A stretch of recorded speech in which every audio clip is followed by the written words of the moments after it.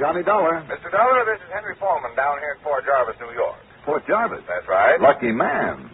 I beg your pardon? Well, the Delaware River on one side and the Neversink on the other, and that Neversink just happens to be one of my favorite trout streams. Oh, I see. Many's the time I've wet a line in that piece of water. Foreman, did you say? Yes, I'm the local representative for Inter-Allied Life Insurance Company. What can I do for you, Mr. Foreman? Not for me, Mr. Dollar, but for one of my clients. I should say the husband of one of our clients, one of our rather important clients. Yes? His name is Tekler, Rudolph Tekler, and he lives a few miles north here, the other side of Monticello. I see. Lovely place. 200 or 300 acres of beautiful woodland, a private lake, and so on. Sounds very nice. Usually, though, at this time of year, they're back in New York at their big apartment, one of those luxurious duplex affairs on the East River. Also sounds like they're really loaded. Loading? Oh, yes. Oh, you mean... yes, Mr. Dollar, they're quite wealthy. Well, now, what's his problem? I haven't the least idea. Mm-hmm. All I know is that he called me a few minutes ago, and he asked, well, as a matter of fact, he insisted, that you come and see him. If, that is, you have some free time, and by that he meant anything from a few days to a few weeks. Funny. Must have something to do with his insurance. I don't know, sir. Well, look, Mr. Foreman. He did make it very plain that it's most important. Important to you, that is, to you personally. To me? Yes, he implied that if there were any question about your expenses and so on, why, he'd be more than glad to pay your expense account himself. Ah. Yes. Oh, in other words, Mr. Dollar... In other words, maybe I can be a little free with the old expense account for a change. Well, now, that isn't quite what I was thinking. Well, let's pretend it was, though. Well, now, look now, here... just relax, Mr. Foreman. I'll grab a plane or a train or something and be down there to see you. Now, Mr. I'll see you.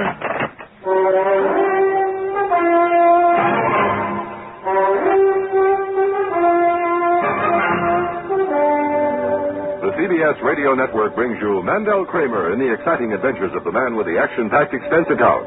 America's fabulous freelance insurance investigator, Yours truly, Johnny Dollar.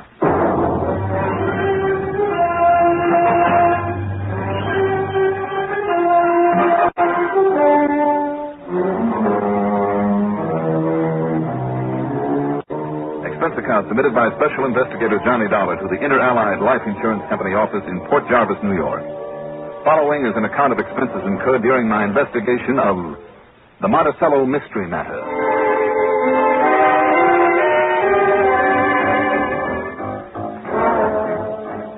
Expense account item 1, $9.10 plane fare to New York. Item 2, $50 deposit on a rental car.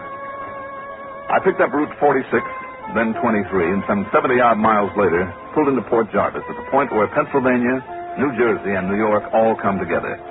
It's a nice little city there on the Delaware. Quite a railroad center, and even better known for its glass companies.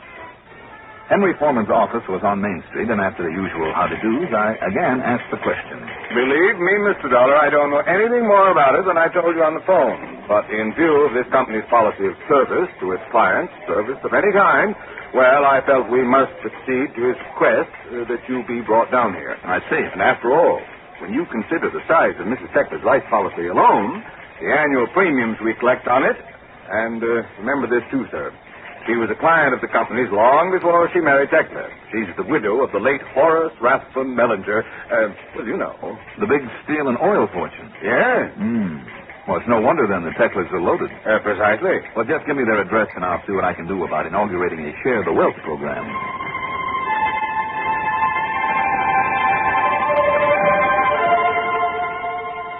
I drove north on 42 for some 25 miles to Monticello. Especially at this time of the year, this foot of the Catskills country is mighty beautiful. Then west for a few miles to the little town of Bethel, then north on a narrow, twisting little road to a spot somewhere between Canosa Lake and Swan Lake. There was a tall steel wire fence about the place, but the heavy gate was unlocked, so I went on through. And there it was. About as isolated and beautiful a place as I've ever seen.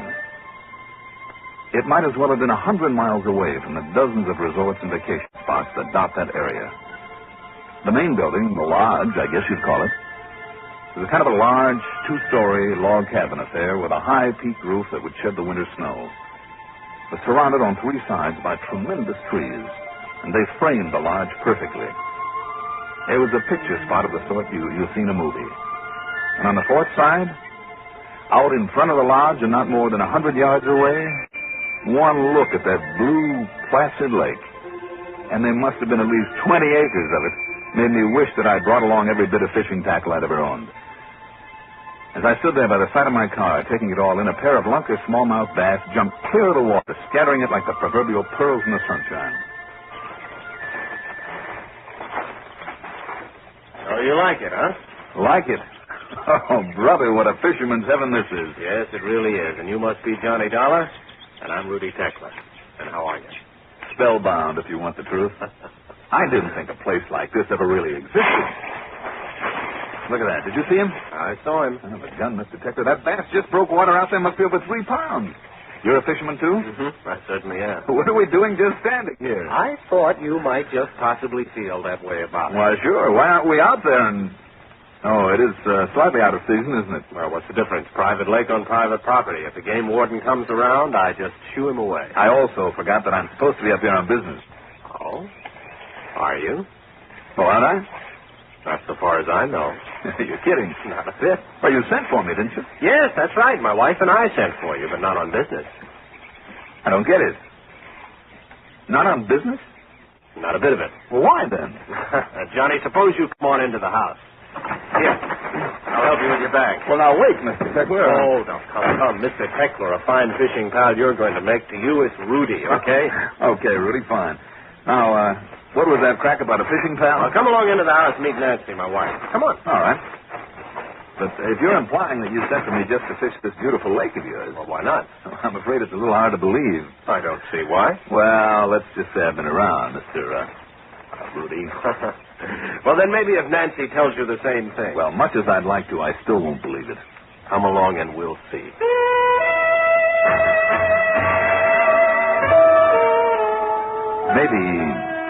Maybe because of long years in this job of mine, I'm overly suspicious. But it all seemed just a little too good to be true. Now, I ask you, what would you think if a couple of complete strangers casually handed you the sort of chance and situation you've only dared dream about all your life? Yes, and when I met Mrs. Tekla there in the lodge, that silly little bell in the back of my head that saved my job and even my life on occasion, that warning, if you like, suddenly began to ring out loud and clear.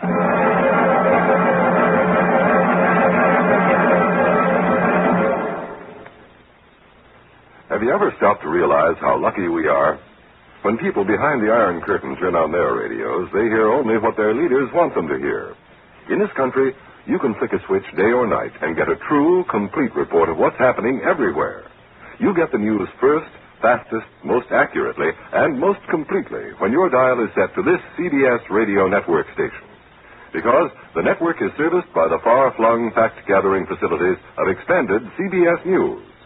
Experienced CBS newsmen stationed in strategic places of the world over are on top of a story the moment it breaks. For news about local, state, national, and international affairs, even the news from out of this world, count on the frequent broadcasts of expanded CBS News. Hear CBS News every hour on the hour, every weekday. Wherever you are, keep in touch with the world through world-spanning CBS News. In this land where the news is free and reliable, let CBS News satisfy your need to know.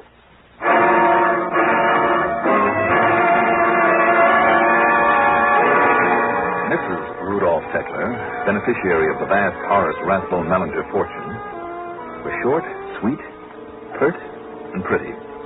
About 5 feet 2 or 3 with a trim, almost wiry figure. She had a pale, flawless complexion, sparkling dark blue eyes that contrasted with her light-colored hair, and she gave the impression of being very active, very alert, in spite of the fact that she must have been almost 60 years of age.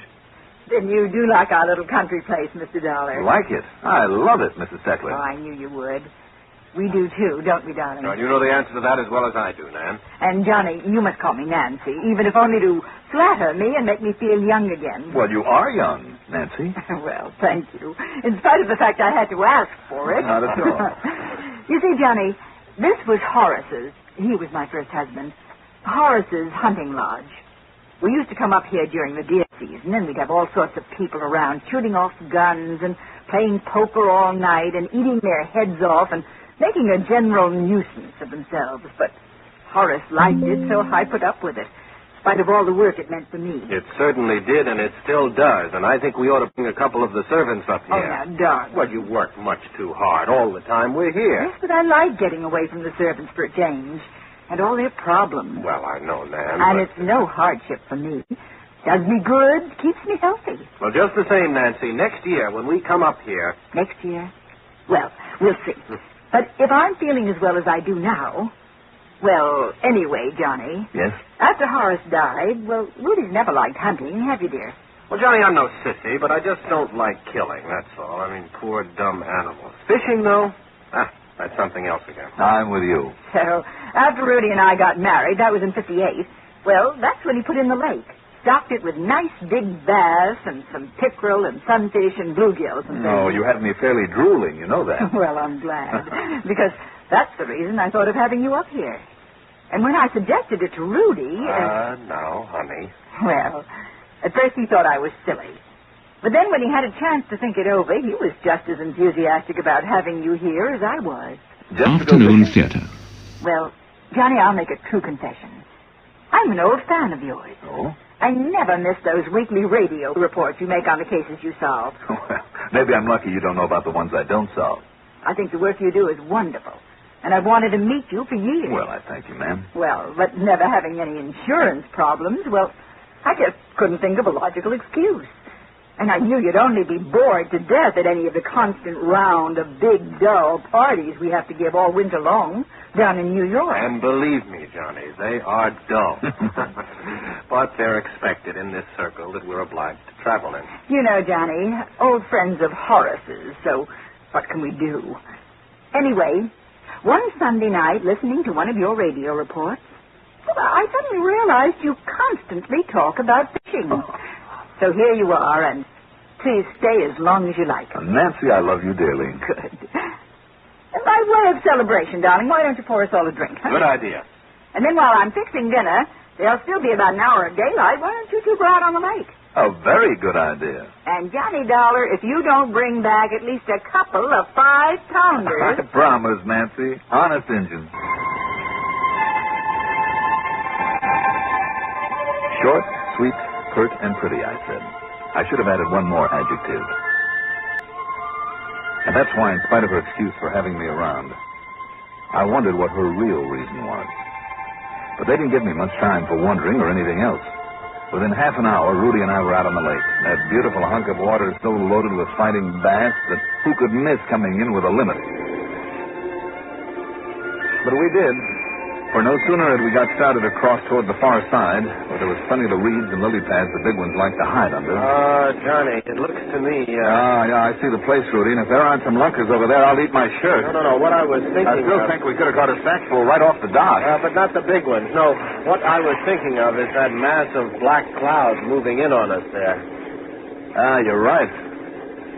Look, there's a little shop building up in the water, too. Yes, I'm afraid we're in for a sudden blow and a lot of rain. You know what that does to the fishing? Oh, darn it, especially in a shallow lake like this one. But I tell you, it's not as shallow as it looks. No? See, this was a kind of canyon up here in these mountains before we dammed it up, and some of the spots are nearly 20 feet deep. Maybe we'd better figure... Uh-oh. Yeah, here it comes. Boy, don't you mean here it is? Wow. Regular cloudburst. Certainly can't fish in this, can't even see where we are. I'm afraid you're right, Rudy. Well, don't you worry. We'll have plenty of time in the days ahead for all the fishing you can take. Well, that may be a bigger order than you think. Of course, if this blows over, we could come out tonight again. Sometimes the night fishing is great. I'll try anything. But as long as it keeps up like this... Oh, well, I'm sorry. So we'll go on back to the dock, if I can find it, and back to the house, build a big fire. We can sit in front of it and drown our sorrows, huh? You mean if we don't get ourselves drowned first? Right.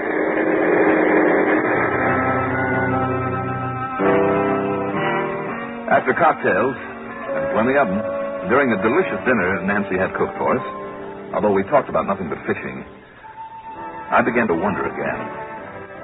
Because I suddenly became aware of something between these two that hadn't shown before, but I couldn't quite put my finger on. A sort of tension that they both very obviously tried to hide. This very young man and the older, wealthy woman he'd married.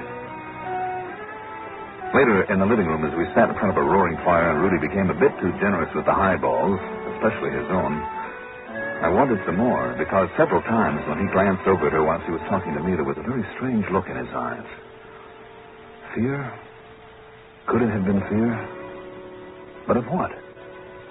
I decided I'd better get him alone and talk to him, but by the time Nancy went up to her room to bed, the drinks had had their effect on him, and he didn't make very much sense. Just one more little one, huh, Johnny? I mean, for a sort of nightcap. No, huh? thanks, Rudy. I've had enough. You always drink this much? Oh, well, remember what I said this afternoon? Drown your sorrows. I said, drown your sorrows. You asked me, Johnny, it's a very good idea. Okay, bottoms up. Oh. Rudy, are you worried about something? Why, me? With lots of money, I never have to do liquor work. Nice little wife, couple of nice places to live. Not me, Johnny. Not a thing in the world. Not as long as I can drown my sorrows. Hey, let's have just one more. Now, look, if the weather stays clear the way it is right now, and we're going to do any fishing tomorrow morning, maybe we better hit the sack, huh? Yeah, sure, okay. You find your way up to your room all right? I think I can. The point is, can you? Me? Oh, sure. Right next to Nancy's room. You're on the other side. Oh. Well, shall we? I think we'd better.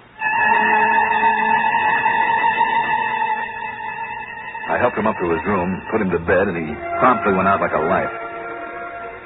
What he'd said about the clean, cool mountain air was certainly true. I slept like a log, almost as though I'd been drugged, and not because of the after-dinner drink. I'd watched that pretty carefully. Then shortly after sunup came the rude awakening. Yeah, yes. Johnny. Yes. What's the matter, Rudy? What is it? Nancy. Something's happened to her. Come on, quickly. Quickly!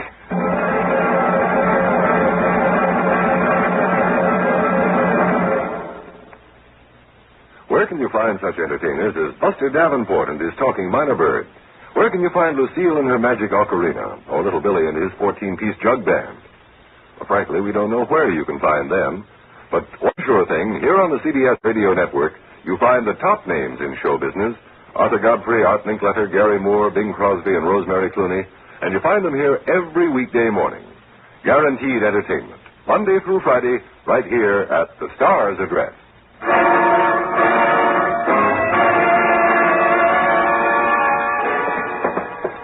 All right, what is it, Rudy? What's happened? She's gone. Nancy's gone. Something's happened to her. Look at this. Her bed's been slept in, but she isn't here. All right, now just take it easy. Maybe she just got up early to fix breakfast for us before we go out on the lake. No, Johnny. She isn't anywhere. I mean, not anywhere in the house. I've looked all over. Out for an early walk, maybe. What, without getting dressed? How do you know that? Look, the only things that are missing are the nightgown she wore and her robe and a pair of slippers. Now, wait a minute. You mean you've checked every other article of clothing she owns? Well, no, of course not. But those things are missing. Did you look around the ground? Oh, yes, all over.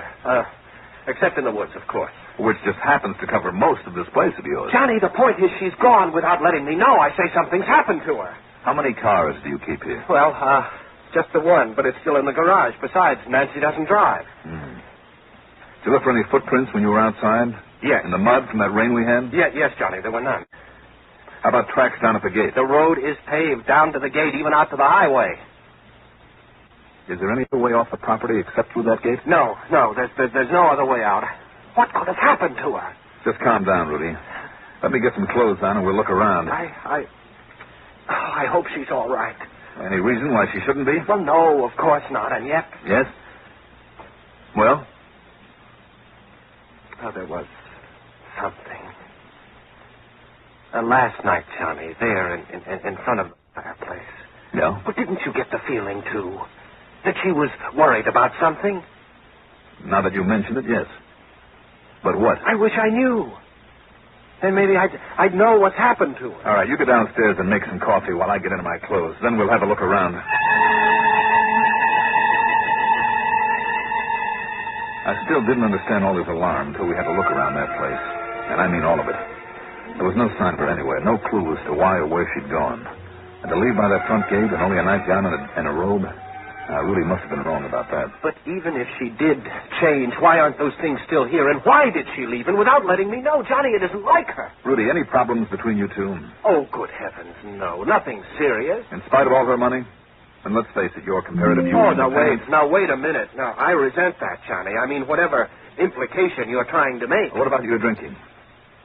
What, do you say that just because I happened to have a few too many last night? Oh, no. Now, that's ridiculous. And she would have told me if she'd really objected to it. Speaking of which, I think I could use one. Yes, so can All right, I'll get a couple. No, I'll get them. The stuff is still on the bar from last night. I'll get them, Rudy. You just sit tight and keep an eye out this front window in case. Well, but I... All right. Bourbon, you know? Yes, I know. It had really hit me. Two things. Several things. Like the complete lack of a hangover, though I'd had to help him up to bed only a few hours before. Nancy and I had been drinking scotch. He'd taken all of his from a bottle of bourbon, so I checked that bottle. Bourbon? Nothing but weak tea. So he'd been putting on an act last night. Why? And why the insistence on keeping my glass filled? More things. That crack about drowning his sorrow, for instance. Was Nancy his sorrow? Because she got wise to the fact that he'd married her only for money? And was she the one who was really afraid? Is that why she'd sent for me? Of course, he hadn't wanted me around at first until he realized what a wonderful cover-up I'd be for him. But then where was the body? There was one place. A very obvious place. Maybe so obvious I wasn't expected to think of it. It's the obvious we most often overlook. Or was all this just wild speculation on my part? I had to find out. You say a hunch, Johnny? Yes, Rudy, and by some miracle, they usually pay off for me. Well, what kind of a hunch? There's one place on this property we didn't think of. Where? You just sit tight and finish your drink while I have a look. Well, all right, Johnny. You wait here. I'll be back in a few minutes. The little dam there at one end of the lake was a simple affair. 2 concrete abutments with a wall of 12-inch planks between them, one on top of the other. To raise the water level, you added a plank, and to lower it, of course. It was a bit of a struggle to pry away the top one, but I managed it. And the water started pouring out into a sort of canyon below, and then, as I fully expected... Johnny, what are you doing? Are you out of your mind? Yes, I know, Rudy. I hate to spoil it. The whole lake will go down. You want to give me a hand and help me pull another one of these planks? What? Until we get the water low enough to see where you left her body after you killed her last night? Well, Rudy? Johnny, look, it won't be necessary. You see, I'll show you the spot, but listen to me. I'm listening. Not only the insurance, but all of her estate, it'll be mine. And without her to dole it out to me like she would to a child. And there's plenty, you see? There's plenty for both of us. Rudy. We'll both be rich, Johnny. You understand? You see what I mean? It'll be so easy. Rudy, I hate to sound corny. Yes? But why don't you try telling that to a judge?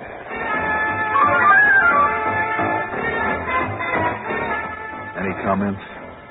Why bother? I hate this kind of case. But it does happen. Expense account total, including mileage on the rental car and the trip back to Hartford, $71.70. Yours truly, Johnny Dollar.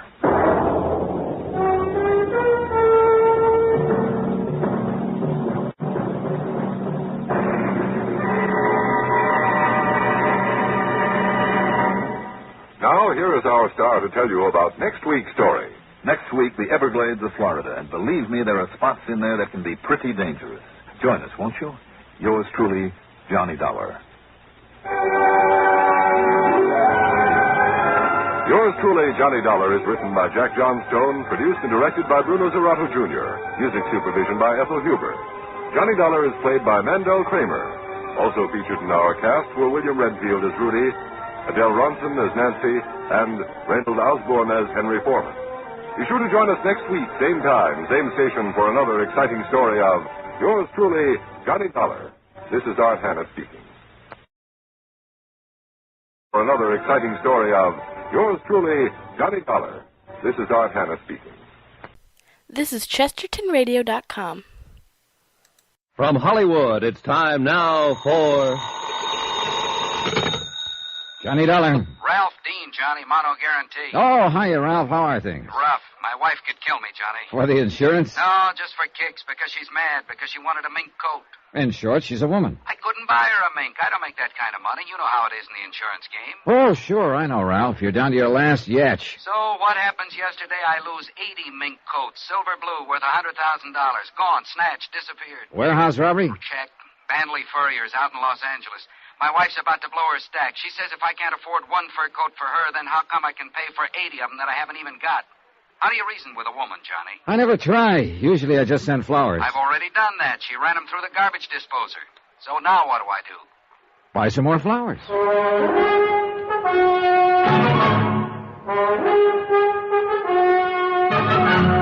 Tonight, and every weekday night, Bob Bailey in the transcribed adventures of the man with the Action-Packed Expense Account, America's fabulous freelance insurance investigator. Yours truly, Johnny Dollar.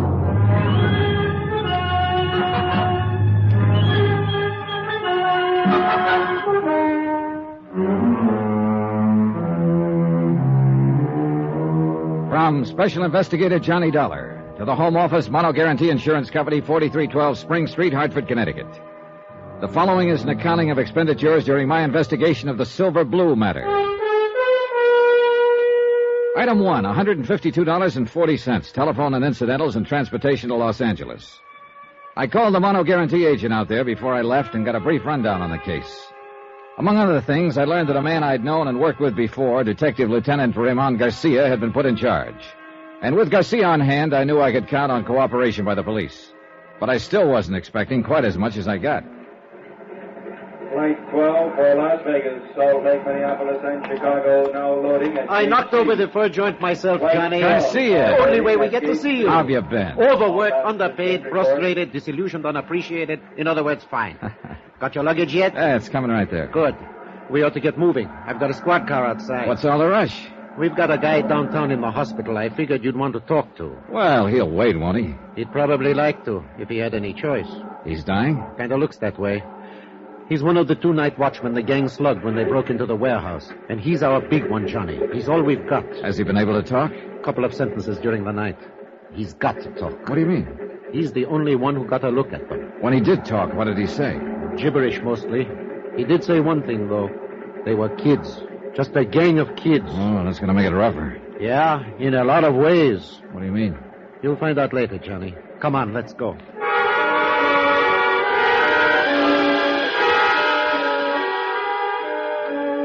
We took the freeway into town with the accelerator floorboarded and the siren screaming.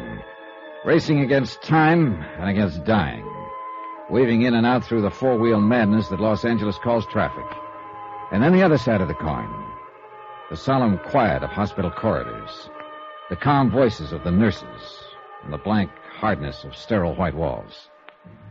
We sat there beside a bed and waited for a man to talk or to die. But the slow minutes passed, and he still did neither.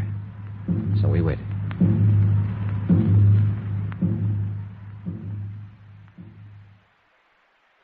Guess that shot the doctor gave him is not going to have any effect. Apparently not. It's a crazy world, Johnny. No, just the people in it. I mean, yesterday, we'd never even heard of this guy. I still don't know his name. And 24 hours later, here we are. A couple of strangers sitting around watching him die. It's here on his chart at the head of the bed. Albert Christman. Strangers. Not even family or friends. He didn't have any family or friends. He lived alone in a furnished room. Worked alone, too, except for one partner. So, a gang of punks jump him and bust his head open. I'm a bad cop, Johnny. I get sentimental about things like this. How'd they work it, Garcia? It's a warehouse district. The streets are practically deserted at night. A police prowl car checks the street once about every 40 minutes, and they hit at 1:10 a.m., 3 minutes after the police had passed. Sounds professional. No, just a smart bunch of kids. The only fur they seemed to know was mink. They passed up a dozen or so chinchillas worth twice as much. How'd they get in? I don't know.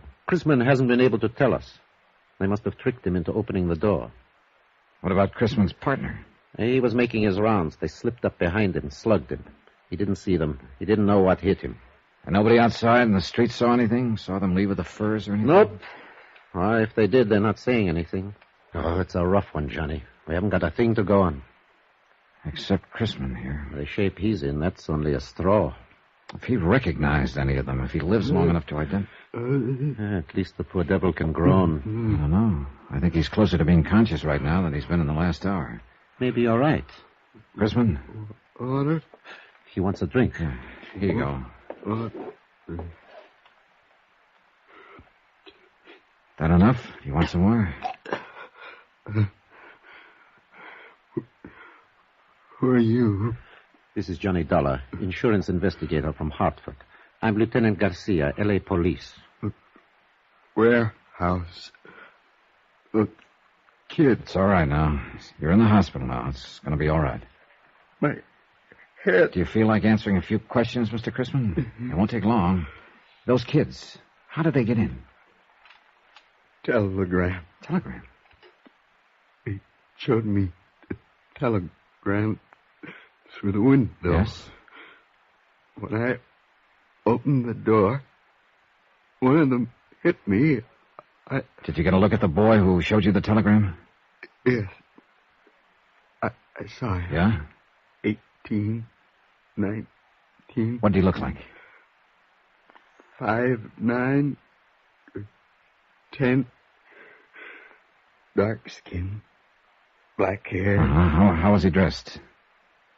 Dark jacket. Hard to think. Any scars? Anything unusual about him? No. My head. Are you sure? Sure. Would you recognize him if you saw him again? Yes. Any of the others? No. The only one. There was a mark on his arm. What kind of a mark? My head. Oh, my head. What kind of a mark on his arm? Hurts too bad. I...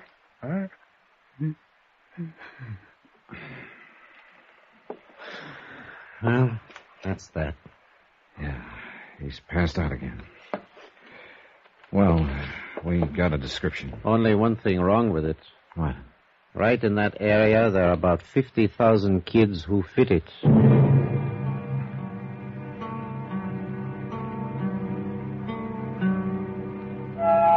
I talked with Mr. Banley, owner of the Furs. Then Garcia and I went down to the warehouse.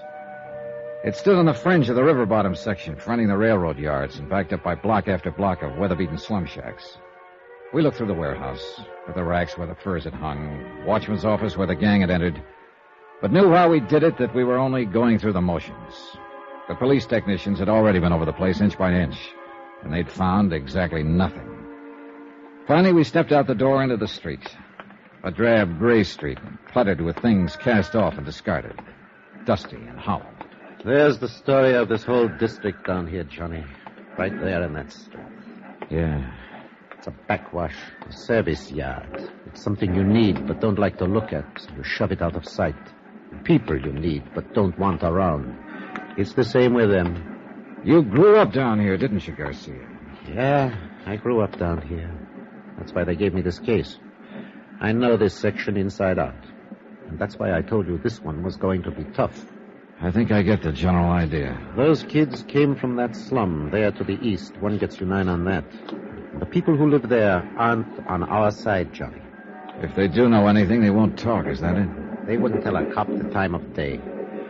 I don't mean they're criminals. Most of them aren't. It's just that they always put themselves on the other side. What about juvenile gangs? Do they operate around here? Oh, dozens of them. And there's another thing. A few of these gangs are pretty rough, and people who might talk don't because they're scared to. Oh, it's a great setup, Johnny. A fine place to look for $100,000 in furs. You know, I've been thinking about the fact that they knew exactly the time to hit. They must have staked out here somewhere. Sure, and probably right in the place you're thinking. Hey, that lunchroom across the street? No, they had to be inside, or the prowl car would have seen them. That's the only place open at night. Did you shake it down? Like I told you, Johnny, they won't give us the time of day. Uh-huh. What about me having a go at it? Yeah, maybe they wouldn't smell cop on you quite so strong. The owner's name is Red Wellers. He was on that night. See what you can get out of him if you want. I think I will. By the way, Johnny, I know you insurance guys make deals sometimes, no questions asked, just to get the loot back. Sometimes, yeah. Well, before you make any deal on this one, you better remember one thing. Chrisman may die.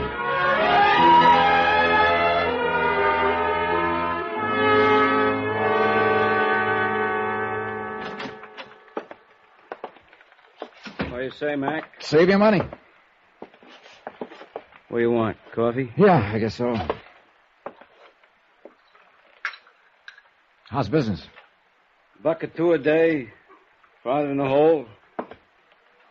Want cream? No, I'll drink it black. Want a sinker with it? No, thanks. Are you Red Willis? So that's it. What do you mean? You're on that fur case, ain't you? Maybe. I thought you was the same one, but I couldn't be sure seeing you across the street. You come up with that cop Garcia a while ago, didn't you? That's right. I'm an insurance investigator. Well, you come to the wrong address, mister. I don't know nothing about nothing. Who was in the lunchroom here just before the robbery? I don't remember. Any young kids here? No, it was all old men with long beards. I see. 10 cents for the coffee. Yeah, they got you real scared, haven't they? Haven't they? I don't know any days. All right, look. You know Chrisman, the watchman over at the warehouse. He comes in. He didn't know any days either. What about it? Nothing. Except he's dying. I'm at the Wilkins Hotel if you change your mind. Room 312, Johnny Dollar. Sorry, I don't see no use of me dying, too. Follow me, Mac?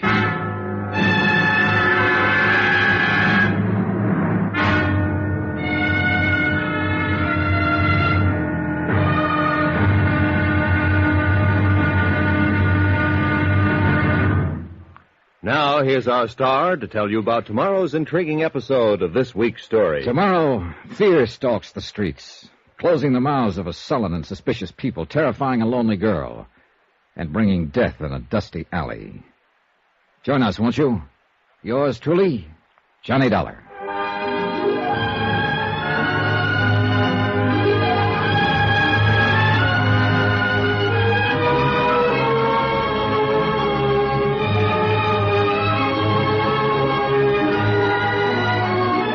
Yours truly, Johnny Dollar, starring Bob Bailey, is transcribed in Hollywood.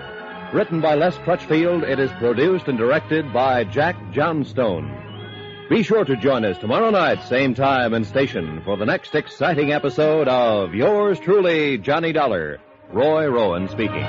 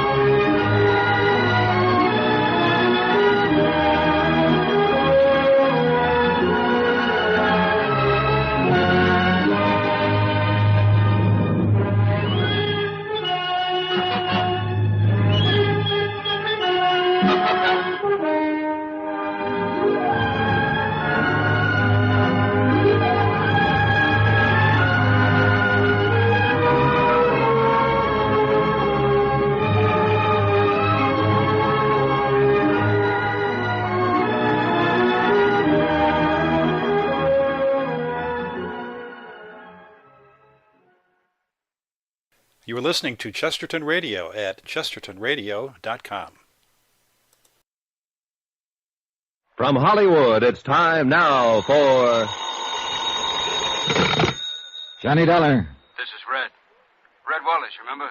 Sure. You run that lunchroom across the street from the warehouse that was robbed last night. Yeah, that's right. Now look, Dollar, supposing I tell you what I know about it. What's going to happen to me? Nothing. As long as you weren't mixed up in it yourself. No. I mean the papers and the cops. If it gets out I talk to you, I won't last 24 hours. I think I can take care of that. What do you know about it, Red? That depends on what it's worth to you. I see. I'll have to sell out, get away from this section, so I'll need some dough. You follow me? All right. I'll see you taken care of. Now, just what is it No, you I ain't safe. I'm talking from a booth. You stay right there at your hotel. I'll see you in a half hour. Right. Just you. No cops. Yeah. Yeah, that's right, Mr. Beck. Mr. Beck. 6 quarts of milk and 2 pounds of butter. Sure, right away. Thanks, Mr. Beck. Goodbye. Hello. Hello.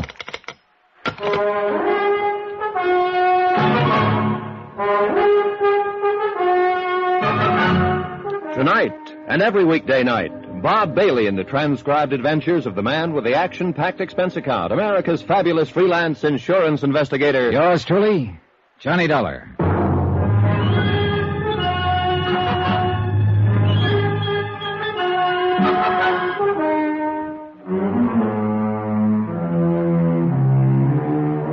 From Special Investigator Johnny Dollar, location Los Angeles, California, to the Home Office, Mono Guarantee Insurance Company, Hartford, Connecticut.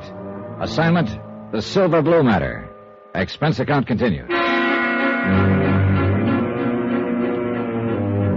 Item 4, 20 cents, a phone call to my friend Lieutenant Garcia of the L.A. Police, and a call to Queen of the Angels Hospital. Albert Chrisman, the night watchman who was slugged by the gang of teenage hoodlums during the warehouse robbery, was still unconscious.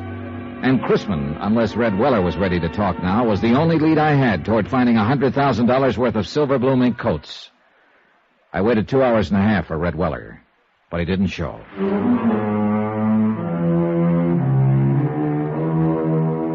Item 5, $2.85, taxi to the warehouse district at the south end of the railroad yards.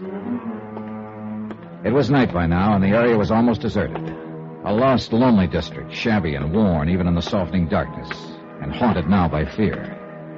The only lights in the block were those shining from the windows of the warehouse office and from Weller's lunchroom across the street. Good evening. Hello. What would you like, sir?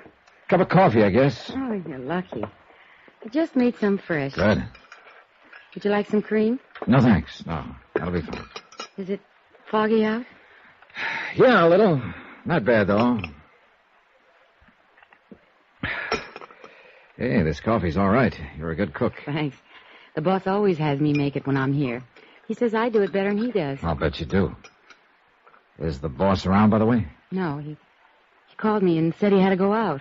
That's why I'm working. I'm on in the daytime mostly. Do you have any idea where he might be? No, he had to go somewhere, I guess. What'd you want to see him about? He wanted to see me. Do you know where he lives? Well, he's got an apartment over on Marina. It's about 8 blocks from here. Think he'd be there? No, he wasn't going home. He was going out somewhere. He acted kind of strange. I don't know what he was going to do. May I ask just what business you're in? Insurance. Oh. I'm a special investigator. What do you mean? I'm working for the company that insured those furs. Oh. The furs that were stolen the night before last from the warehouse across the street. Oh. Something wrong? Oh, no. No, of course not. I don't know what you mean. Oh? Can I help you gather up that silverware? Oh, no, that's all right. I don't know what happened. Just careless, I guess. Yeah. Do you live around here somewhere? Well, yes, on Dalton, 3 blocks up. What's your name? Carla Monte. Why are you asking? How long have you worked here, Carla? About a year. Do many teenagers hang out here? What do you mean? Kids, 17, 18, 19. Do many of them come in here for coffee, hamburgers? Well, sometimes, yeah. I've never noticed much. Know any of them? No. I don't know any of their names. Are you sure? I don't ask them their names. Did I ask you your name? It's Dollar, Johnny Dollar. Well, I still didn't ask you. If you want to tell me your... What are you scared of, Carla? Nothing. I'm not scared. You're not? Of course not. Why would I be scared? For the same reason your boss is, Red Weller. He was scared when he talked to me this afternoon and when he phoned me later. I don't know what you're talking about. Oh, yes, you do. That's why he didn't come to my hotel. He was afraid to. And why did you drop that silverware when I told you who I am? Because you're scared half to death. No. What's the matter with you people down here? What are you doing, crawling into a hole because a half-grown gang of hoodlums starts throwing their weight around? You don't understand. Then suppose you tell me about it. Do you think that's any kind of an answer in the long run? To pull the covers up over your eyes and let them do as they please and just keep hoping they'll leave you alone? All you're doing is making things worse. Oh, you don't know how it is. You don't have to live here. No, I don't have to live here, but I know how it is. Because I've seen it in other places where the mobs managed to take over. And if you let it happen here, then you'll really have something to be scared of.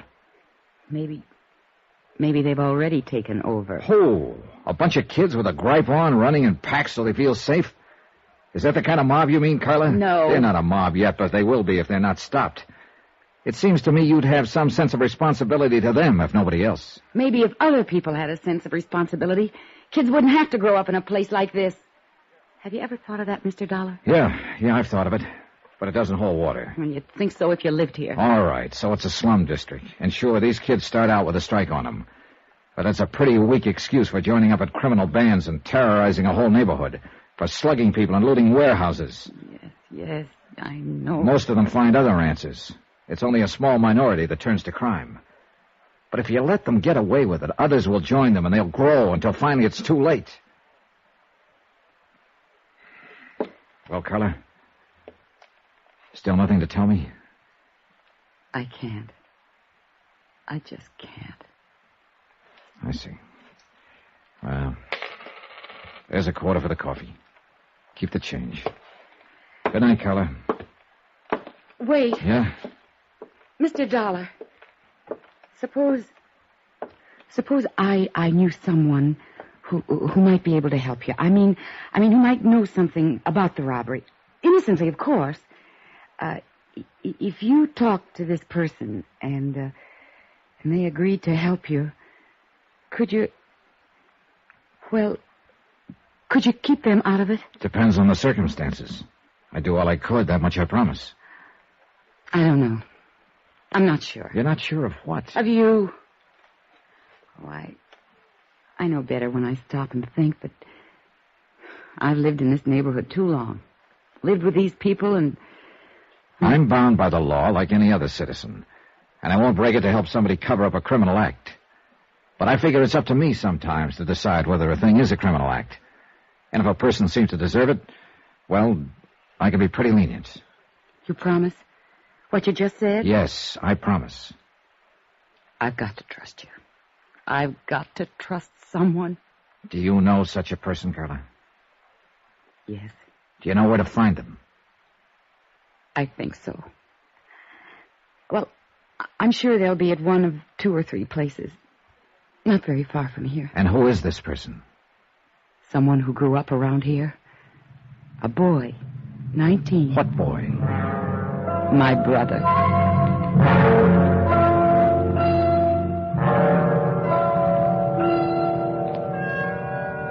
Expense account item 7, $2.70, taxi. We went first to Carla's apartment where she lived with her brother, but there was no one there. Then we checked out a drive-in a few blocks away, a teenage hangout. No luck. Finally, we tried a pool hall down south of the yards, just off Alameda Street. It was our last hope. I know he comes here. It's not a good place for him, but a lot of the other kids do, too. And he wants to belong. Yeah, sure. Everybody does, in one way or another. Oh, gosh, it'd have been different if our folks had lived, but our boy just won't take orders from his sister. Yeah, I know. Go ahead. Thanks.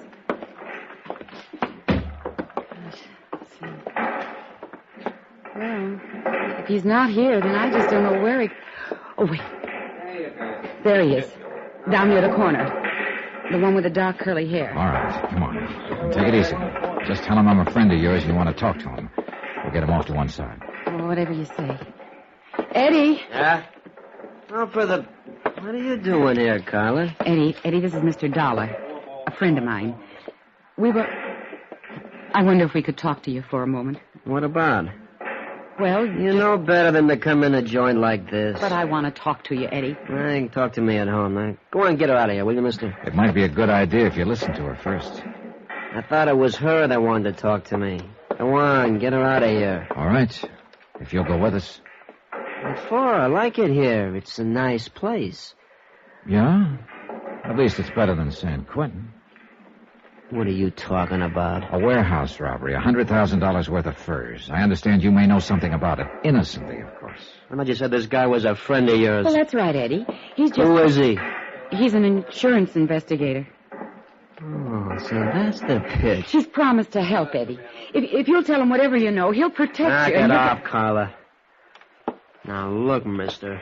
I don't know nothing about nothing. I never even heard of no fur robbery. So take her with you and get out of here. This may be your last chance to get off before the boat sinks, Eddie. You're not leaving, huh? All right, then I'll leave. Eddie! Let him go. We can't force him to talk. I don't know, Mr. Dollar. I don't understand him. I do.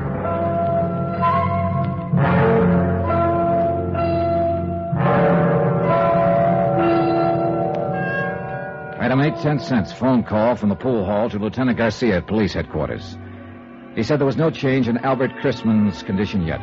He was still holding on, and he still hadn't talked. But there had been another new development, a big one. And when I joined Carla in the taxi outside, she knew it by the look on my face. What's wrong, Mr. Dollar? Now, look. How sure are you that your brother wasn't mixed up in that robbery? Well, I want the truth. I'm afraid he was mixed up in it. Then brace yourself, Carla. Your boss, Red Weller, who was going to tell me what he knew about it, was found murdered in an alley an hour ago.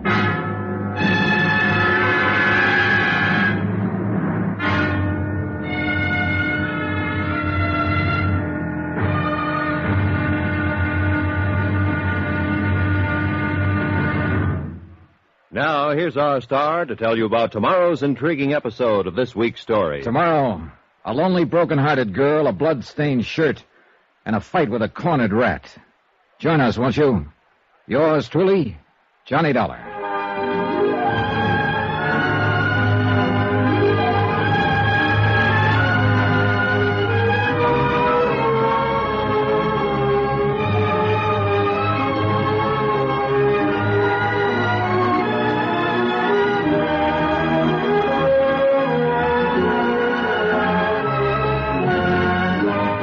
Yours truly, Johnny Dollar, starring Bob Bailey, is transcribed in Hollywood. Written by Les Crutchfield, it is produced and directed by Jack Johnstone.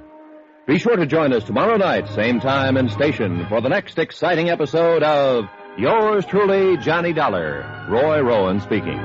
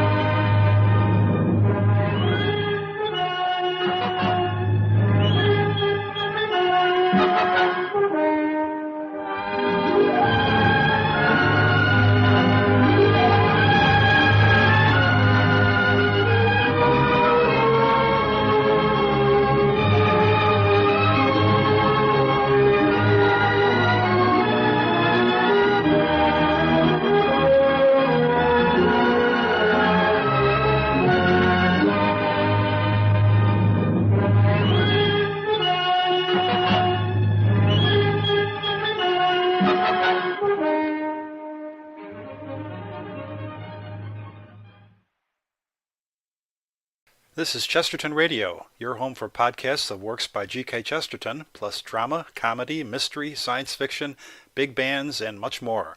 The soundtrack to your Chesterton day at Chesterton Radio. From Hollywood, it's time now for Johnny Dollar. Wake you up, Johnny? Oh, Garcia. No, just finished breakfast. Oh, you special investigators do live. Suppose that insurance company of yours could put me on expense account? Maybe. If you found that $100,000 worth of stolen furs. Just a matter of time, Johnny. Now you're talking like a police lieutenant. How soon can you come down here to headquarters? What's up? Has the watchman talked? Chrisman? No, he's still in a coma. But I want to know some more about that kid you mentioned on the phone last night. Eddie Monty. Yeah. Well, I don't know. That was told to me in confidence. Look, Johnny, I'm going to talk to you like a policeman for a minute. A man named Weller was knifed to death last night. What you told me yourself. His death is probably tied in with that warehouse robbery. Another man is dying at Queen of the Angels. So, confidence or no confidence, I want to know about that kid. All right, Garcia. I'll be there in 20 minutes.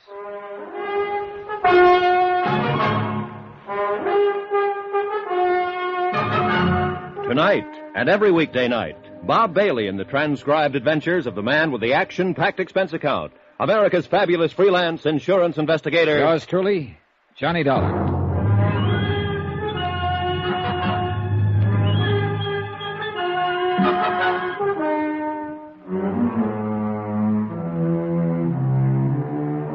From Special Investigator Johnny Dollar, location Los Angeles, California. To the Home Office Mono Guarantee Insurance Company, Hartford, Connecticut. Assignment, the Silver Blue Matter. Expense account continued. Item 10, $1.45. Taxi from my hotel to the police headquarters office of Lieutenant Garcia. The early morning fog was starting to lift, and the city sprawled beneath a slate-gray sky. The filtered sun should have softened things, but didn't. Gray sun, gray world, drab and dreary, and a case to match. Teenagers, not a gang of hardened criminals. A bunch of wild kids who'd broken into a warehouse and stolen 80 fur coats, silver blue mink. A night watchman had been slugged and lay dying in the hospital. And a lunchroom owner named Red Weller had been stabbed to death the night before. So it couldn't be called kid stuff. That term doesn't apply to murder. Run those 4 cards through, Joe. See what you can make on them. Now, come on into the office, Johnny. This madhouse out here gets you frazzled before you know it. Oh, you police detectives have it pretty soft, Garcia. That's news to me. Teletypes, photo files, record cards, crime labs. How'd you like to try working alone? On your expense account, I could suffer the hardship.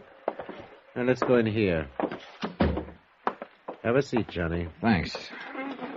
Yeah. Did I put the fear of the Lord in you on the phone?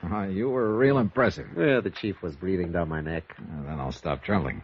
Kidding aside, Johnny, I've got to know just how that Monte boy figures in this. Did I say he even figured in it at all? No. You just wanted some information on him. But he figures all right. You didn't come out here from Hartford to look up the nephew of an old friend. Oh, I've done crazier things at times. He's got a record. You know that? No. Petty stuff. No convictions. Gang brawls, auto pilfering, vandalism, intoxication. Interrogative attitude, sullen, hostile, antisocial.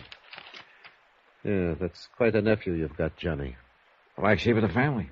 What's the story? How did you get onto this kid? Look, amigo, I made a promise on this. I hate to break it. It's murder, Johnny. This kid's sister worked for Red Weller in that lunchroom across the street from the warehouse. Her name is Carla Monty. She's 5 years older than he is. They live together. Their parents are dead. So? So I put some pressure on her, and she told me she thought her brother Eddie might know something about the robbery. She took me to a pool room to meet him. How was he supposed to have known about it? Hearsay? No. She admitted later that she suspected him of being mixed up in it himself. Things he'd said, the way he acted. She asked me to help her try to keep him out of trouble. I think he's already in trouble, Johnny. Yeah, so do I.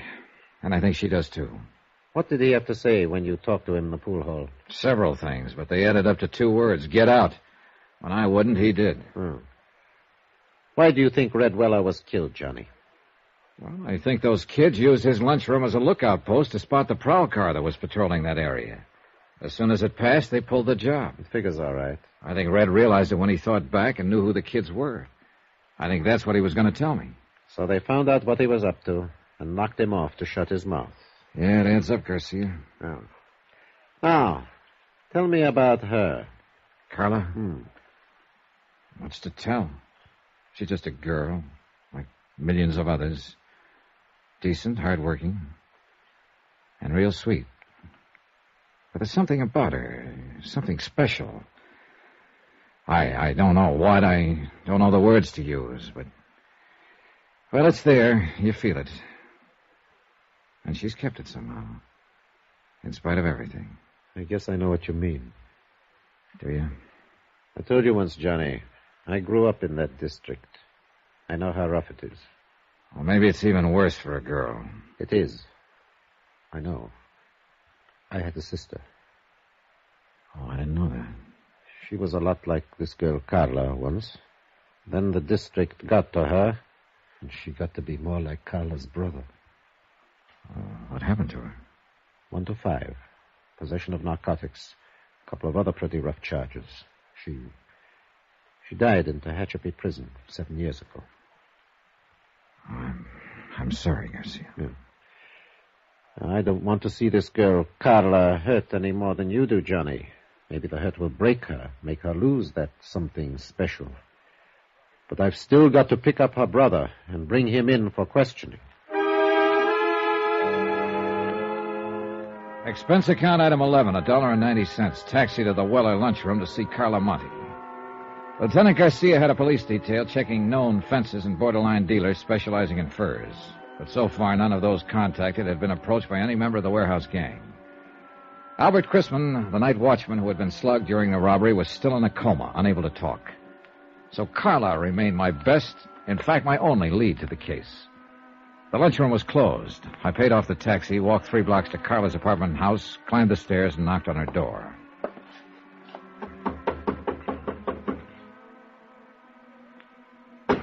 Yes? Who is it? Johnny Dollar, I'd like to talk to you. All right. Just a moment.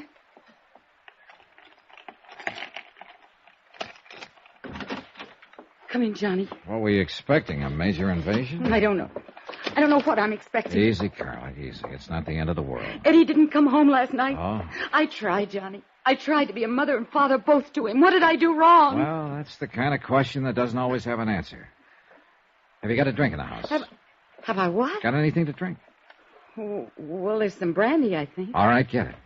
Well, I don't know if it's a good brand or not. It doesn't matter. Bring 2 glasses. Pour out a couple of stiff ones. No, I don't Go ahead and pour them, 2 of them. All right. Is this a snapshot of Eddie when he was younger? Yeah. He was in junior high school then. It was taken at summer camp when he won a medal for swimming. And that was the only year I could afford to send him. Here you are, John. Thanks. All right, here's a go. Oh, I don't think Now so. drink it, all of it. All right. Good. You needed that. Where do you think he is, Johnny? What's happened to him? Carla, you're going to have to face it sooner or later, and I kind of think now is the time. What do you mean? You've been worried sick for fear your brother would get into some kind of trouble. And you had reason to worry. It's finally happened. No. He's in trouble, all right. Plenty of trouble. You're not the only one looking for him. Who else is? Who do you mean, Johnny? The police. There's an APB out. They want him for questioning in connection with the robbery and with the murder of Red Weller. Oh, no. Eddie wouldn't kill anyone. Maybe not, but somebody did. Some member of the gang that robbed the warehouse. And it looks very much as if Eddie is a member. Yes. I suppose he is. Now, look, Carla. Is there anything you haven't told me about the robbery, I mean? No. I was just suspicious, that's all. Because if there is, let's have it.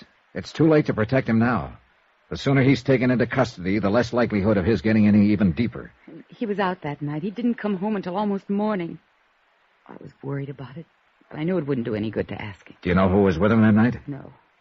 Who would be the most likely ones to go along on a deal like that? Any of them. Any of those he's been running around with lately. Any idea where they hang out mostly? Well, just those 2 places I took you to last night. That drive-in and the pool hall. Look, if they did pull that robbery, where do you suppose they take the furs? Well, I don't know. Does Eddie have a car? No, but some of the other boys do. Uh-huh. Carla, would you mind if I looked through Eddie's room? No, I don't mind. It doesn't matter. I guess nothing much matters now. It's gone so far that... Wait. It's Eddie. He has his own key. All right, take it easy now. Be careful, Johnny. Sis, you're gonna have to... What the devil are you doing here? Working for you, Eddie? Yeah? What for? I think you know. Eddie, you've got to give yourself up. Shut up. Because I got you to thank for this jam. This insurance dick comes around, romances you up a little, and you sell me right down the river. That's not true. How'd you know you were in a jam, Eddie? I got friends in this neighborhood. They keep me posted. Did the same friends tell you Red Weller was about to make a deal to talk? You're whistling in the dark, Dollar. Maybe. I imagine Garcia will find out, though, when he gets you down to headquarters. Get your hand off that phone. Oh, so you've got a gun. Eddie, don't. Please. Keep out of this. Move back against that wall, Dollar. Put your hands flat against that wall. You keep them there. Give me some clothes, Carla. Come on, make it fast. What are you going to do, Eddie? I said give me some clothes. All right, Eddie. You're wrong, though. You're making a big mistake, Eddie. It's no use running. You'll only... Eddie. What's the matter? Down there in the street. A police car just pulled up. You're lying. Stay where you are, Dollar. I'd kill you, Carla. You're the one that brought him here. Trying to let him trap me. I think I'll pull a bullet on you before I leave. You fire one shot and you won't have a chance. They'll be in here before you can get out of the hallway. You better make up your mind, Eddie. Well, you've still got time. Stay where you are, Dollar. Don't try to come after me. Eddie, please. Give yourself up, Eddie. Stop him, Johnny. I'm afraid it's a little late. Why did you let him go? There was no choice, Carla. He'd have killed you if I'd moved. Well, you'd better give me that list of his friends. The police will want it. Heaven help him. Yeah. That's about all that can help him now.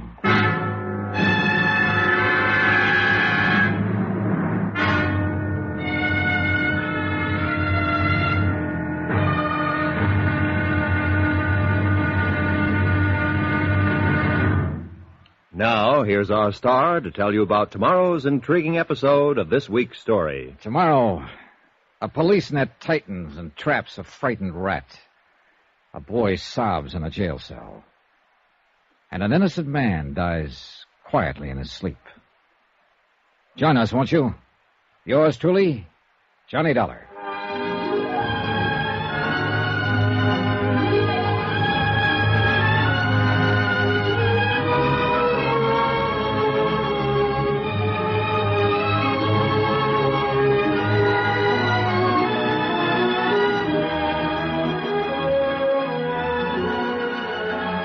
Yours truly, Johnny Dollar, starring Bob Bailey, is transcribed in Hollywood.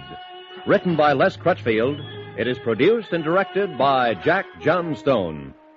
Be sure to join us tomorrow night, same time and station, for the next exciting episode of Yours truly, Johnny Dollar. This is Roy Rowan speaking.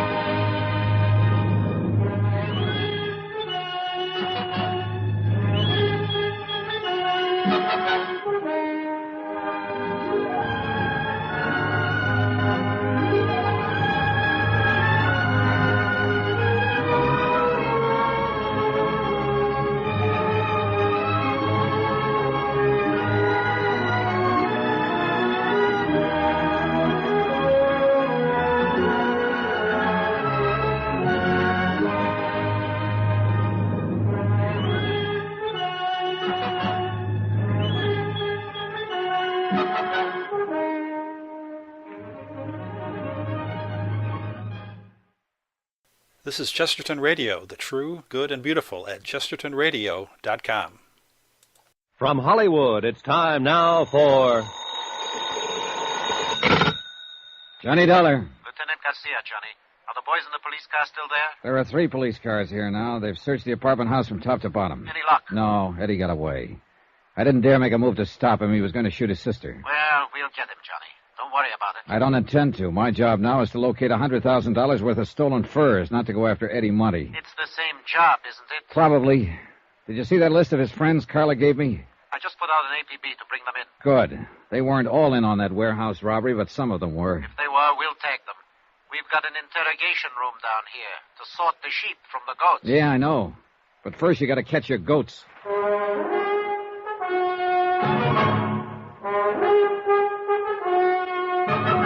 Tonight, and every weekday night, Bob Bailey in the transcribed adventures of the man with the Action-Packed Expense Account, America's fabulous freelance insurance investigator. Yours truly, Johnny Dollar.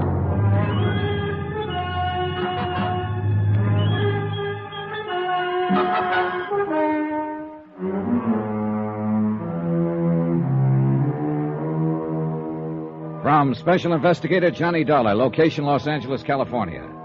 To the Home Office, Mono Guarantee Insurance Company, Hartford, Connecticut. Assignment, the Silver Blue Matter. Expense account continued.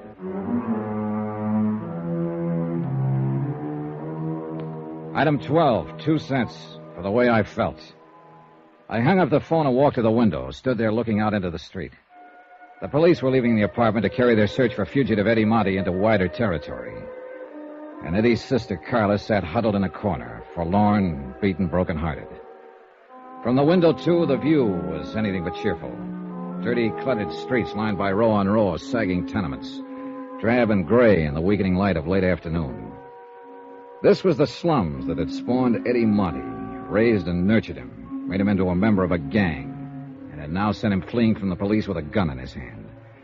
And the same slum had bred the others of the gang who'd robbed a warehouse of 80 silver blue mink coats, slugged night watchman Albert Grisman into a near-death coma, and had murdered a man who'd tried to give them away. Why, Johnny? What got into him?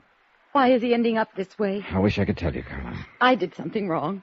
That's it, of course, but what? Forget it. You did all you could. It wasn't enough. Well, sometimes nothing is enough. And nobody knows exactly why. I loved him. I never thought of him as just a nuisance of a kid brother, the way a lot of girls do. Now, look. You did more than anybody could expect. You were a pretty young kid when your folks died. Too young to have to take on the responsibility of raising a teenage brother. But I tried. I tried hard. And I thought I was doing all right until lately. But now there's... So it didn't work. And what's happened is breaking your heart. Well, that can't be changed. But just remember this one thing. You did the best you could. And that's all anybody can do. So don't blame yourself. Tell me something, Johnny. Yeah? You're wearing a gun. I don't think Eddie knew it when he ran from here. Maybe you couldn't have used it to disarm him. Not when he was on the verge of killing you. But you could have drawn it and killed him. He was careless. He gave you several chances. Why didn't you? I don't know. Thank you, Johnny. I'd like to look through Eddie's room, if you don't mind. All right. I'll go with you. This way. It's down the hall. Thanks. Well, somehow I still can't believe it. Not the killing, at least. Eddie is just not that kind. Well, a kid gets under pressure sometimes and gets pushed overboard. Maybe we'll know more when they pick him up. What if he tries to resist arrest? You know the answer to that. Oh, I hope he doesn't. Well, here it is. This has been Eddie's room since he was 13. It ought to tell something. The main thing at the moment is to find something that tells where he might go to hide out. And I've also got $100,000 worth of furs to locate. You go ahead and look around. Whatever you want. Okay, thanks. I'll be in the living room. You call me if you want me.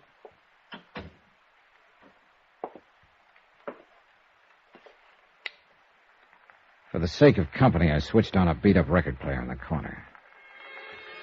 And I looked at 6 years of a boy's life, accumulated in one room. Comic books, hot rod magazines, school mementos, knickknacks, photographs. Junk mostly, to anybody but the owner. I went through all of it, then through the drawers and chest and through his clothes. Nothing. I looked over the photographs stuck in the mirror tacked on the wall. Some of the names on the boys' pictures were the same as those on the list Carla had given to the police. There were a few pictures of girls and a lot of pictures of hot rods. I picked up an envelope of loose photographs lying on the dresser. They were views of a second-hand panel truck, and in all of the pictures, Eddie was standing beside the truck with obvious pride of ownership. One of the views showed the front license plate. I turned the envelope over. The film had been developed less than 2 weeks before. I called Carla back into the room and asked her about it. No, I didn't know he had a car, or a truck, rather. It may not be his, but I'll lay odds that it is. That look on his face is a dead giveaway. I don't know. He sure kept it a secret. He never brought it here once. Do you recognize the background on those pictures? No, I don't. It looks like a storage yard or an industrial place of some kind, doesn't it? Yeah, I'd call it that. Do you mind if I take these with me? Of course not.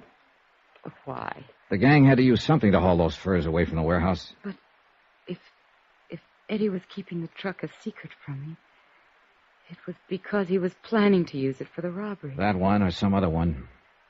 Johnny, he was in on it all along.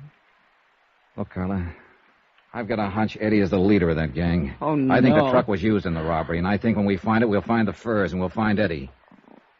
See you later, Carolyn.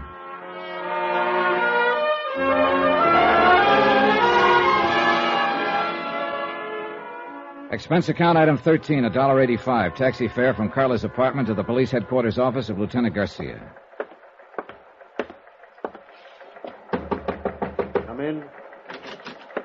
Oh, Johnny, I've been trying to locate you. Oh, what's up? We picked up 2 of those kids on Carla Monte's list. Friends of Eddie's. Wow, that's a start. Not with one of them. He's in the clear. Perfect alibi. We have something on the other one, though. Want to help me talk to him? Yeah, sure. Oh, say, here are some photographs I picked up in Eddie's room a while ago. We should take a look at them, Garcia. All right, let's see them. The pictures were taken about 2 or 3 weeks ago. Now, if this truck is his sister doesn't know about it. Yeah, he sure got that owner look on his face. Yeah, he sure has. That second one there shows the license number, see? Yeah, I see it. You think they might have used this in the robbery, Johnny? It's a possibility. And we're not exactly swamped with angles. I was wondering, too, if you happen to recognize that background behind the truck. No. Oh, but it looks like it might be down in that area somewhere, the warehouse district. Look, why don't you get some copies made, circulate them, and see if any of your boys can tag the place? Oh, you insurance dicks do get ideas sometimes. Oh, you'd be amazed. All right, I'll do it. And now let's go down and talk to that kid.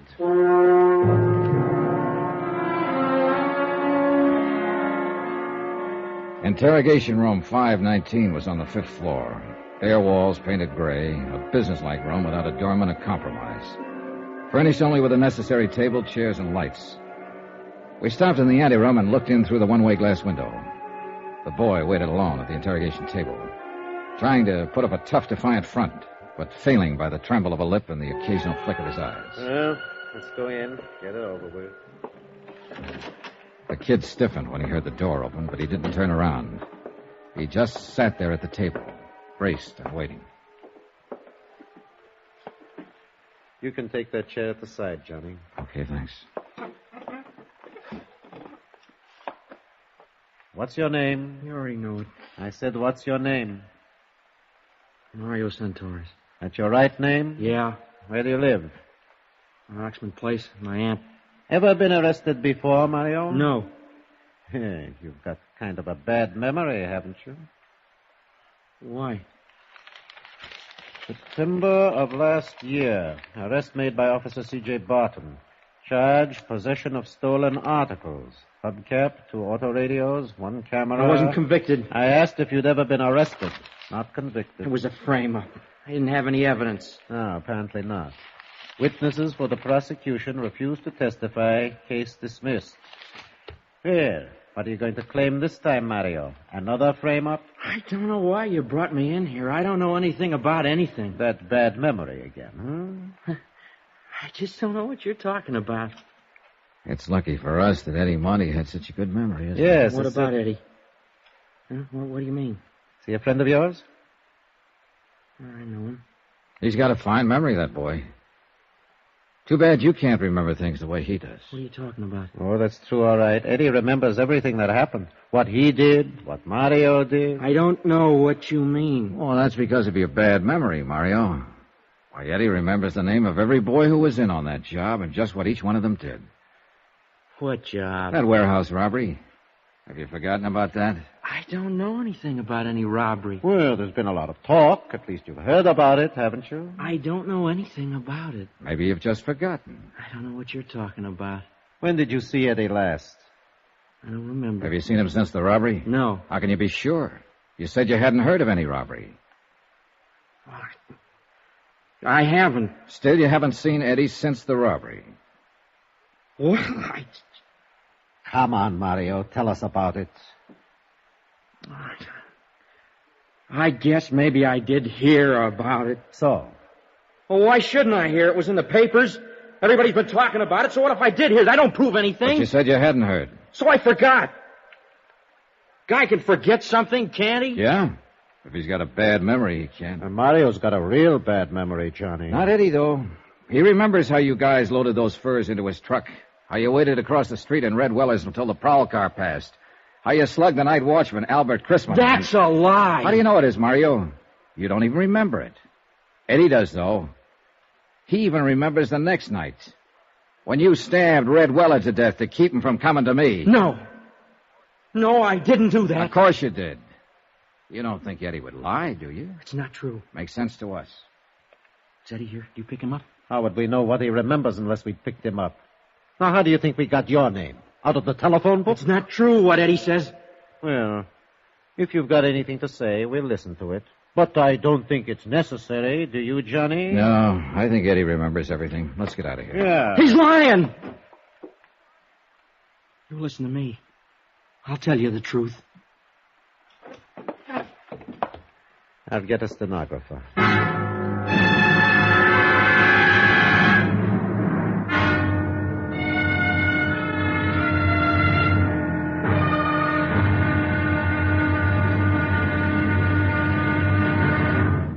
Now, here's our star to tell you about the final intriguing episode of this week's story. Tomorrow, a cautious search and ambush, bullets and tears.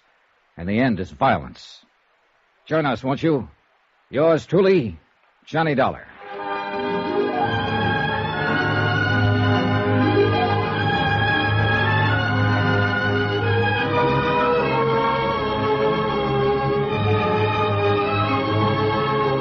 Yours truly, Johnny Dollar, starring Bob Bailey, is transcribed in Hollywood.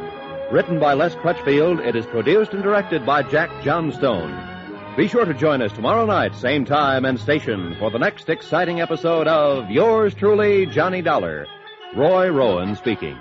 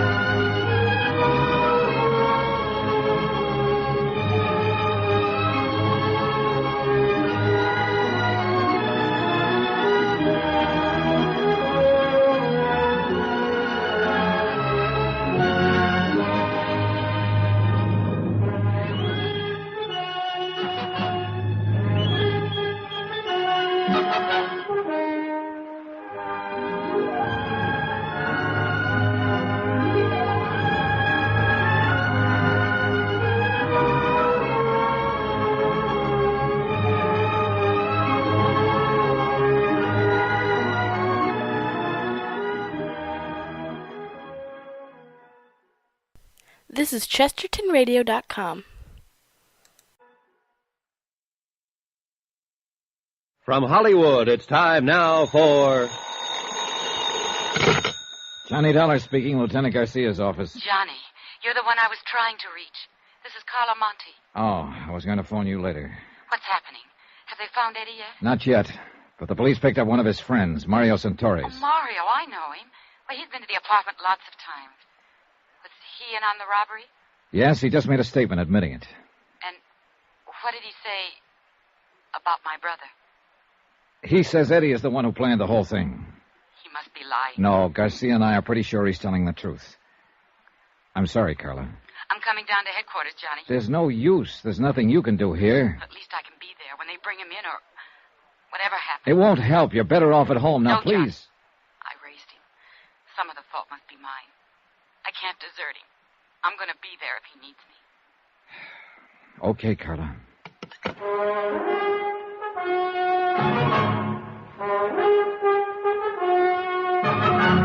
Tonight and every weekday night, Bob Bailey in the transcribed adventures of the man with the Action-Packed Expense Account, America's fabulous freelance insurance investigator. Yours truly, Johnny Dollar.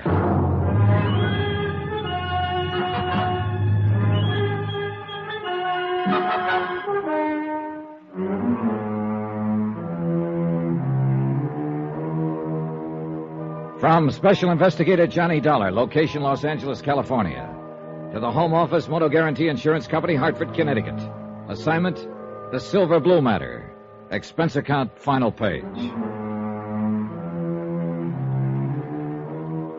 $100,000 worth of fur coats, silver blue mink, stolen in a warehouse robbery and still missing. A night watchman slugged during the robbery by one of the teenage gang, still lying in a coma, unable to speak. And Red Weller, a man who'd tried to speak, lay in the county morgue, stabbed to death in a dark alley. But now one of the gang had been arrested, a 17-year-old named Mario Santoris, and he'd finally talked. Sitting in Garcia's office, I read Mario's statement through for the second time. Well, what do you think, Johnny? I think the kid was telling the truth. Eddie Monty scraped up enough money to buy that second-hand panel truck and then talked the other kids into knocking over the warehouse. That ties in with what Eddie's sister said, that he kept the truck a secret, hadn't told her about it. And also the fact that Eddie seems to be a born leader type. They even mentioned it in one of his former records of arrest. Yeah, I think we can buy it that Eddie Monte is the leader of the gang. Yeah. All right, they picked their night. They cased the place from Red Weller's lunchroom across the street. And as soon as the prowl car passed, they made their move. They got the watchman, Albert Crisman, to open the door by showing him a fake telegram through the window. That's another thing that checks out Mario's story, Johnny. Mario claims he's the one who showed the telegram. That's right. Crisman kept saying, kid with a mark on his arm, and Mario's got a bad scar on his left wrist. That's what I mean. It checks out. Mario didn't know what Crisman had told us. All right, so they got inside, and then, according to Mario's version, it was Eddie Monty who slugged the watchman. Probably true. Then they jumped the other watchman in the dark and started hauling out the furs, loading them into the truck of Eddie's. They knew they had 45 minutes before the prowl car came back through. And by that time, they'd finished and split up, Eddie driving the truck away alone and the others disappearing on foot. Yeah, I think that's about the size of it. And I think Mario's telling the truth when he says neither he nor any of the others know where Eddie planned to hide out the truck. And Red Weller, according to Mario, was murdered by another gang member. What was his name? Chuy Morel. Yeah. Well, if that's true, Eddie Monty is at least clean on the murder charge. If it's true. All you can tag him on is robbery and assault on that watchman. And I'm kind of glad of it, Johnny. I feel sorry for that sister of his. So do I. She's a good kid, and she's carrying a real load of guilt. Thinks that she's responsible in some way. Oh, she was only 19 herself when their folks died. How could she be expected to hold him in line? And especially in that district. Yeah. She's on her way down here, by the way. Carla Monte? Yeah. I tried to talk her out of it. Maybe she's as well off hanging around here, though, as she is waiting alone in that apartment. It's a rough deal for her, no matter where she waits. Well, at least we can tell her brother's not in quite as deep as we... Excuse me. Yeah, sure. Garcia speaking. Good. Well, who's the other one? Yeah. Bring them on in and book them. I'll talk to them later. And now we... What? When? All right. Keep in touch with me. The boys just picked up Chuy Morel and the other two. And leaves just one to go. Yeah, the big one. Eddie Monte. And he's even bigger now, Johnny. What do you mean? That watchman Eddie slugged. Albert Crisman. What about him? He just died. So it was a different thing we had to tell Carla when she arrived at headquarters. Not that her brother would probably get off on a lesser charge, but instead that an APB was out, that every officer in town had been warned, be on the lookout for Eddie Monty, age 19, armed and dangerous, wanted for murder.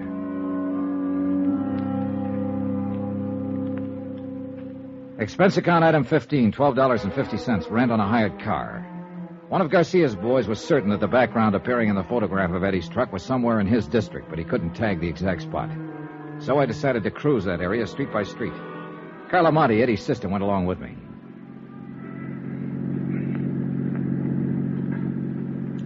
There's an alley off to the right, Johnny.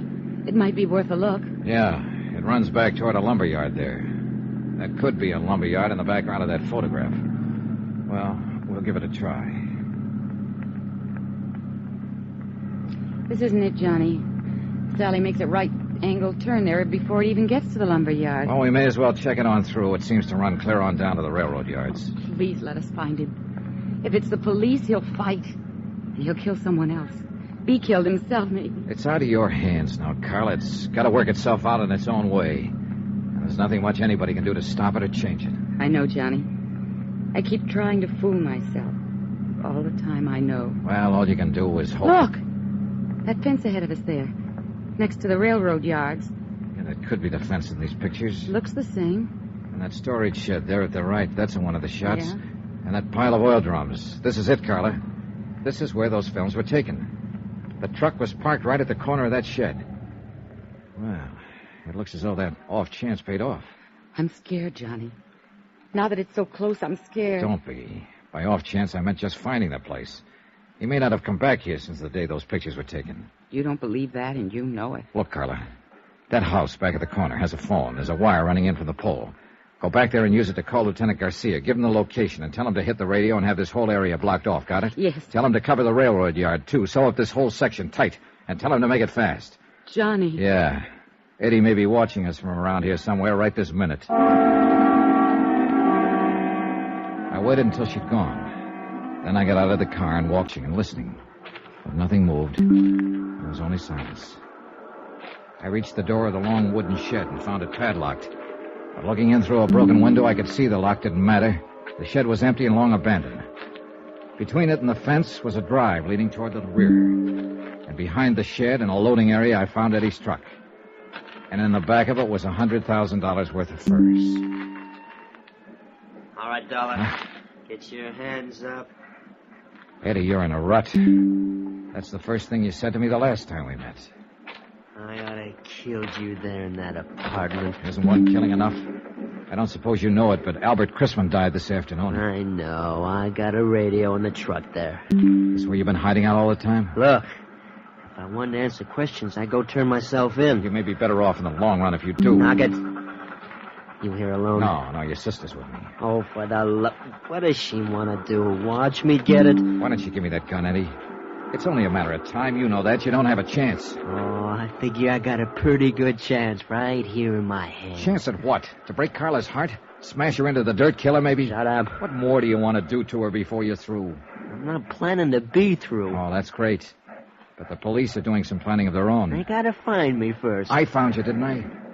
And I ought to kill you right where you're standing. Is that all you got to think about, Eddie? To kill somebody and go on killing until one of them kills you? Shut up. Let me think. Think about Carla if you want to think about something. Think about the things she's done for you, the years she's worked for you, worried about you. That dame was born to worry. Nobody's born to worry. They inherit worries, like you were inherited by her. I didn't ask her to do it. Life didn't give her any choice. But it's too late now to talk about that. It's all over, Eddie. This is the wind-up. Come on now, give yourself up. You haven't got a chance. Oh, and I would have if I gave myself up?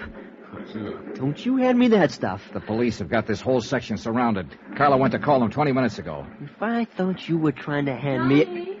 Keep your mouth shut. Eddie, you don't have a chance. Johnny, Lieutenant Garcia's here. Be careful, Eddie's here. You dirty... I hit the dirt and rolled into the truck and came up on the other side with my gun in my hand. I could hear Eddie running away, but I couldn't tell where he was. Johnny, are you all right? Yeah, I'm all right. Eddie went over the fence into the yard. Where are you? Here, the corner of the shed. Come on, let's go after him. He can't get through. I've got men working this way from the other side. Where's Carla? Back there somewhere. Come on, we can get through the fence here. Carla, stay where you are. Don't follow us. There he goes, Johnny, behind that line of freight cars. All right, come on. He can't get too far that way. There's a train coming. There he goes. He's going to try to beat it. The crazy Eddie! Come on!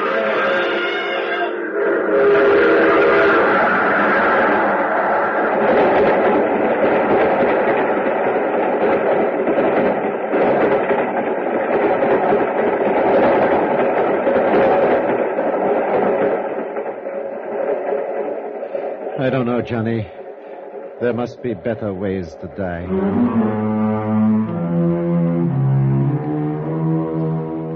Expense account item 16, $300.60. Hotel and miscellaneous in Los Angeles and transportation back to Hartford. Expense account total, $541.25.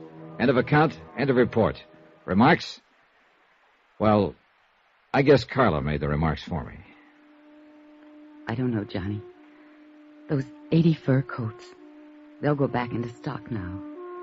They'll be sold to women who'll wear them to parties and dances and nightclubs. And they'll be happy in them. And they'll never know about Eddie or about me or what happened here tonight. Yours truly, Johnny Dollar.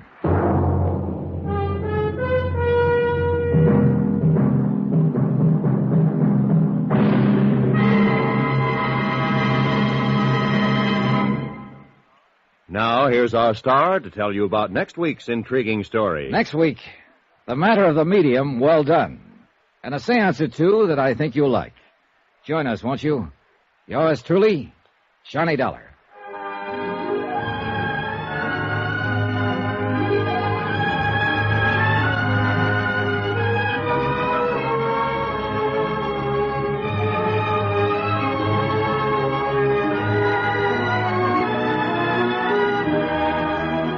Yours truly, Johnny Dollar, starring Bob Bailey, is transcribed in Hollywood. Written by Les Crutchfield, it is produced and directed by Jack Johnstone.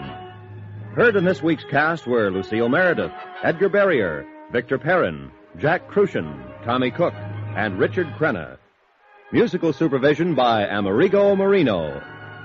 Be sure to join us on Monday night, same time and station, for another exciting story of Yours truly, Johnny Dollar. Roy Rowan speaking.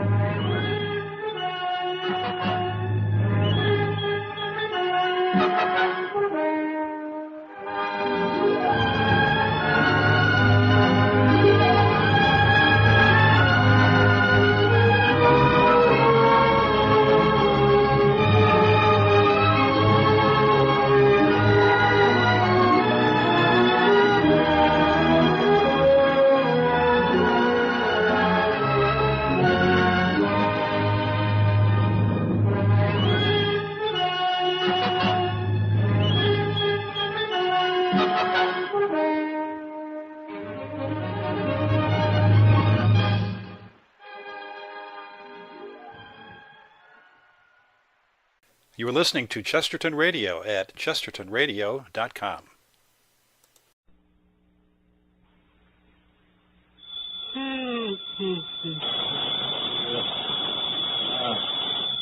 Yes. Johnny Dollar. We're all clear, Johnny, because I've assured them that you have more than adequate federal security clearance. After all, you were permitted to investigate that missing missile matter. No, wait a minute. No, in spite of the fact this sort of thing isn't exactly covered by the insurance we've written for them, well, I wish you'd go over there right away. Wait a minute, will you? Who are you? Oh, I'm sorry. This emergency and all. This is George Reed, Floyd's of England, here in Hartford. Now, Johnny, if you're Holy George, don't tell me you're in your office at this ungodly hour. Johnny. It isn't even 9 a.m. yet. I know. I just got here a few minutes Well, ago. what's the big emergency? A phone call I just received from Dr. Thomas Rayburn. Do you know him? Who he is? Rayburn? No. He's the head of Nuclear Processors Incorporated. Where's that? Out on Woodland, beyond the north end of town. You know, that large group of concrete buildings at the edge of Piney Woods. Nuclear processors, huh? Yes, that's right. Now, we handle all the insurance on the place and its equipment, though I understand there's no actual coverage in this specific instance. Nonetheless... What do you mean? Nonetheless, because they're a client, in view of our reputation for extraordinary service at all times, plus the sizable premiums we collect from them, well, I hardly think we should let this call... Yeah, well, what's bothering this Dr. Rayburn out there? Something very important has been stolen, he tells me. Like what? I don't know, he wouldn't say. But he did imply it's something vital to the outer space rocketry program. Okay, George. So, in view of the fact you have security clearance... Yeah, I said okay. And the fact it'll take some hours for an investigator to come up from Washington... Yes, George. Plus the fact he made it plain the time element is... George. Important. And since you're right here within a few miles... George, stop yammering and hang up that phone so that I can... Okay, baby. Oh.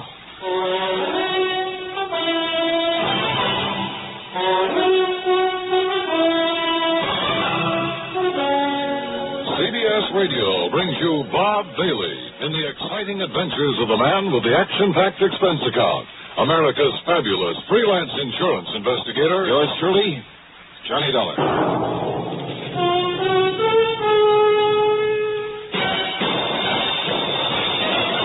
I'm smoking more now, but enjoying it less. Have a real cigarette, have a Camel. The best tobacco makes the very best smoke. Have a real cigarette, have a Camel. Are you looking for flavor and mildness? Have a real cigarette, have a Camel. The best tobacco makes the very best smoke. Have a real cigarette, a real cigarette, a real cigarette, have a Camel. Again, for the 11th straight year, Camel outsold every other cigarette, filter, king size, and regular. The best tobacco makes the best smoke. So if you're smoking more now but enjoying it less, change to Camels. Get more real satisfaction every time. Start to really enjoy smoking again. Have a real cigarette, a real cigarette, a real cigarette, have a Camel. And now, Act One of yours truly, Johnny Dollar.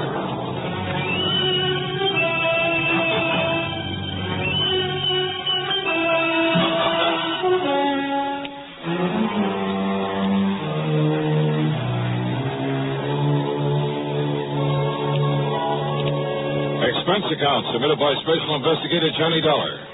To Floyd's of England, North American Office, Hartford, Connecticut. The following is an account of expenses incurred during my investigation of the nuclear goof matter. Expense account item 1, 40 cents for some coffee and a couple of soggy donuts along the way during my drive out to nuclear processors. A tall, heavy wire fence surrounded a group of squat, windowless buildings, partially hidden by the huge oak and fir trees of piney woods. At a sort of glorified sentry box beside the gate stood not one, but 3 armed guards. One of them was chewing out the other 2. But he stopped long enough to look over my credentials, make a phone call from inside the sentry box, then open the gate for me. He directed me to a big steel door in the otherwise unbroken face of one of the nearby buildings. There, after I parked my car, another guard took me inside. He led me through a perfect maze of long, narrow corridors with heavy wooden doors at the sides, all of them closed. From somewhere in the building came the almost ominous hum of machinery. Big, powerful machinery. Or maybe I felt it rather than actually heard it. Finally, we came to a door with a single name Rayburn on it.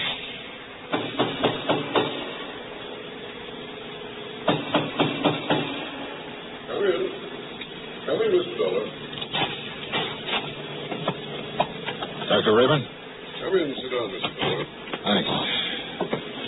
Only how do you stand it in here, Doctor? I beg your pardon? Well, compared to this place, the city morgue is real cheerful. I'm afraid these buildings were put here not for decoration, but to carry on the very important scientific work we have undertaken. Yeah, something to do with rocketry, I understand.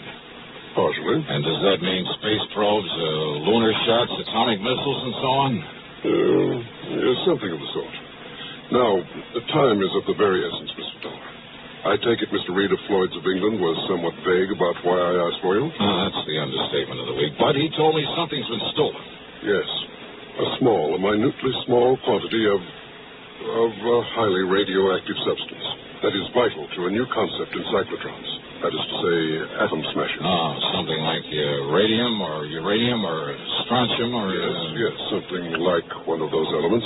The point is that outside of the protective paramagnetic field in which we keep it here, it can become dangerous. Terribly dangerous. Within a matter of hours. Oh, how dangerous? The tiny amount in the container that was stolen. That container made of lead is no larger than this book, by the way. Well, Dollar, although its chain reaction is limited, there's enough in that container to wipe out a small city. What you said within a matter of hours, Doctor. The chain reaction could begin in anywhere from 4 to 6 hours from the time it left here, depending on temperature and whatever shocks and vibration to which it might be subjected. And unless it's found, brought back here. Exactly. That is why I was afraid to wait for the men to get up here from Washington. But you have told them about this. I've told them everything. They promised to have men up here immediately. Do you know exactly when the stuff was stolen? It's now 9:34. Yeah. Dr. Relinoff left here with this material at exactly 7:46. Relinoff? Dr. Igor Relinoff, the man who stole it from us. But if you know... If only he knew the terrible potential destructive power of this thing he's carrying about with him. You must find him, Mr. Dollar. It must be returned to us before it's too late. Here's Hollywood star Mona Freeman. Who feels like acting with a miserable cold? I relieve cold distress the fast way with 4-way cold tablets. Yes, tests of all the leading cold tablets proved 4-way fastest acting. Amazing 4-way starts in minutes to relieve muscular pains and headache, reduce fever, calm upset stomach, also overcomes irregularity. When a cold strikes, do what I do. Take 4-way cold tablets. It's the fast way to relieve nasty cold distress and feel better quickly. 4-way, only 29 cents. Now, here's a word about another fine product of Grove Laboratories. Does dandruff dull your hair, leave scalp itchy? Get Fitch Dandruff Remover Shampoo and get rid of unsightly dandruff in 3 minutes. 3 minutes with Fitch regularly is guaranteed to keep embarrassing dandruff away forever. Apply Fitch before wetting hair, rub in 1 minute. Add water, lather 1 minute. Rinse 1 minute. Every trace of dandruff goes down the drain. 3 minutes with Fitch, unsightly dandruff's gone.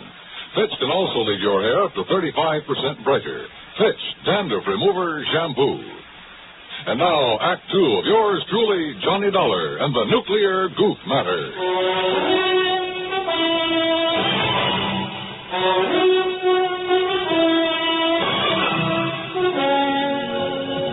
Yes, Mr. Dollar.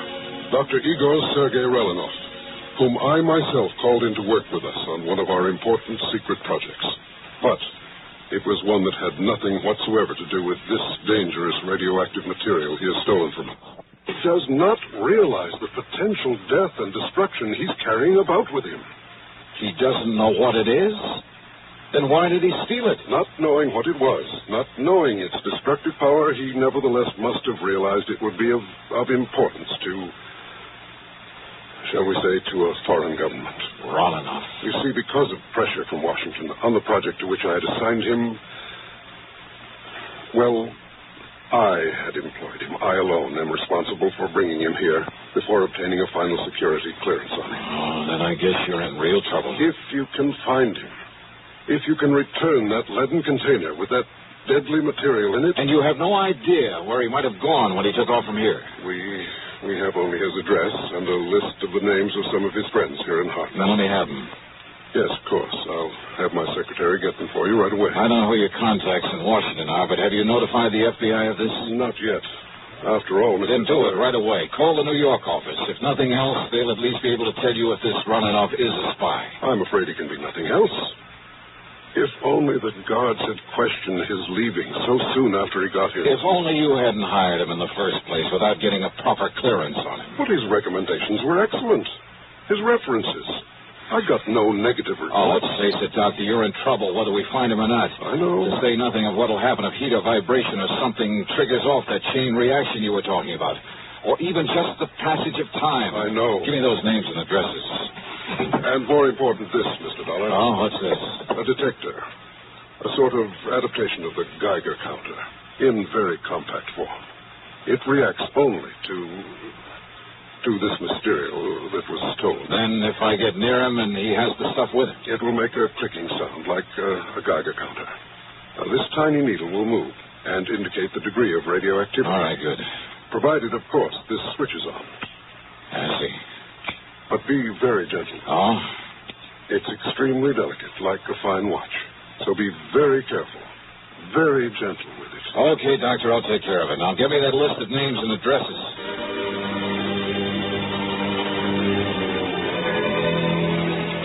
Expense account item 2420 for a tank full of gas, and I really stepped on it getting back to town.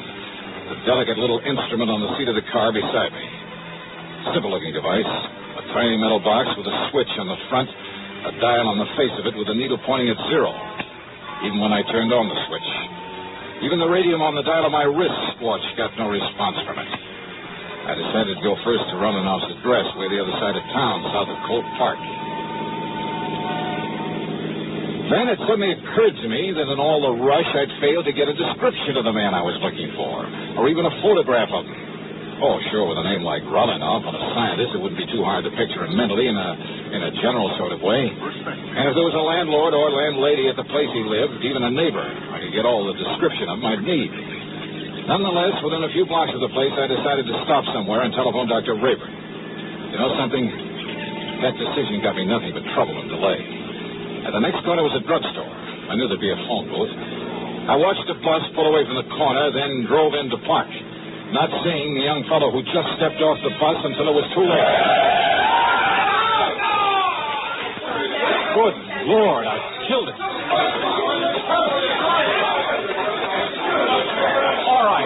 All right, folks, please, listen, look, it was an accident.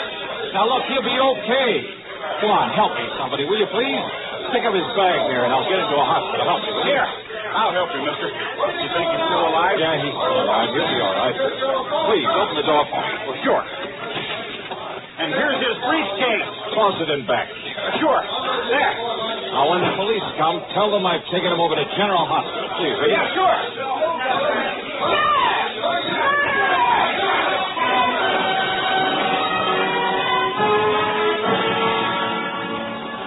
The nice-looking young blonde fellow I'd struck down was still unconscious when I got him to the hospital, but apparently had no broken bones or internal injuries. I showed my credentials, told them to notify the police of what had happened, that I'd be available whenever they wanted to question me. I told them to give him the best possible care, that I'd foot the bill. Then I went back to my car and took off again, cursing the delay that my own carelessness had brought about, because I knew the terrible danger to wherever Rolinoff might be because of the deadly package he was carrying. Because of the... And then I saw it. Where the shock and impact of my sudden stop had knocked it to the floor when I'd struck the young blonde fellow. The delicate device that could have been the one, the only way of detecting that radioactive material. My one sure way of spotting Rolinoff. It was ticking merrily away. Switch on or off, it didn't make any difference. Ticking away. Broken. Utterly useless.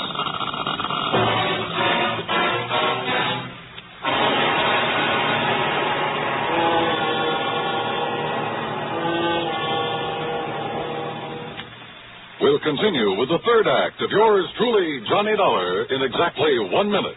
Constipation can be a problem for anyone, even doctors. And when constipation occurs, it's interesting to see just what doctors consider important about a laxative they might use or recommend. Well, a majority of the doctors we heard from had this to say. A laxative should be effective, gentle, as close to natural acting as possible, and a medicine that can be used with complete confidence. Now, X-Lax has been popular with many doctors and millions of people over the years because chocolated X-Lax is effective. Overnight, it helps you toward your normal regularity. X-Lax is gentle. Next morning, it gives you the closest thing to natural action. And that's why many doctors and millions of people use X-Lax with complete confidence. X-Lax, the laxative that helps you toward your normal regularity gently, overnight. Is X-Lax in your medicine cabinet? And now, Act 3 of yours truly, Johnny Dollar, and the Nuclear Goof Matter.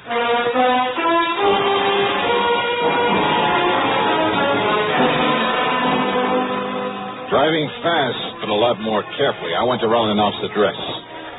On a nondescript sort of side street, it turned out to be a rather cheap-looking rooming house. Hardly the kind of place you'd expect to be the residence of an important scientist. But it was the address Dr. Rayburn had given me. And if I could find there some clue as to where he was, where he'd gone. Oh, come on.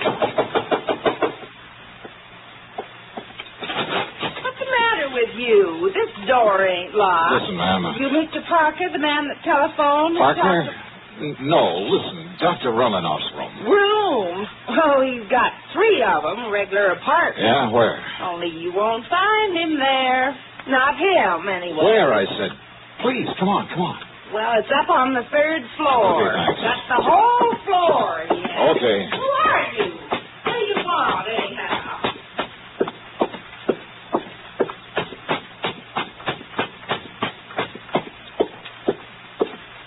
Oh, great. I didn't get the key from her. Well, there's no time for that now. Here.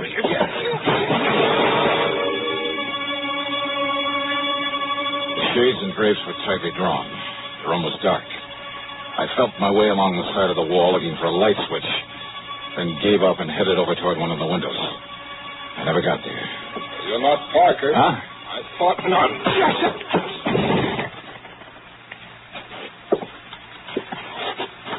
No bag with you, so you aren't well enough either. Okay, then, buddy, let's have some light in here and see who you are. If you're one of his pals, come here to... Huh? Oh, you can't. Oh, brother, you certainly look like... Now, maybe you've got some identification. This card case. Holy smoke, it is. Now, you just look at here, mister. When I let you in here, you didn't say Will you listen to me? this was going to I happen. haven't got time to explain. Just get me some water and a towel and a washcloth, please. Go ahead. You listen here. Will you please do as I tell you? Now, go ahead. Johnny. Come here, Johnny. Look, I'm sorry, old man. I had no idea it was you that you'd be coming up here. Johnny boy, can you hear me? Johnny. Yes, Stace. That's right. Now, come on. Take it easy. Stacy Ringler. That's right, Johnny. Look, I'm sorry. FBI. No, Johnny, I'm with Nucleonic Investigation Department now. Easy, baby. Then it's you I got to thank for this. Yeah, Johnny, I'm sorry as the devil. I had no way of knowing it was... All right? All right, now listen to me, Johnny. Yeah. Listen. You're working on that stuff that was stolen from nuclear processing? Yeah. Harry Parker and I came up from Washington on it. We came in by jet. Now listen. Ralanoff must have thought he had plenty of time, that they wouldn't miss that stuff until tomorrow when they planned to work on it. Well, rather than arouse suspicion by galloping out of town, he was taking his time. But we got here in a big hurry. All right. I holed up here in his rooms, and Parker was checking on how he'd get over here from that plant in case he came back here. Are you listening to me? I'm listening. Go ahead, man. He was there in the drugstore at the bus stop. He was about to close in on Ralanoff when you ran him down. When I what? You ran him down, Johnny. Ralanoff, with your car. That young, good-looking blonde guy? Yes. That was Ralanoff? That was Ralanoff. And Stacy. Parker couldn't get through to him with that crowd around him. He didn't have time. He just saw you pile him into your car and take off. And I, not knowing who he was... Thanks to a couple of traffic cops where you tore through some red lights, he traced you to the hospital. You'd left, but he put the cuffs on Ralanoff. And you didn't know who he was. Oh, I was kicking myself for my goof. Well, baby, that's the greatest goof you ever pulled. Well, now, wait, Stace. Yeah? The radioactive material. Well, that we haven't got yet, or any sign of it. Then somebody in that mob... That's right, Johnny. But don't you see, unless we can find that stuff. I know, and there isn't much time. Come on, Stace. The only thing we can do is start the search for it there at the bus stop.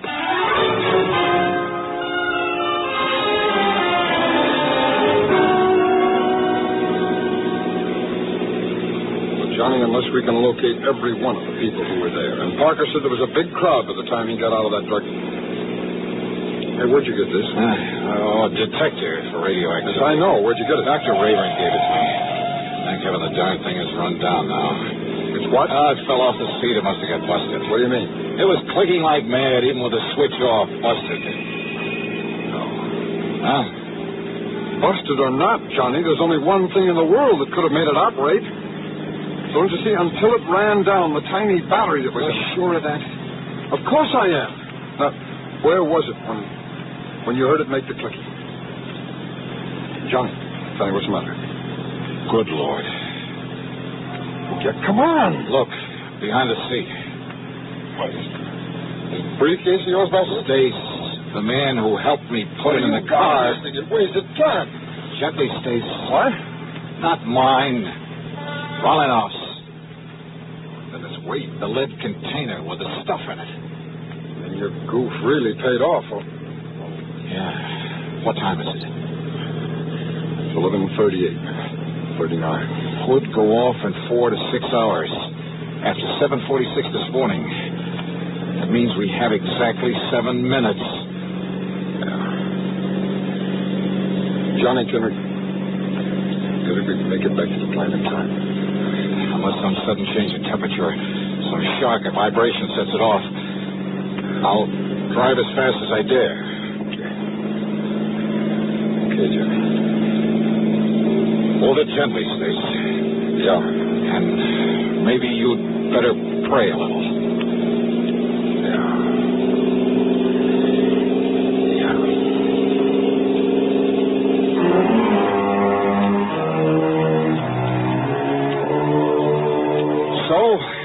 By some miracle, we made it. But only seconds before that tiny mass of nuclear destruction was due to become critical. Yeah, we made it by the skin of our teeth. But, after all, what more could you ask? Expense account total... Oh, so what? I needed a tank full of gas anyway. Yours truly, Johnny Dollar.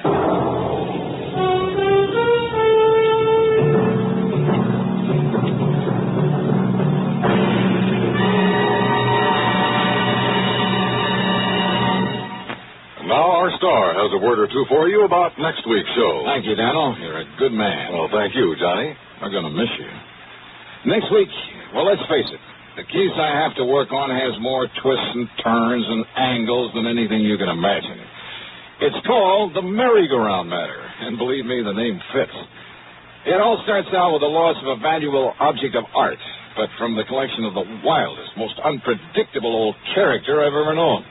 What's more, he has a friend along, another character, just to complicate matters.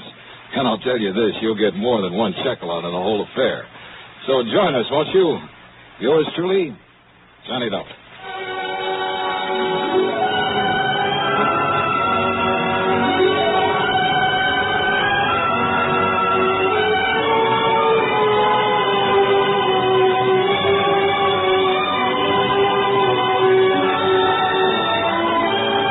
Truly, Johnny Dollar, starring Bob Bailey, originates in Hollywood and is written, produced, and directed by Jack Johnstone.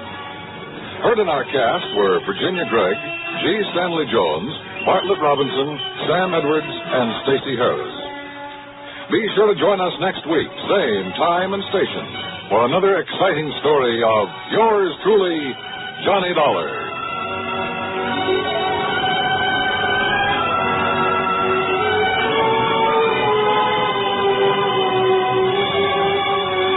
This is Dan Cubberly speaking.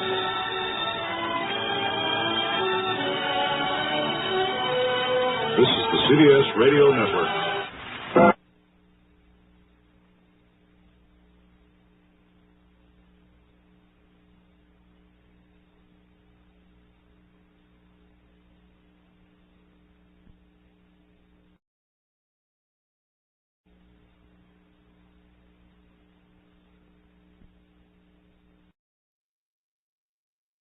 From Hollywood, it's time now for Bob Bailey as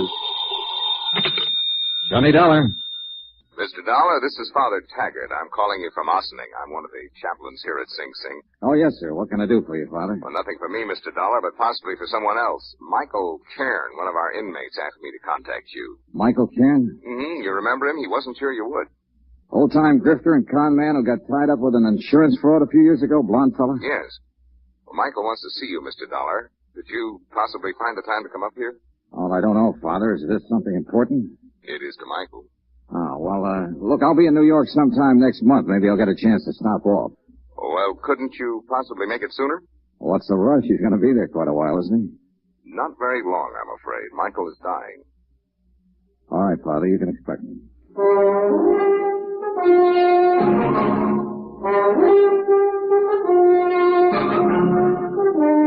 Welcome to Johnny Dollar. Beginning tonight and every weekday night, Bob Bailey in the transcribed adventures of the man with the Action-Packed Expense Account.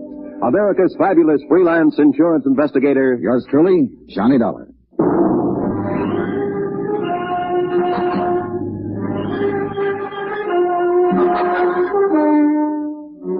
Expense account submitted by Special Investigator Johnny Dollar to the Allied Casualty and Insurance Company Limited, Markham Building, Hartford, Connecticut. Attention, Ed Barr, Controller's Office. This is an accounting of expenditures during my investigation of the McCormick matter. Though you didn't authorize the investigation, Ed, I'm sure that once the facts are out, you will honor the following. Expense account, item 1, $7.95. Train fare and incidentals, Hartford to Ossining, New York. I was admitted inside the prison and greeted by Father Taggart. He's a tall, mild-looking man, a Jesuit, I believe. He had a pass all ready for me, and he led me straight to the prison infirmary. Just in here. Michael will certainly appreciate your coming, Mr. Dollar. I hope it satisfies whatever's on his mind. I can't imagine what it would be.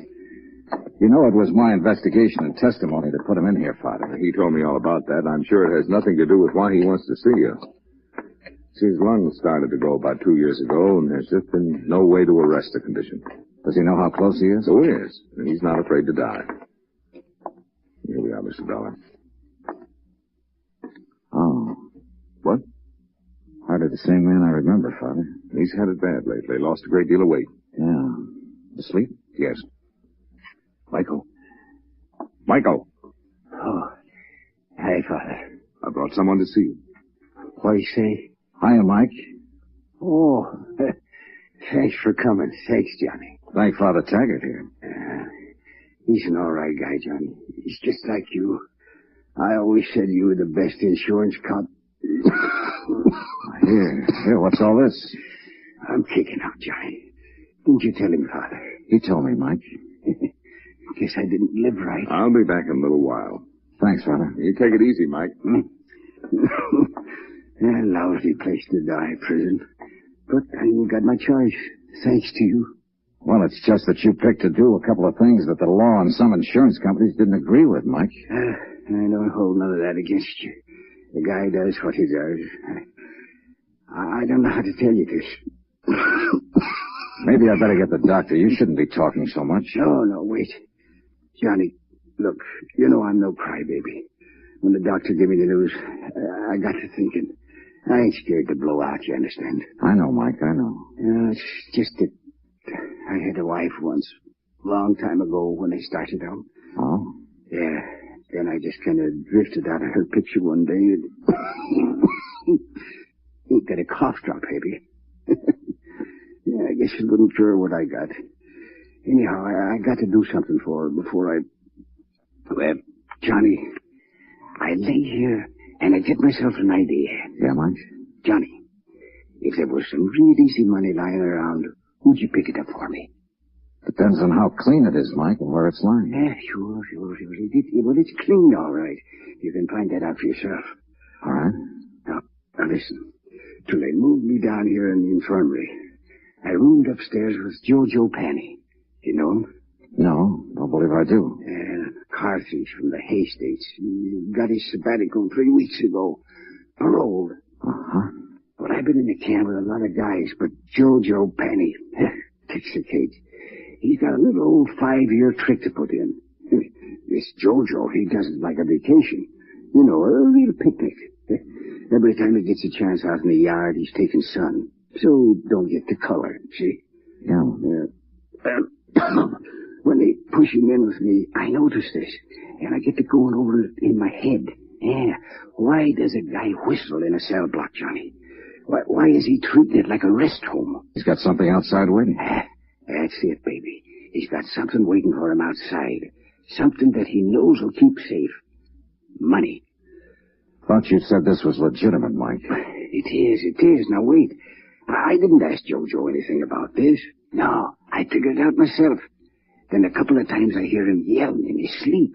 McCormick, he yells. McCormick. Huh? Makes sense now, Johnny? Not yet. The big heist, Johnny, the big heist. A few years ago, a rich guy named McCormick out on Long Island, there's someplace like that, gets turned over for $100,000 worth of jewelry. You remember? Vaguely. Yeah, well, I'm thinking that Jojo Penny was in on it somewhere. Else why would he be singing and whistling and chilling himself around this flytrap for 5 years? Else why would he be talking about that when he's sleeping? McCormick. Maybe you've got something, Mike. I know I got something, Johnny. And you got something, too. Oh, no, Mike, take it easy. Oh, I'm all right. Don't you see, the insurance company must have a reward out. They always do. A reward. Yeah, but Mike... Look. I tell you, Jojo is the ginzo that done the job. Or he knows who did it. So, You look into it. Work on it. Maybe turn up the stuff and get the reward. Good clean coin. Yeah. Yeah. Send half of it to my old lady, will you? You keep the rest yourself. What you say? Huh? Will you?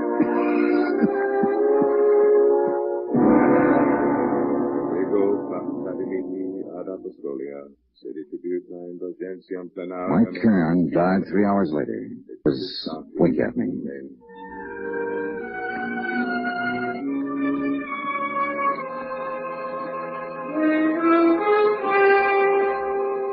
Item 2, $14.20. Train fare and incidentals, Ossining to New York.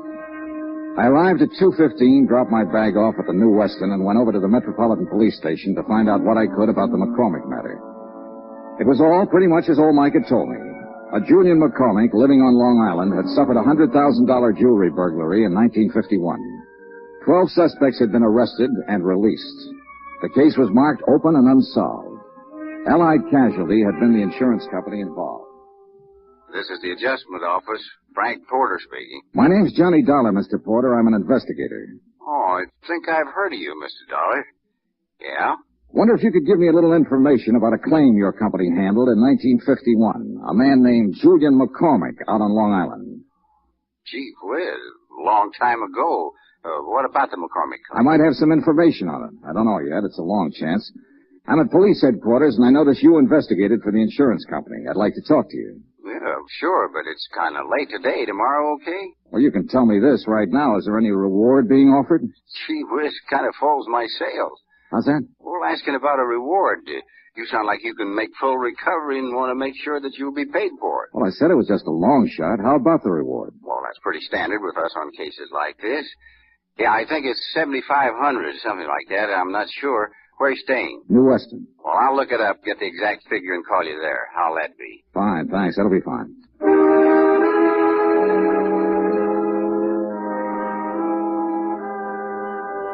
Before I left the police station, I turned out a mug on Jojo Panning. He was a big, broad-shouldered lad with plenty of beef, and a list of petty convictions, 4 of them in New York State. The last one was for carrying concealed weapons. His parole status was good, though, and the parole officer furnished me with his home address.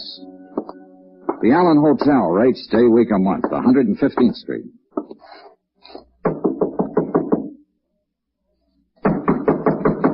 It's open. Come on in. Hiya. Looking for Joe Panning. Yes, sir. That's me. My name's Johnny Dollar. Yeah? I just came down from Ossining. I saw a friend of yours up there, Joe. Who was that? Mike Kern. How's Mike? Not so good. He died today. It's too bad. He was a nice old coot. Kind of liked him. Said if I ever saw you to say hello. Uh-huh. He didn't give you my address. No, I got it from the parole office. You some kind of cop? No, I work for an insurance company. Oh. Buy you a drink? Sure. Why not?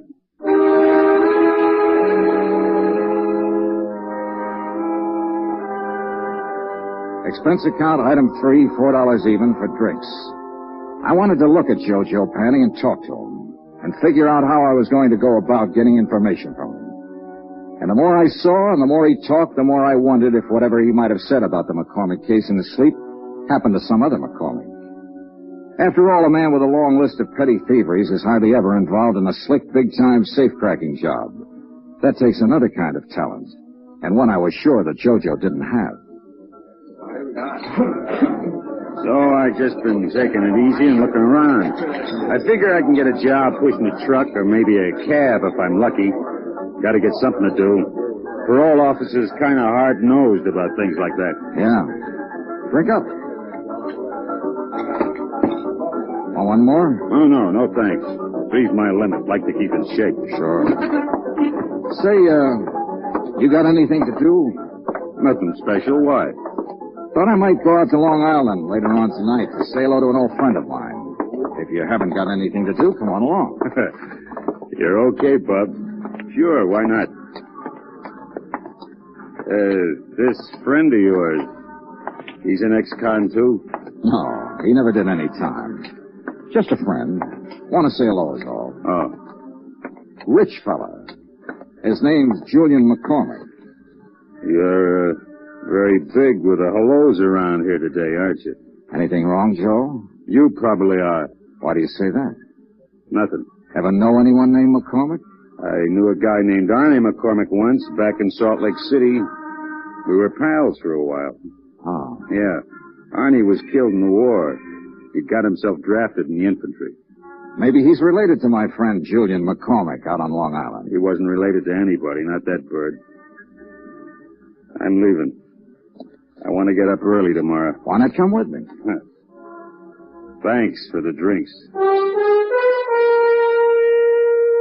He drifted off down the street and left me standing there. And one thing I was sure of, he had the name McCormick on his mind. Whether it was the right McCormick or the right case, I didn't know. Anyhow, he was my one big lead. So I was back at his hotel early the next morning and talking to the desk clerk. Annie, did you say room 210? Yeah, that's right. Vamoose. What? You left bag and baggage last night. Well, where did he go? What's his forwarding address? He didn't say. Just left.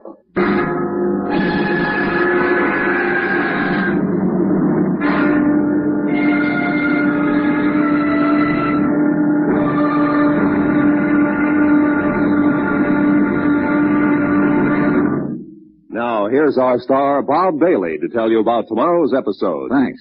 Tomorrow, there's living proof that a pretty girl can be just as dangerous as a pretty girl. Join us, won't you? Yours truly, Johnny Dollar.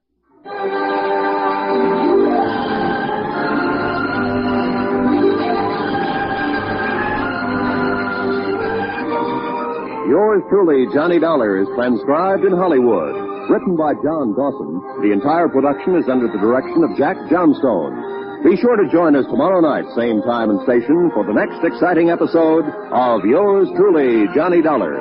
Roy Rowan speaking.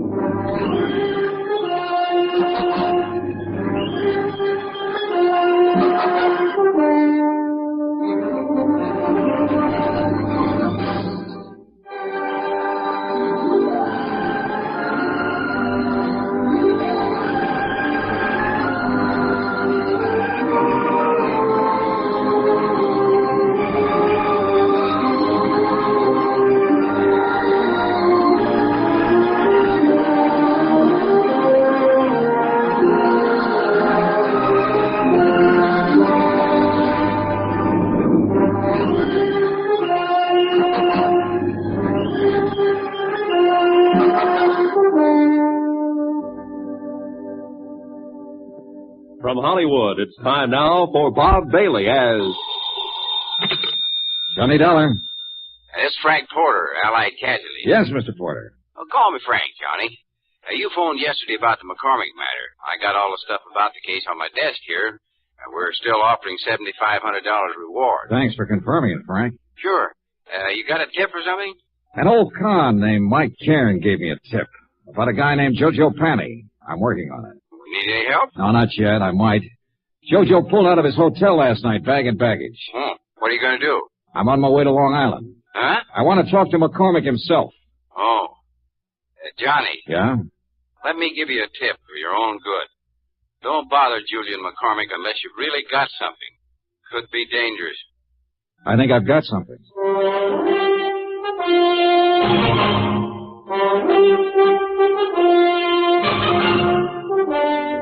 Tonight and every weekday night, Bob Bailey in the transcribed adventures of the man with the Action-Packed Expense Account.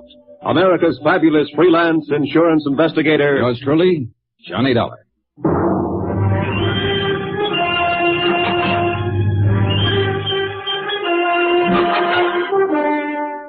Expense account submitted by Special Investigator Johnny Dollar to the Allied Casualty and Insurance Company Limited, Markham Building, Hartford, Connecticut. The following is an accounting of expenditures during my investigation of the McCormick matter. Item 4, $10 deposit on the car I rented to drive out to Julian McCormick's home on Long Island. And judging by the looks of the place, a safe full of $100,000 worth of jewelry would feel right at home. It was a mansion, and the rugs on the floor were an inch thick. I'm sorry I've kept you waiting. Mrs. McCormick and I were packing for a little trip to Europe. Sit down, please. Thanks. Going to be gone long? Oh, we usually spend several months a year over there. We're a bit late this year. Our reservations are for next week. I envy you, Mr. McCormick. Dollar, the name? That's right. Forgive me, but I don't seem to recall having heard of you before. Oh, it's okay. We never met. I'm an insurance investigator. Oh, really? Am I being investigated or something? No, nothing like that. It's just that I might have a lead on that jewelry that was taken from your home a few years ago. Well, that's wonderful. You must tell me about it. Can I make you a drink? No, thanks. You're from the insurance company. Allied Casualty? No, I'm not. I'm an independent investigator. Well, why should anyone feel it necessary to call in a... Oh, I see. There's a reward, of course. That's right. Yes, of course. But now, tell me, how can I help you? Well, I'm just checking a few things, Mr. McCormick. I haven't even gone over it with the man who handled the case for Allied. Possibly I have run into something that'll help. I don't know. I'd like you to tell me what happened. My safe was opened and my jewelry taken. I mean, how it happened. Well, it was right in this very room. That's the wall safe there. Uh-huh. Mrs. McCormick and I had just returned from our honeymoon. 5 years ago it was. Yeah? All I know is that when I stepped into the library here that morning, the safe was open and everything was gone. Whoever did it was extremely clever and quiet, I must say. Was the safe cracked? No. It was just opened. Someone figured the combination or something like that. Well, who knew the combination at the time? Only myself, Mr. Dollar. You're sure of that? Why, of course. I see. I reported it to the police right away here on Long Island, then some men from New York City were here, too. And your insurance company? I reported it to my insurance company immediately. They had a man on the scene as soon as the police. Mr. Porter. Frank Porter? Yes. You know him? I've talked to him on the phone. I haven't met him. A very nice chap. He worked very hard trying to recover it. I'm sure he did. Did they have an adjuster? Yes. How much did you collect, if you don't mind? Not much. What do you mean? Well, it was unfortunate. By keeping that much jewelry in a small house safe, it seems I violated a clause in the contract. It should have been kept in a safety deposit box or some such. Consequently, the matter went into litigation. I'm afraid the court found me at fault. I collected only a part of the insured value, $20,000. So, you can see I certainly welcome the recovery. Sure. The jewelry was in the family a good many years. I had given it to my wife, and a man hates to lose things he loves. Yes, I understand.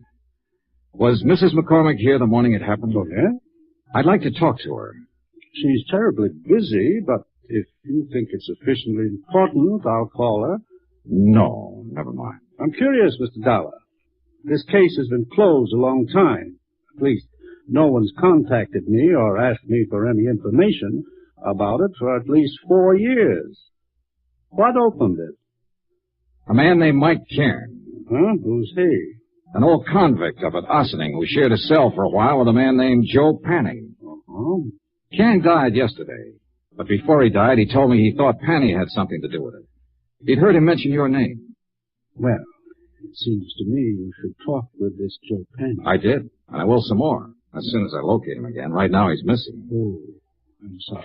Well, thanks for the time, Mr. McCormick. You let me know if you learn anything? Sure. Do you honestly think you can recover that jewelry? With any luck at all. It would be wonderful, wonderful. You think so? Why, yes, of course. Mrs. McCormick might be glad to know about it, too. Huh? You said it was her jewelry.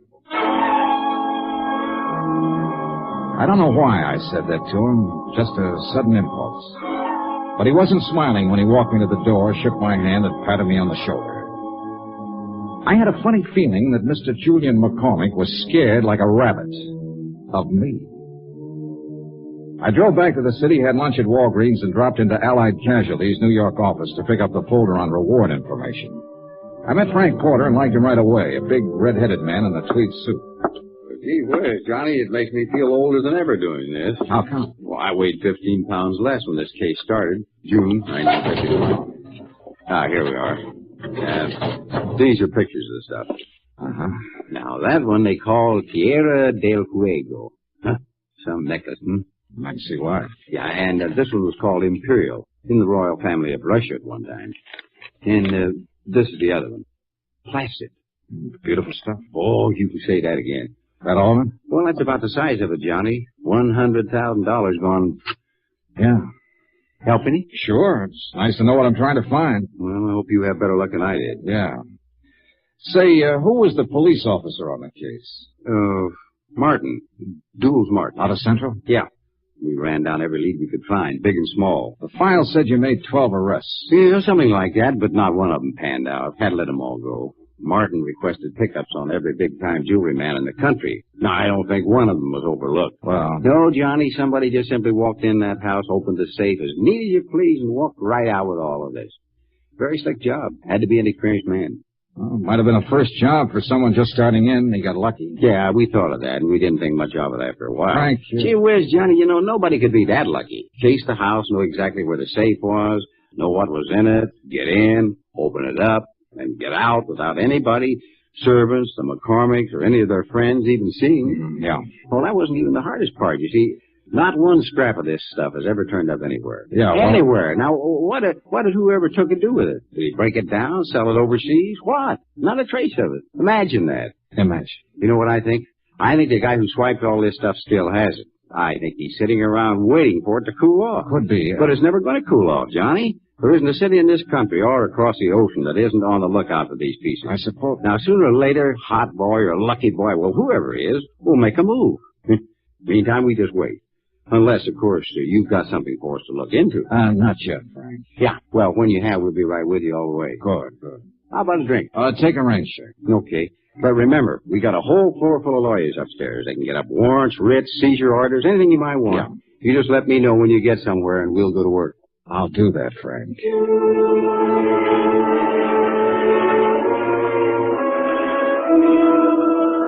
I left Frank Porter and went back over to the poll office to see what had developed with Joe Panning.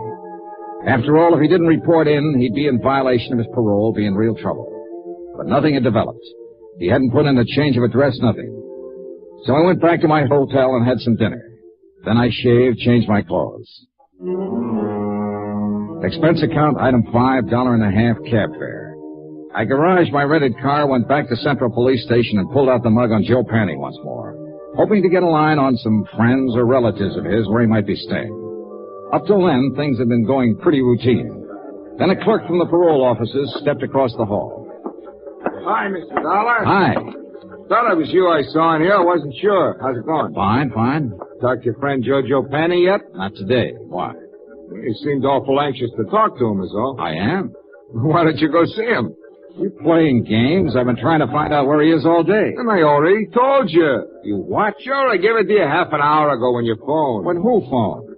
Sure, about half an hour ago. Look, Joe Panning called in and told me his address. Yeah? I no sooner set down the phone and you called in and said, "This is Johnny Dollar. Have you heard from Joe Panning?" What? I said, "Yeah," and I told you his address, that's all. What address did you say? The Allen Hotel on 115th Street, same place he was before. What's the matter, you forget? It took me 10 minutes to get from the police station over to the Allen Hotel. 10 minutes of wondering who'd put in that call and used my name. I went up the stairs, 2 at a time, up to the second floor. And right at the top of the landing, I bumped into a dark-haired woman wearing a silver fur coat.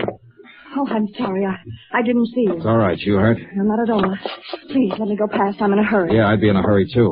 What do you mean? The gun. What? You should carry it on the inside of your purse. Oh, I didn't... Suppose I take it. No, let go of me. You... Fingernails, son. Give it to me. All right, take it.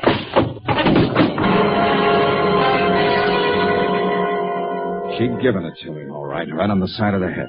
It didn't knock me out, but it did knock me off balance, so I tangled up with the hall table. And that gave her plenty of time to scurry down the stairs while I got out of the furniture and back on my feet. By the time I got down the stairs and out on the street, she was nowhere in sight. No one yelled, "I'm shot." No one did anything but what they were already doing.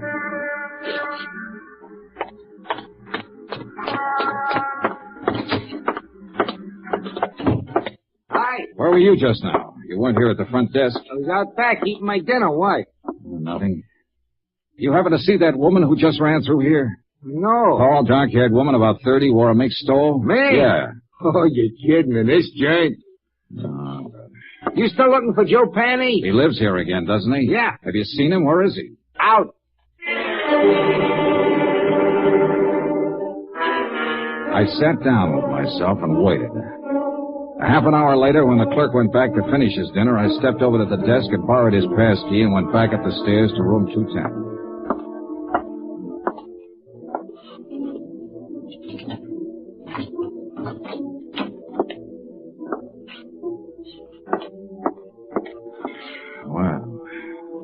I didn't need the pass key, and I didn't need to doubt the clerk. Joe Penny wasn't there. But all of his things were. The curtains were drawn and the windows closed. Every drawer had been pulled out of every dresser. The mattress on the bed was slit from top to bottom, and the rug had been ripped and turned over.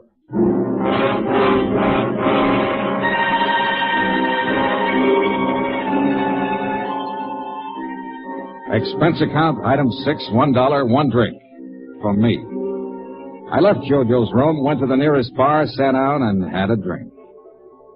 A scared victim, a missing con, a dark-haired woman wearing a mink and a gun, and other things. Right then and there, I decided that Mike Cann's tip had been pretty good at that.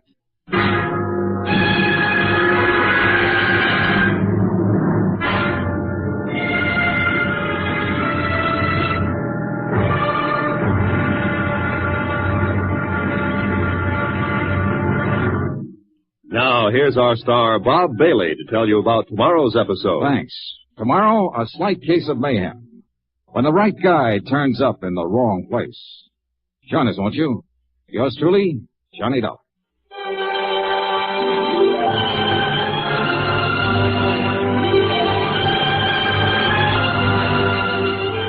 Yours truly, Johnny Dollar, is transcribed in Hollywood. Written by John Dawson, the entire production is under the direction of Jack Johnstone. Be sure to join us tomorrow night, same time and station, for the next exciting episode of Yours truly, Johnny Dollar. Roy Rowan speaking.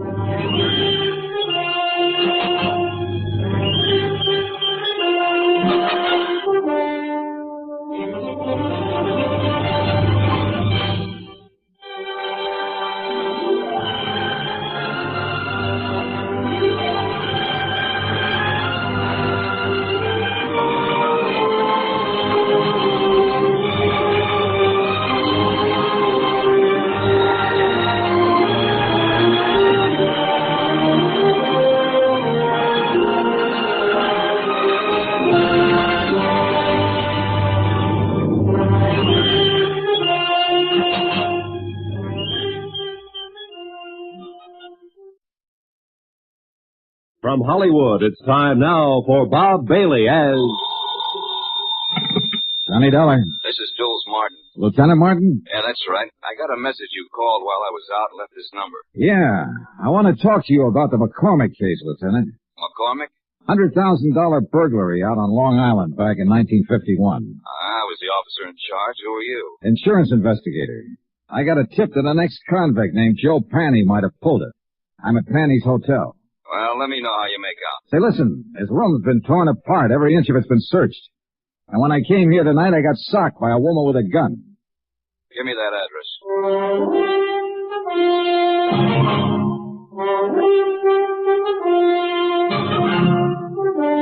Tonight and every weekday night, Bob Bailey in the transcribed adventures of the man with the Action-Packed Expense Account. America's fabulous freelance insurance investigator. Yours truly, Johnny Dollar.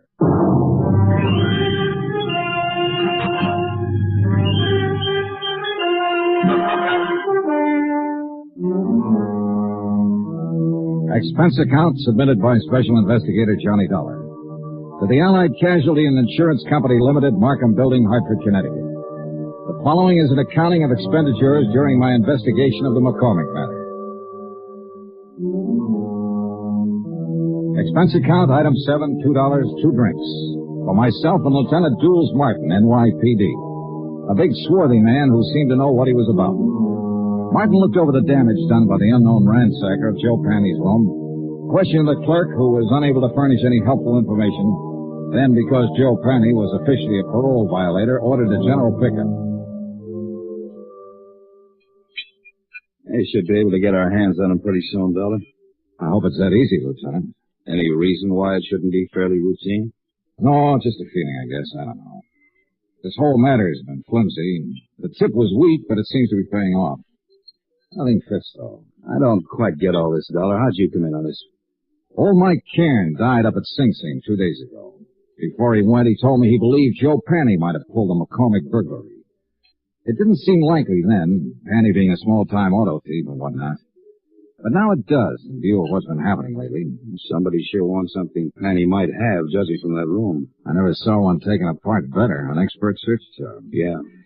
Hey, Lieutenant, when you picked... He's my only lead in this case, and I want to talk to him again. That's not asking too much. Now, Dollar, about this woman you saw. Pretty, about 30, dark hair, good dresser, and wore a silver mink stole. The gun she socked me with was a little one, a 25 or maybe 32 automatic. Mm-hmm. You think she might have done the searching in Joe's room? What do you think? She was flustered and upset when I bumped into her, anxious to get away from the place. And, of course, the gun in her hand. Yeah. She sound familiar to you in this neighborhood? No. Could be anybody. Yeah. Well, that's about it, Lieutenant. Yeah? No, I got it. Oh, thanks. I suppose you talked to McCormick, got the full story of the burglary from him? Almost first thing, yeah. Well, I remember him when it first happened. Nice enough, but strange, I thought. This business about somebody phoning the parole office ahead of you to get Joe Panny's address what stops me, though. It's hard to figure. You sure you're telling me everything? Sure, I'm sure. That part sounds crazy. Not if somebody knew I was looking for him, wanted to get him first. But who? How should I know? Well, we'll see what we will see. Can I drop you anywhere? No, thanks. I'll walk. You let me know when you pick him up. Sure.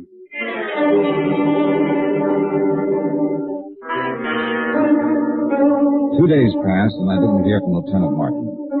I finally phoned in, and a supplementary had turned up, no leads. Martin had men watching Joe's hotel. His former friends and acquaintances were being checked. Meanwhile, I decided to try and find out who the dark woman in the first stole had been. It seemed pretty obvious that she had just come from Joe's room, that she knew him or was connected with him in some way. So once more, I combed over Joe Panny's file at headquarters, this time looking for a woman's name. The only one mentioned was an ex-wife who had divorced him 6 years before. Her name was Iris Carter. At the Bureau of Vital Statistics, the marriage certificate and record of divorce proceedings gave me a composite picture of an unhappy and turbulent 3-year marriage. It also gave me a general description of Iris Carter that could very well fit the woman I'd seen briefly in the hallway outside Joe Panny's hotel room. There was a 6-year-old address to start on. Eunice? That you, Eunice? I said, is that you, Eunice? No, ma'am, I'm not Eunice. Oh, no, you sure ain't. Seen her? I don't know. I really don't know. Oh. Well, what do you want? I'd like to talk to the manager. I want some information. What's your name? Johnny Dollar. What kind of information are you looking for? Are you the manager? Yes, sir, I am. Well, I'm trying to locate a woman named Iris Carter. She might have used the name Iris Panny. She was married once to a man named Joe Panny. Lived here about 6 years ago. Were you here then? I was. Did you know her? I did. Did you know him? Yeah. He went to jail. Does she live here now? She don't. Do you have any idea where I can find her? I don't. Well, do you happen to know if she ever Why worked do you want her? Just to talk to her. When did she move out? Long time ago. 5 years, maybe. Huh? What's your business? Insurance. Oh. What's it? Oh, nobody around here buys insurance. Well, we don't have to go into that. If you can think of any place I might get a line on her, I'd appreciate it. It seems to me she worked at a bookstore down the street. Down what street? Out there. A block or two down that way. I think she worked there. I don't know. You can try. Thank you, I will. All right, you try. You tip your hat. So tell me, do you remember what she looked like? Sort of. Yeah. Well? Oh, not as tall as I am. Nice. Pretty girl. Blonde or brunette? Dark hair. Almost black. Know any of her friends when she lived here? No. No, I couldn't tell you that. Why? Oh, I might look up one of them and ask her about her, that's all. You asked at that bookstore. I think she was there.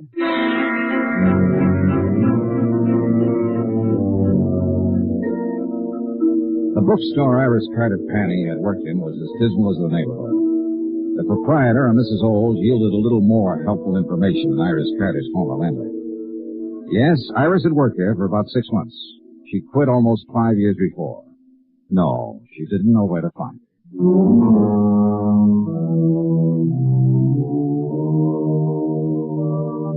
Expense account, item 8, $1.02 lunch. I had it in a neighborhood diner called the Shovel, place where Mrs. Oles said Iris Carter had frequently eaten. The restaurant manager remembered Iris vaguely. She also remembered Iris's boyfriend. I asked for a description. She did better than that. She gave me his name, occupation, and address. An old rehearsal hall 2 blocks away.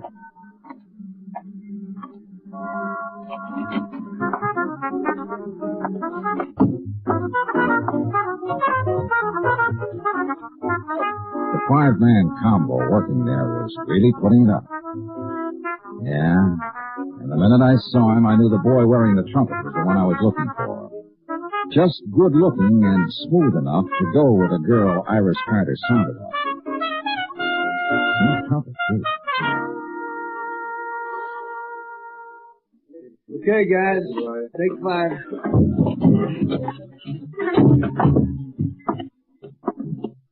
I'm looking for Jack Lang. You found him. I'm Johnny Dollar. Could you talk a minute?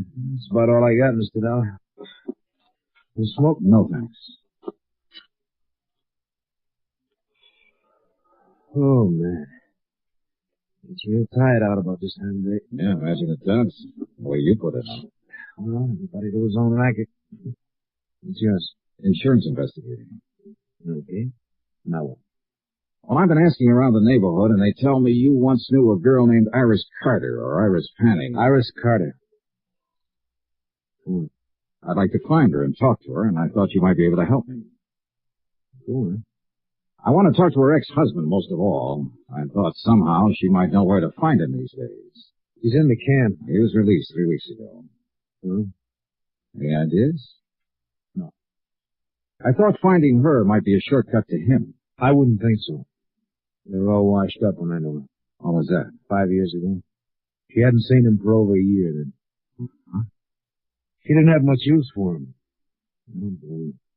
How long did you know her? No. We went together for a while she worked at some crummy bookstore. Then she moved away, and I didn't see her after that. She said something about going back to Ohio. You think? I don't remember. Well, let me put it this way. As far as I know, she's in no trouble. The one we want is her ex-husband. You'd be helping a lot if you could tell me where to find her. I don't know. I honestly don't know. I sure wish I did. I'd like to find her myself. Why? Oh, when she went with me, wasn't any good. I think she just walked out because she was tired of losers. Sick up to here, you know what I mean? Can't blame her. He gave her a pretty bad time. I didn't do much better. But now I got something. It's a little 5-piece outfit. Not much, but something. I'd like to show it to her and say, Iris, this is mine. You kind of had it bad, huh? Bad as a guy like me can get it. I know I'll probably never see her again as long as I live. But, well, if another one like her ever shows up, I'm going to be ready then. You ever see? No, she must have been something. Yeah.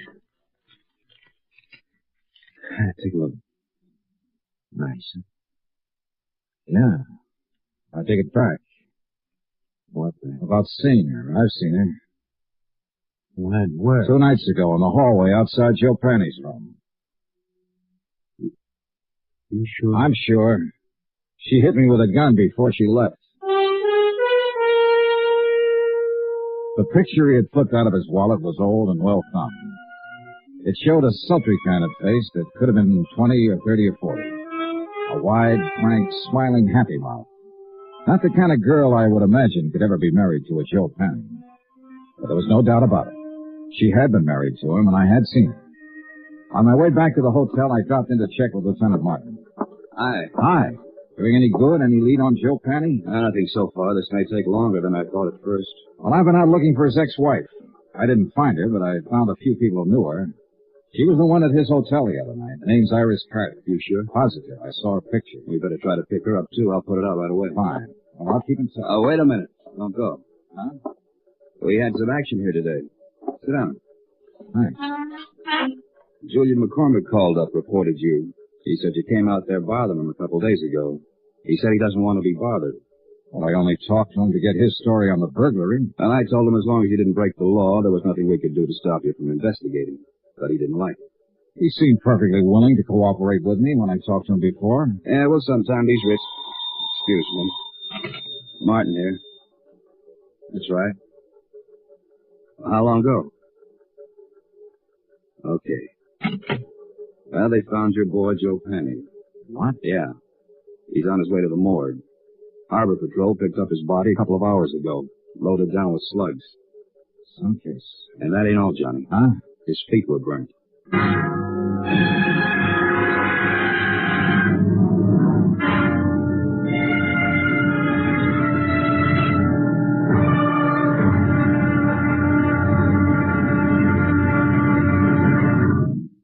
Now, here's our star, Bob Bailey, to tell you about tomorrow's episode. Thanks.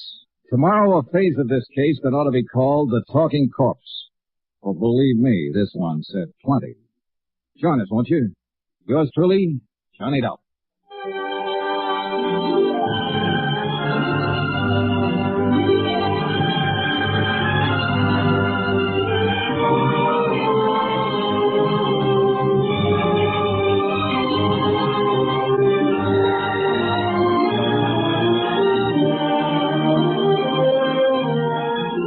Yours truly, Johnny Dollar, is transcribed in Hollywood.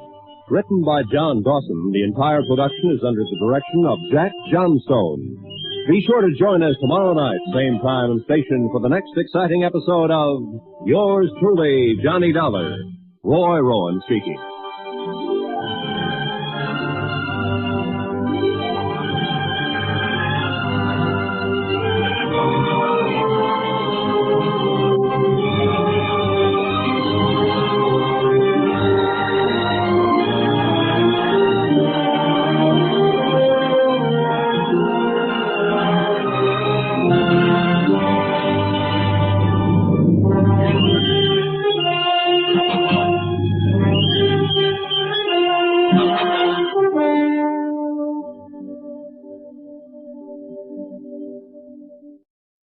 From Hollywood, it's time now for Bob Bailey as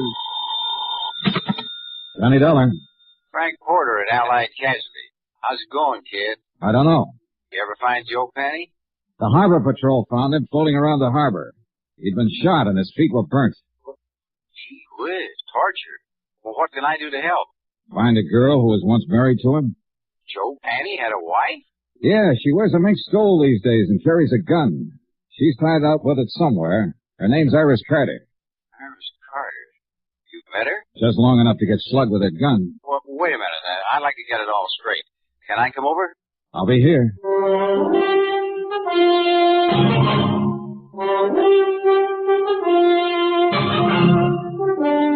Tonight and every weekday night, Bob Bailey in the transcribed adventures of a man with the Action-Packed Expense Account. America's fabulous freelance insurance investigator. Yours truly, Johnny Dollar.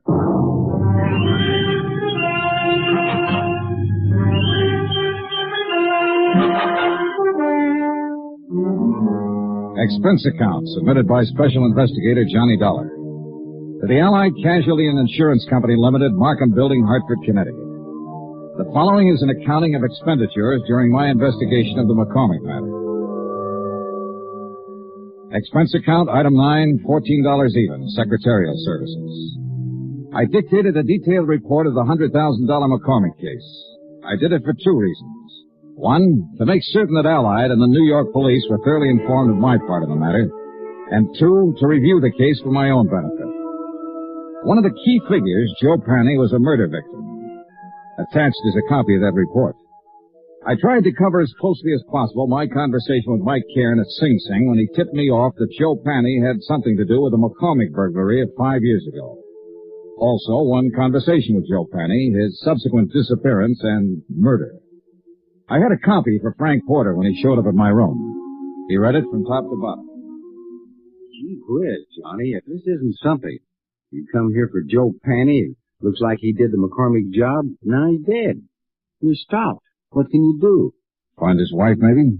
You're doing this at your own expense, aren't you? Oh, I think your company will pay for it in time. You have to recover the stuff. I know. You think you will? I think so, yeah. Your key man's dead. You have to start all over again. Maybe not.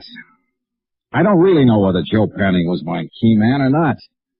I still can't see a small-time auto thief working a big, slick safe burglary. Every indication is that he was the one. I know. I'd like to find that girl, Iris Carter, and talk to her about it. She's connected with it. From what you say on the paper, yeah, very much. Oh, gee whiz, I feel like a fifth wheel. I'm not helping you a bit. You know, I handled this case for the company when it first broke. I worked with Lieutenant Martin for 6 months on it, and we didn't turn up a thing. You're on it 3 or 4 days, and you have all kinds of action. Well, I must have stepped in at the right time. Yeah. Johnny, somebody gunned Joe Panny down. Now, I know you like to work alone and do things your own way, but be careful if you stay on this. I get worried when somebody starts shooting. Oh, sure. I didn't get that, though. What? If I keep on this, I wouldn't let it go now if my life depended on it. I'm going to find that woman, and I'm going to find the stuff. Sure. Well, gee whiz. Don't let anything happen to you. I won't. I talked some more with Frank Porter about the case. He repeated his offer in the name of Allied Casualty to help if he could. I told him I'd take it up on it if anything came up at all. He left. I was at Central Police Station 10 minutes later. And 5 minutes after that, Lieutenant Dools Martin was calling for the medical examiner's report on Joe Panny's death. A uniformed man brought it in. Martin shoved it across the desk at me. The ME says Joe Panny's been dead about 48 hours or longer. 225 slugs right through the chest, penetrated both lungs, one through the neck. It's very neat shooting at that range. What range? Oh, at least 20 feet, maybe longer. Not many people shoot 25s that well. It's a little gun. A woman's gun? Yeah. Yeah, that's what I'm thinking. Now, let's talk about that woman you saw around there that night. Now, you say it was Panny's ex. Yeah. Iris Carter. I don't know whether her gun was a 25 or 32. Well, think about it. I have. Now, look, don't get sore with me. It's just that she looks like better than ever for opening this case up. I put her on all points. Sorry I got her out. That's all right. Now, the ME thinks that Panny was killed before he was dumped in the water, possibly ambushed by someone he didn't know or didn't trust. If he's right about the range, that'd fit in. Someone who knew him would do it close up. Yeah. Hey, wait. You said his feet were burnt. Yeah, I got the pictures here to prove it. Yeah, take a look. These are the glosses. Uh-huh. Now, these are the burns here. Now, right here. Here. And here. Then he wasn't ambushed, you say? Look, I don't know what he was. But this is the crazy part. He was already dead when this happened. No rope marks on his legs or wrists. You don't sit still for burning, no matter how tough you are. It's fascinating, huh? Someone shot him down, then tried to make it look like he was tortured for information first. Cover up. He's supposed to look like he knew something, or had something. And maybe he didn't know or have anything at all. Well, how do you feel? Lousy. If the burning was cover up, then maybe the big search of his room was cover up, too, to throw us off. To throw you off. Not me. I wasn't in on it then. Yeah. Well, one thing that's genuine. What's that? The corpse.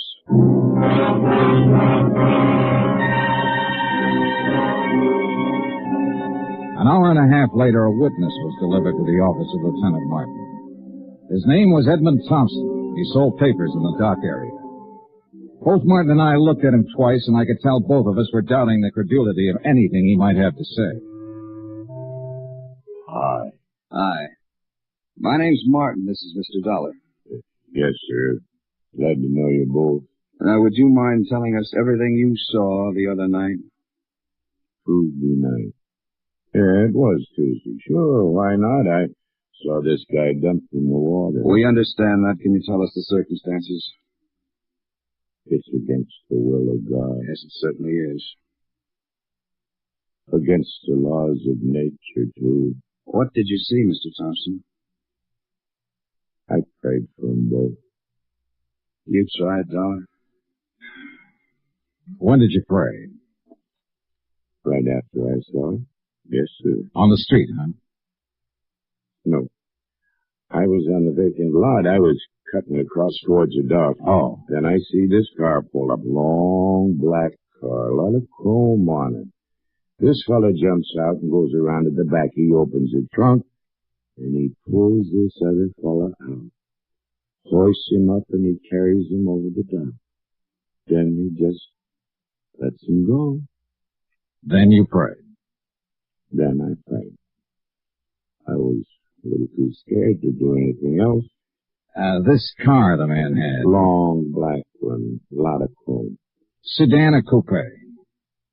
What's the difference? 2 seats or 1 seat? 1 seat. Happen to get the license number? All right, let that go. How about the man? Can you describe him? He stood there, looked down at the water, and started himself a cigarette. Well, what kind of a face did he have? Dark, light, a mustache, what? The devil's face. Oh, swell. Now, what does that mean? The devil? Mr. Thompson, do you understand that we want to apprehend this man, that he's responsible for one man's death, and that he might harm someone else? I'll pray for him. Pray for them all. Well, how was he dressed? Didn't notice. Hat? Dunno. Coat? Dunno. But he had a long black coupe. Do you know the make? Nope. Would you know him if you saw him again? Nope. Look, when you saw him dump a body into the water, why didn't you notify the police? Why should I? It's police business. Let them take care of their business. I'll take care of mine. Any of you fellas got a cigarette on you? I left Lieutenant Martin brooding over his witness and went out for a bite of dinner. When I called him later, he hadn't learned anything more, so I decided to call it a night and went back to my hotel. I found a note waiting for me from Jack Lang, the band leader friend of Iris Carter. Said he'd got a tip. She'd worked at one time at the Elmar Theater in the Bronx. If I learned anything, please let him know. He was still in love with her. Elmar Theater. I decided my night was far from over.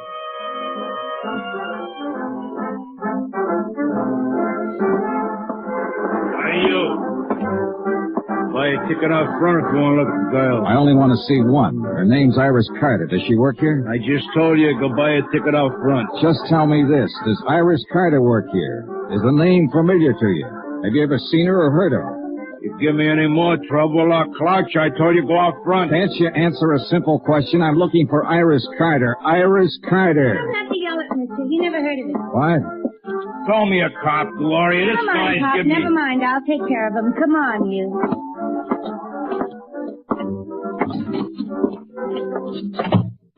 Iris Carter, is that what you said? Yeah. I gotta change. I gotta get back on in 5 minutes. Then I'll talk to you later. You haven't got much to say. Stick around. I'll change back to the street. Okay. I'm Gloria Ward. Who are you? Johnny Dollar. What do you want with Iris Carter? I want to see her and tell her something. Tell me. Well, for one thing, her ex-husband's dead. What? Oh, better watch that screen. Oh. Say that again. Joe Panny, her ex-husband's dead. No kidding. That's no good bum. He's really dead. Yeah. Where can I find her? She don't work here no more. Hasn't worked here in 4 or 5 years. She quit. Well, where is she? You took over from the old man out there when you heard me mention her name. You've satisfied yourself that I'm really looking for her, so suppose you... Don't flip with me, mister. I'm not satisfied about anything. Where is she? She got herself married to a nice guy. Good for her. Is she in town? Sure you just want to see her and tell her Joe said? That's about it. I thought maybe she might be able to help me and the police find out who killed him. He was killed? 2 days ago. They found his body today. How do you know about that? Are you a cop? I'm an insurance investigator. And you have to see her? You want it put in writing? Don't get in a huff. What I'm getting at is this. Quick change, huh? Now listen. Iris is good. You know what I mean? And she's married to a nice guy now. Will any of this make her trouble? Not if she hasn't done anything wrong. Well, I can tell you she hasn't. If it does make trouble, it'd be a shame. She's set up nice, and I like to see a girl set well, don't you? Certainly. I haven't seen her almost since she left here, but... Well, you look like a right kind of guy. I believe you. Thanks, Gloria. She lives out in Long Island now. Her name's McCormick. Iris McCormick. By the time I said goodbye to Gloria and walked out the stage door and got out into the alley, I thought I had most of it figured. The ex-wife of an ex-con married a wealthy Long Islander named McCormick. When the honeymoon was over, the safe was robbed. Walking out that alley, I was wondering whether to phone the police or Allied Casualty first.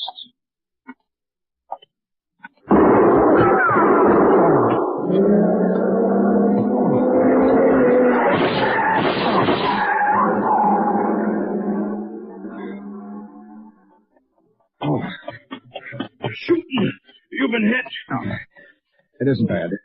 Did you see him? I didn't see nobody. The car. See the car, the one that just gunned out. Oh, the car. Oh, yeah, a long black coupe, a lot of chrome. A fellow didn't have his lights on. Hey, that's against the law. Hey, you need help, mister. No, I won't.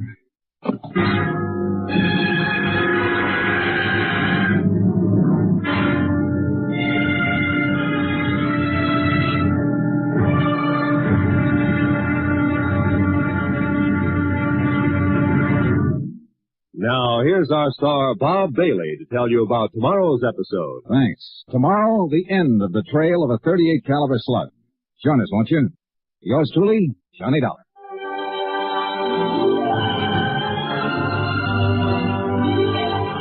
Yours truly, Johnny Dollar, is transcribed in Hollywood.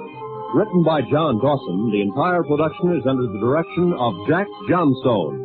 Be sure to join us tomorrow night, same time and station, for the next exciting episode of Yours truly, Johnny Dollar. Roy Rowan speaking.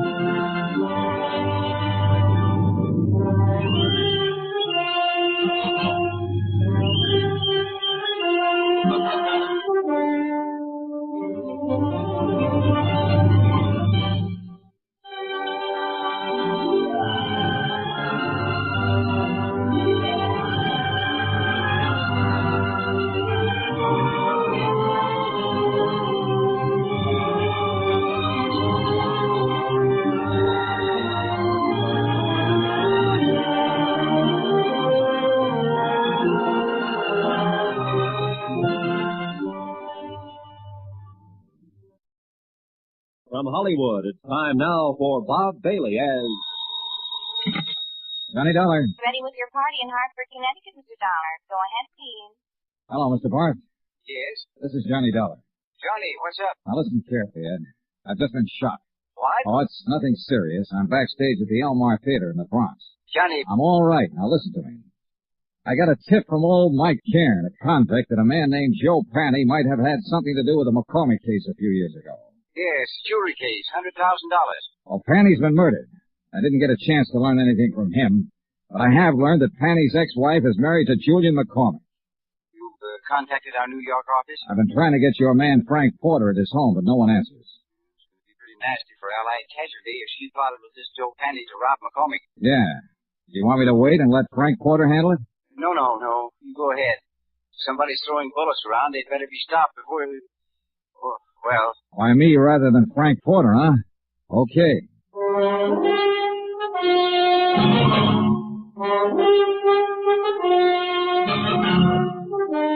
Tonight and every weekday night, Bob Bailey in the transcribed adventures of the man with the Action-Packed Expense Account, America's fabulous freelance insurance investigator. Yours truly, Johnny Dollar.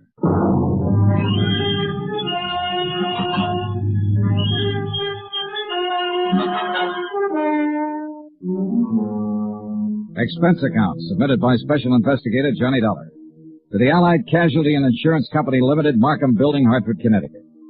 The following is an accounting of expenditures incurred during my investigation of the McCormick matter. Item 11, $7.50, one bottle of scotch, which I sent the stage doorman out to get while I was calling Ed Barth at Allied Insurance. Apparently everybody in the neighborhood thought the exchange of shots between me and somebody in a long black coupe were backfires. It was the doorman who dragged me back in the theater. You got yourself a boy now, mister. It's just a graze. I sure don't get you. Calling insurance people and not police. Somebody fires a gun at you, call the cops. Have another drink. That's the way it's easy. Hey, where you going? You should see a doctor. Hey there. I went back outside in the alley where the shooting had taken place. 10 minutes of looking around, and I dug a pair of .38 slugs out of a telephone post.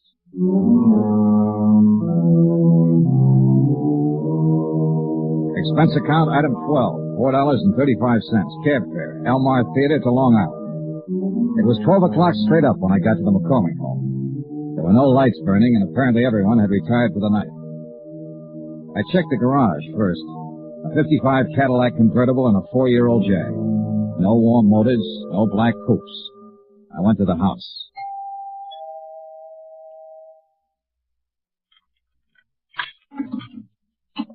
Oh, it's you. Hello, Mrs. McCormick. No, please.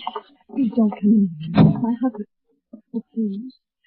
I don't know who you are, but I remember meeting you at the hotel the other day. I'm Johnny Dollar, an insurance investigator. Insurance? Oh. Well, there must be some way we can fix this up. Talk to me tomorrow. I'll meet you somewhere. How can you fix up murder? Murder? What are you talking about? Joe Penny's dead. Your ex-husband. He was shot with a .25.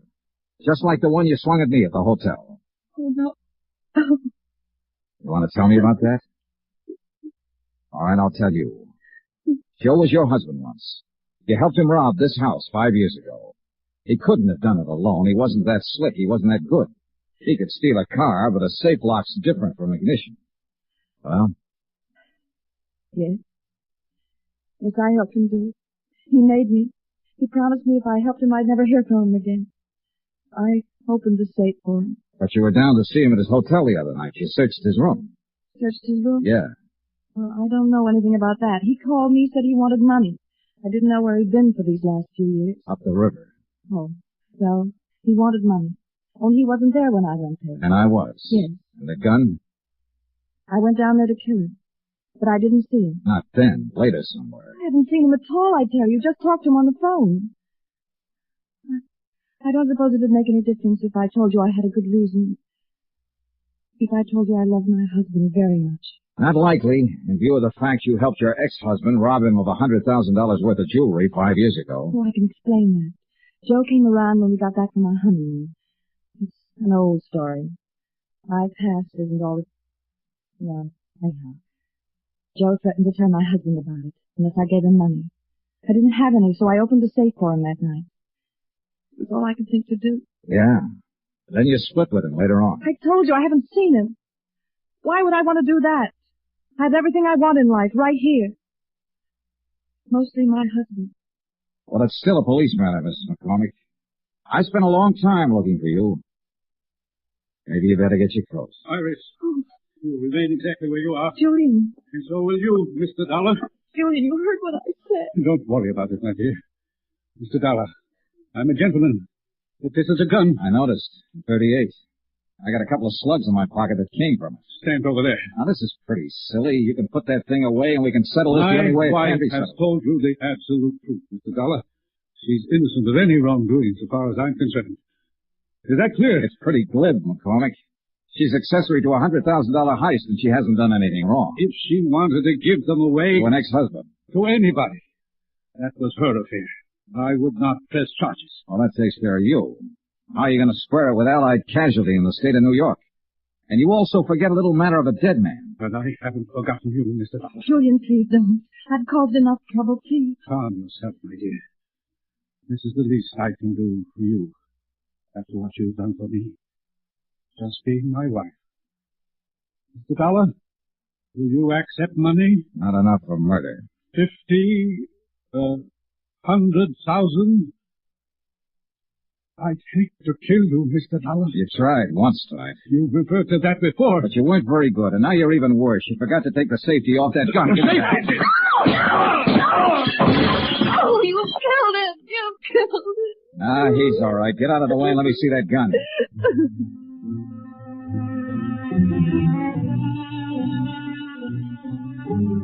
I wasn't interested in either one of them for the moment. I was looking at the 38 I'd taken from Julian McCormick. There was a smear of cosmoline still inside the barrel. I sniffed it, checked it, found all chambers loaded.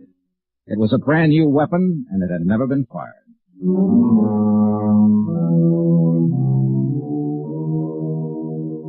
account item 13, $5.50, cab fare again, this time from Long Island to an apartment in Queens. The man I wanted to see was Allied Casualties man Frank Porter. He lived in a very polite neighborhood. That's apartment 203, but Mr. Porter is not in, sir. I'll wait for him. Yes, sir. It's all right if I sit in your lobby, isn't it? Oh, yes, sir, but I'd prefer that you waited somewhere else. You would? This is a rather exclusive apartment building, sir, and we don't like people loitering in the lobby. Well, I'm on a pretty exclusive mission. But you don't like the mud on my clothes and the tear on my coat. Are you a friend of Mr. Porter? Yeah. Good friend? He wouldn't mind if I waited in his apartment, if that's what you mean. No, sir. Impossible. But a couple of bucks can do wonders sometimes. There's quite a layout. Books, pictures, furniture, and whatnots that make living at home pretty agreeable. I propped myself up on a stool at Frank's little bar, poured myself a drink, and sat there waiting for him. I was like that a half an hour later when he showed up. He looked a little unsteady on his feet. Well, gee whiz. Johnny's daughter. Hi. He's the last person in the world I expected to see. Glad to like and let you in. I didn't think he'd mind. No, not at all. I tried to phone you earlier tonight. You were out. I'm sorry. Gee whiz. What's on your mind, Johnny? I wanted to tell you I was shot at tonight. Well, I wanted to tell you I found out who Mrs. McCormick is and was. Since you were on the case first for Allied, I thought I'd tell you first. Well, gee whiz. So this is a nice setup. Full of nice things. Yeah. I've been in places like this before, Frank. They usually start at $300 or better a month. Good maid service, phone service. All those things cost money. A lot of money. Don't they, Frank? Gee whiz. When'd you tumble to it, Johnny? A little while ago when I was out on Long Island, Julian McCormick made me a proposition. He finally offered me $100,000. A lot of money.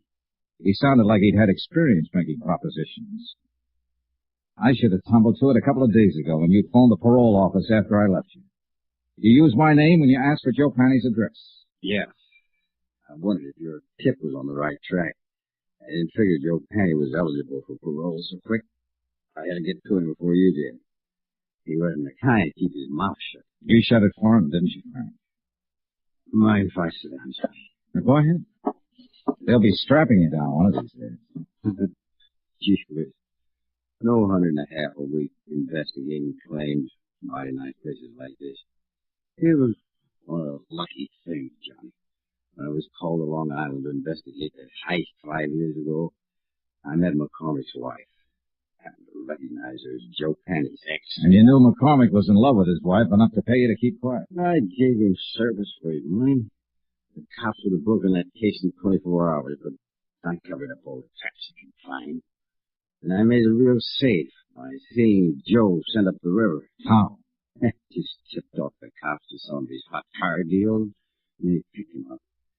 He happened to be carrying a gun, so he got the works. Then you just sat around drawing blackmail from McCormick. Gee whiz. Don't look at me like that, Johnny. Every guy has his price. How about you? That's the second offer I've had tonight. It's a good one.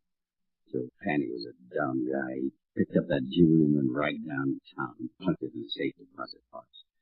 Been sitting there all the time he was up the river. Still worth... Sorry, Frank. You sure? I'm sure. Chief whiz, Johnny, you are a good dick. You don't buy off. I just wanted to see it. Yes, sure, Frank. Well, shall we go in quietly? You'd be surprised, Johnny, how quiet. You better dial for an ambulance if you want me to go to the trial. You were good in that alley back at the theater tonight, Johnny, when I tried to knock you off. I followed you all night looking for my chance. You nicked me twice. Dial the doc. Quick. Gee, it hurts. He died right there, without saying another word.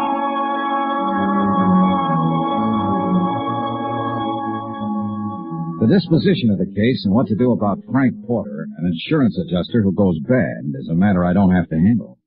And I'm glad. Expense account item 14, hotel and board in New York City, $79.30. Item 15, $84, legal fees and incidental expenses involved in locating the widow of Mike Cairns, who it seems is still alive somewhere in Iowa and will accept half the reward as promised. Item 16, $14 even, transportation back to Hartford. Expense account total, $265.91. Remarks? Gee whiz. Yours truly, Johnny Dollar.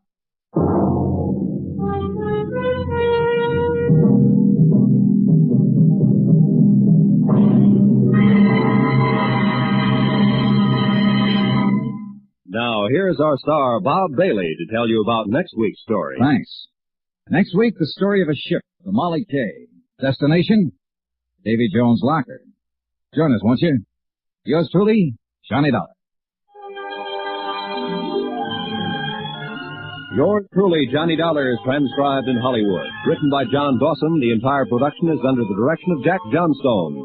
Heard in this week's cast were Mary Jane Croft, Virginia Gregg, Marvin Miller, Forrest Lewis, Frank Gerstle, Herb Butterfield, Herb Ellis, Tony Barrett, Ken Christie, Jack Crucian, and Junius Matthews. Be sure to join us on Monday night, same time and station, for another exciting story of yours truly, Johnny Dollar. Roy Rowan speaking.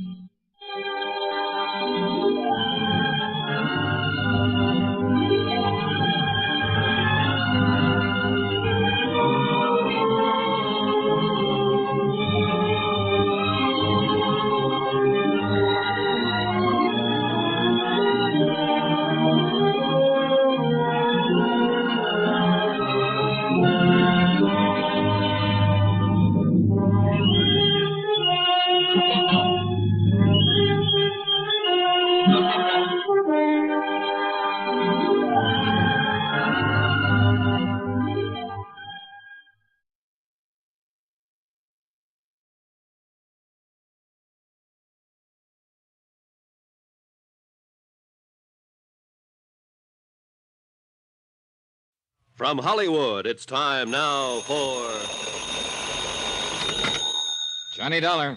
This is Morton Scottman, Mr. Dollar, at Eastern Liability and Trust. Oh, yes, sir. Got your message. I was just about to call you back, Mr. Scottman. Would it be possible for you to drop in and see me today? I think so. Say in an hour. That would be excellent. What's it about, Mr. Scottman?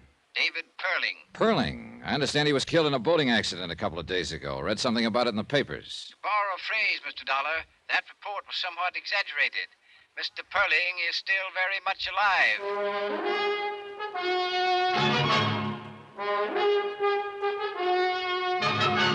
Tonight and every weekday night, Bob Bailey in the transcribed adventures of the man with the action-packed expense account, America's fabulous freelance insurance investigator. Yours truly, Johnny Dollar.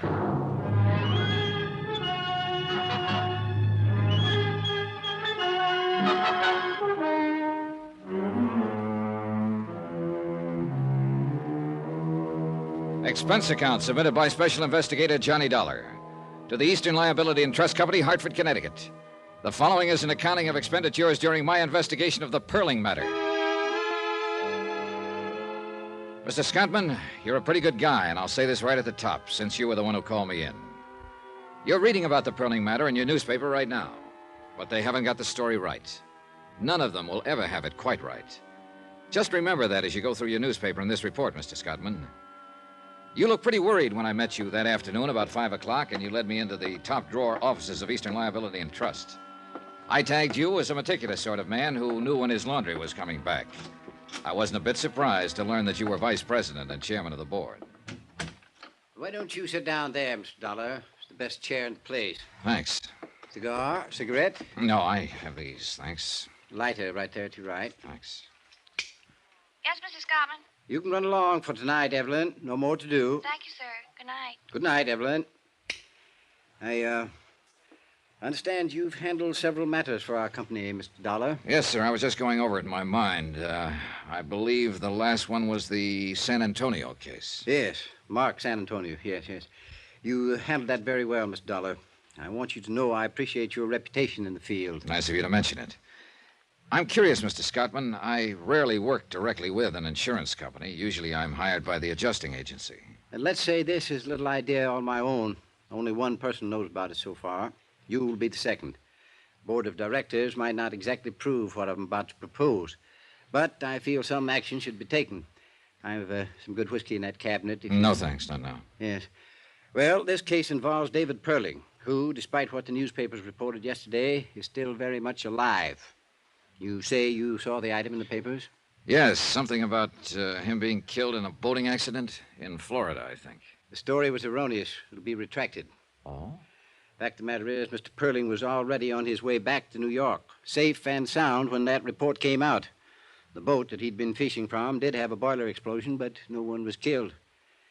Yeah, these things sometimes happen, I guess. Oh, sure they do. However, it was printed all over the country. As you know, David Perling is highly regarded in financial circles. And that is the reason I asked you to come in and talk to me. Did you see the stock exchange figures yesterday? Well, I don't pay too much attention to them, Mr. Scottman. I do. We do, as an insurance company. That report of Perling's death affected several commodities listed on the New York Exchange. Companies in which he holds varying positions. Positions that would, if, say, the report of his death were engineered for that specific purpose, allow certain people to risk very little money and make a great deal of money. Just a minute, sir. Certain people? Are you talking about Perling? I don't know who I'm talking about, really. I'd like you to find that out. Find out, among other things, if the situation has been taken advantage of in any way. This isn't exactly in my line, Mr. Scottman. I think it is, Mr. Dollar. I'll come right out with it. Eastern Liability has considerable investment in some of the commodities that could be affected. We, or let's put it this way, I want to know where we stand. I want to know if we've been cheated or are about to be cheated. I had dinner with Morton Scottman at his club. He acquainted me with the several companies involved in the matter and supplied me with stock exchange information that would be valuable in making comparisons in case the action he anticipated ever happened.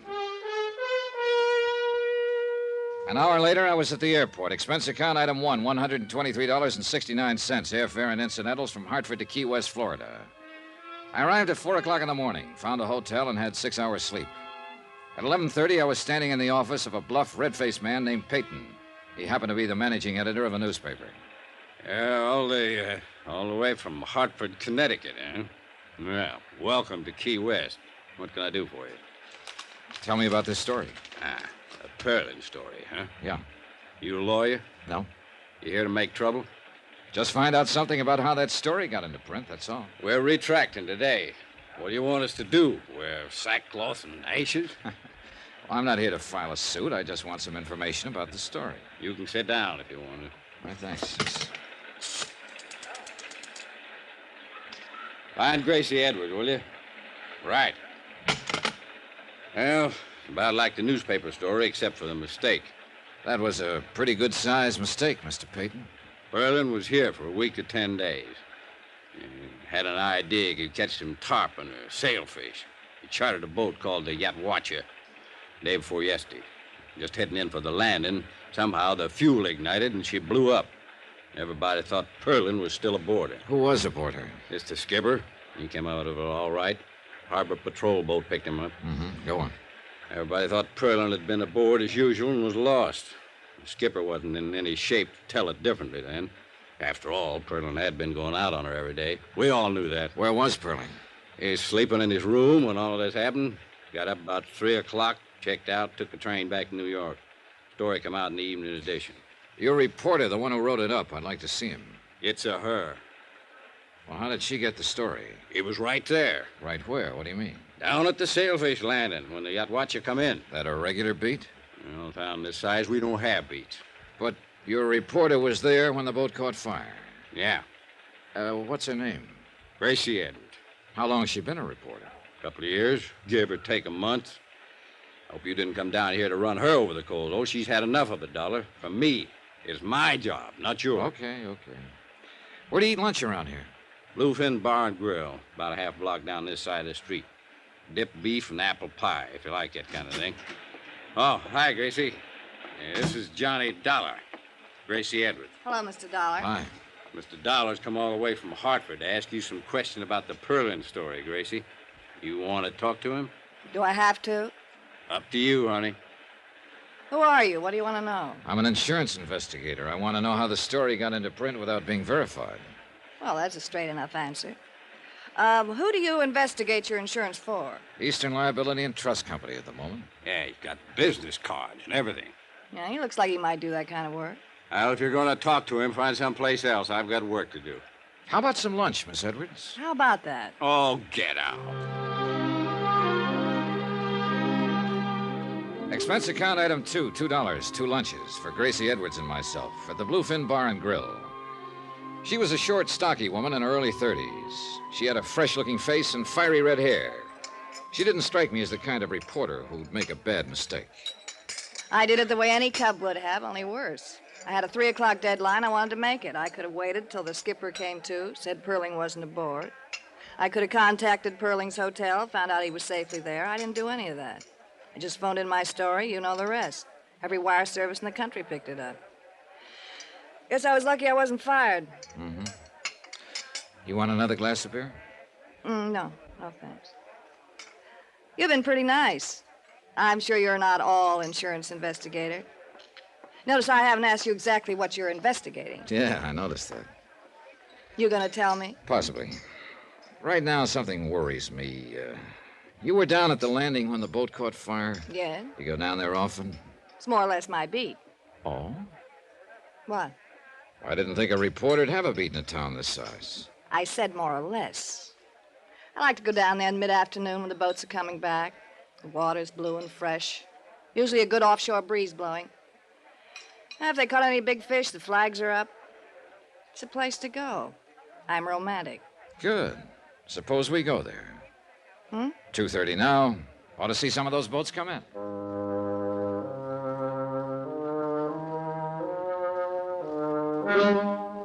Expense account item 3, $1, 1 cab, transporting myself and Gracie Edwards, reporter, to Sailfish Landing, or as near as we could get. The last 500 yards, we had to walk on the planking between the slips. Now, tell me, where was the outwatcher when she blew up? Over there. About there. Uh-huh. Where were you? Right here. I was sitting right there. Looking out to sea? Uh-huh. How long had you been here? Oh, an hour or so. That was day before yesterday? Yeah. She blew up there. You phoned in your story before 3 o'clock? Yeah, right before 3. Where's the outwatcher now? They raised her this morning, towed her over the repair docks. That's around the point. That's kind of funny. What's funny? Well, I guess I didn't hear it right. You saw her get in trouble. You were right here. Then you went and phoned in your story. That's right. Where'd you phone it in? What? Last phone I saw was at the tavern before we came on the docks.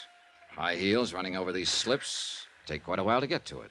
I used a phone in town. How'd you get there? Cab. You had one waiting? Look, suppose I did. Suppose you didn't, Miss Edwards. Suppose you weren't even here. If you were, where's the sunburn? Every redhead on Earth burns up in an hour when the sun's like this, unless you're an exception. I don't think I like this. I don't like it much myself.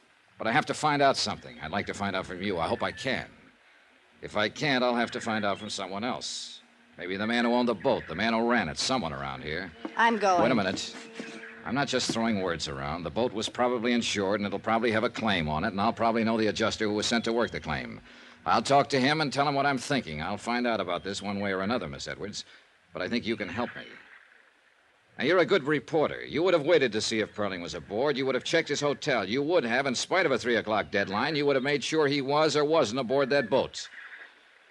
All right, Miss Edwards. Did somebody pay you to file that story?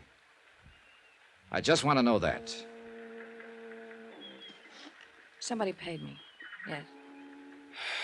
Okay. I'll take you back now. We don't have to mention this again. Yeah, okay. In case it comes up, though. Yeah? Mr. Perling paid me. Paid me to print the story he was dead.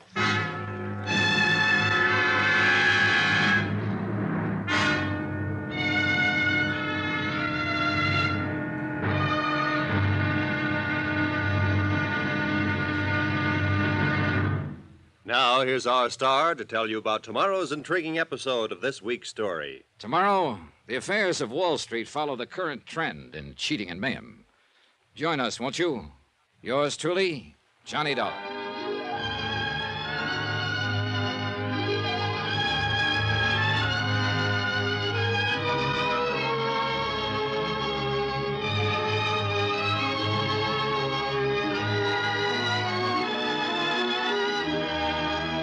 Yours truly, Johnny Dollar, starring Bob Bailey, is transcribed in Hollywood. Written by John Dawson, it is produced and directed by Jack Johnstone. Be sure to join us tomorrow night, same time and station, for another exciting episode of Yours truly, Johnny Dollar. Roy Rowan speaking.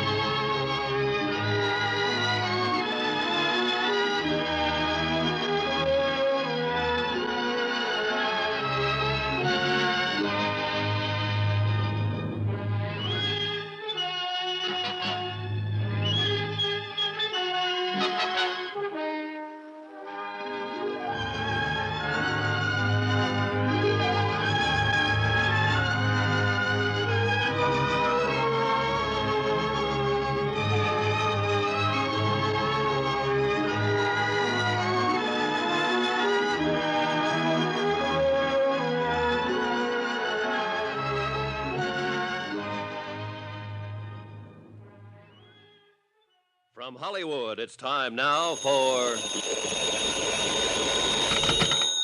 Johnny Dollar. Ready with your call to Hartford. Hello? Hello, Mr. Scottman, Johnny Dollar. Hope I didn't get you up.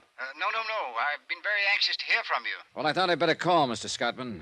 I just found out that David Perling paid a reporter here in Key West to print that story about his death. I see. I can be in New York at 7 tomorrow morning. Could you meet me there sometime? I can meet you at Idlewild. My plane comes in at 7:20.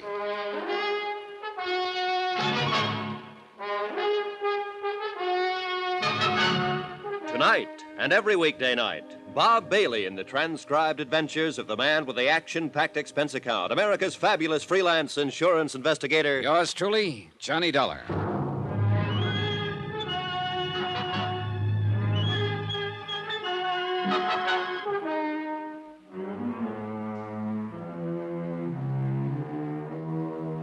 From Special Investigator Johnny Dollar to the Eastern Liability and Trust Company, Hartford, Connecticut. The following is an accounting of expenditures during my investigation of the Perling matter.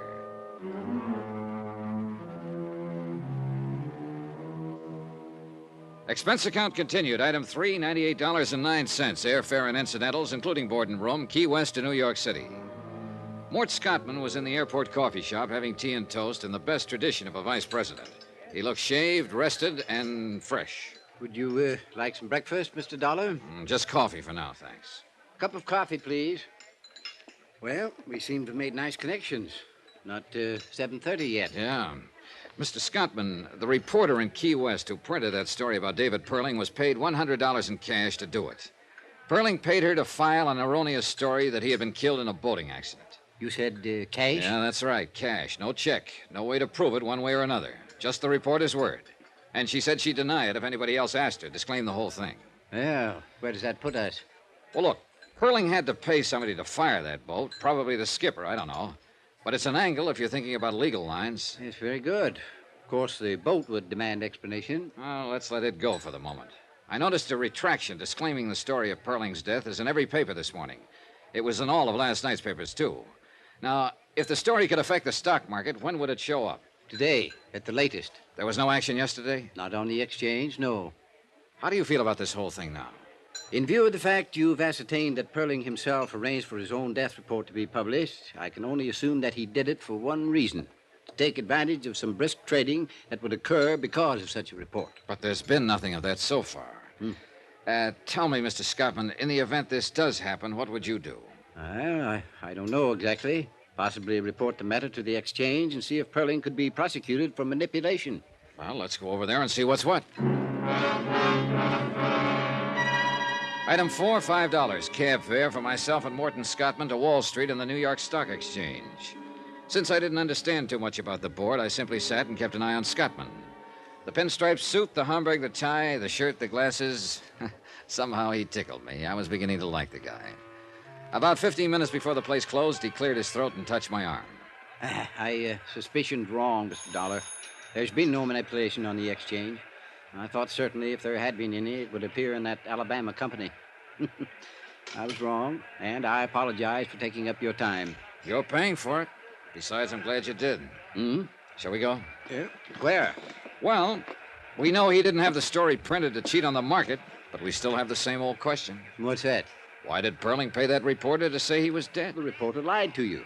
You've been lied to before, I'm sure. Oh, sure, and by experts. But she wasn't a good one, not even halfway good. So I still believe her story. You believe that board up there? I believe that, too. Well, then? Perling had a reason for getting such a story printed. I want to find out about it.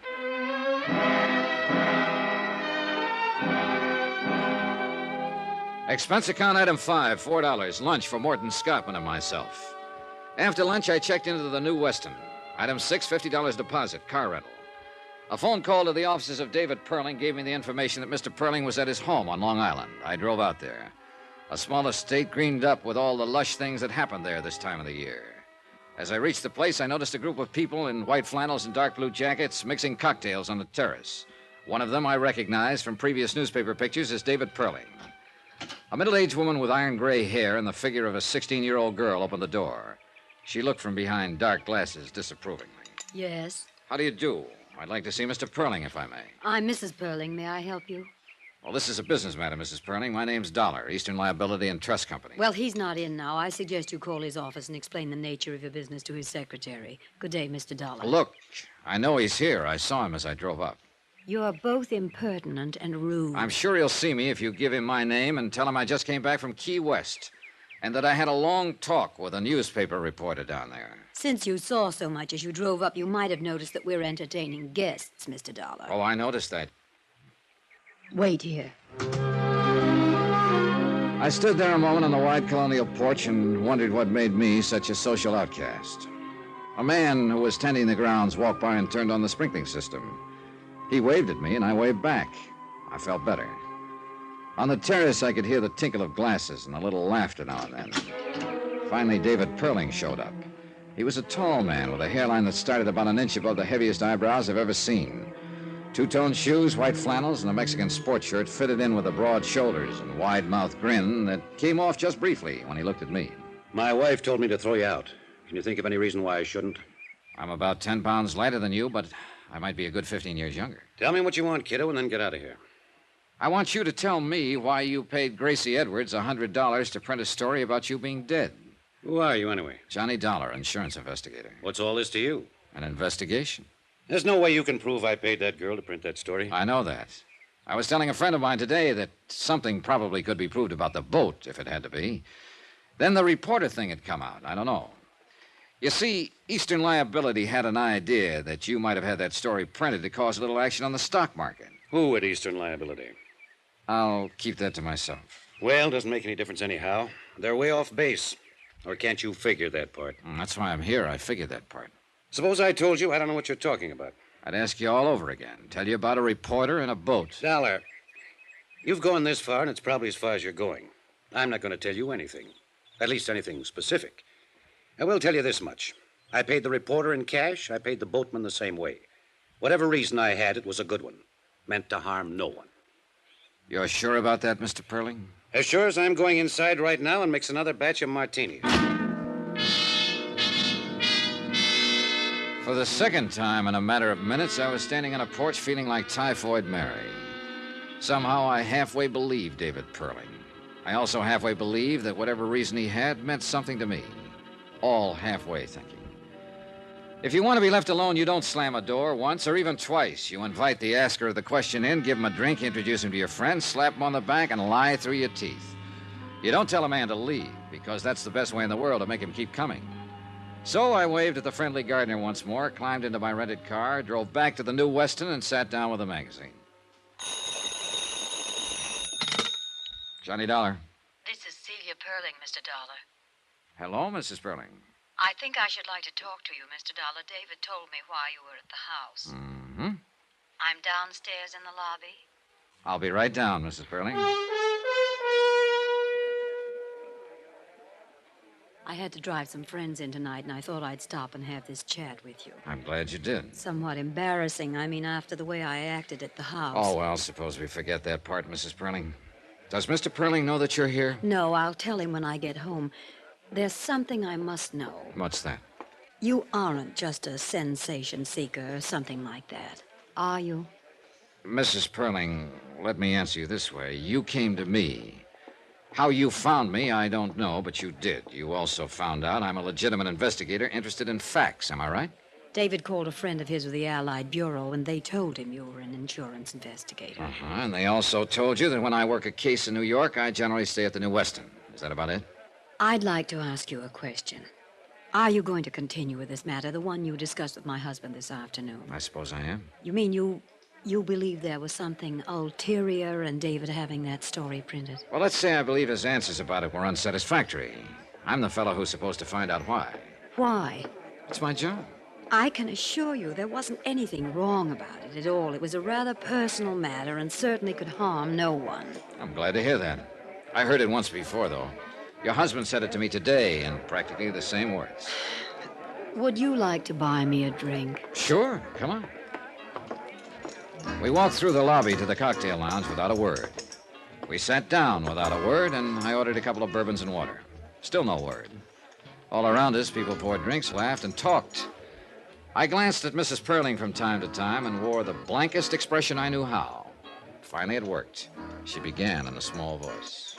We have a daughter, Mr. Dollar. Her name's Eugenia. Jeannie, we call her. Mm-hmm.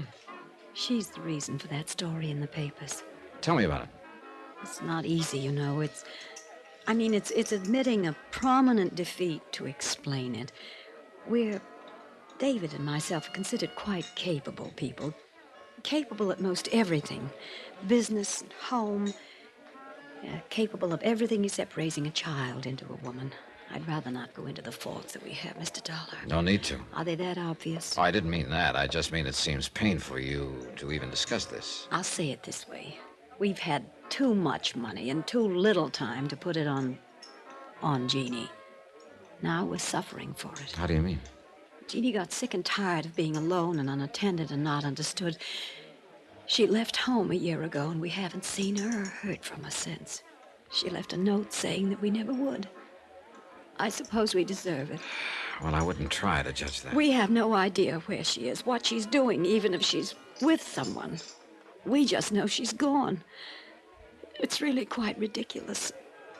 Now that Jeannie's gone, we know how much we wanted her around. What about the police? Well, we didn't go to the police. I think you can understand why. I mean the publicity. Who did you go to? The Aimwell agency. They've been working on it. Oh, yeah, I've heard of them. Any luck? Not a sign of her. Do you understand now? Well, I don't understand everything. I'm sorry she's missing. But about the story in the paper... Well, Davy arranged that. I mean that his death would be reported. It was a crazy thing to do, I suppose, but we've tried everything else. He thought that if he were reported dead, Jeannie, wherever she was, would see the story and possibly contact me. You see, it's unbearable knowing she's alive somewhere, hating us this way. We wanted another chance. No luck? No luck. Not a word. Not a word.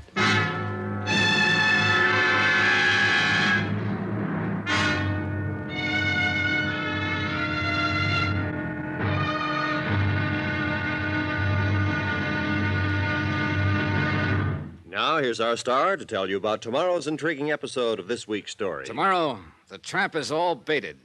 And guess who walks in? Join us, won't you? Yours truly, Johnny Dollar. Yours truly, Johnny Dollar, starring Bob Bailey, is transcribed in Hollywood. Written by John Dawson, it is produced and directed by Jack Johnstone. Be sure to join us tomorrow night, same time and station, for another exciting episode of Yours truly, Johnny Dollar. Roy Rowan speaking.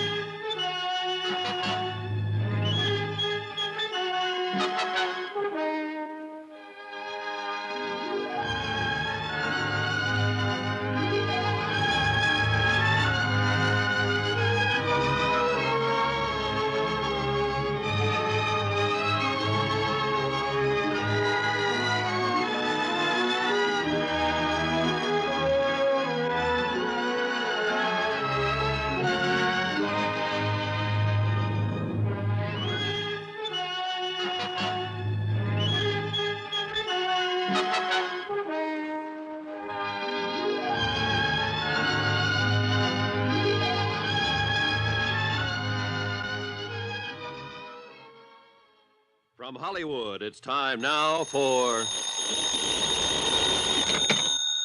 Johnny Dollar. Your number's ringing now, Mr. Dollar. Oh, swell. Aimwell Agency. Aimwell Detectives? Yes? Who are you calling, please? Want to talk to Mr. Aimwell. My name's Johnny Dollar. This is Aimwell. I understand your agency's been looking for the Perling girl for about a year now. Oh, you do, huh? And who told you that? Mrs. Perling. I never heard of you, or her, or a girl. So long. This is the operator. Were you cut off, Mr. Dollar? I'll call them back. Never mind. Call me a cab, honey. I'll talk to them in person.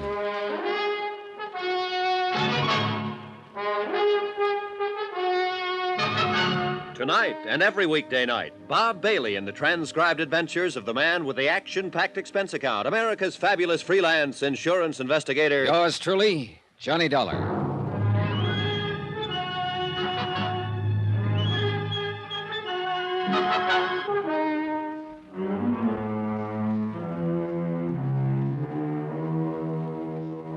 Expense account submitted by Special Investigator Johnny Dollar to Eastern Liability and Trust Company, Hartford, Connecticut.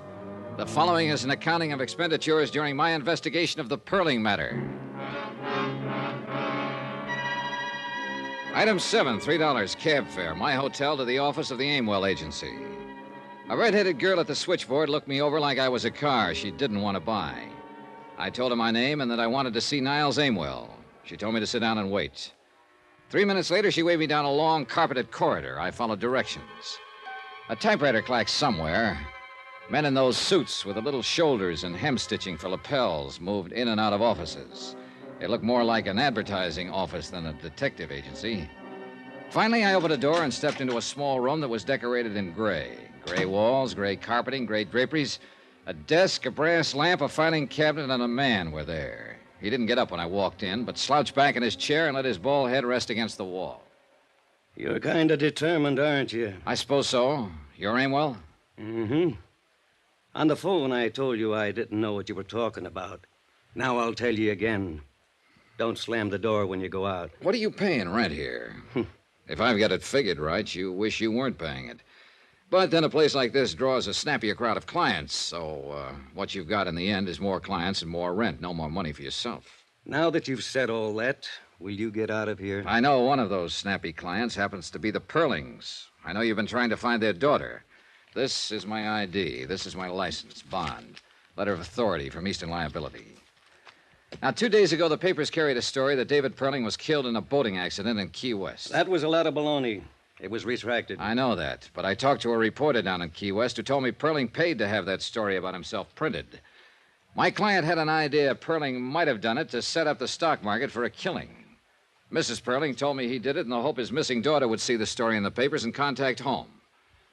Now, what have you got to say? Here's your stuff. One other thing. Perling the kind of man who'd pull a trick like that?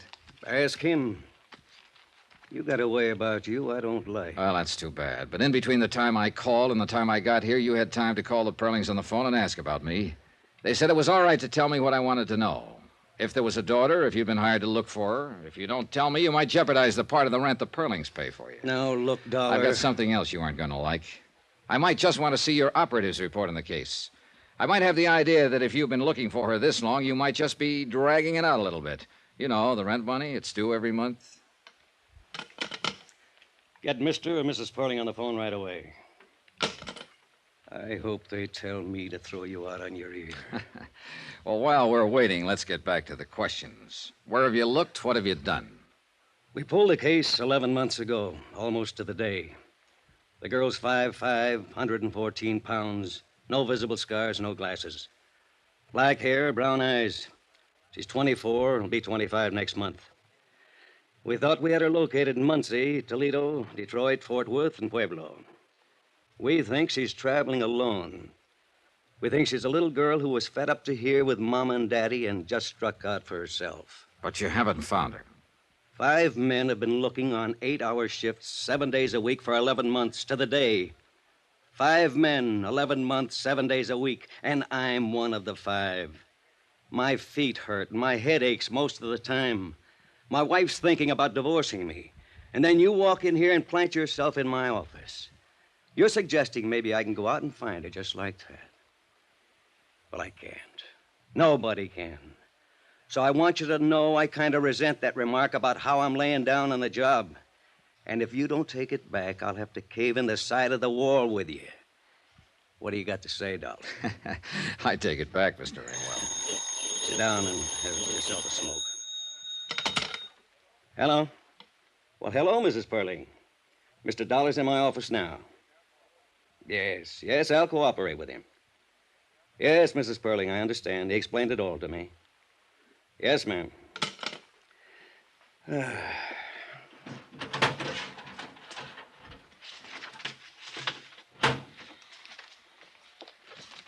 whole file, everything. How would you like somebody to bring up a bottle of cold beer? Oh, I'd like that fine, Mr. Amwell. Niles Amwell, in between complaining about the abundance of bad private operatives in the detective business, showed me how good he was. The Jeannie Perling file was a comprehensive day-to-day report on the investigation. His discouragement in the case was understandable. The only thing that meant something was the picture of Jeannie Perling. Coal black hair over a fresh white-skinned face. Dark eyes, a nice smile. Somehow, not my idea of the daughter that would belong to David Perling. Too old, too young, or too something. I couldn't put my finger on it. If I had been able to, I could have ended this expense account right here. As it was, I spent $100,000. Somebody else's money, sure. But I spent it just the same. Well, Mr. Dollar, I'm certainly surprised at this development. You say Perling's daughter is missing? That's right, Mr. Scottman. And I'm convinced that the detective agency he's had looking for her have been doing just that. Well, then, I'm relieved to know you got to the bottom of this matter. I'm sorry, of course, for Mr. and Mrs. Perling, but, as I say, relieved that there was no attempt at financial manipulation. I think then I can call you off the case. There is no case now. Nope, guess not.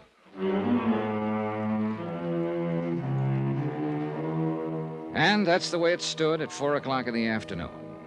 I told Mr. Scottman I'd send him a bill. We shook hands, and he wandered off to see if he could get a night flight back to Hartford. I went up to my room to pack and was folding a shirt all wrong when it struck me that I suddenly didn't believe anything or anybody. The idea that there was money in it somewhere still kept coming back to me. I couldn't shake it. I finished packing and left my bags at the desk. I wandered out and found a bar and sat down to think. After a couple of hours, nothing much occurred to me. But I did something anyhow.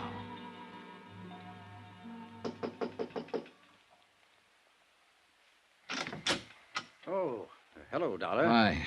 My My plane doesn't leave till 11 o'clock. I haven't had dinner yet. I didn't come about dinner, Mr. Scottman. Well, what is it? Well, how does this case strike you? Eh? A phony death report, a missing girl, a stock market manipulation that didn't come off. How does it strike you? Well, very neat, if that's a phrase I can use, Mr. Dollar. We had a question with serious implications to it. We have an answer now. That's what we wanted. But it's too neat. I'm not sure I know quite what you mean. Look, you first called me in because it was halfway in your mind that Perling's alleged death was for the purpose of making money on the market. Now, why did you think that? It was a possibility. But what else? What about Perling? What do you mean? Do you know him? Ever met him? Do you think he was capable of a thing like that? Not now. No. I have proof from you that wasn't his reason at all. But you thought so before you had that proof. You suspected it. Suppose I did, yes. Well, I didn't know him from a load of coal, but I always figured there's money in it somewhere. And I've met David Perling. He doesn't seem like the kind of man who'd worry about a grown daughter who didn't like him and ran away. Just didn't seem that way. Oh, here now. A detective agency working on the case, a story in the paper. But no police, Mr. Scottman. No bulletins. No 100% effort to find her. Why? I suppose you have a good point. I'm sure I have a good point, Mr. Scottman. Money's always a good point. But what money, how, why, I don't know. I can't answer those questions. I wish I could. If I could, I'd know that a man like Dave Perling was lying through his teeth if he told me he wanted his daughter back safe at home. I'd know why he was lying. I know I'm just talking and getting nowhere right now, but... Well, I thought I'd better tell you what was on my mind. Yes, well, you've certainly done that. Now what? That's up to you. Oh. Well, if you feel so strongly about this, I think then you should continue. I thought it was ended, but in view of the circumstances, continue.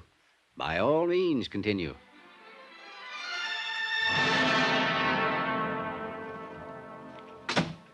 Well, Dollar? Well, you're working late. Yeah, I'd rather stay here than go home sometimes. Most of the time. Hey, well, we might be seeing quite a bit of each other. How did you know? Hmm? Perling told me to contact you. You're pretty cute, Dollar. Tell me why. You hardly ever run across a picture of a girl you'd like to look at as much as this Perling dame. Oh, I might have.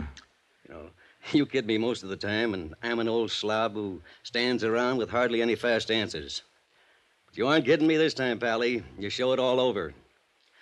If I walked in a place and I seen a girl as nice looking as this, and I had any business with her, I'd be the luckiest guy in the world.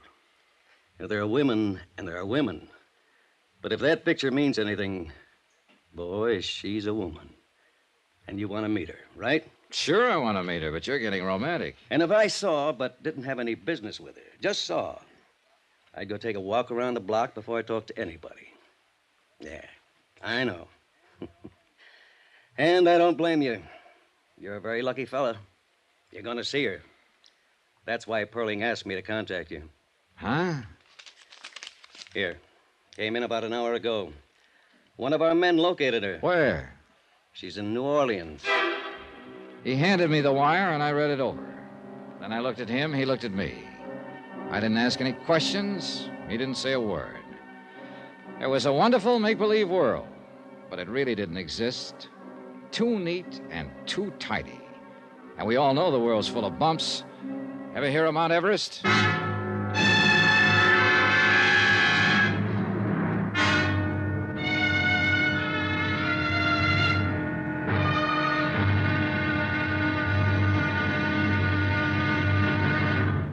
Now, here's our star to tell you about tomorrow's intriguing episode of this week's story. Tomorrow?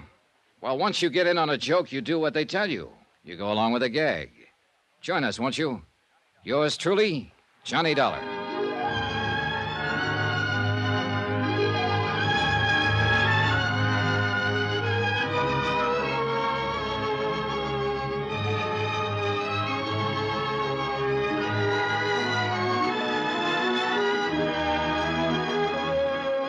Yours truly, Johnny Dollar, starring Bob Bailey, is transcribed in Hollywood.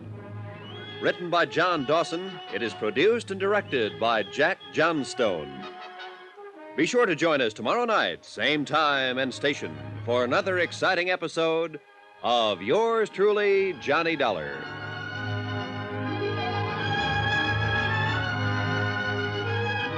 This is Roy Rowan speaking.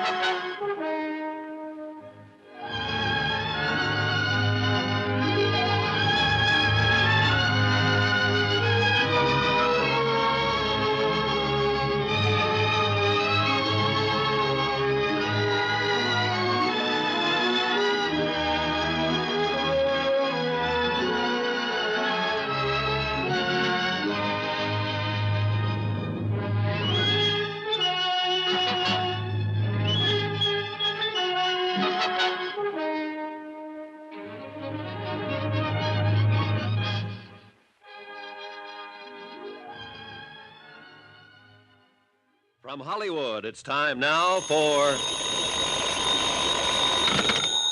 Johnny Dollar. Dave Perling, Mr. Dollar. I want to talk to you. Hello, Mr. Perling. Mr. Amewell tells me you're in his office looking into my private affairs. If investigating the matter I came here for involves your private affairs, I guess I did that. I should be irritated, I suppose. And I guess I'm not. When can I see you? Most any time. How about today? I'll be at my house all day long.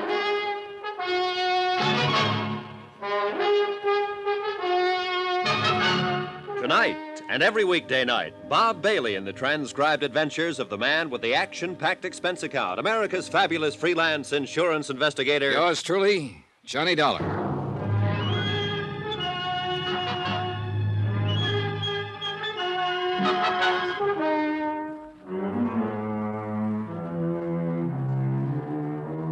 Expense account submitted by Special Investigator Johnny Dollar to Eastern Liability and Trust Company, Hartford, Connecticut. The following is an accounting of expenditures during my investigation of the Perling matter.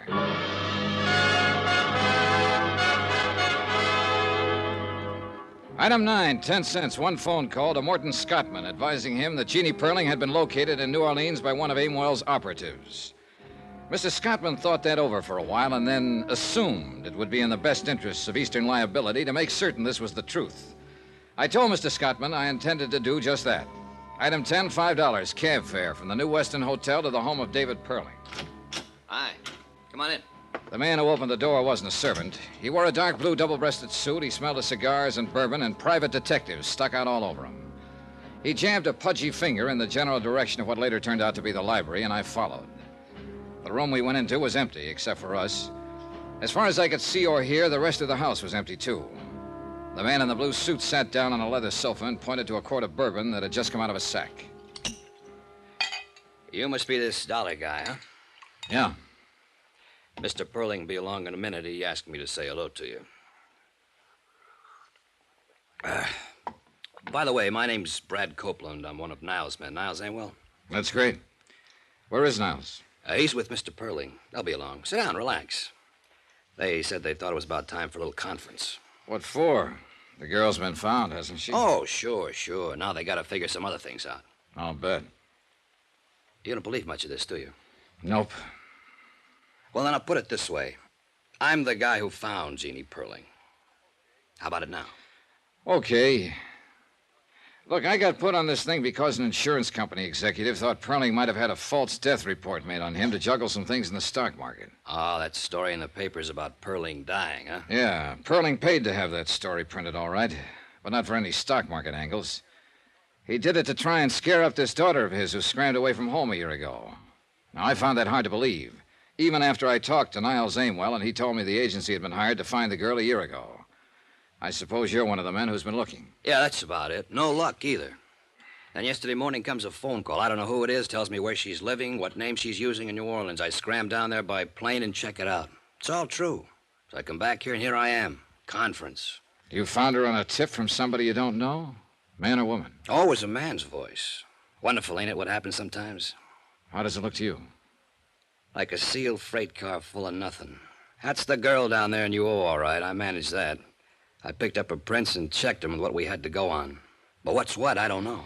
What's Amewell going to do now? That's why the conference. We see what we'll see. Relax.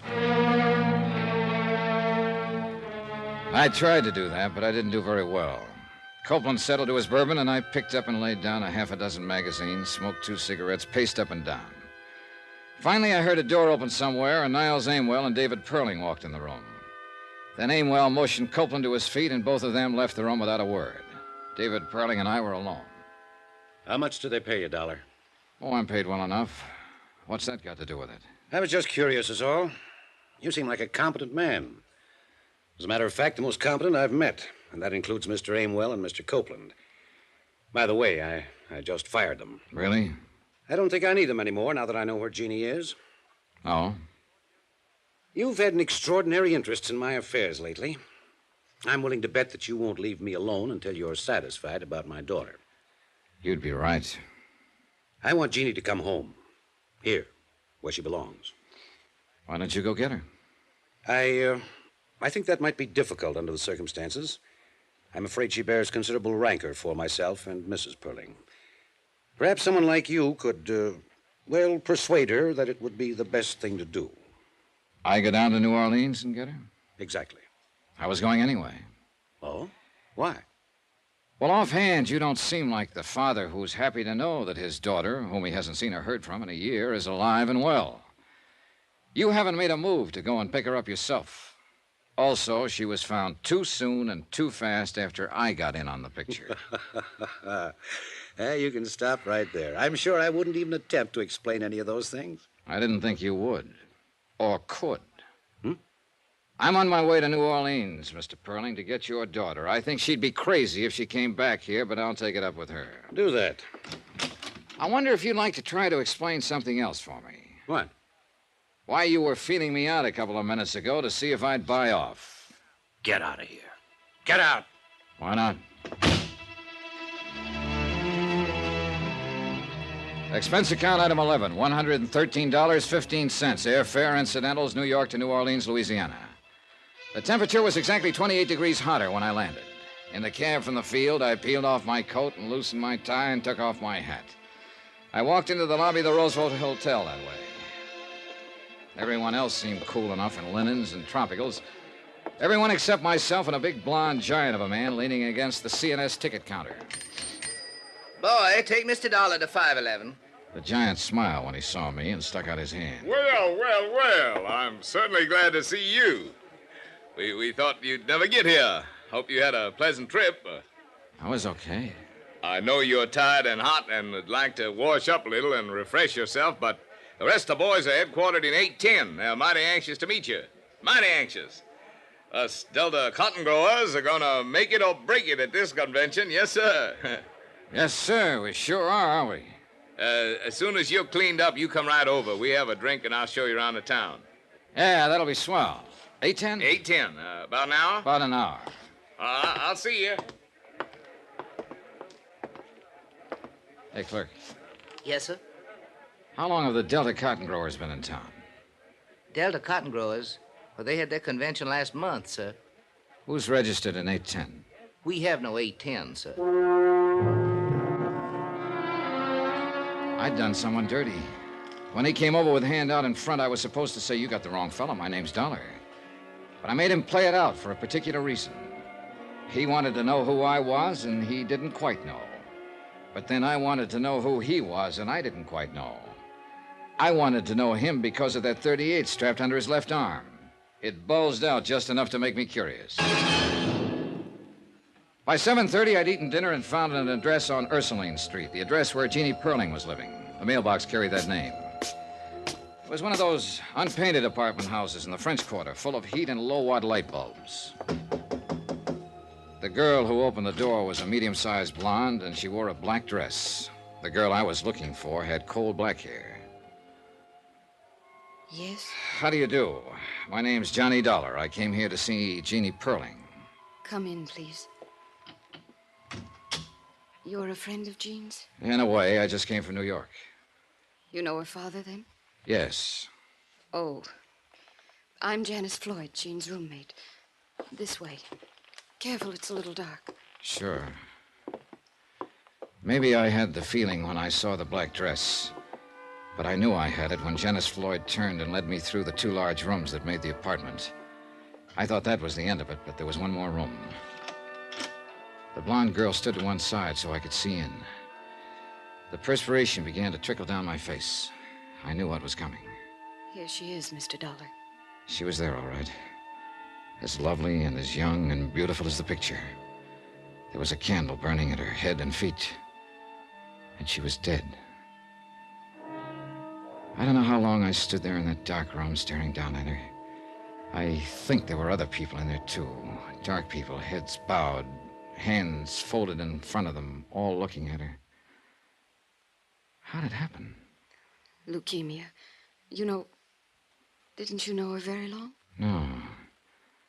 No, as a matter of fact, Miss Floyd, I didn't ever know her. I certainly didn't know she was dead when I came here tonight. I hardly expected She asked that it be this way. But who are you? I'm an insurance investigator. From her father? Not exactly, no. Oh, yes, I see it now. You aren't the first one who's been here looking for her. There have been others. Detectives and lawyers trying to get her to go back. What? If he'd loved her, if they'd loved her for just one unselfish moment, she would still be there. Well, Mr. Dollar, she's where her father can't bother her anymore. You tell him that when you go back to New York. Tell him he can stop hiring lawyers and detectives to find her. Now, get out. Expense account item 13, $5, the usual charge in any city for having a legal document copied and photostated. A death certificate verifying the fact that the girl had died on the 20th day of the month. A medical report attached to the certificate named the cause of death as leukemia.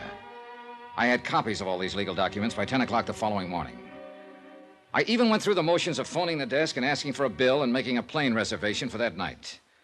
I had a feeling someone would be very interested to see me take care of all those things, and I was right. The big blonde man with the .38 happened to be in one corner of the lobby when I paid my bill. He also happened to be at the airport when I picked up my ticket, but then he got careless. I walked through the gate, waited 2 minutes, and slipped back to grab a cab in front, just in time to see him wheel a battered convertible out of the parking lot and head back for town. I followed in my cab. He went to the Ursuline Street address. 2 minutes later, he came out. Expense account, item 14, $8. I let my cab go and strolled up to him just as he was getting in his car. Hiya. What? Look, we've been playing games long enough, don't you think? Well?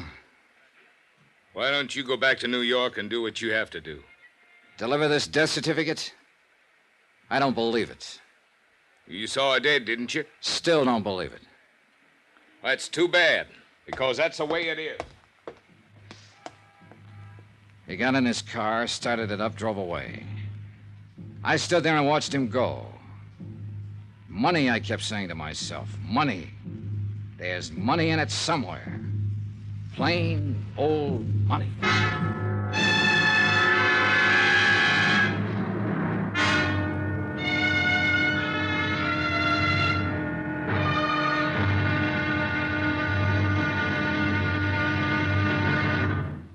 Now, here's our star to tell you about the final intriguing episode of this week's story. Tomorrow, there's still money in it. More money than it takes to save a life. Join us, won't you? Yours truly, Johnny Dollar.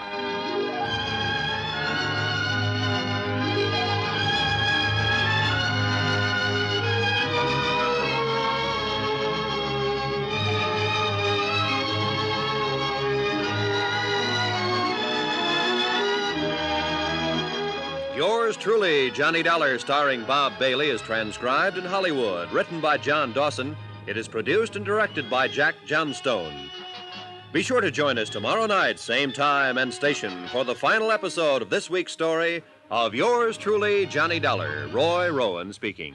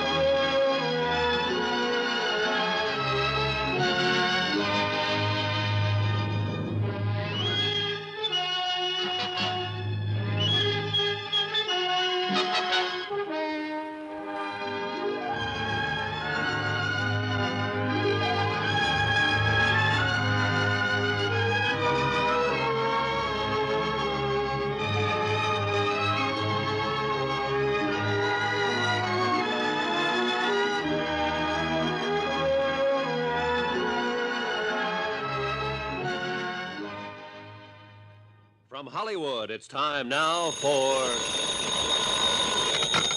Johnny Dollar. This is Janice Floyd, Mr. Dollar. Hello. I understand you don't quite believe that Jeannie Perling is dead. That's about right. I'm really not concerned one way or the other what you believe or disbelieve. I do know that I've been through quite an ordeal lately, and if you have any plans for interfering or bothering me in any way, I'll call the police. All right. I hope you understand that. I do. Well then, goodbye. Goodbye.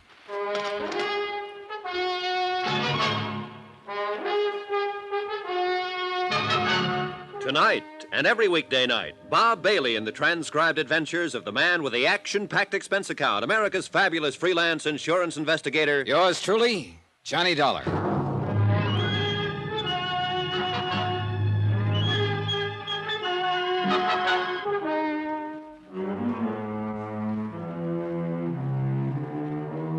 Expense account submitted by Special Investigator Johnny Dollar to Eastern Liability and Trust Company, Hartford, Connecticut. The following is an accounting of expenditures during my investigation of the Perling matter.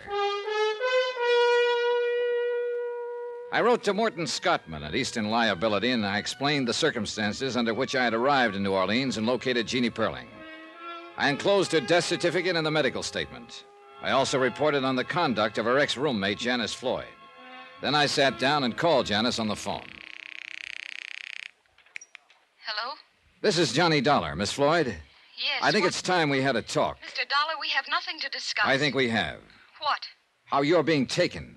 Taken? By whom? By a couple of people. Goodbye, Look, Mr. don't hang up on me, Miss Floyd. I came down here to find Jean Perling. I'm with an insurance company. It was my job to check on a story her father told. Finding her was part of it. Let me come over and talk to you. I'll be home tonight. The apartment was 6 blocks from the hotel. I walked it for a reason. All kinds of people have followed me at one time or another, and I've followed all kinds of people. But the man who followed me off and on in New Orleans, the big blonde man with a .38, knew what he was doing. He was a professional. I made up my mind about that the first time I saw him, and I thought I was ready for him, but I wasn't. He waited until the streetlights got dim and no one was in sight. Oh! I vaguely remember that he caught me under the arms and laid me gently down on the street. That was all.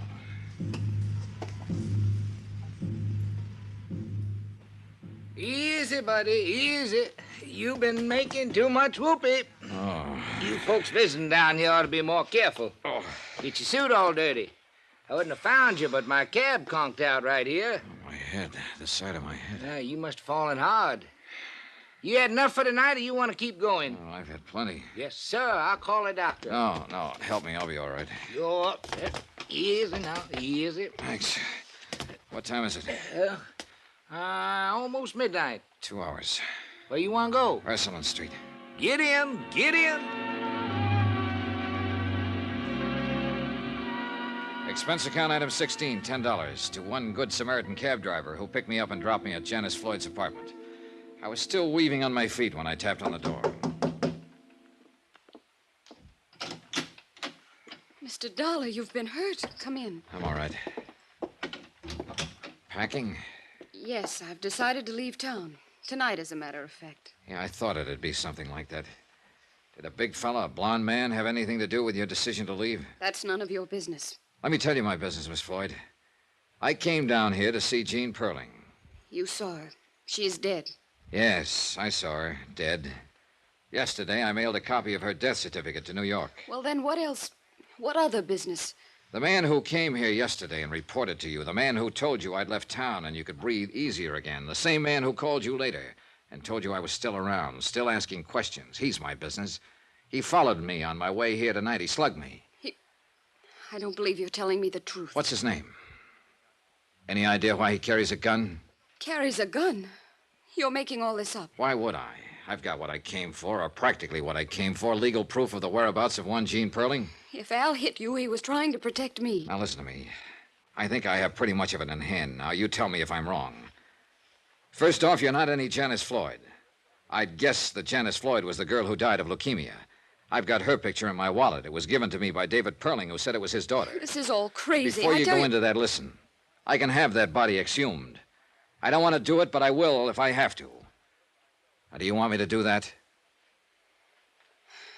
All right. I'm Jean Perling. And that was the Floyd girl who died? Yes. She was sick, and, well, I knew my father had detectives looking for me. I just never wanted to see him again or go home again. It seemed if poor Janice were dying and she had no one, If she somehow had my name, well, I'd never be bothered with my family again. That was a pretty idea. Was it yours? Al and I thought of it. Al? Al Britt. The blonde guy. Okay, how'd he work it? He saw to it that Janice had my name. I know it was against the law, but well, she had no one, and if she was buried with my name, then I'd be free of my family. Well, that took some managing. They hate me. They always have. I want my own life. I don't blame you. You're entitled to it. Are you sure that's what you're getting? I'm going to marry Al, no matter what. If you go back and tell them, well, that'll be that. If you let me stay dead, I Can't let that happen. Why not? Why not, Mr. Dollar? What harm would it do? Let your father make a fool out of you? I don't understand. You're worth $100,000. What? Cold, hard cash. An irrevocable trust was set up on you when you were born. Comes to you when you're 25. That'll be next month. I don't care about the money. Now, wait a minute. In the event you should die before your 25th birthday, the money would revert to your nearest of kin. My father? Your father. But I'm dead on paper. Uh-huh. Then Al... Somebody paid him. Probably your father. To make love to you. Oh, no. No. Get out of here, Dollar! Al, wait! I told you this man meant nothing but trouble. He knows all about it. Oh, he can't prove a thing. Get out of here, you! Take it easy, Britt. Al! Yes, honey. I know about you. Honey, I don't know what to say. Go. Just go, please. He went. He looked at both of us as he went out the door. It was sort of a whip look. The way a puppy stares at you when you've caught him chewing on a slipper. I sat a while with Jean Perling. She didn't say much. There wasn't much she could say. I told her I didn't think there was any reason for her to go back to New York unless she wanted to. She said she didn't want to go, didn't know what to do at the moment, and, well, we left it at that. I went back to my hotel and tried to get some sleep. About 6 o'clock in the morning, I got up, bathed, shaved, and packed. By 7:30, I had breakfast and was just about to check out. Hello?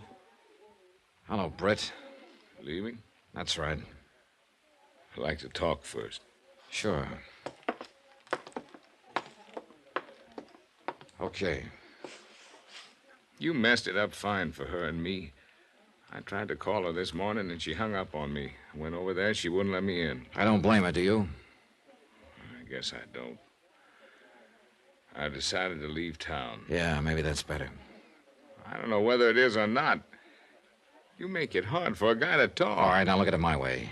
This whole thing's been rotten. I met her father, and I know what kind he is. I know what he's done to her, what he'll do to her if she goes back. And then there's you, Britt, the hired man. You went in and made love to her for a salary. I didn't like it having to tell her that, and it must hurt. It must hurt pretty bad. So you see, I'm not too interested in what you might have to say or what you're going to do. Wait. You're right reading me out this way. I deserve it. The old man found out where she was 4 months ago. I found out for him. I knew the girl she was living with had leukemia. I planned the whole switch. I put it to her the way she explained it, about being dead to keep away from her old man. Of course, you didn't mention that $100,000 he could get his hands on once she was dead. No, I didn't. But something funny happened to me, Dollar.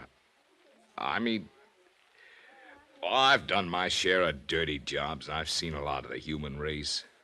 Taking a salary to make a sucker out of her didn't bother me at all. Not at first.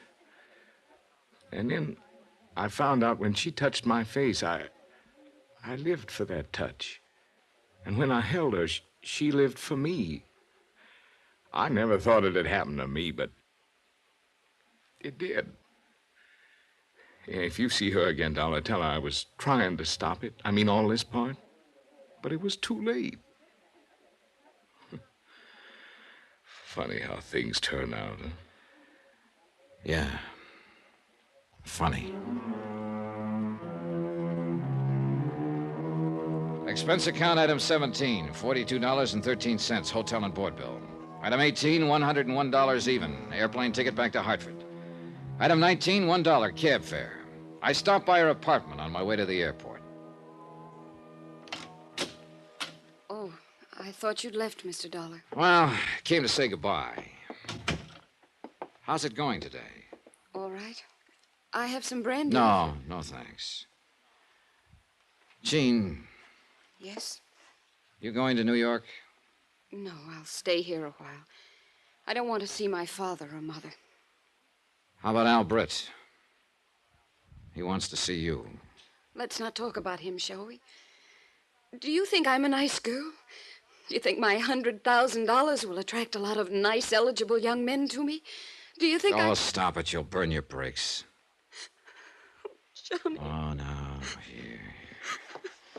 I know what he did. I know why he did it. But I love him. He did his job too well. Yeah. He could tell you what he started out to do and what happened to him with you. He could tell you if you'd let him. He told you? Yeah. What kind of a trick is it? No trick. Couldn't be. The guy's too mixed up. Tell you what, he'll try again. When he calls up next time, talk to him. Why should I? Because you may not have a mother and father or anyone else, but you do have him. And you will have him as long as he lives, if you want him. And that's what you've been looking for all your life. Someone to have. I'd take him if I were you.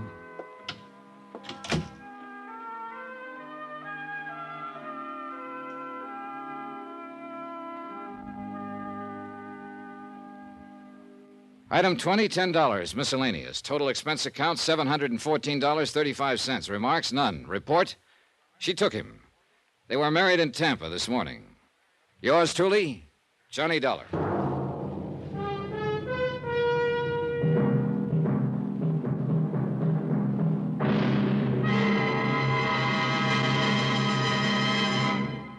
Now, here's our star to tell you about next week's intriguing story. Next week, a lonely girl, a fine young man, a gentle father, and one of them is a killer. Join us, won't you? Yours truly, Johnny Dollar. Yours truly, Johnny Dollar, starring Bob Bailey, is transcribed in Hollywood. Written by John Dawson, it is produced and directed by Jack Johnstone. Heard in this week's cast were Mary Jane Croft, Forrest Lewis, Jeanette Nolan, Russell Thorson, Michael Ann Barrett, Jack Petruzzi, Barbara Fuller, Herbert Ellis, and Marvin Miller.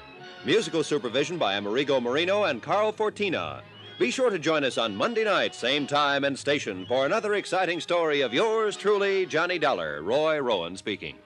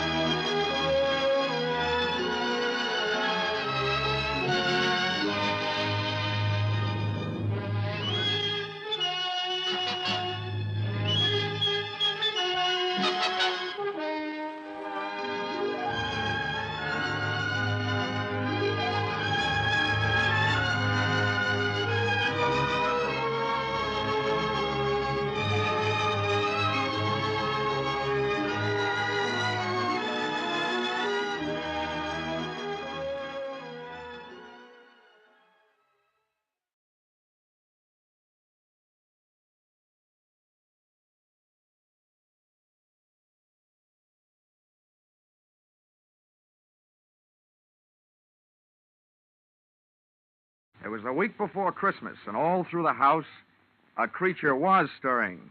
And boy, what a rat.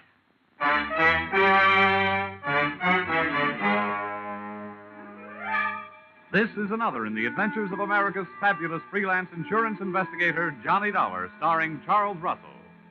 At insurance investigation, Johnny Dollar is only an expert. At making out his expense account, he's an absolute genius.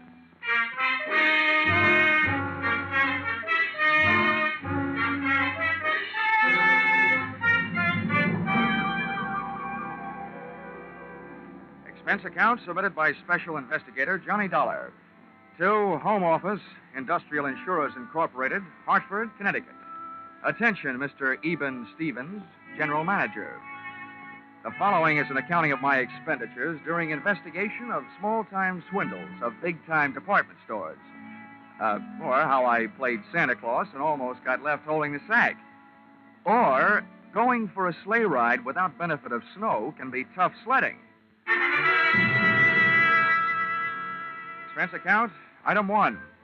$1. Tip to messenger who delivered this assignment in writing by hand to my apartment. Thanks, Mr. Dollar. You have never been known as a fast man with a buck, Mr. Stevens, and I must say your note to me also marked you in my mind as an economist with words. Dear Dollar, our client, the Association of Department Stores of Greater Manhattan, has requested help on the following problem. A young man has been making the rounds of New York department stores during the current Christmas rush. Using his equipment and official-looking sales book, he goes to a business department, makes a quick sale on some large item, writes it up in his furious sales book, takes the customer's cash, and disappears. Enclosed find varying descriptions as furnished by victims to date, and check for your usual retainer fee. Please put a stop to this nefarious practice at once. Signed, Eben Stevens, General Manager. Expense account, item 2. $6.21. Train fare, Hartford to New York. Next morning at 7:03 on the Banker's Special. A train very cleverly named that because 75% of its load is made up of bankers. I sat among them in a parlor car, watching them limbering up for the day's chores, slowly shaking their heads from side to side and softly whispering, no. We arrived at Grand Central at 9:20. The bankers got off and headed for their granite vaults. I got off and headed to face my stone wall. Expense account, item 3. 4 bits, cab fare to offices of the Association of Department Stores of Greater Manhattan. There, things got brighter right away. Her name was Judy Whitehall. Boy, how she'd been missed by the scouts for the Copacabana, I'll never know. I have been assigned to help you all I can, Mr. Dollar. What would you like to know first? Your home phone number. Oh, well, maybe we better wait until later for that. How many stores are there in your association, Miss Whitehall? We have 120 member stores, Mr. Dollar. Great. You know, in one department store, I'm the kind of a guy that can't find the glove department. And now I've got 120 stores in which to find someone I don't even know. Well, we do have the man's description. Yeah, as a matter of fact, we have a lot of descriptions, all slightly different. And the regular store detectives are all on the lookout. It's like looking for a noodle in a spaghetti stack. And all the sales personnel have been warned. It's beautiful. What's beautiful? Your face. Well, really, Mr. Dollar. Hmm? After all. Oh, yeah. Oh, yes, I know. Business. Well, before I start, maybe you'd better give me a letter of identification. If I spend all day moseying around department stores without buying anything, I can stand a good chance of getting picked up as a shoplifter. Right away. Follow me. All right. Oh, just a minute. Hello, this is Miss Whitehall. Oh, yes, Mrs. Sandler. Oh, my, that's terrible. My goodness, that's awful. Good gracious, that's worse. Well, the insurance investigator is here right now, Mr. Sanders. We'll be right over. What's so terrible? Well, that man, the one we're looking for, he was in the Miller's store making a phony sale in the camera department. Oh, you also said it was awful. It was. A little girl picked up a camera and snapped his picture, and the man tried to take it away from her, and the girl yelled, and then her mother screamed. And what made it worse? Well, a store detective came running, and the man shot him. Then he grabbed the little girl, camera and all, and ran off. They called the police. Really? I can't imagine why.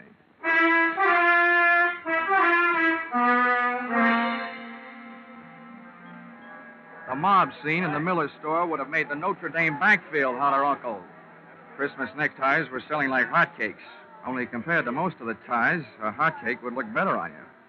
The camera department was on the mezzanine, and the store manager, Mr. Sander, was on a rampage. Why doesn't somebody do something? Why can't they find him? I've got men posted on every door. He's in this store somewhere, and...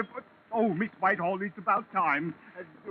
Who's this? Oh, this is Mr. Dollar, Mr. Sandler, from the insurance company. Well, I don't know what you can do, Dollar. I've already got 20 policemen running all over the store. It's absolutely ridiculous, preposterous, and fantastic. That's what it is. Also amazing. Now, tell me, Mr. Sandler, about that little girl who picked up the camera and snapped the culprit's picture. Did they find her yet? They certainly did, in the rug department. She'd been shoved in the middle of a pile of 9 by 12 Orientals on sale at $123.50. She was scared, but not hurt. Now, the girl was found without the camera, I suppose. Naturally, but the camera wouldn't do us any good.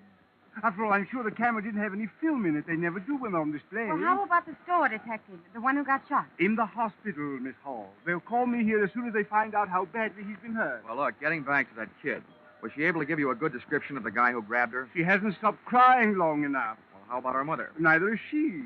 Well, where are they now? They're in my office. That's why I'm staying right here. Where is your office? On the 8th floor, right next to the credit office. Well, this may be the first time I ever got past the credit office. Come on, Judy.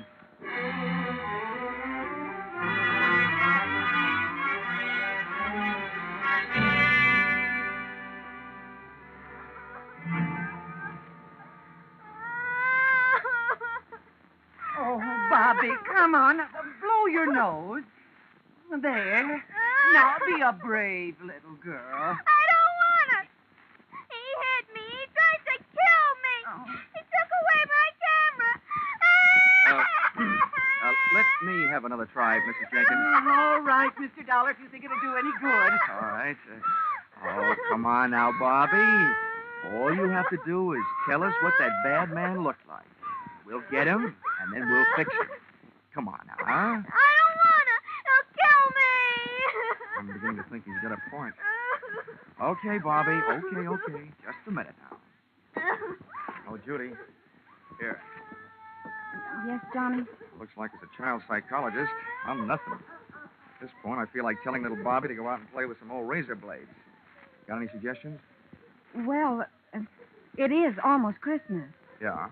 And one thing little girls don't want to do at Christmas is get in wrong with Santa Claus. Ah, gotcha. Good gal. Where do we find Santa Claus? In the toy department on the 5th floor. Well, give me about 5 minutes to explain things to Santa, and then bring Bobby down. All right. Oh, Bobby. What? Do you know what happens to little girls who make Santa Claus mad at them? Yes. What happens? They don't get to look at television before they go to bed. I mean, at Christmas, what happens? They don't get any toys. All they get is old sweaters and underwear. Well, listen, Bobby. This guy Santa happens to be a good friend of mine. What do you think of that? Tell him I want an air rifle. You would. Okay. I'll even fix it so you can tell him yourself. How's that? Just fine. Ah, good girl. Hey, where'd you get that blood on your coat? You got a cut? No, sir. That's from that bad man. I bit him on the hand. Okay, Judy. Here I go. Oh, and on the way down, maybe you better stop by the dog supply department and buy little Bobby a muzzle. If the kid doesn't like his looks, old St. Nick may get nicked.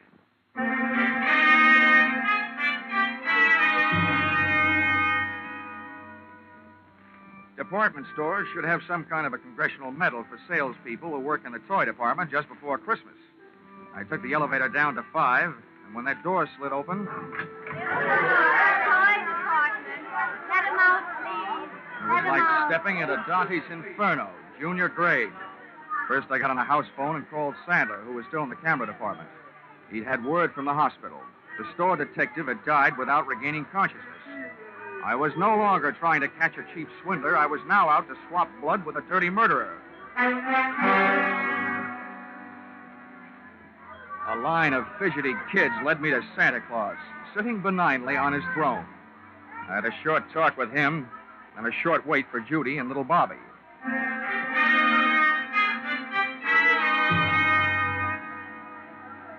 Okay, Santa. Now, we've got to make her talk. That is, you've got to. All right, Dollar. All right now, kiddies, you'll have to wait for a moment. We have a special little visitor coming to see me. Hello, Johnny. All set? Yeah, all set. Okay, Bobby, my girl. Now, just let me give you a hoist up into Santa's lap. He wants to ask you a few questions. I want an air rifle. Now, you be a good little girl and answer all Santa's nice questions, and you'll get it. But not where I'd like to give it to you. Now, up you go. Yes. Well, there we are, honey. Now, tell me, what do you want for Christmas? I want an air rifle. Well, we'll see what we can do about that. Tell me, have you been a good little girl? Yes, sir. Well, first we'll just have to look up your name in my little black book and make sure.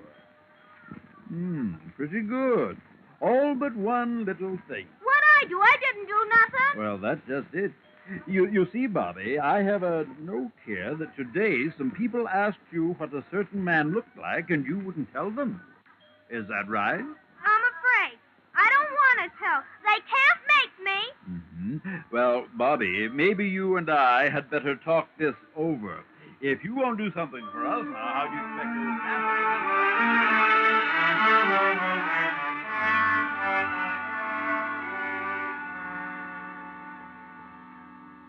Little Bobby's description of the murderer wasn't the greatest by any means, but it was better than none at all, with which we had been furnished by the personnel in the camera department and the kid's mother. We took the girl to the advertising department, where an artist made a sketch. Armed with a drawing, we made a tour of the store exits, showing it to the police posted on every door, giving them a rough idea what to look for. A medium-build, pudgy man with black hair. And when they came across such a character, he was to be issued an invitation to show his hands. If he was sporting Bobby's teeth marks, then they'd really know. Well, this chore out of the way, Miss Whitehall and I sank our teeth in a pair of sandwiches in the tea room. The Shopper's Delight sandwich, to be exact.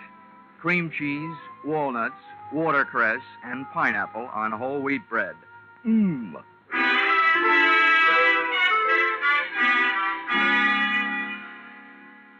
We found the store manager, Sandler, back in his office. He, too, was eating, but he was on a diet of straight fingernails. Oh, terrible, terrible, terrible. That's what it is. Now, don't worry, Mr. Sandler. He'll be caught. As a swindler, he might have gone on for years.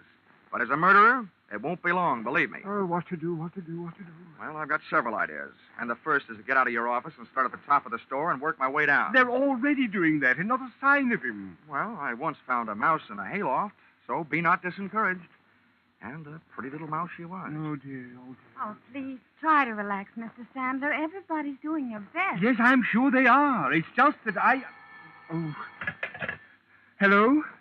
Yes, this is Mr. Sandler. Oh, no. Where? How long has he been there? Hello? I'll be right down. What's the matter now? About an hour and a half ago, our store Santa Claus stepped out into the employees' restroom for a smoke. He was slugged from behind. When he came to, he was all tied up in a broom closet, and somebody has stolen his Santa Claus suit. They just found him. About an hour and a half ago. Judy, you know what that means? Oh, no. Oh, yes. 45 minutes ago, when little Bobby was giving Santa Claus the murderer's description, he was giving it to the murderer himself. Oh, good gracious. Instead of a kid's air rifle, it could have gotten us a revolver, size 38.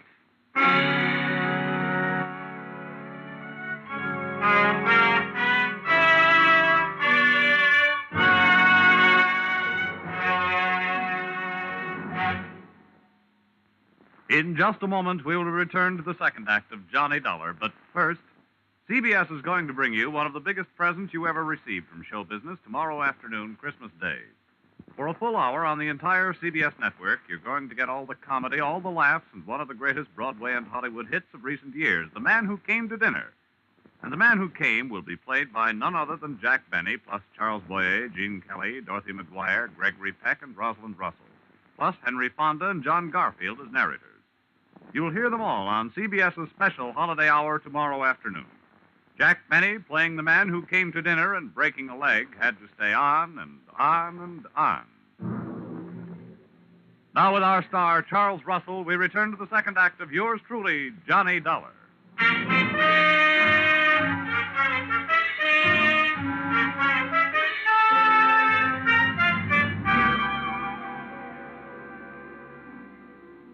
There's no place like a crowded department store for a fresh-made murderer to be on the loose, especially one that's playing Santa Claus for a lot of rosy-cheeked little nippers. I headed back to the toy department, but when I got there, the cupboard was bare. Our lethal St. Nick had decided to give up his red flannel and white whisker hiding place. We found the empty suit in a storeroom, tossed high on a stack of baby buggies. Oh, Johnny, this is terrible. That man's a murderer. What are you going to do? What am I going to do? Now, listen, Judy. By now, there must be 87 cops sifting through this store looking for that guy. They've got 2 cops on every door. Now, all I'm going to do is help them look. This is one of those everybody's problems. You're right. I guess I'm just getting excited. Well, that you have a right to do.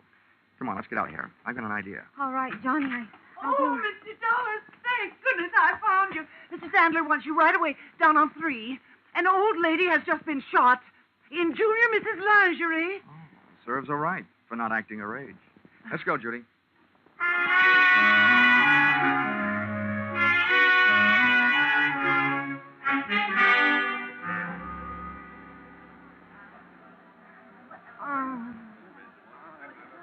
Right over here, Dollar. All right. Let him through, please. Let him... Lady, please stand back now. Well, Dollar, Yeah? congratulations. Before, this store was only going to sue that company of yours for $1 million. Considering what this shooting will do to our reputation, I'm going to make that $5 million. Mr. Sandler, keep your powder dry. First of all, it's not my company. And second, you can't sue them for something they didn't do. And third, you'd better get this poor old gal to a hospital. How badly is she hurt? And how did it happen? The doctor's on his way, and we've sent for an ambulance. This woman was lost out on the back stairway looking for the ladies' room. That maniac saw her coming toward him and ran down the stairs, firing over his shoulder. The bullet just seems to have grazed her left side. Pretty lucky. Where are the police? They're searching all over the store. Dollar, what are we going to do? This is terrible for business. Well, I suspect that any minute now, the cops will be telling you to do something that's going to be even worse for business. Close the store. Well, but close the store? Why, we're staying open late tonight. It's the last-minute rush. I'm just telling you what I think. I think the cops will double the lookouts on all the doors and make you close the store. Then they can go to work. We lose thousands of dollars. They can't make me close the store. If you stay open, you might lose a few more customers. The hard way. Where's that doctor? He'll be here any minute. Oh, Mr. Sandler. Well, yes, what is it? Well, they called up from the sporting goods in the basement. That man has been down there and held them up. And he took 4 guns and 6 boxes of ammunition. 6 boxes of... Oh, my. Oh, what's this going to do to our store? If you're not careful, it's going to turn your store into the world's largest shooting gallery with live targets. You know what I suggest, Mr. Sandler? What? What? Tell me what? Don't wait for the police to tell you. Close the store.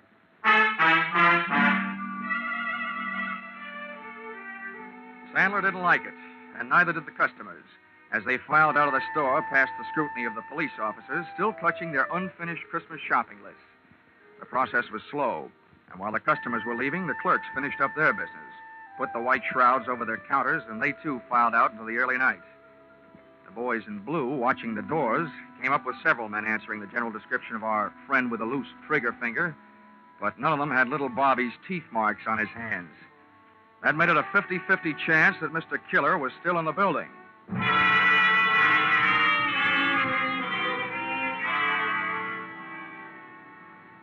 There's nothing more eerie than a department store after closing. In its white sheets, the whole joint seemed to be playing ghost. I sent Judy over to a steakhouse, Pietre's on 3rd Avenue, told her to wait. Then I had Sandler get me a gun from the sporting goods department. For that lonely, scared feeling, there's no medicine that quite takes the place of a piece of cool steel in your little hot hand.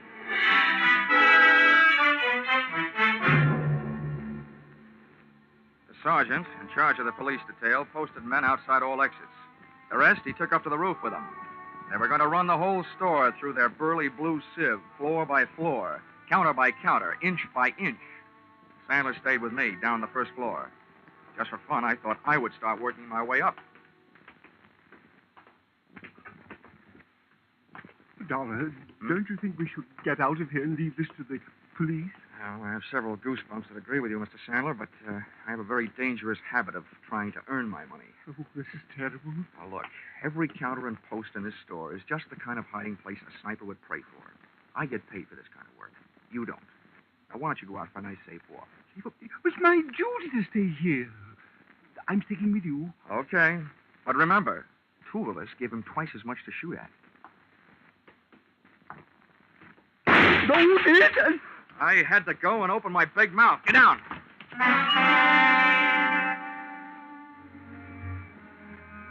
Getting down on that floor could have been committing suicide in itself. The killer's bullet had crashed into a showcase, and a sea of broken glass is a risky place to practice diving. Having to swim out of it was twice as bad, but that's what I had to do. Oh, Mr. Dollar. Now, Sandler, keep your head down. Bury your face in that glass, but keep your head down. Yes, daughter. Tell me what to do, anything but get me out of here. I have a wife and 3 kids. Well, if you'll do what I tell you to do, your wife will go on having a husband and your kids will still have a father. Yes, just tell me. I don't know exactly where that shot came from, but from the looks of this glass, it must have been from behind us. Now, I'm going to leave you and crawl over near those elevators. While I'm on my way, you rattle around in this glass. Let them hear where you are. Give me about 2 minutes, and then do something to draw his fire. What'll I do? Do anything but one thing. Don't stand up. I'll think of something. You'd better. But don't take any chances. No. But what are you going to do? Take some chances.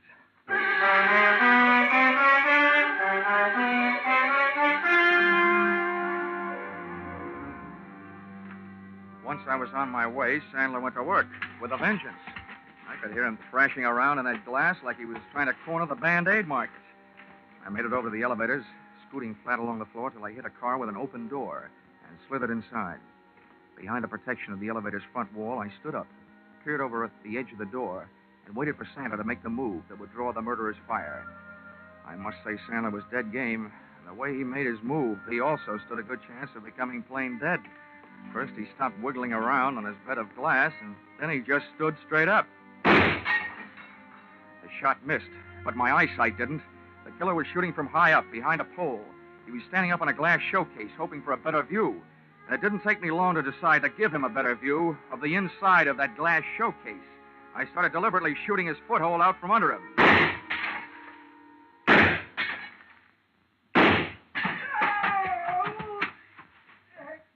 He was bleeding beautifully when he started to run, straight for the back of the store, firing as he ran. As one last souvenir, he threw his empty gun over his shoulder at me. People who live in glass houses shouldn't throw guns. I decided to join the track team and went on the chase.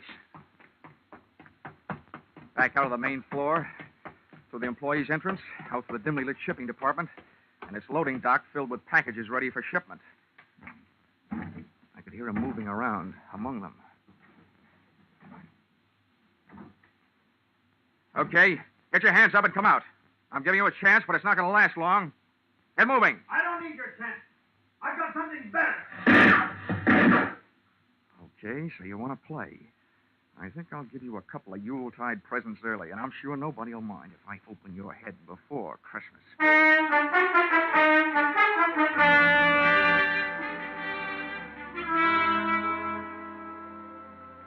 My hot-headed friend was hiding behind a high pile of wooden boxes ready for shipping.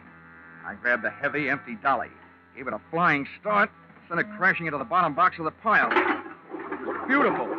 The biggest crash since 29.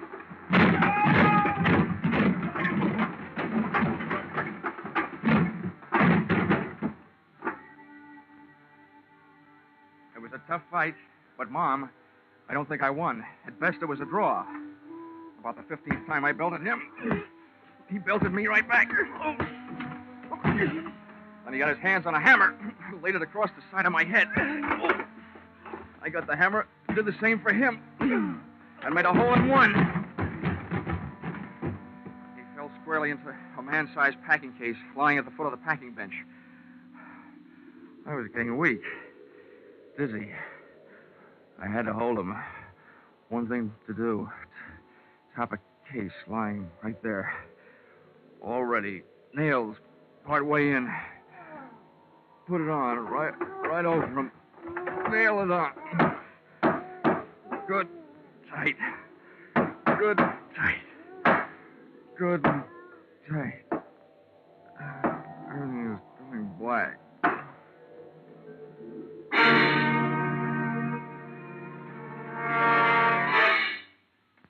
Then everything went white. Hey, corny as this may sound, where am I? You're in the hospital, Johnny, darling. Hmm? But don't worry. It's only a slight concussion. They brought you here last night. Oh, I suppose I have a hammer-shaped hole in my head. No, darling. It hardly shows. Oh, how could it? These bandages covering it up. Well, at least I got him. Hmm? You what, dear? I got him. The killer. Oh, no, dear. You couldn't have. They're still looking for him. Oh, no. Oh, my gosh. What time is it? 11 in the morning. I gotta get out of here. Why? Johnny, please. Johnny, you're not supposed to get out. Oh, nurse! Nurse!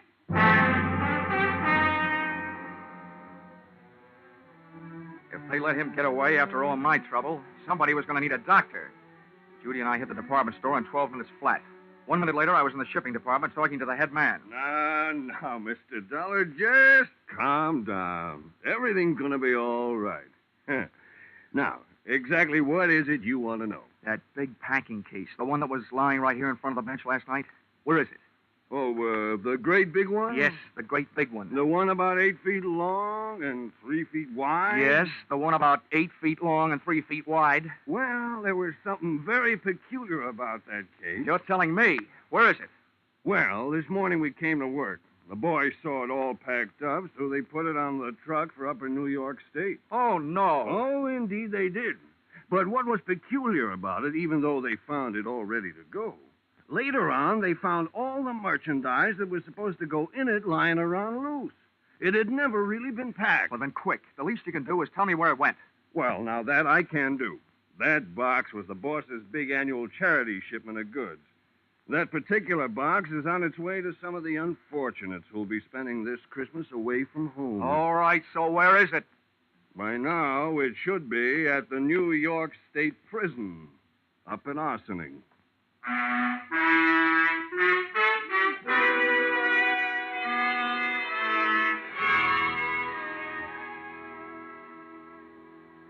Expense account, item 5, $12.80. Dinner check at Pietro's, where I had asked Miss Judy Whitehall to wait for me the night before, and where I inadvertently stood her up. Although how a gal can stand up after eating $12.80 worth of food, more than I can figure out. Let's see. Expense account, item 6, $10. Medical supplies for those poor CBS sound men, Vern Surrey and Billy Gould, who had to break all that glass during the show.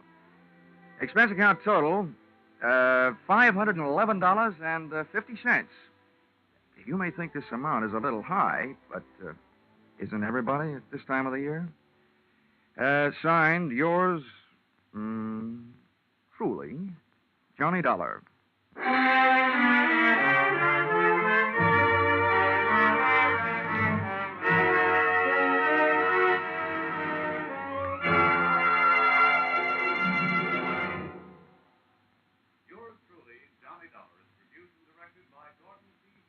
Stars Charles Russell.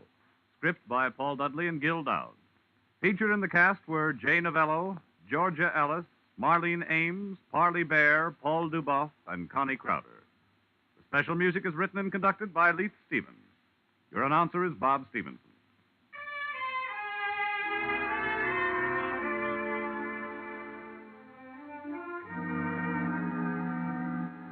Be sure to be with us at the same time next week when another unusual expense account is handed in by yours truly, Johnny Dollar.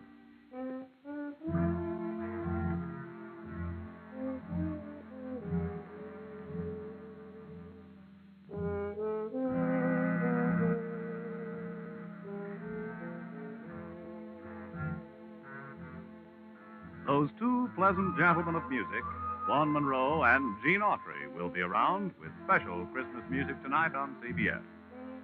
On his caravan, Vaughn will feature a medley of Christmas carols. And you'll hear the maestro and his band featuring Vaughn's new song success, The Jolly Old Man in the Bright Red Suit. Gene Autry will bring you Christmas music and the Christmas Eve story, Western style. Be sure to hear these two Saturday night CBS stars, Vaughn Monroe and Gene Autry, on most of these same CBS stations. Now stay tuned for Vaughn Monroe's Caravan, which follows on most of these same stations. This is CBS, where yours truly, Johnny Dollar, meets adventure every Saturday night. The Columbia Broadcasting System.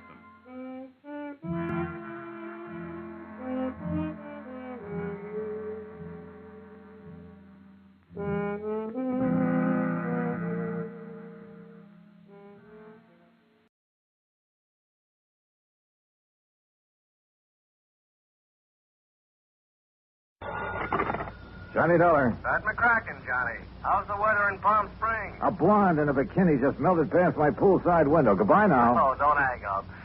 Johnny, this job's just a few miles north of where you are. It'll take maybe a day to clear it up.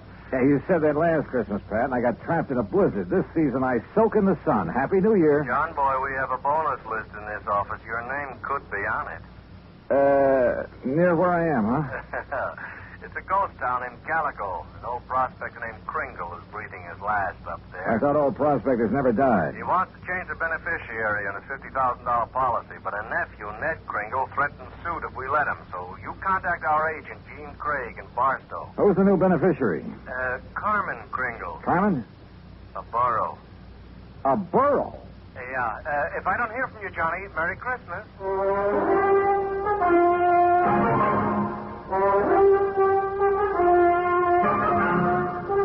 Bob Bailey in the exciting adventures of the man with the action-packed expense account. America's fabulous freelance insurance investigator. Yours truly, Johnny Dollar. And now, Act One of yours truly, Johnny Dollar.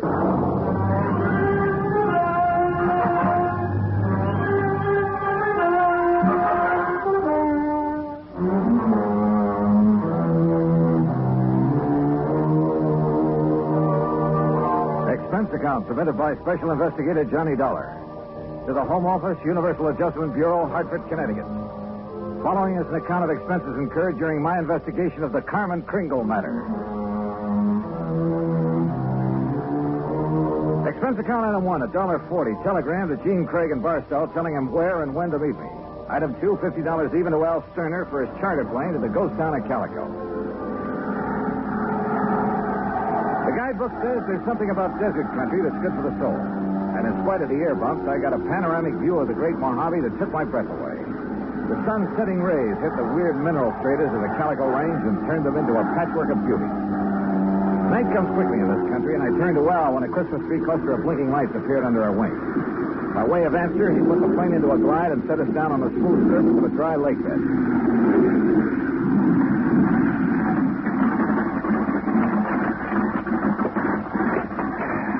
Johnny, you want me to wait around till your friend shows up? No, thanks. Well, there seems to be plenty of company. That's just an old coyote. Don't stand too long and you'll freeze to the spot. Okay. Good luck. Call me when you want to be picked up.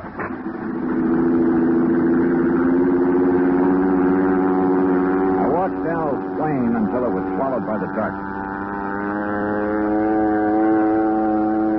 Then suddenly I got that feeling in the hair on the back of my neck that I wasn't alone. The moon was up enough to make out shadows, and silhouetted in a circle around me was a strange collection of figures. One of the pack moved toward me, and for a crazy second, I thought I'd bumped into Santa Claus's reindeer. Then a car without lights came rushing at me. The headlights slammed on, and I got a glimpse of a donkey herd scattering into the night. All right, mister. Walk toward me. Slow, with your hands high. I've learned never to argue with a Winchester 94, so I followed orders. I spotted the weaving headlamps of another car approaching and prayed it was the agent, Gene Craig. Close enough, Sonny. I can pop the rattlers off a sidewind at 60 yards. So don't you make no sudden move. He was maybe 60 with gray sideburns and a frosty goatee. A marshal's badge was pinned to his leather jacket. All right, now, mister. Marshal, that's all right. That's Mr. Dollar. Huh? I was supposed to meet him earlier. I'm awfully sorry, Mr. Dollar. I'm Gene Craig. Huh? I couldn't get here until I drove Doc Spangler up to Chris. He's had another setback, Marshal. Yeah, some darn fool let down a rail on his corral, and Chris Kringle's whole herd got loose. He don't give a chuck for most of them, though, except Carmen. Now he's fretting because she's running wild. Almost had him tracked down when this here fella showed up. If you vouch for him, huh, Gene? You are Johnny Dollar, aren't you? Well, a frozen facsimile. Come on, I'll drive you into Calico. You tell Chris that I'll have his Carmen back in the corral before the moon's full. And, Gene. Yeah, Marshal. Tell the old sourdough to stay alive, will you? We need him around here. Sorry about mistaking you, Mr. Dollar.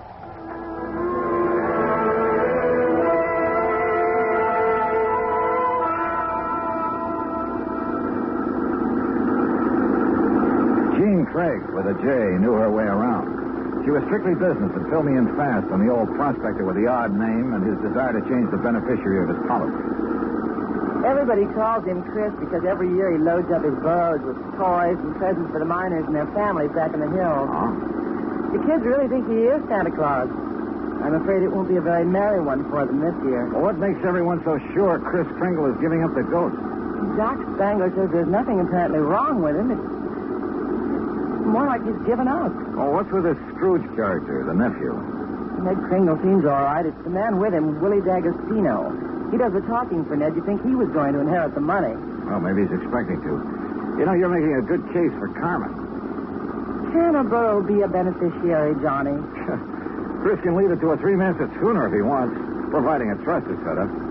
Could the people of Calico be that trust if they promise to take care of Carmen? Yeah, I guess so. Why? That's the way Chris wants it. That way there'll always be a Christmas in Calico. What happens when Carmen goes to donkey heaven? Or is it burros that never die? There'll always be burros in Calico, Johnny. And one of them could always be named Carmen.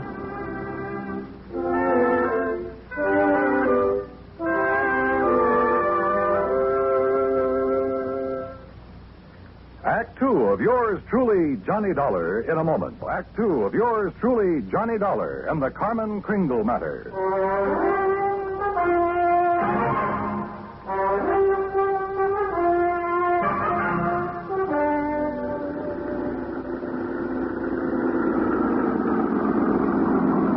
Well, here we are, Johnny. Calico.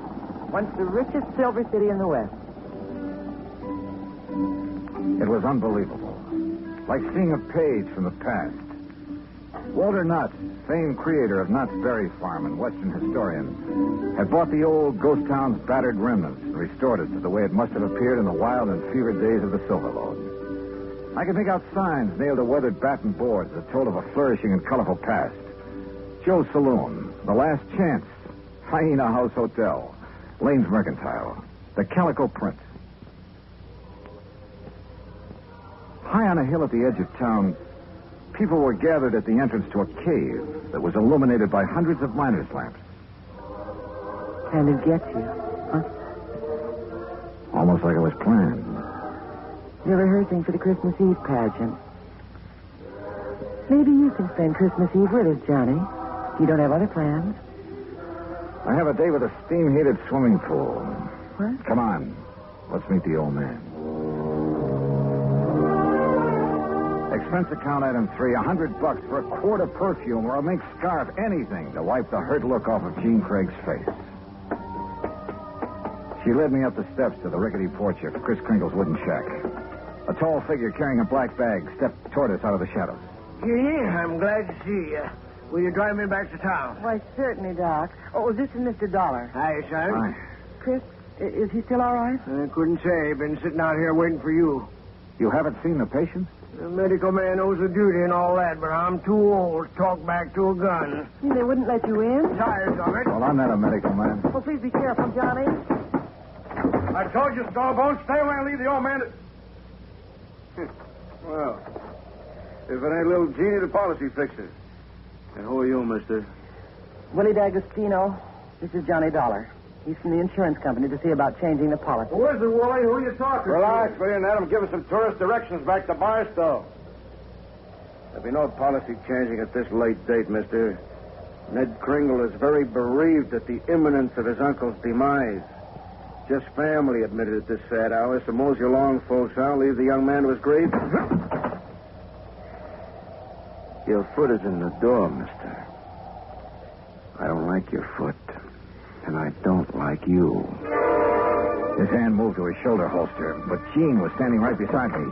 It was Doc who suddenly shouldered past D'Agostino and fled up the stairs that gave him my chance. I kicked the door wide, threw him off balance. I shoved Jeannie aside, and that was a mistake, because a million Christmas tree lights blazed up in my skull.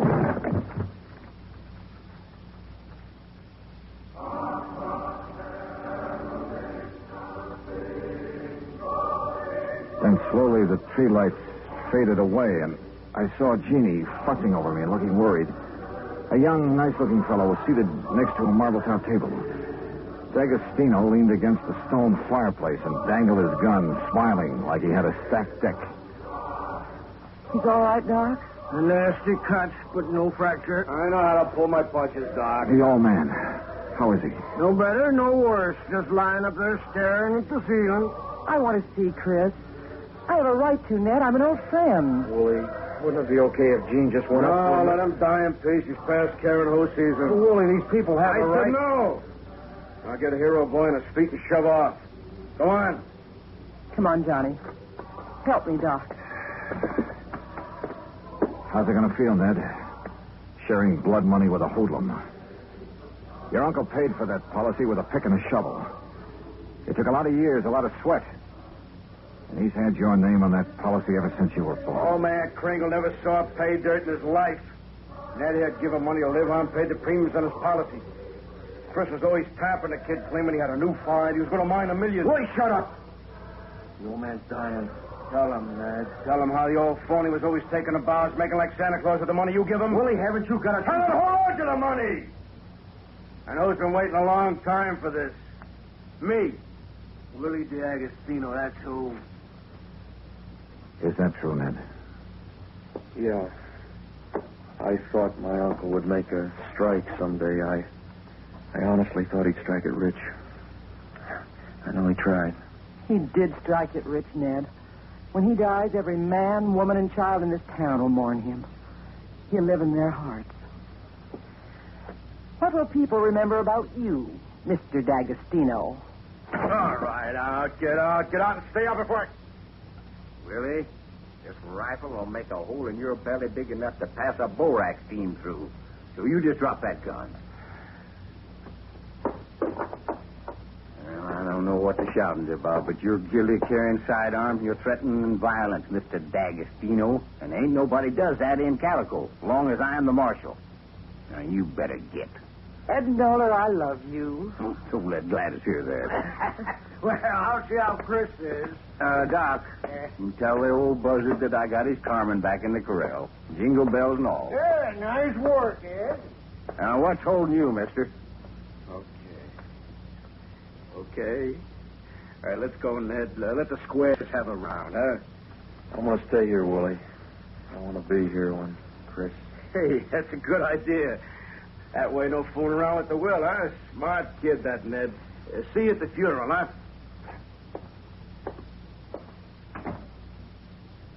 I'll go up now. You were wonderful, Marshal. You too, Johnny. Oh, yeah, sure. I take a nice sock on the head. Say, you folks better come up, too. Chris wants to say something. Oh, wait a second. I figured on this. The corral. Come on.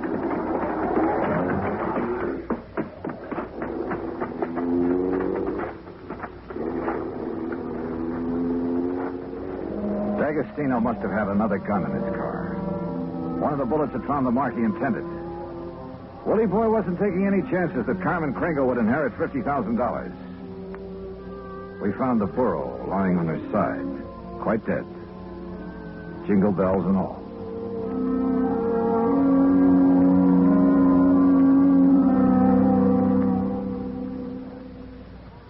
Act 3 of yours truly, Johnny Dollar, in a moment. Oh, Act 3 of yours truly, Johnny Dollar, and the Carmen Kringle matter.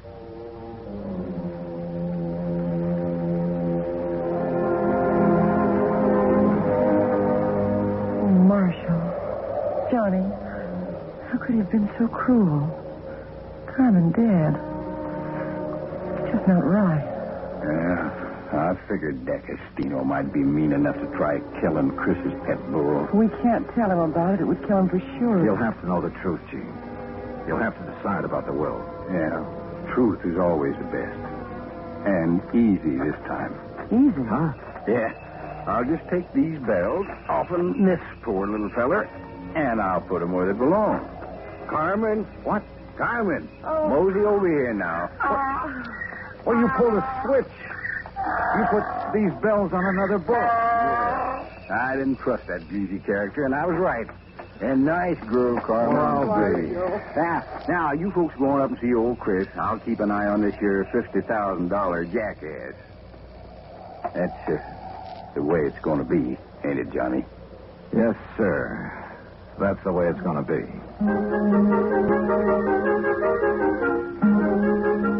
But I was wrong. The roly-poly little old man on the four-poster bed with his white whiskers resting on the quilt changed his mind again. Even after hearing about how the marshal saved Carmen. I wasn't going to scratch Ned's name off of that insurance, Mr. Dollar. I tried to shake that D'Agostino, figuring he'd take his hooks off of Ned if he thought my Carmen was going to get the money. Oh, I was scared for a while that I just might have to up and die to square my nephew's gambling debts. I'm sorry, Chris. I'll work my fingers raw paying every cent I owe, but I'll pay him back with interest. I want you around. Okay, Mr. Dollar. Yeah, Chris. Lift the lid on that footlocker and fetch me one of them bags in there. They're pretty heavy, but you look strong. Well, they're sure heavy enough. You got them stuffed with silver? It's better than silver. Open it up there. Yeah, that's it. You recognize the dot? Yeah. Maybe you'd better have a good sleep, Chris. This here is plain old gravel. Oh, it's uranium, Doc. Huh? The last batch assayed at $900 a ton. And I got a mountain of it staked out. In both our names, Ned. You don't care why, Chris. Mr. Dollar, if you and Jeannie check with the Barstow Bank, you'll find that they'll extend credit on the strength of that assay. You reckon you can spend 2 days buying enough presents so as we won't disappoint the folks hereabouts?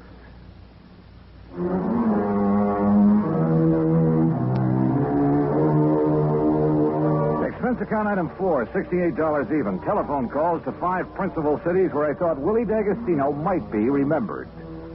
The police departments had a long list of reasons why they remembered Willie. That was my Christmas present to them.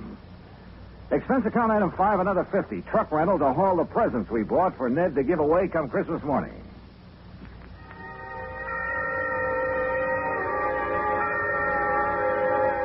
And then it was Christmas Eve. We sat on the Kringles' porch and watched the procession up to the Maggie mine. The flickering lights from the miners' lamps reflecting on the faces of the happy children.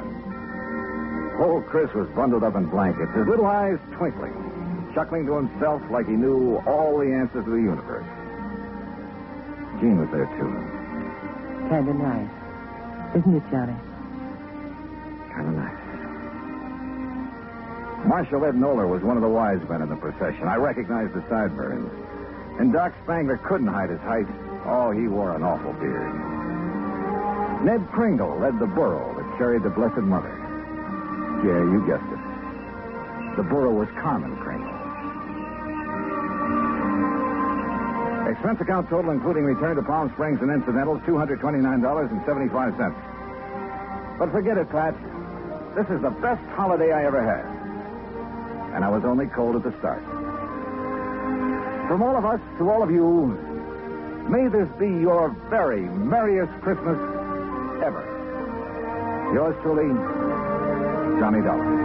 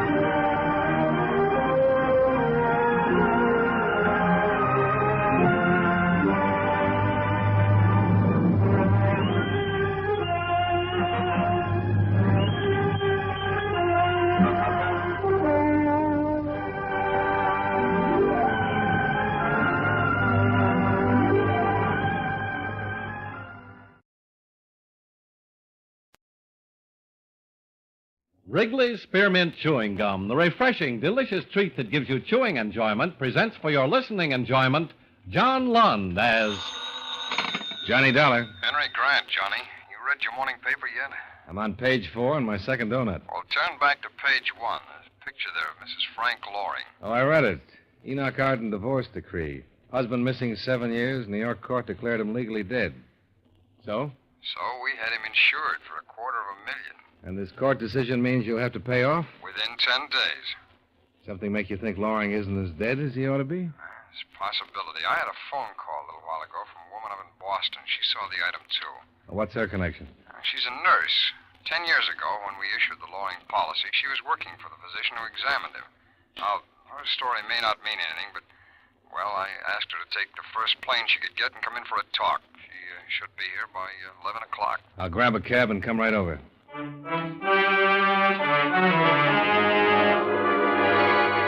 The makers of Wrigley's Spearmint Chewing Gum bring you John Lund in a transcribed adventure of the man with the Action-Packed Expense Account, America's fabulous freelance insurance investigator. Yours truly, Johnny Dollar.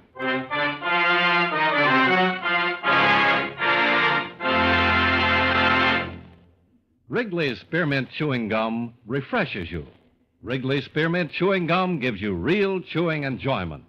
Yes, for chewing enjoyment plus refreshment, it's Wrigley's Spearmint Chewing Gum.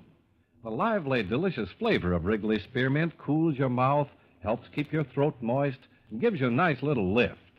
The good, smooth chewing of Wrigley's Spearmint helps keep you feeling fresh and alert, adds enjoyment to whatever you're doing.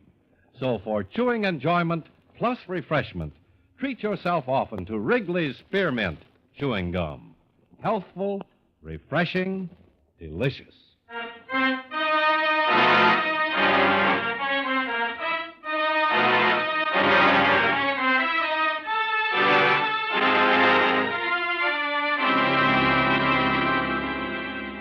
Expense account submitted by Special Investigator Johnny Dollar to Home Office, Hemispheric Life Insurance Company, Hartford, Connecticut. The following is an accounting of expenditures during my investigation of the Enoch Arden matter. Expense account item 1, 50 cents, cab fare to your home office, where Henry Grant provided me with a complete file of previous investigations and police reports covering the disappearance of Frank Loring. I was about halfway through them when Grant came in with an attractive woman in her early 30s. Oh, Johnny, this is Miss Ruth Boulogne, the young lady I told you about. How do you do? Miss Boulogne, this is Johnny How do you Dollar. Mr. Dollar's an investigator, Miss Boulogne. I want you to tell him exactly what you told me on the phone this morning and, well, anything else you may have thought of on the way down here. Well, I don't really know whether I've anything to tell. You worked for the doctor who examined Loring when his policy was issued? Yes, Dr. Felton. That was in New York. I'd just gotten out of training. It was my first job. I was only there 3 months, then I went into the Army during the war. Mm-hmm. And since the war, I've worked in Boston, the Haywood Clinic. I feel sort of foolish telling you all this. I'm probably wrong. But she thinks she saw Loring in Boston, Johnny. When? Well, about 2 weeks ago. 2 weeks ago yesterday. Where? At the clinic. Look, really, I'm not sure about You're not all this. hurting anybody, Miss Boulogne. Suppose you just tell us, and we'll take it from there. Well, as I said, it was 2 weeks ago. A man came to the clinic. He wanted to be vaccinated. He give his name? Yes, but it wasn't Frank Loring. He gave the name of Michael Walsh. I thought he looked familiar, but I couldn't place him. What was the reason for the vaccination? He needed an international certificate of vaccination. It's required by law for anybody going abroad. Oh, he was leaving the country. Well, I guess so. He wanted the certificate. I administered the vaccine. He came back 5 days later, and the doctor entered the result on his card and signed it. That's all I know. What made you connect this Michael Walsh with Frank Loring? I really don't know. I didn't until this morning. I remembered thinking I'd seen him before, and then when I saw that story this morning about Mrs. Loring, the name just came into my mind. You'd only seen Loring once, 10 years ago? Yes, but as I said, it was my first job, and I was impressed at the time having him for a patient. Why impressed? Well, I knew he was an actor. I'd seen a couple of shows he was in, read his name in columns, things like that. Did this Michael Walsh look like Frank Loring, as you remembered him?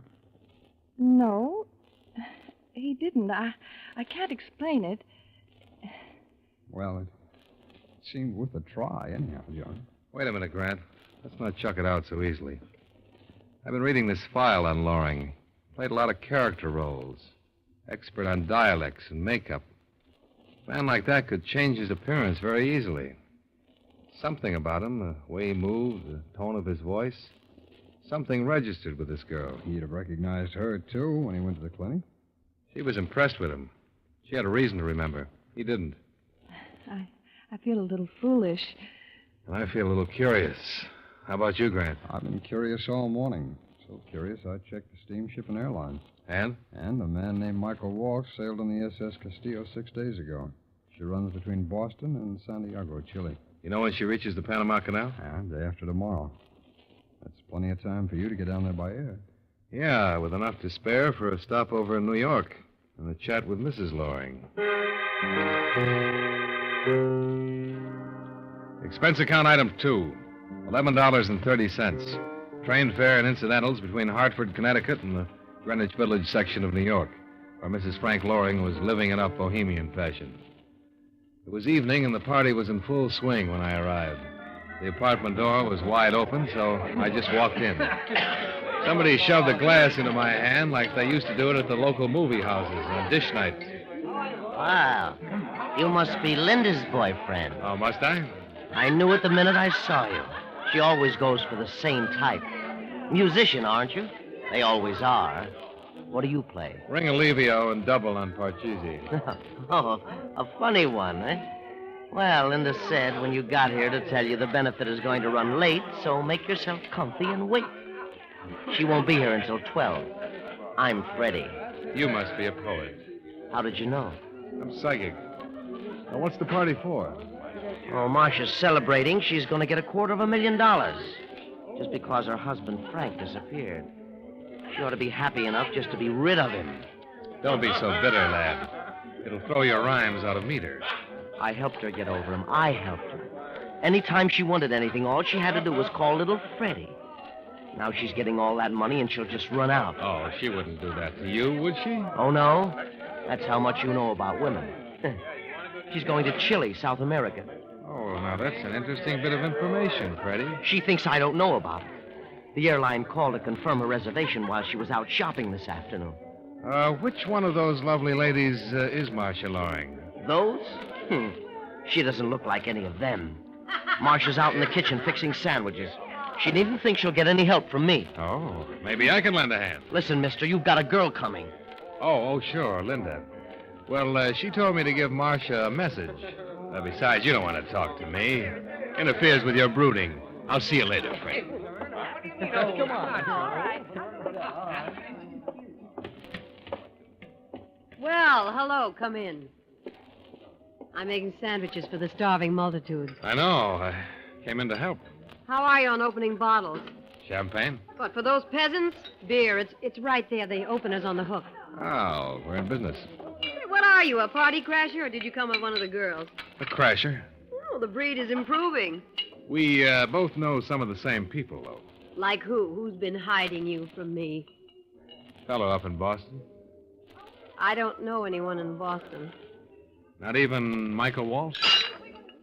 Get out of here. Now listen, Mrs. Loring. I said get out. You weren't invited here. You don't belong here, so... What is it, Marcia? What happened? What did he do? Keep your rompers on, Shakespeare. I told you not to bother her. You music... Look out, Freddie! Oh, no!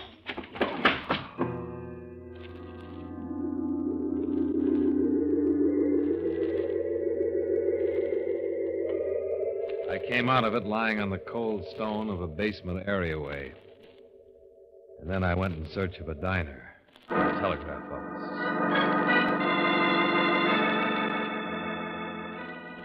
Expense account item 3, 80 cents for breakfast and aspirin.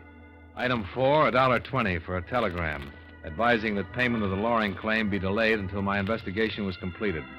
Item 5, $7.60, cab fare to the international airport. And item 6, $415, plane fare and incidentals to the city of Colon, Panama Canal Zone.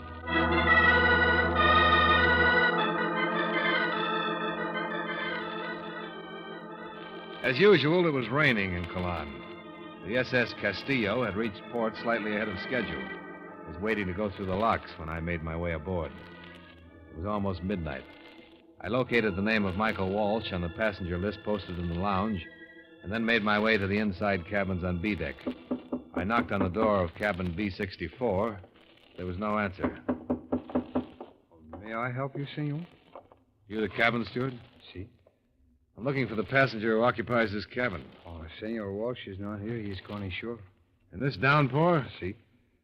Look, here's $5. All you have to do for it is to bring me the biggest towel you can find and open this cabin so I can wait inside. Gracias, senor. But if you are waiting for Senor Walsh, he will not be back. Why not? He's booked through to Santiago. When he went ashore an hour ago, he took his baggage with him. I helped him with it. You know where he went? No, senor. He was most anxious to get ashore as soon as our lines were fast. I see. Ship's wireless take any kind of cablegram for him in the past 24 hours? See, I delivered one to him in the middle of last night. It was most urgent, I think. He seemed most concerned. Yeah, I thought so. Thanks. I knew that Frank Loring, alias Michael Walsh, wasn't going to be easy to find. Away from the ship, he was likely to have a third name. And since he was an expert with dialects, there was every chance he'd adopt a different nationality. I thought about it as I made my way through the narrow, rain-swept streets. I seemed to be the only man without shelter in all of Panama. But I wasn't. Do you have a match, senor? Huh? Oh, I could hardly see you. Yeah, I got a match. I doubt it's a little light in this rain. You don't appreciate the rain, senor? In the rain, I always get what I want. The turistas, they never refuse Jose. Hey, that isn't a cigarette in your hand. No, senor. It is a gun. You join me in the doorway, no? Well, I'd rather die than say no.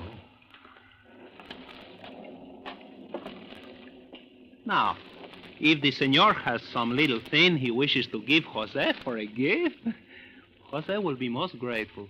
I don't have much cash, but this wristwatch is worth a couple of $100. Oh, see. Oh, that's a very nice one. I will like that. He bent his head slightly to look at the watch, and his gun hand dipped automatically. I brought my hands up to undo the watch strap, stepped quickly to the side, and let Jose have a left in the solar plexus.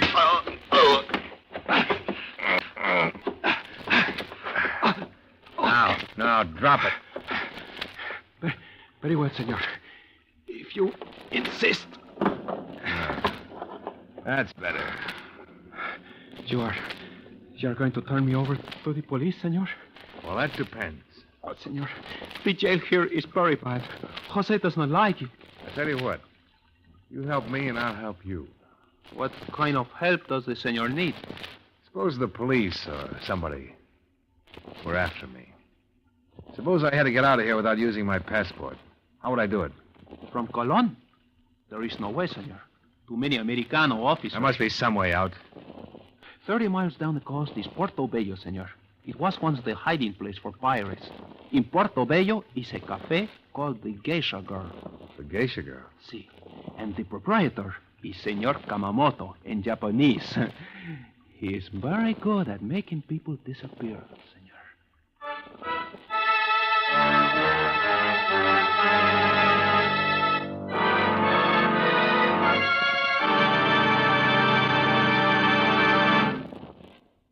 Friends, wherever you are, whatever you're doing, you'll enjoy chewing Wrigley's Spearmint Gum. Chew Wrigley's Spearmint while you're working. The lively, full-bodied flavor of Wrigley's Spearmint gives you a refreshing little lift. The smooth, pleasant chewing of Wrigley's Spearmint Gum helps keep you feeling relaxed and satisfied. Makes your job seem easier. Chew Wrigley's Spearmint Gum in your home, when you're out walking or driving, when you're enjoying sports and other activities. Wrigley's Spearmint Gum tastes good anytime, and the natural chewing aids digestion and helps keep your teeth bright and attractive. Yes, wherever you are, whatever you're doing, you'll enjoy chewing Wrigley's Spearmint Chewing Gum. Healthful, refreshing, delicious. And now, with our star, John Lund, we bring you the second act of Yours Truly, Johnny Dollar.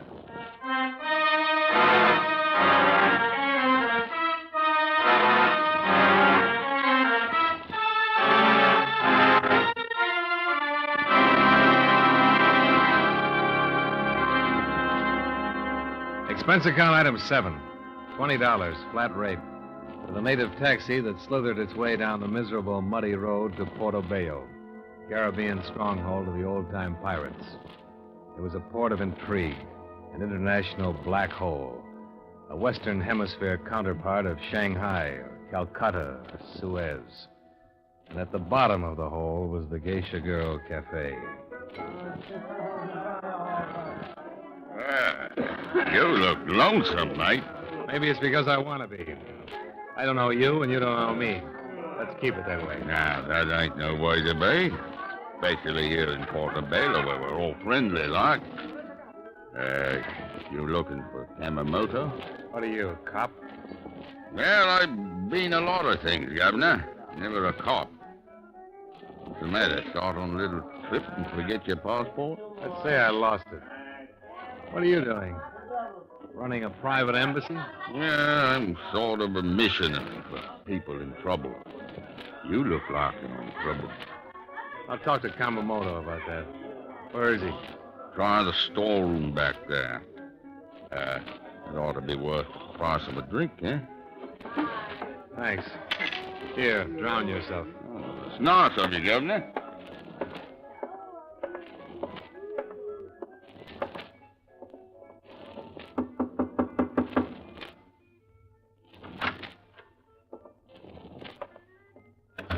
Kamamoto? Ow. Hey. Anybody in here? Oh, matches. Oh, don't bother with that. We won't need a rag. Oh. Oh, well then, Suki. You may leave now. I will tie him up.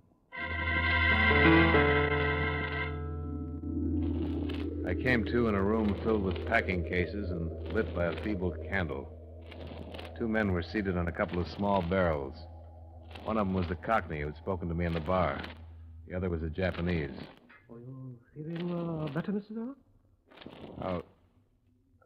How did you know my name? Oh, from your American driver's license? Is that all he had on him? Oh, well, there was some money which I would find most useful.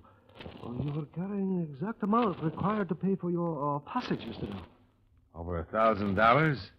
That's pretty high fare. I am a charitable man. My rates are based upon what my passengers can afford to pay. An unscheduled ship-around is expensive to operate. So you will be taken aboard the Kiramatsu shortly. You will sail at 4 a.m. For where?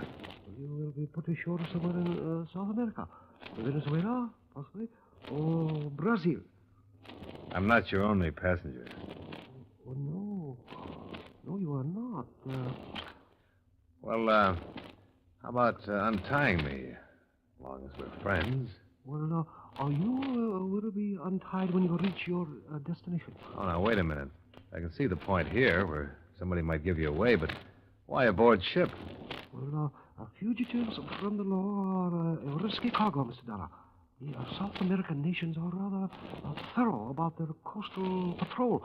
So, if you are tied up, we can make certain you are not caught. What do you mean, Kamamoto? Simply that you're hot cargo, Mr. Dara. And the only way to carry hot cargo is to be certain that you can dispose of it in an emergency. If we are challenged by a patrol vessel, you'll be weighted down and thrown overboard.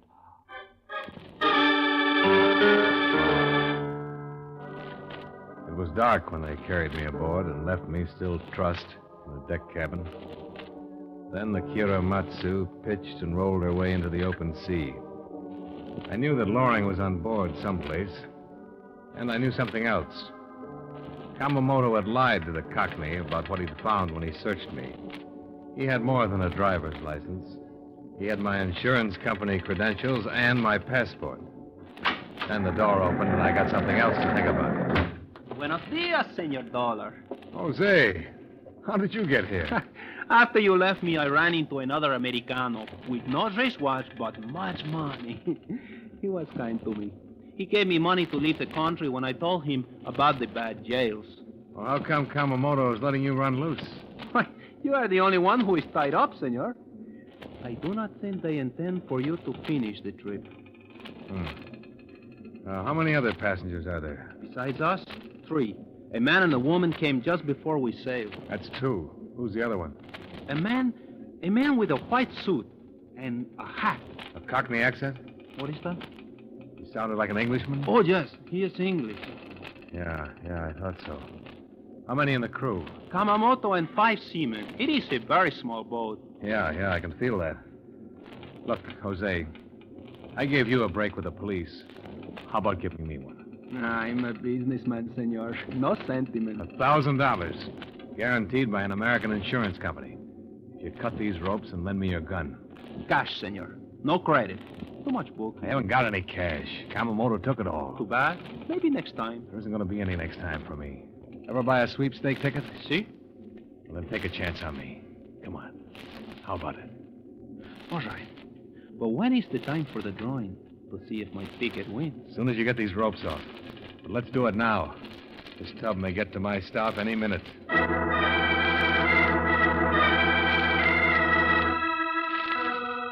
Jose cut the ropes and gave me his gun. There was an oil slicker hanging behind the cabin door, and I slipped it on for cover. The crew on deck was too busy to be counting noses in the storm. I edged my way forward to the main cabin, grasped the door handle, and crashed in. Dollar! Now, let's not get jumpy, anybody. I'm wet and I'm mad, and I've been pushed about as far as I go. Well, good for you, Governor. Glad to see you up and about. You can drop the accent, Loring, and stop flexing your fingernails, Freddie. Now, what's the matter, Marcia? You get too nervous to stay home and fix sandwiches? I didn't have to stay. My lawyers can collect for me. Now, what? Loring looks pretty alive to me, even with that Cockney accent. I'm more alive than you're going to be. Don't be a fool, Loring. You're more of a clay pigeon than I am. You've been practicing for the part for 7 years. What are you talking about? You think you were going to get to spend any of that insurance money? You think I'm not? Ask Freddie. How about it, Freddie? I don't know anything. I just came with Marcia because she asked me to. Freddie's a nice boy, Loring. He writes poetry, and he'll do anything Marcia asks him to. Won't you, Freddie? What are you trying to do? Wait a minute. I want to hear this. Yeah, you ought to, before your hearing stops altogether. Maybe you've been dead for 7 years, but your widow hasn't been putting flowers on your tombstone. You stop talking about Marcia. You see, Loring? Freddie gets mad when I talk about Marcia. Freddie loves Marcia, don't you, Freddie? Yes. You ever take a look at his eyes, Loring? If Marcia said the word, he'd put a knife in you in a minute. Think it over, mister.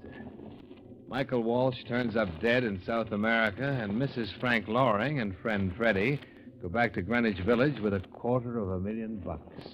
Only this time they'd have nothing to worry about. Don't listen to him, Frank. Why not, Angel? He sounds like a pretty smart guy. We've waited 7 years for this. Do you think I'd have anything to do with this little idiot? I've used him, that's all. Marcia. You see, Freddie? She'll get rid of you, too, after a while. There'll always be somebody else coming along to open the beer bottles. I was kind of wondering how Freddie got in on this little trip. I was wondering why we kept something between ourselves for 7 years, and then you spill it to him. I was frightened, Frank. I knew Dollar was after you. That's why I wired you. I couldn't come down here alone until I was sure we'd be together. We'll be together, and we'll stay together until the money comes. Then maybe I'll have some ideas of my own. Give up, Loring. You're never going to get that money. Yes, I am, Dollar. Kamamoto's standing right behind you, the curtain between this cabin and the next one. Don't turn, Mr. Dollar. Now, let me have that gun, Dollar. All right, Kamamoto. Now let's get rid of him. Oh, of course, Mr. Dollar. Why, Kamamoto? Why don't we bargain a little first? I'm afraid you are not in a bargaining position. How much is he going to give you for dropping me? You'll get $5,000, Dollar. Oh, you're dealing with a real cheapskate, Kamamoto. I'm worth more than that. I could shut you up right here. Please, Mr. Loring. Let the gentleman speak. And do not use that gun unless I say so. This is my ship. You took my credentials before, Kamamoto. You know who I am. Yes. How much did Loring tell you he was going to collect? He's stalling, Kamamoto. Get rid of him. I warned you, Mr. Loring. I will decide who leaves the ship, and when, and how. Suppose you tell me the amount of the piracy, Mr. Dollar. $250,000. He's lying. It's only $25,000. Is it, Loring? I tell you what I'll do then, Kamamoto. Put us both ashore back in the canal zone where I can get him into the hands of American authorities, and my company will pay you $25,000. And I'll make it $50,000, Kamamoto. $50,000. I bid 60. Do I hear 70? Come on, Loring. Bid. I can go the whole $250,000. Won't cost my company any more either way. I'll kill you, Dollar. No! Loring and Kamamoto fired at the same time. Both of them were hit, but only Kamamoto went down. Loring turned to Marcia. You wanted him. You can go together.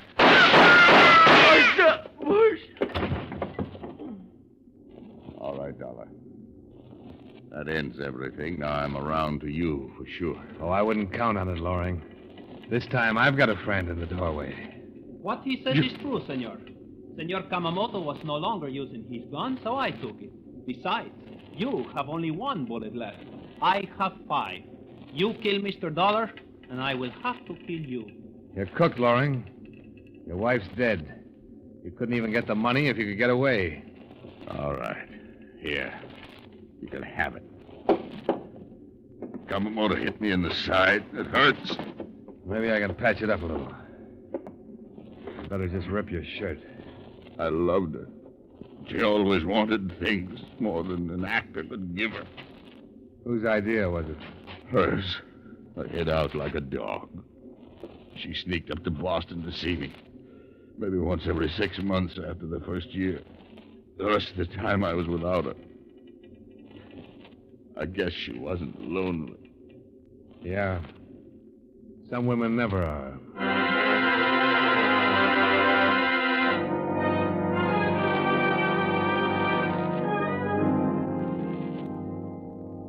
And that about finished it. Expense account, item 8, $60, miscellaneous expenses. Expense account, item 9, $1,000 as promised to Jose. Item 10, $421.80, plane fare and incidental expenses from Colan, Panama Canal Zone, back to Hartford. Total expenses, $1,879.80. Yours truly, Johnny Dollar.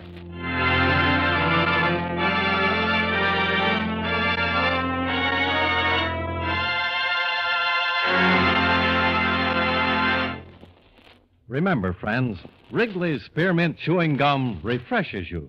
Wrigley's Spearmint Chewing Gum gives you real chewing enjoyment. The lively, full-bodied flavor of Wrigley's Spearmint cools your mouth, freshens your taste, sweetens your breath. The smooth, pleasant chewing of Wrigley's Spearmint helps keep you feeling relaxed and satisfied. Makes whatever you're doing more enjoyable. Yes, for refreshment plus chewing enjoyment, treat yourself often to Wrigley's Spearmint Chewing Gum. Millions enjoy it daily. Get a few packages and always keep some handy. That's Wrigley's Spearmint Chewing Gum. Healthful, refreshing, delicious.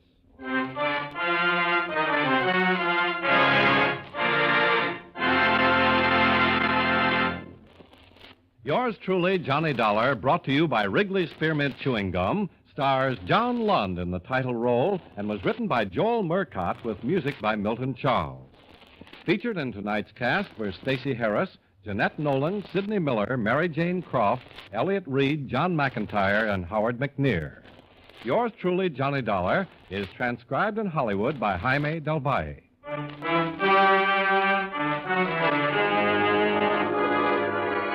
The makers of Wrigley's Spearmint Chewing Gum hope you enjoyed tonight's story of Johnny Dollar and that you're enjoying delicious Wrigley's Spearmint Gum every day. This is Charles Lyon, inviting you to join us again next week at the same time when, from Hollywood, John Lund returns as... Yours truly, Johnny Dollar.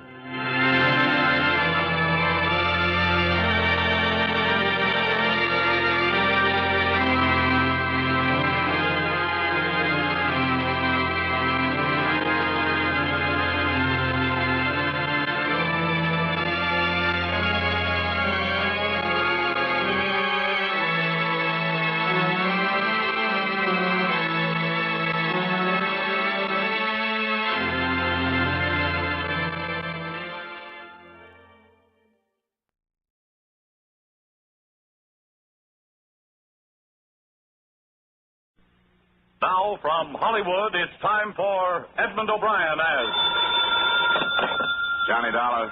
Carl Brewster down at East Coast. Yes, Carl. I wonder if you'll do a little job for us. Sure, what is it? A policyholder of ours needs some protection. Well, I hope this doesn't indicate a trend. This is the second time an insurance company has hired me as a bodyguard. Isn't that rather unusual? Well, it's rather an unusual case. This girl, her fiancé, has spent the past 5 years in prison.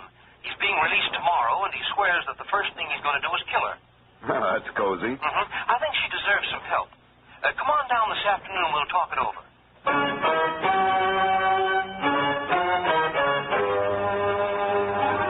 Edmund O'Brien in a transcribed adventure of the man with the action-packed expense account, America's fabulous freelance insurance investigator. Yours truly, Johnny Dollar.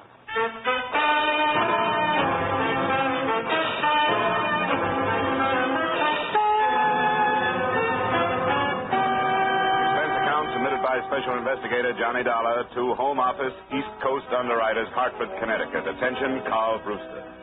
The following is an accounting of my expenditures during assignment on the Virginia Beach matter. Expense account item 1, $1.50 cab fare from my apartment to your office. Well, you're prompt, Dollar. How are you, Mr. Brewster? Or did we set any particular time? No, I guess we didn't. Well, I'm glad to see you anyway. Sit down. Thank you. Now, let's see. Oh, yes, the Browning girl. Janice Browning. How much did I tell you over the phone? That her boyfriend was getting out of stir and was going to kill her. What you left unsaid was that she probably deserves it. What's that? I don't hold much sympathy for these dames that get themselves involved with some hoodlum and then decide to get disinvolved the minute the going gets rough. But it's your money. I wouldn't jump to conclusions, Dollar. This is a pathetic case. Of course, the girl made a mistake in taking up with this fellow, but 5 years is a long time to think. And she realized her mistake. What did he go up for? I believe it was robbery. Do you know if she spent all the loot before she realized her mistake? Now, Dollar. Why doesn't she hire a bodyguard herself? Because she can't afford it. She has nothing. She turned to us because there was no place to go. Poor thing is in desperate fear of her life, Dollar. Surely you can appreciate that. Okay, give me the rest. And there's a little more. She's living in Virginia, outside of Norfolk, in Virginia Beach. Janice Browning, was it? I have her address for you. Her fiancé's name is Robeson, Mark Robeson. And he's due out tomorrow. From the state penitentiary at Richmond. Just stay with her until we see what happens. She was here, Dollar. I talked to her. This will not be an unpleasant assignment for you. She must have something more than a policy to knock this whole company off its feet far enough to hire a bodyguard. That could spell bankruptcy if it went far enough.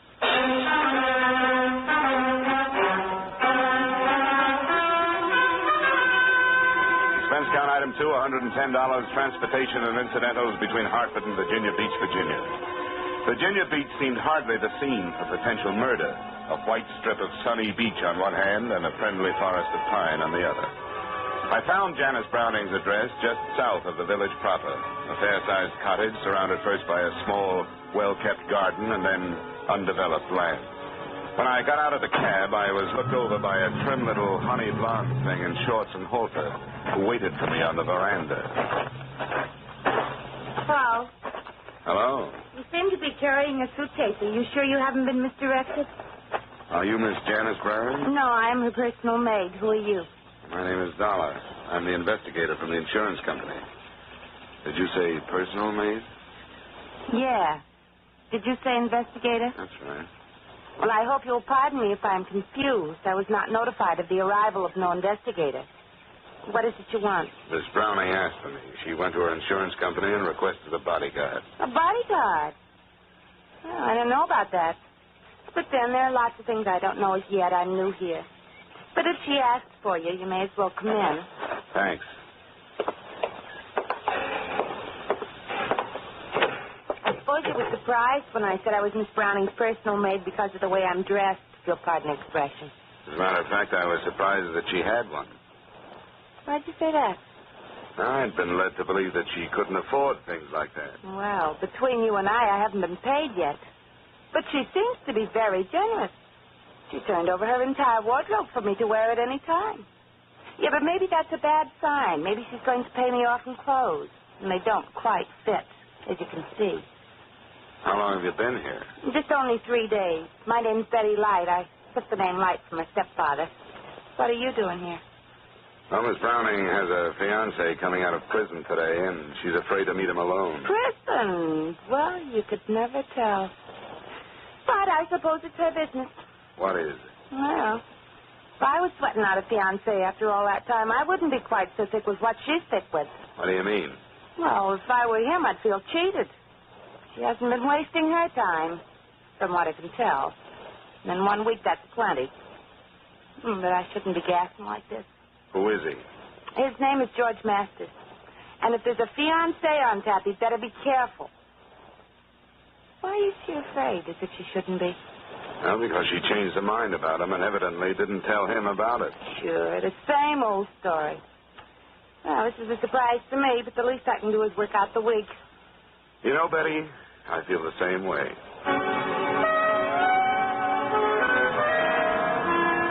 It was just past midday when I arrived, and wasn't until almost 5 that a cream-colored convertible coasted into the driveway carrying a man and another honey blonde.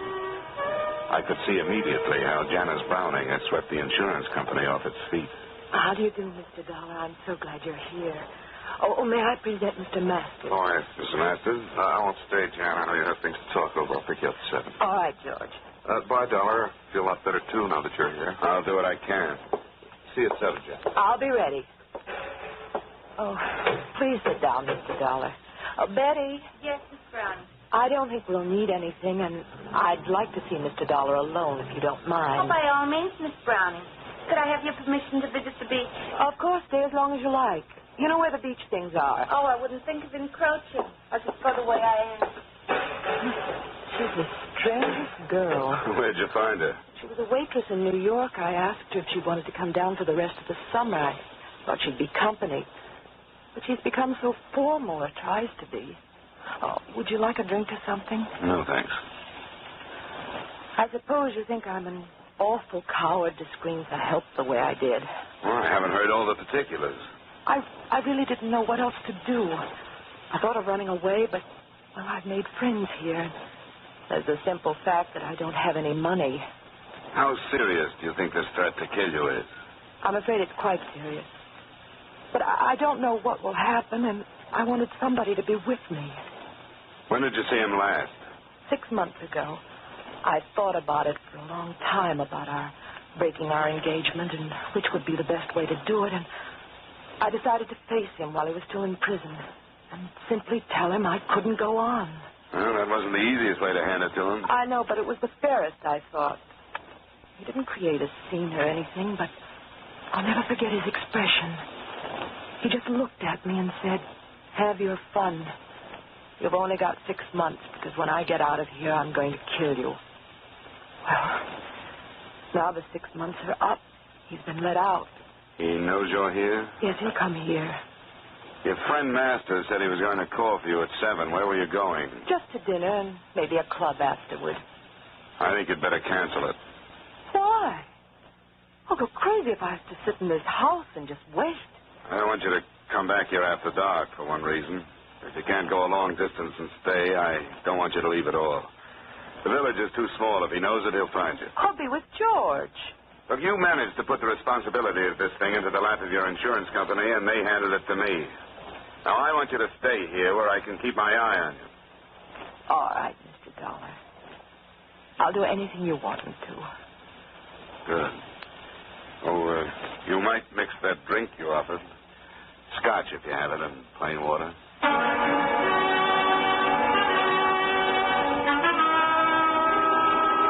The rest of the evening was spent with small talk and mounting tension. The state penitentiary was no more than 100 miles from Virginia Beach, and since it's the habit of prisons to turn out their guests at dawn, Mark Robeson had had plenty of time to make the trip. In spite of a sultry night, I closed and locked all the doors and windows, and by 11, the cottage was dark, with everyone retired. The living room was the most strategic spot in the house, so I stretched myself across a couch that was too short for me and listened to the silence. It must have been some time after midnight when I heard a door crack behind me. Who's that? Hi, Mr. Dollar. Oh, you shouldn't be roaming around the house, Betty. I darn near laid a chair across your head. Oh, it's too hot to sleep, and besides, I have a few things on my mind if you're interested. Sure, sit down. Oh, thanks. Did I not understand you to say that this Khan was her fiancé? That's right. Well, she certainly lives in circles, if you ask me. I happen to uncover some information that will knock you for a loop. What? Well, basically, I've never been a snoop, but I didn't go to the beach. Oh? No, after you advised me of the situation around here, I felt I had a right. I went into her room, which is no more than an oversized closet with bath. And it's a good thing I did, because in a drawer I found a picture of Miss Browning posing as a bride. A bride? Yeah. Are you sure of that? As sure as I'm sitting here. And the guy standing with her was a bridegroom if I ever saw one. Were they fancy? What do you think of that? I don't know. It doesn't necessarily mean anything. But from what I've overheard, this fiancé of hers has been in prison for 5 years. Yeah, that's the story. Then how come the wedding picture was taken in 1947? Was it? And that's what's stamped on the back of it. Now, is that screwy or isn't it? It definitely is. And there are some other things that don't ring truly. For example, this mug she is currently tied to. I heard her when she called him tonight, and it sounded more like... He blasted your room. Get down on the floor. Stay there. Hey, hold it! Hold it, Rose! He hadn't moved away from the window. He fired. When I got to him, he was still pointing the now empty gun at me, pulling the trigger and looking down at it stupidly. Get away. I won't go back. I don't have to stay in the hospital now. I'm all better now. Give me the gun, Robeson. It's empty. No. It's mine. You're one of her men. She always had men. No, I'm not one of her men. Let's go in the house and calm down. You talk like a doctor. Yeah, you're a doctor. You can't take me back. Get away from me. You told me to make myself believe that she was dead and I'd sleep better. Come on. Get away. I won't go back. Let go. Don't cause any more trouble, Rope. Come on. I won't go back. Let go, Rope. No. Now I don't have to go back. Let go.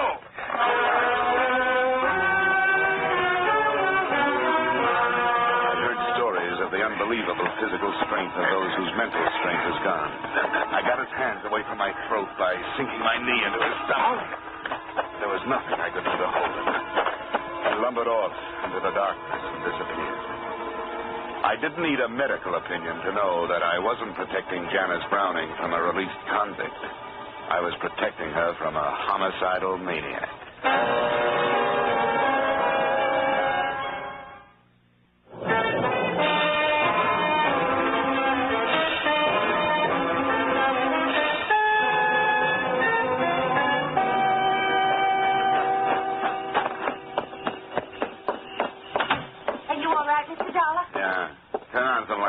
But stay away from the windows.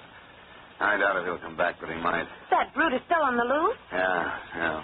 Where's Miss Browning? She's still in her room. I heard her bawling, but she's stopped now. Miss Browning? Yes? I'm coming in. Where is he? I couldn't hold him. Where's the light switch? No, don't turn on the light. He thinks he killed you. He won't come back tonight.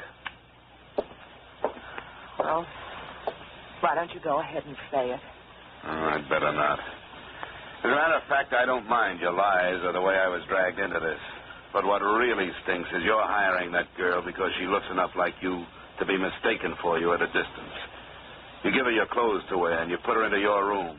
Well, she'd be dead now if she hadn't come into the living room. I'm not trying to pass the blame, but it was George Masters' idea. He remembered her and thought bringing her here might be a way to save my life.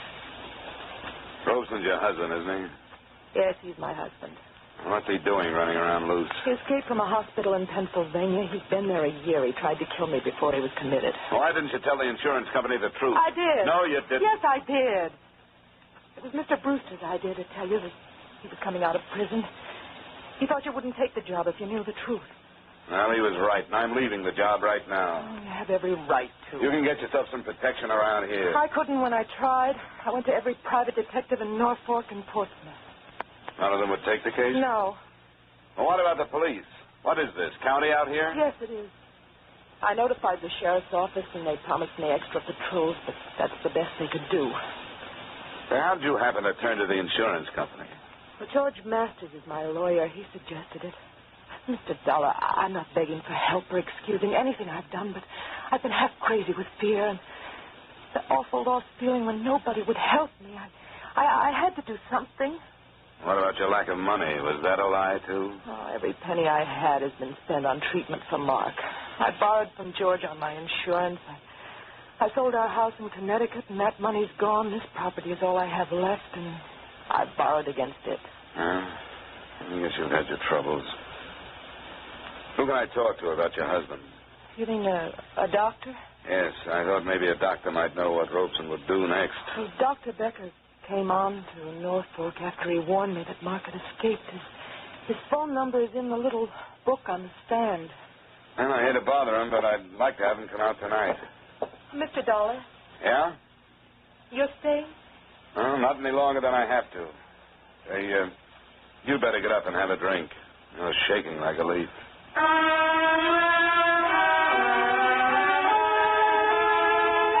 I changed my mind about dropping the case, Mr. Brewster, not only because she was a beautiful woman in a tough situation, but also for another reason. I awoke Dr. Becker at his hotel in Norfolk, and after I outlined the night's events to him, he agreed to come out.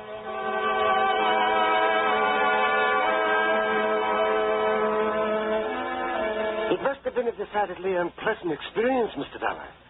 On the other hand, you are fortunate to be alive. Yes, I guess I am. Robeson is only dangerous when his basic jealousy is aggravated. You say you arrived with luggage? That's right. Perhaps he was watching then and misunderstood your visit. Oh, I get it. Well, what do we do now, Doctor? He probably thinks he killed her. Can we expect him to come back? Well, that is hard to say. He'll suffer a deep sense of remorse. Then he may feel that what took place was only a figment, a dream. The remorse would cause introspection and keep him away. The fantasy thought might bring him back to investigate. When? Oh, who knows? Tonight even, or tomorrow. Would he try to kill her again? Oh, yes. An extremely strong fixation. Do you want him to come back? Well, I want to see the end of this. That's the best way I can think of. I'll keep his wife here tomorrow outside so he can see her if he does come. She's the one who really has suffered, the poor girl.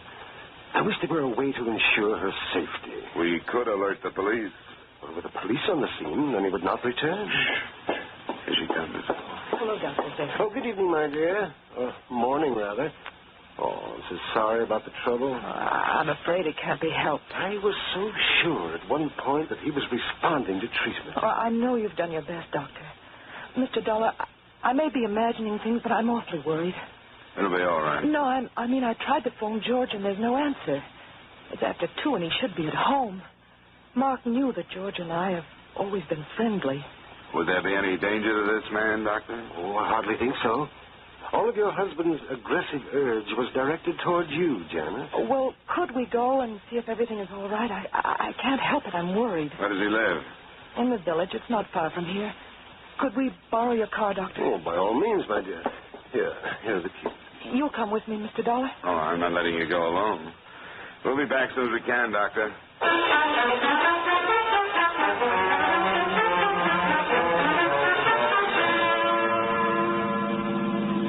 Oh, this is his house, the white one. Oh, there's his car in the driveway. There's a light on. Maybe his phone is out of order. I told him I'd let him know if anything happened.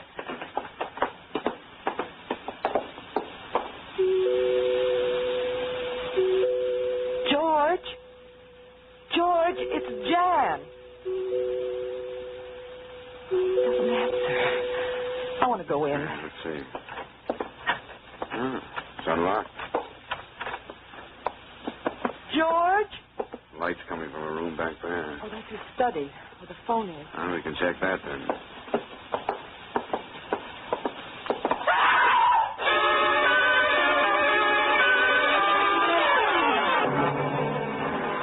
George Masters was lying face up in the middle of a room that had been pretty well torn up by the struggle. The first thing I noticed were the bruises left on his throat by the hands that had choked him to death. I noticed another thing when I went to the desk to phone the police. There was a gun lying on it, and I would have sworn that it was the same police special Mark Robeson was carrying earlier in the evening. It took Dr. Becker to quiet Janice Browning after I literally dragged her out of the master's house and got her home. Well, I hope she can rest now, but she's dangerously near to mental collapse herself. Yes, I can understand that. Is there anything further that I can do, Mr. Dollar? Nothing now, Betty. Get some sleep if you can. Sleep? Who could sleep? Well, and spend your time packing. You're going back to New York in the morning. I certainly am. For me, you can give Virginia Beach back to the engine.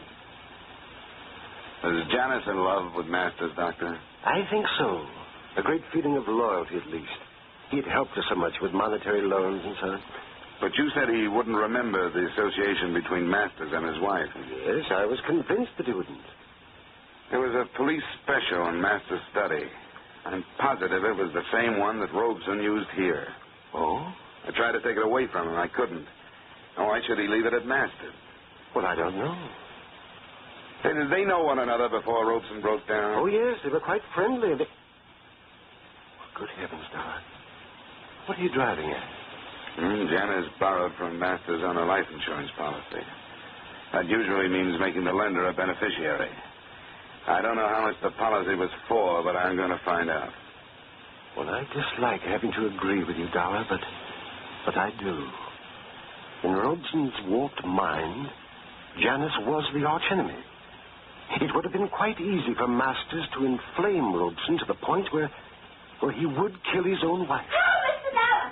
Mr. Dollar! What is it, Betty? He's back. That man, he came back. All right, take it easy. You're all right. But I saw him. He was looking in the window. The one he shot through. Doctor, take care of her, will you? I'd better get back to Janice's room.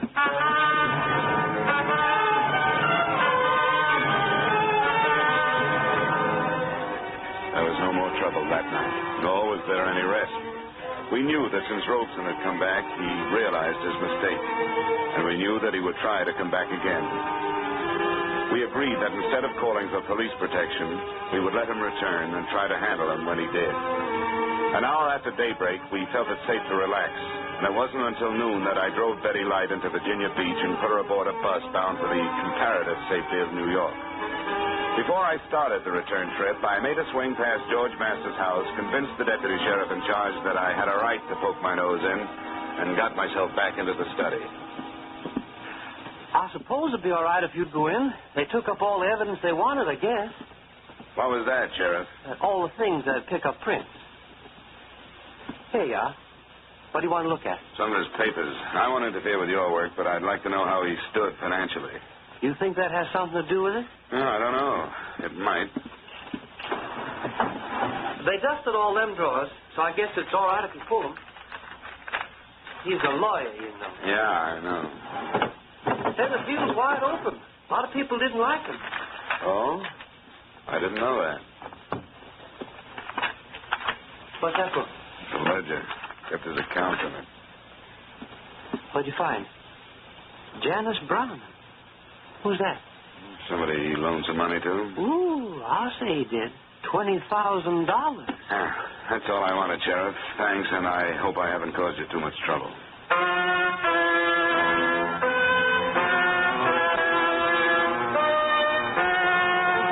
What I found was another link in a chain of circumstantial evidence that would never be used since George Masters was dead. He had loaned Janice Browning the thousands she had spent on treatments for her husband, and it was obvious that there was no chance of her ever being able to pay him back. The last notation revealed the fact that a $5,000 loan had been made on her insurance policy in April.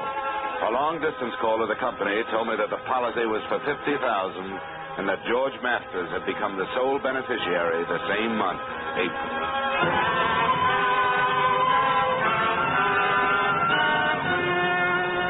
But I see no purpose in telling her, Mr. Dollar, or questioning her. I don't either, Doctor. I hadn't planned to, but the sheriff's office won't think twice about throwing it at her if it gets out. If you will allow me the privilege of perjuring a certain amount of expert testimony, I think I could manage to gloss over it. Well, the deputy saw it, but I don't think it sank in. I hope not. Of course, we're assuming that we'll be successful in subduing Robeson. You said he would come back. I'm sure he will. It is you I'm worried about. Well, I'll have to be ready for him this time. He's too strong to take without a weapon. I hate to do it. Oh, I don't think you need to be. The poor fellow will have no idea what is happening except that he has come back. Okay. She awake? Yes, I think so. Well, it's 3 o'clock. You should be outside in case he's watching. Yes. I'll go and explain our tactics to her. Good luck, Mr. Dollar. I hope all goes well.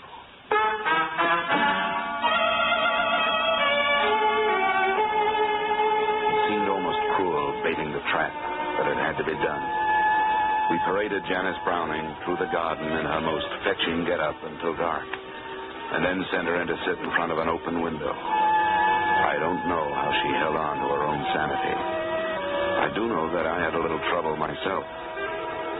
I sneaked into a position outside the house from which there was a good view of all the approaches but the one from the north. He arrived at about 10:30. He was moving toward the living room window, and I started toward him. Hi, Mark. What? I can't see it. I'm George Masters. You remember? George Masters? That's right. It's your fault. She wasn't in that room. Did I tell you she was in that room? You are George Masters. He made a mistake. I told him, and he said I made a mistake. You're the doctor. Get away from me. We'll do it right this time, Mark. Come here. George Masters is dead. You aren't George Masters. No, I'm not, Mark. But you'll have to come with me. No, I don't. I won't go back to the hospital. I won't let you. Mark. Robeson, don't. Get away. No, I don't. I'm sorry, Robeson.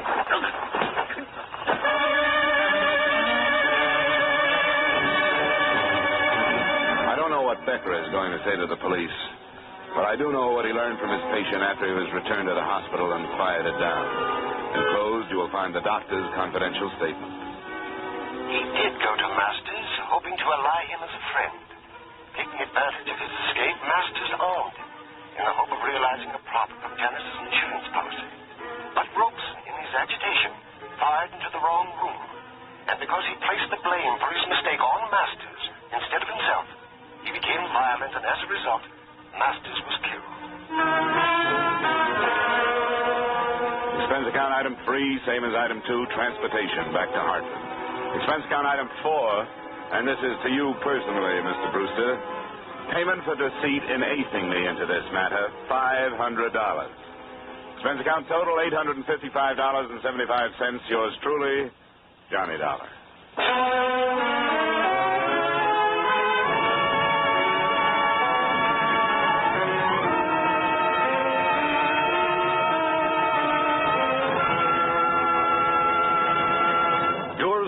Johnny Dollar stars Edmund O'Brien in the title role and is written by Gil Dowd with music composed and conducted by Leith Stevens. Featured in tonight's cast were Bob Sweeney, Virginia Gregg, Gene Bates, Hy Averback, and Howard McNear. Yours truly, Johnny Dollar, was transcribed in Hollywood by Jaime Del Valle.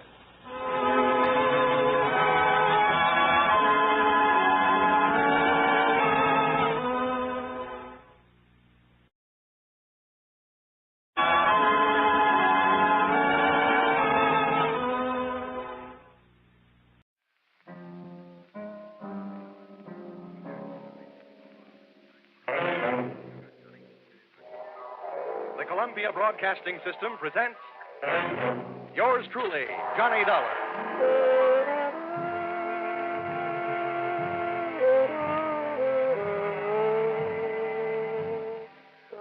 The next half hour has its baggage packed to take a trip with America's fabulous freelance insurance investigator, Johnny Dollar.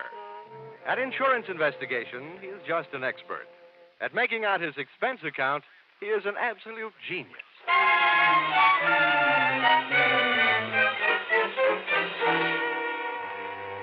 Expense account submitted by Special Investigator Johnny Dollar to Home Office, Oriental West, Cargo Bonding Company, San Francisco.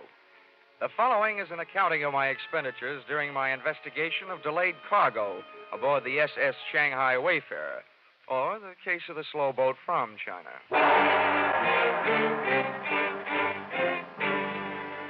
Expense account, item 1, $181.52. Plane fare from Hartford to San Francisco in answer to your urgent call. Expense account, item 2, $3. Lunch on Fisherman's Wharf in answer to my stomach's urgent call. Item 3, $1.20. Cab fare to your office. Dollar, my name is Fundy. I haven't had the pleasure of meeting you before. And may I say it's a pleasure meeting you. It's a rough trip. I'm glad it's over. Over? It's just begun. Here, Dollar. This is your plane ticket to Singapore. Singapore? Hmm? You know, Fundy, I had a choice. Really? To come to San Francisco to see you or to take a case in Boston. A nice old lady on Beacon Hill clubbed her husband with an early American bed warmer. But no, rather than New England broiled lobster, I'd rather have San Francisco cracked crab. Now, all of a sudden, Singapore. May I ask why? Yes. We've bonded against a delay, a $120,000 cargo of raw tin aboard the Shanghai Wayfarer. The ship was due to sail from Singapore 3 weeks ago. Still out there, tied up in the Tanjong Pagar dock. What's the delay? Mutinous, mechanical, or just plain mysterious? I'm afraid it's a little of each. We flew an expediter out there 10 days ago to see what he could do. All the satisfaction we've had from this man, Harrison, is a report that since his arrival, the Wayfarer's main shaft is burned out, her freshwater pumps have fouled up, and her steering machinery has gone on the fritz. You don't need an insurance investigator. You need a good plumber. Well, maybe you're right. But anyhow, you'll find our man Harrison, William Harrison, at the Crown Colony Hotel. He'll fill in the details. Dollar, you have only a matter of hours after you hit Singapore to get the Shanghai Wayfarer started on its way. I must impress upon you the fact that any delay after that will cost this company $2,500 a day. Well, all I can promise is the old college try. Times like this, I wish I'd gone to college. Well, anyway, I'm in the right town to make my last night in the States a good one. A few drinks with the right gal at the top of the mark. A few rare steaks at Alfred's. A few dances to Freddie Martin's music at the St. Francis. A few moments alone in the arms... Dollar. Huh? That sounds mighty good. But your plane leaves in 2 hours. 2 hours? Well, I guess I'll have to do without the drinks, the dinner, and the dancing.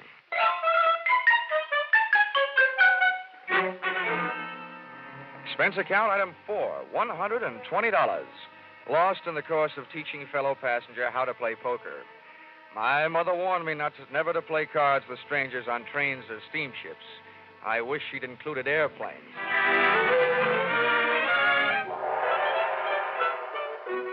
You'd implied, Fundy, that the situation smelled. Well, you should have caught a whiff of the city, especially the native sections, through which I had to pass on my way to the Crown Colony Hotel. I found it on Anson Road. I found myself a room. I also found William Harrison's room.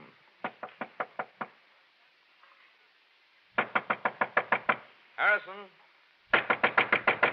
Hey, Harrison.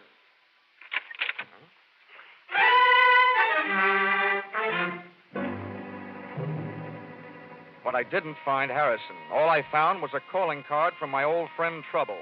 Wherever Harrison was, he didn't want to be, and he left a trail of broken furniture and blood to prove it. I searched the dresser. Shirt size, 14. Socks, 9. That meant Harrison was a small man. I went through the bathroom, shaving brush and toothbrush still wet, indicating that he'd been there not too many hours before I arrived. Then I tried the wastebasket. In addition to one large glob of used chewing gum, an empty cigarette package, and some old Kleenex, I found a swizzle stick with a name on it. The Collier Key Bar. Well, all that meant was that Harrison had a head cold and had been trying to cure it with Singapore slings. But at least I knew where he'd been drinking them.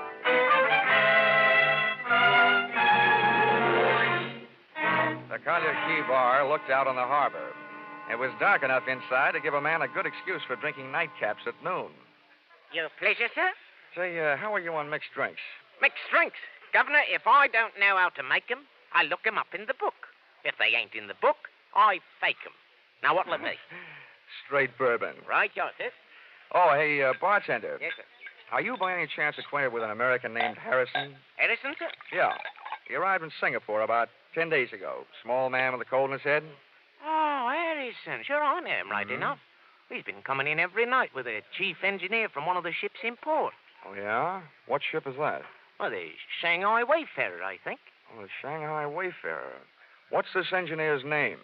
Yeah, now, hold on. I ain't getting him into any trouble, am I? He's a nice chap, he is. A handsome tipper. This handsome?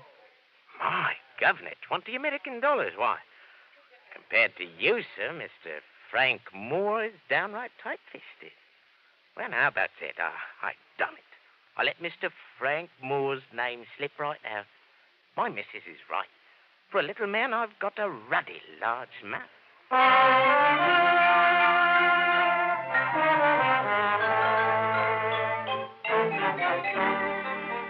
Expense account, item 5.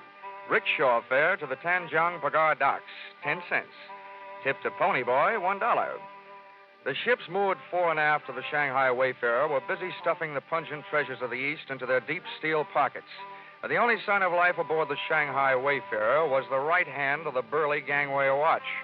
It was holding a knife with a 6-inch blade and slicing thin slivers off a plug that looked more like tar than tobacco. As a gangway watch, he might have been fine. But as a reception committee, he was no Elsa Maxwell. That's far enough, mate. There's nobody aboard and there's nobody coming aboard. It's all right with me. All I want's a little information. Where can I find your chief engineer, Frank Moore? You come to the wrong place. Try the icebox over at the Singapore police. They fished him out of the harbor this morning, stabbed to death. Oh? Any idea who did it? They're holding some dame he's been playing around with. No, I don't know her name. Have they got anything else?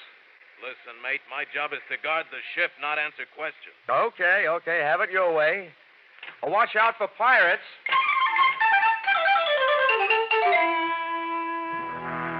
The British chief inspector, Singapore police, gave me everything except an invitation to tea. But unfortunately, he'd never even heard of Harrison. He took me into the morgue, and a look at Frank Moore's body told me nothing I didn't already know. He'd been stabbed, all right, and whoever had killed him had sunk him with a hole in one. As for his personal effects, his Maritime Union card confirmed the fact that he was indeed the chief engineer of the Shanghai Wayfarer. A stack of crisp American $20 bills in his wallet made me wonder whether he hadn't been picking up a little extra pin money for delaying the departure of his ship. And finally, a photograph that made me admire the late Mr. Moore's taste in women. Whoever it was that said, "Never the twain shall meet," should have met her. She was half caste and all woman. Her picture was inscribed to Frank Moore, "Yours forever, Chandra." From the inspector, I learned 2 more things. 1, the fact that the police had already questioned and released her. And 2, her business address, the Wardlow Bar on Malay Street.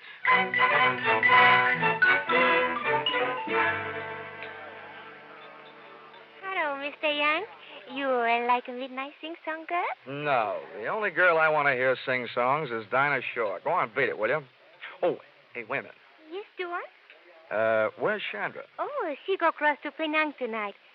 You buy me drink, mister? We sit right over... Tagona! Get it! Oh, Zamonda, hello. I pushed you away home to Shanghai one night in your own coffin. Complete with stab wounds, no doubt. Why you say that? Why you ask for Chandra? I'm a stranger in town. I can't find the local chapter of the Lonely Hearts Club. So, shall we find a quiet table? I don't know you. No, but you knew Frank Moore. That gives us something in common. Over there is one. Okay. This doesn't sound like a very quiet table to me. In Singapore, you will learn whispers stand out in the quiet. They disappear in the noise. I'll bow to the wisdom of the native guide. But who said I had any secrets? You talk about Frank Moore, so I know if you do not have secrets to give, there must be secrets you like to learn. But I tell the police everything I know, which is nothing. Oh. No, you are disappointed in me? No, not at all. You make good scenery. And I'll bet there's quite a story that goes with you. Oh, you find me interesting. I'm a man. Why do you come to me? Well, there were 2 places I could go for what I'm after. And you're much prettier than the SS Shanghai Wayfarer. I'm looking for a lead on a man named Harrison. Your murdered friend Frank Moore knew him, so figures you know him. You are wrong. I do not know him. I do not even know you. Oh, well, that's soon fixed. My name is Johnny Dollar. Your name is nice. Especially the dollar part, huh? You are very droll, but I see when you make this joke there is no smile on your face. You are worried about your friend, Mr. Harrison? Yeah, that's right. Maybe he was lonely tonight. Maybe he does not want you to find him. You certainly make me feel much better. How about a drink? I never drink before midnight. All right, then I'll wait. We'll have one then. All right, Johnny. But we don't have it here. We go to my house. There it is cool on the river. And there it is quiet. So we do not have to whisper.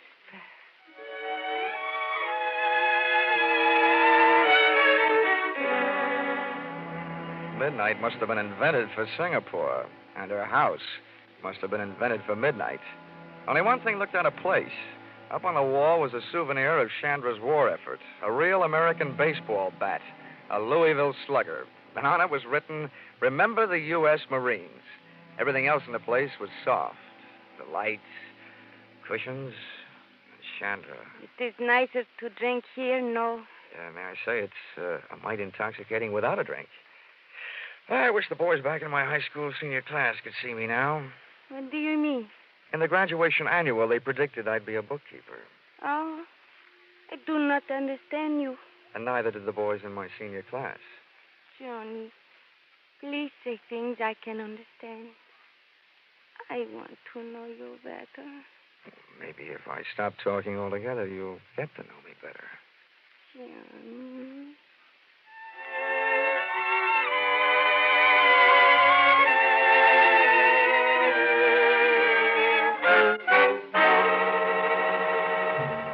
So I stopped talking, but I didn't stop thinking. When I'd mentioned Harrison to Chandra earlier, she said maybe he was lonely tonight. If she didn't know him or anything about him, I wondered how she knew that he was missing tonight and not for a couple of days, or maybe even longer. Besides, the boyfriends of women like her don't keep secrets. I still assumed that if Frank Moore had known Harrison, Chandra had known Harrison. I also assumed that she'd spited me into her parlor for purposes other than social. And that notion was seconded soon after I had it, when somebody kicked the door open. Hey, it's you, Johnny, darling. The two boys in the door were not from Western Union. And ugly as they were, Chandra left my side to join them, which made me think that maybe my senior class had been right. Looking at that trio's 6 eyes and 2 guns glaring at me, I wished I was a bookkeeper.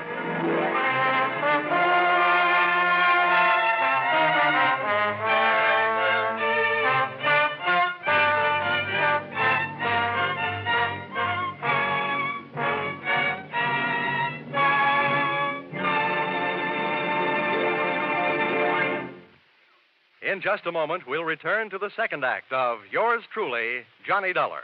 But first, here it is almost the end of February. All over the country, people are thinking about their new cars. All but one man. And he remains quite content with his old automobile and wearing apparel, an ancient Maxwell and a well-worn toupee. For these reasons, and for several others, named Mary, Dennis, Don, Phil, and Rochester, he now has the #1 comedy show in America. All over the country, people think about him, too, every Sunday night. Hear the Jack Benny Show with Claude Rains as Jack's special guest next Sunday on all these same CBS network stations. And now, back to Yours Truly, Johnny Dollar.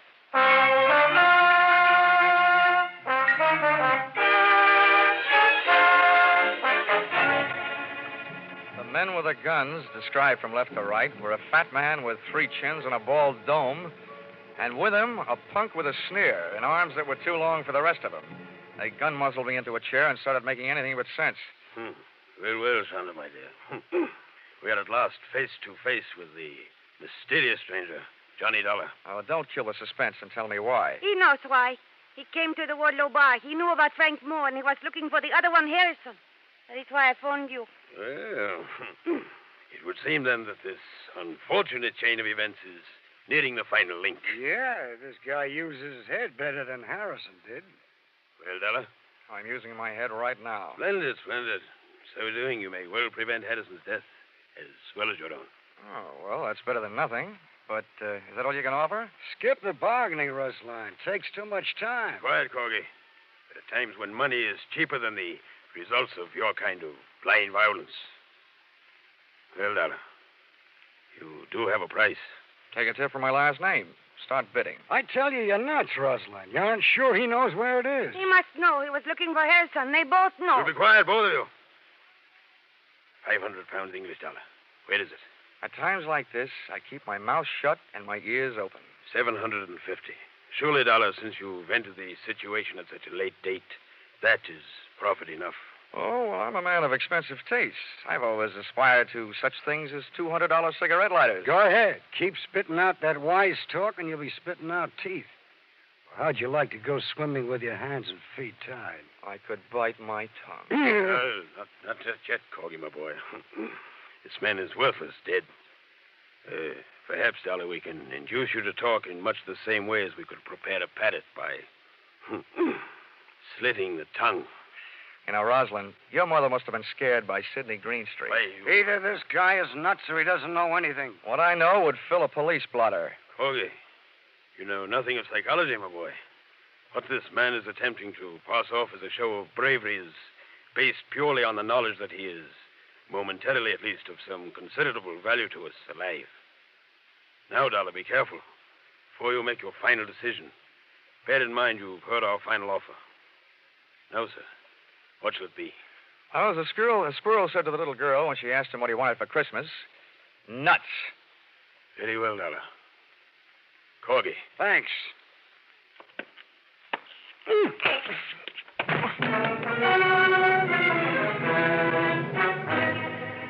I finally came to in the dark, trussed up like a turkey, and lay there trying to figure it out. Obviously, the two rude dudes thought I knew something I didn't know. But what I did know was that finding Harrison had turned into a big, fat headache. Also, that I had accomplished exactly nothing towards speeding the SS Shanghai Wayfarer over the bounding Maine. While I was comforting myself by repeating over and over that old insurance company soother, never say die, I discovered I wasn't alone. Hello. Huh? Who are you? Well, you were here first. You tell me. Well, my name is Harrison. Harrison? Yes, who are you? I'm Johnny Dollar. I was sent out here by the Oriental West Cargo Bonding Company. Oriental West? Yes, I was supposed to do what you couldn't get done.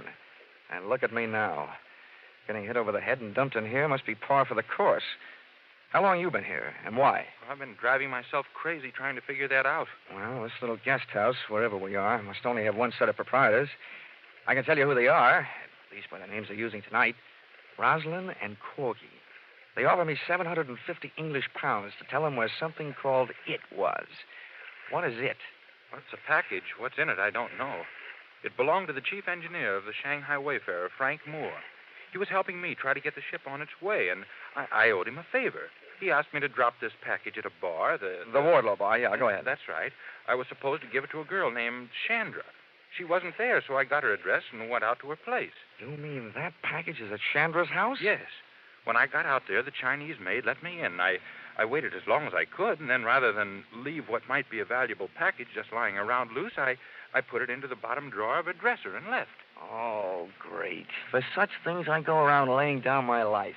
Well, it's obvious that these men will stop at nothing to get their hands on that package. Well, when they asked you where it was, why didn't you tell them? Then neither one of us would be here. What's more, I'm beginning to think the sooner they get the package, the sooner our ship sails. Frank Moore had been a good friend to me. He wanted Chandra to have it, and I couldn't just turn it over to those two. Well, I've got some news for you. And this should make you really unhappy. Those two happen to be in business with Chandra. Huh? They're all on the same team. She's one of them. What an idiot I've been. Well, here we are, all roped up. You know, for a pair of guys who came out here to speed a shipload of raw tin on its way, we're doing just dandy. We're lucky if we get out of this thing alive. Offhand, I'd say our host probably murdered Frank Moore trying to get that package. Maybe we're next. Uh-oh. Maybe right now.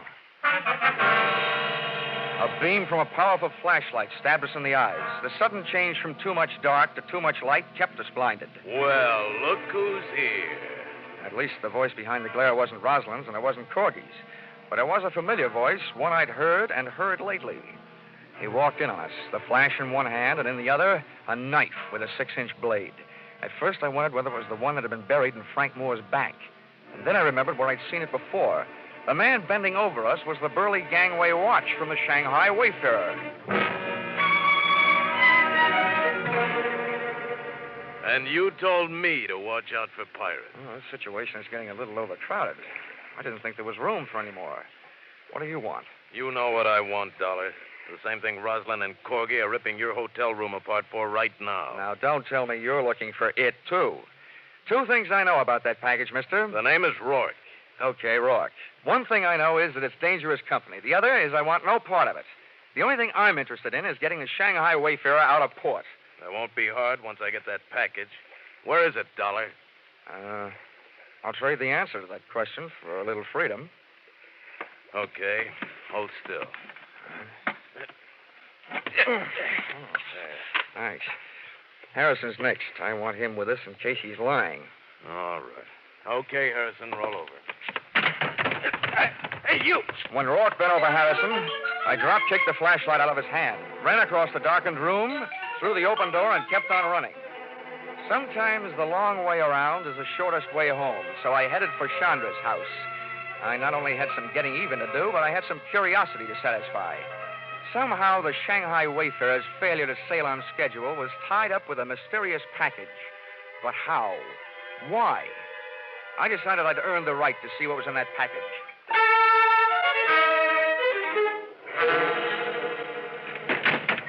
Johnny! I didn't want you to be lonely. I heard your playmates are over making themselves at home in my room, so I thought you and I could have a little chat. Maybe I've got a surprise for you. What, Johnny? I think I know where that package is. Johnny. You get that package. We both don't worry for the rest of our lives. But we must hurry before Rosalind and Corgi come back. We go now. Okay, where's your bedroom? Johnny, what do you mean? Oh, come on, where is it? Come, I'll show you.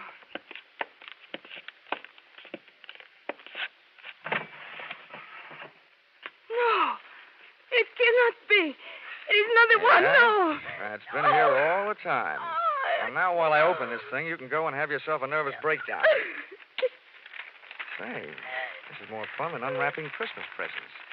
And now I take off the cover. Wow. Now I know how the winner feels on Hit the Jackpot. The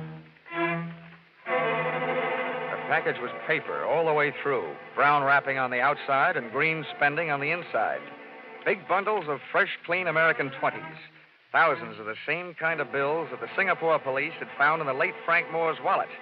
It would have taken half a day to count it, and I'd wasted too much time already. They'll be no good to you without me, Johnny. You have to know how to get rid of them. Oh, counterfeit, huh? Yes. They are made in China. Frank Moore brought them from Shanghai to Rosalind to take to the States, but Rosalind was not here in Singapore. He was late, so Frank had to make some accident happen to his ship to keep it from sailing. But then he changed his mind. He decided he would give the money himself, but Rosalind caught up with him. Oh, I see. He was sending them to you by way of Harrison, just before he was knifed by Rosalind, huh? Who talked him into that? You, by any chance? You and I could be very rich, Johnny. You never give up, do you? There's $500,000 there. Mm-hmm. Yeah, it should buy about 50 years in jail. I'm taking this down to customs and you with it. No, I do not think you do. Uh-huh. Time to play another visiting team. Come on, beautiful. I don't want you in the way. Let go of me, Allison. I grabbed her, lashed her wrist with a cord from the package, and since she liked money so much, I stuffed her mouth with a fistful of those troublesome $20 bills. I locked her and the rest of the loot into a closet and dashed into the other room looking for a weapon. And then I remembered that Louisville slugger from the U.S. Marines. I was glad they'd landed. I grabbed it off the wall, got a toehold in the carpet on the left side of that door, wrapped my fingers around the bat, swung on the back of my shoulder, and waited.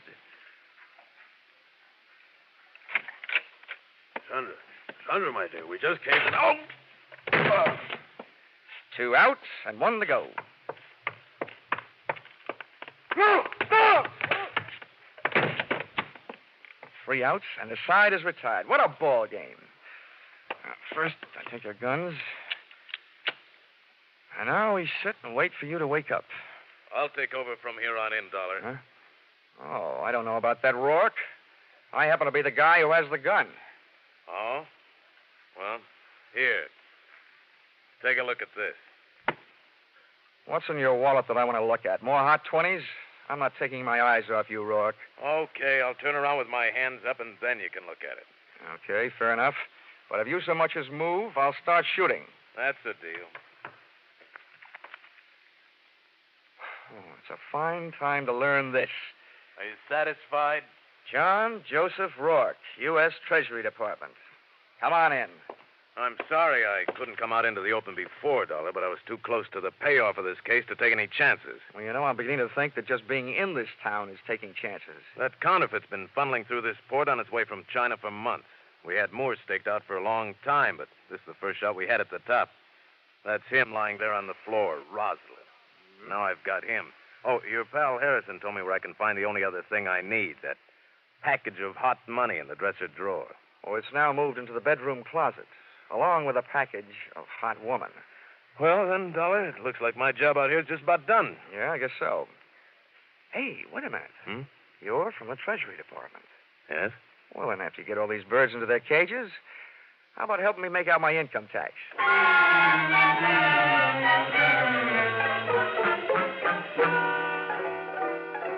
Expense account, item 6.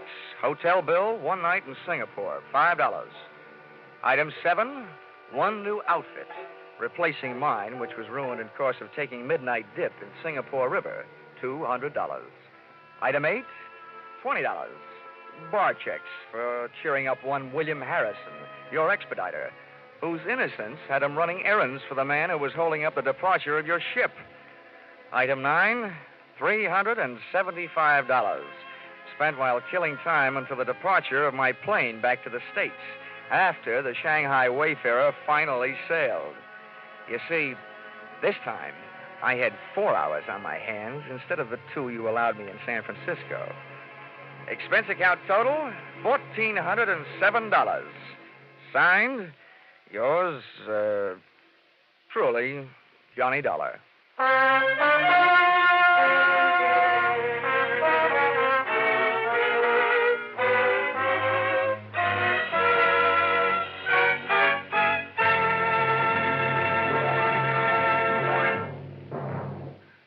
In just a moment, we'll tell you about next week's Johnny Dollar adventure. But first, for more exciting drama in the mystery and adventure line, remember CBS 2 thrill-packed Saturday night shows, The Adventures of Philip Marlowe and Gangbusters.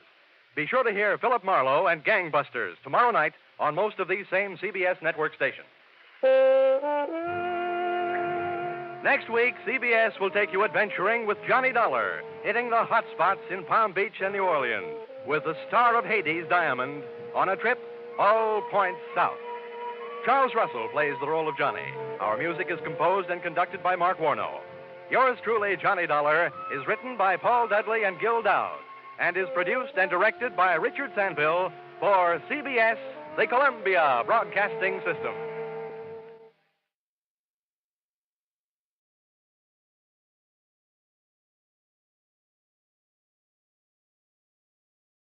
This is ChestertonRadio.com.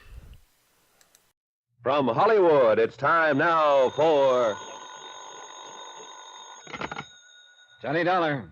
Jimmy Sayer at Inter-Allied Life, Johnny. Oh, hi, Jim. How are you? The way I feel now, the way I'm going to feel depends on you. Okay, let's have it. Remember a guy named King Tut? The Egyptian mummy they dug out of a tomb full of treasure a few years ago. That's right. Well, don't tell me you held a policy on him now, Jim. Seriously now. You'll also remember there was supposed to be a curse on anybody who molested his tomb. Yeah, supposed to be. But of course, anybody knows that stuff's a lot of malarkey. Is it? Isn't it? Better reserve judgment, Johnny, until you hear about the curse of Kamashek.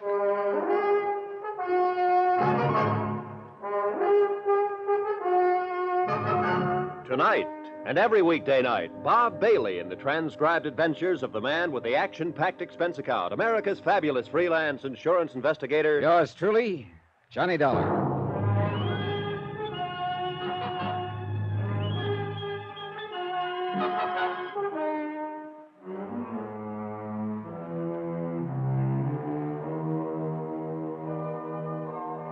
Expense account submitted by Special Investigator Johnny Dollar to the Inter-Allied Life Insurance Company, Hartford, Connecticut.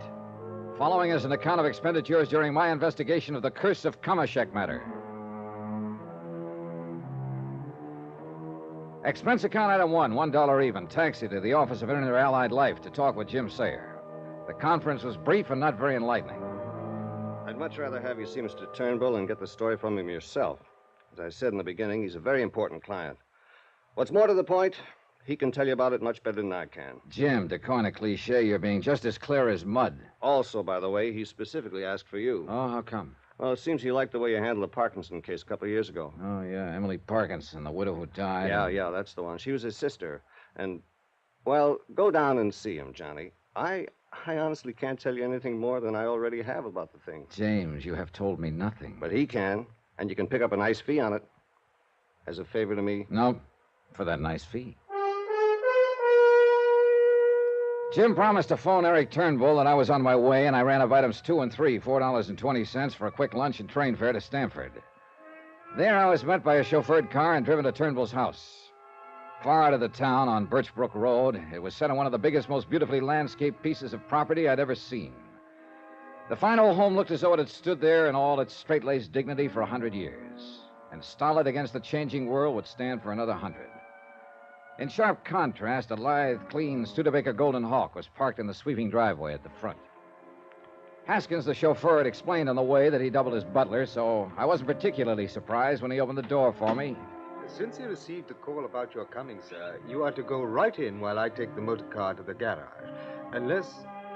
He glanced at the Golden Hawk quickly, back of me, then, having left the word unless hanging in midair, climbed back behind the wheel and drove off.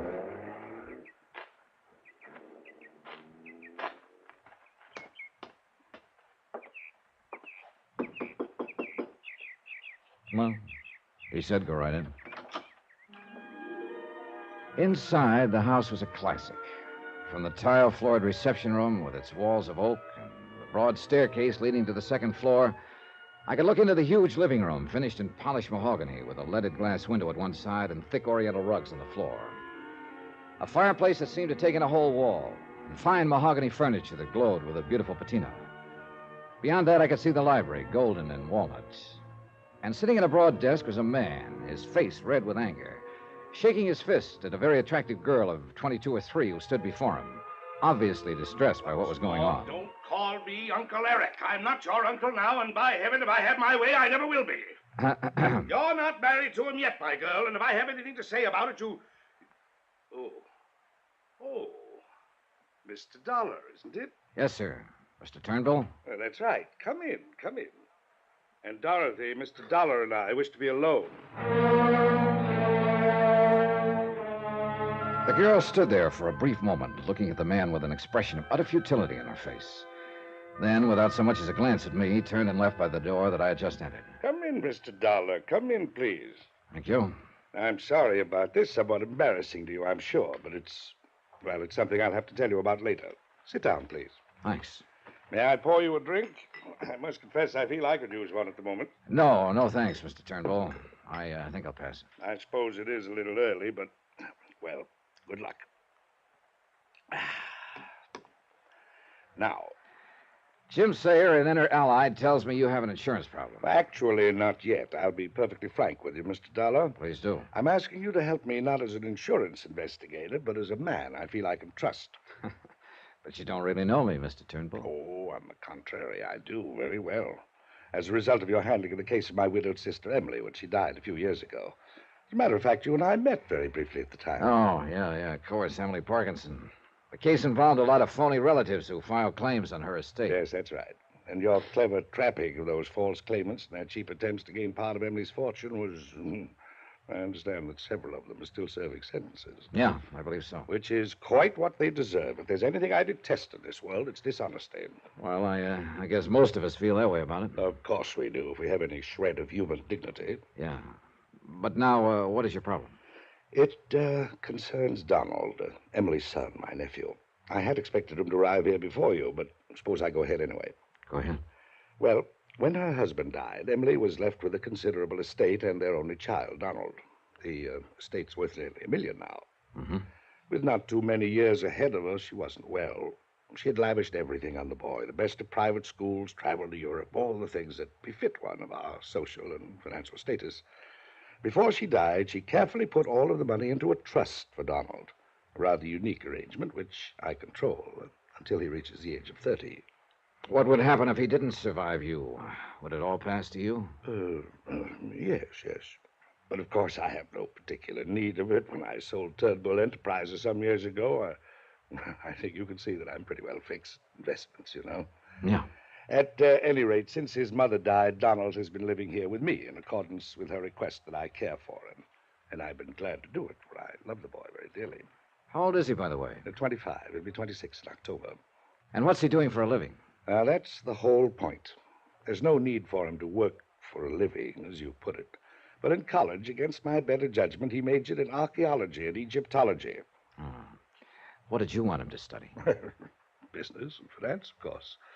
Forgive me for being so blunt, Dollar, but I see no sense whatsoever in his taking the fortune that his father spent so many years building up and squandering it on a lot of... Oh, Donald, come in. I received word at the club you wished to see me, Uncle Eric. What is it this... Oh. Mr. Dollar, this is my nephew, Donald Cronin. How do you do, Mr. Dollar? We've been talking about you, Donald. Oh? As a result of a newspaper item I just read to the effect that you're preparing for another expedition. That's right, sir. I'm going to the ancient city of Thebes in Egypt. Egypt? Since my trip last fall, I've done a lot of reading and research in New York and London. I'm convinced I've located the ancient tomb of the pharaoh Kameshek. An advance party's already begun excavation. I'll join them there. Do you realize the cost of this thing? Uncle Eric, it promises to be one of the most important archaeological finds of the century. You mean it might be if I let you go? If you let me go? Uncle Eric, perhaps Mr. Dollar... Mr. Dollar can hear anything I have to say to you. You see, Dollar, we're finally getting to the point. Yeah. Donald, I'll make no bones about it. I'm quite fed up with your wasting your time on these stupid, pointless expeditions. That's not the way the museum feels about them, sir. Well, that's the way I feel about them. Wait, sir, please. Donald, isn't that your collection from Yucatan that the museum recently acquired? Why, yes, sir. My party and I were able to... I'm sure we don't care about your party and you. You're not only wasting your time, but your money. The money your father struggled an entire lifetime to gain. That money was left for me to spend in any way I see fit. Provided your handling of it meets my approval. When you're 30 and the estate passes completely into your hands, you can do anything you like with it. Buy the Brooklyn Bridge if you want. You probably will. But until then, I am legally in control of it. And now, finally, I have every intention of exercising that control. At least to the extent of seeing you don't squander any more of it on these foolhardy expeditions. I take it you've made several, Donald. Yes, sir, and he's opposed me in all of them. Because sooner or later, you've got to learn that as the wealthy son of a family, it's up to you to carry on the tradition that's been set for you. To increase the fortune that's part of your family name, build even greater financial power, not to throw it away. Do you call my contributions to science and history a waste of money? Oh, now, look, my boy, there's nothing selfish about my attitude in this matter. I'm thinking only of you and your future.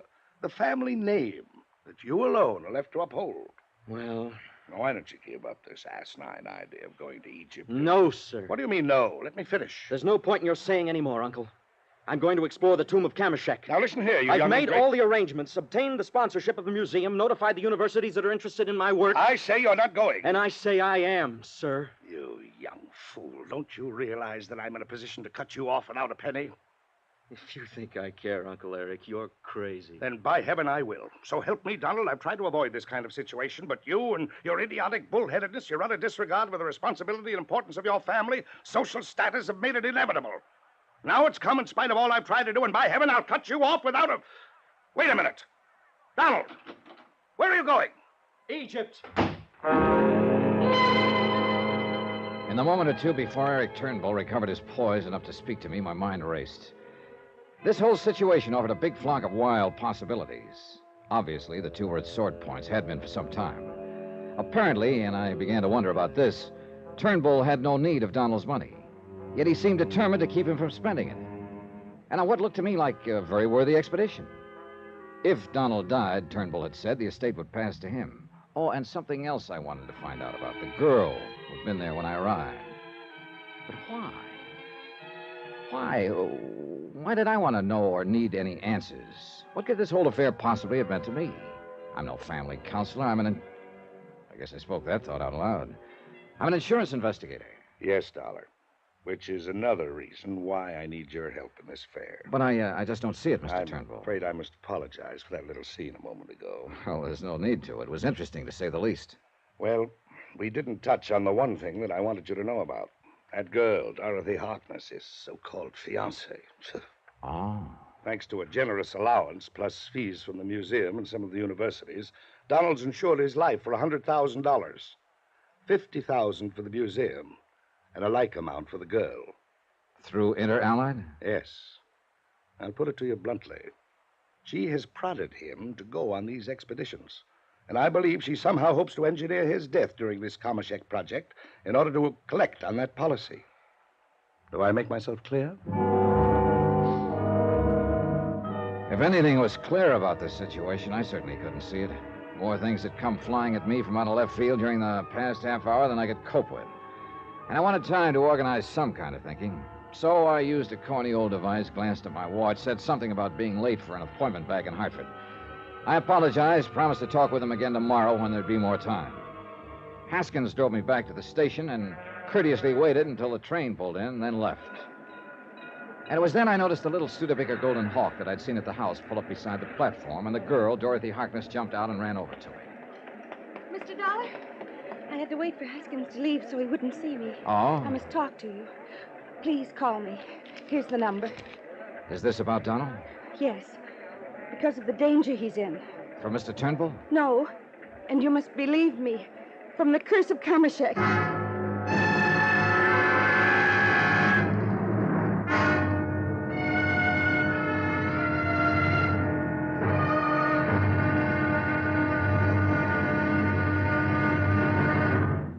Now, here's our star to tell you about tomorrow's episode of this week's story. Tomorrow, a little order starts to come out of the Department of Utter Confusion and a promise of murder.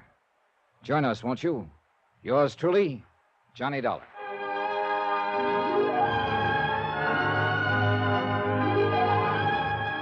Yours truly, Johnny Dollar, starring Bob Bailey, is transcribed in Hollywood. It is produced and directed by Jack Johnstone, who also wrote this week's story. Be sure to join us tomorrow night, same time and station, for the next exciting episode of Yours truly, Johnny Dollar. Roy Rowan speaking.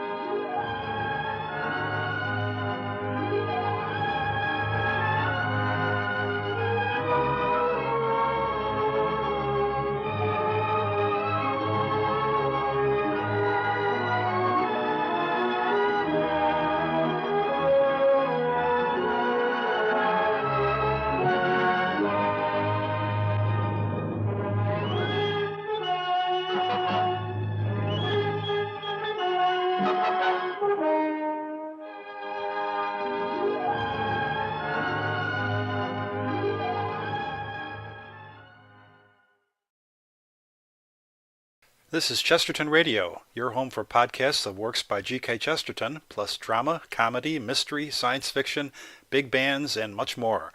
The soundtrack to your Chesterton day at chestertonradio.com.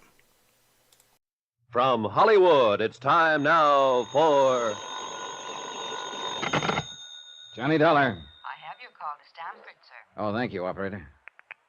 Hello? Oh, Mr. Dollar, I'm so glad you've called. Well, you seem pretty anxious to talk about something, Miss Harkness. I am. About Donald and his uncle, and Donald's plan for the expedition to Egypt. To dig up the remains of the old Pharaoh Kamashek? Yes. Can you come over here to see me, please? Oh, when I talked to you on the station platform a while ago, you said something about the curse of Kamashek. Yes, Mr. Dollar. Isn't that nothing more nor less than superstition? No. Huh? I'm afraid that in this case, Mr. Dollar, it can mean nothing more nor less than murder. I'll take the first train.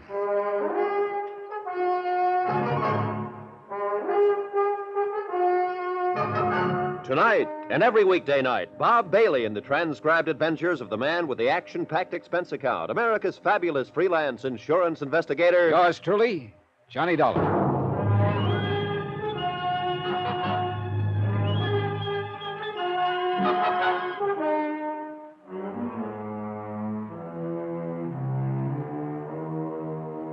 From Special Investigator Johnny Dollar to Inter-Allied Life Insurance Company, Crutchfield Square, Hartford, Connecticut. Assignment, the curse of Kamashek matter. Expense account continued.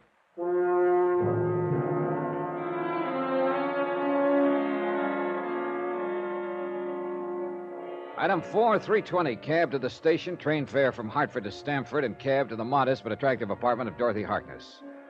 The short trip gave me time to think. Eric Turnbull, wealthy retired businessman, called me in on this case. Turnbull, uncle of young Donald Cronin, entirely in control of a large trust fund for the boy. Turnbull, who was determined to prevent him from making an expedition to the tomb of Kamashek.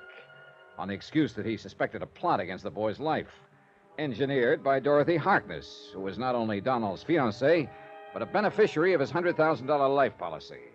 So a talk with Dorothy Harkness seemed very much in order. Oh, come in, Mr. Dollar. I'm so glad you were willing to come and talk with me. How are you, Miss Harkness? You make me sound so old. It's Dorothy. Won't you sit down? Thank you. But before we go any further, Dorothy, I think you ought to understand that I'm an insurance investigator, and so far... I know that. Donald told me his uncle was going to send for you. But there's been no claim filed, no reason for one. I know. Mr. Turnbull does, well, kind of unusual things now and then, and I guess this is one of them. Unless he's trying to prevent whatever might cause a claim to be filed. Mr. Dollar, I don't know what Mr. Turnbull has told you about me, but I'm sure it wasn't good. I'm afraid we don't get along very well. Well, it's pretty obvious he doesn't like your interest in his nephew, Donald.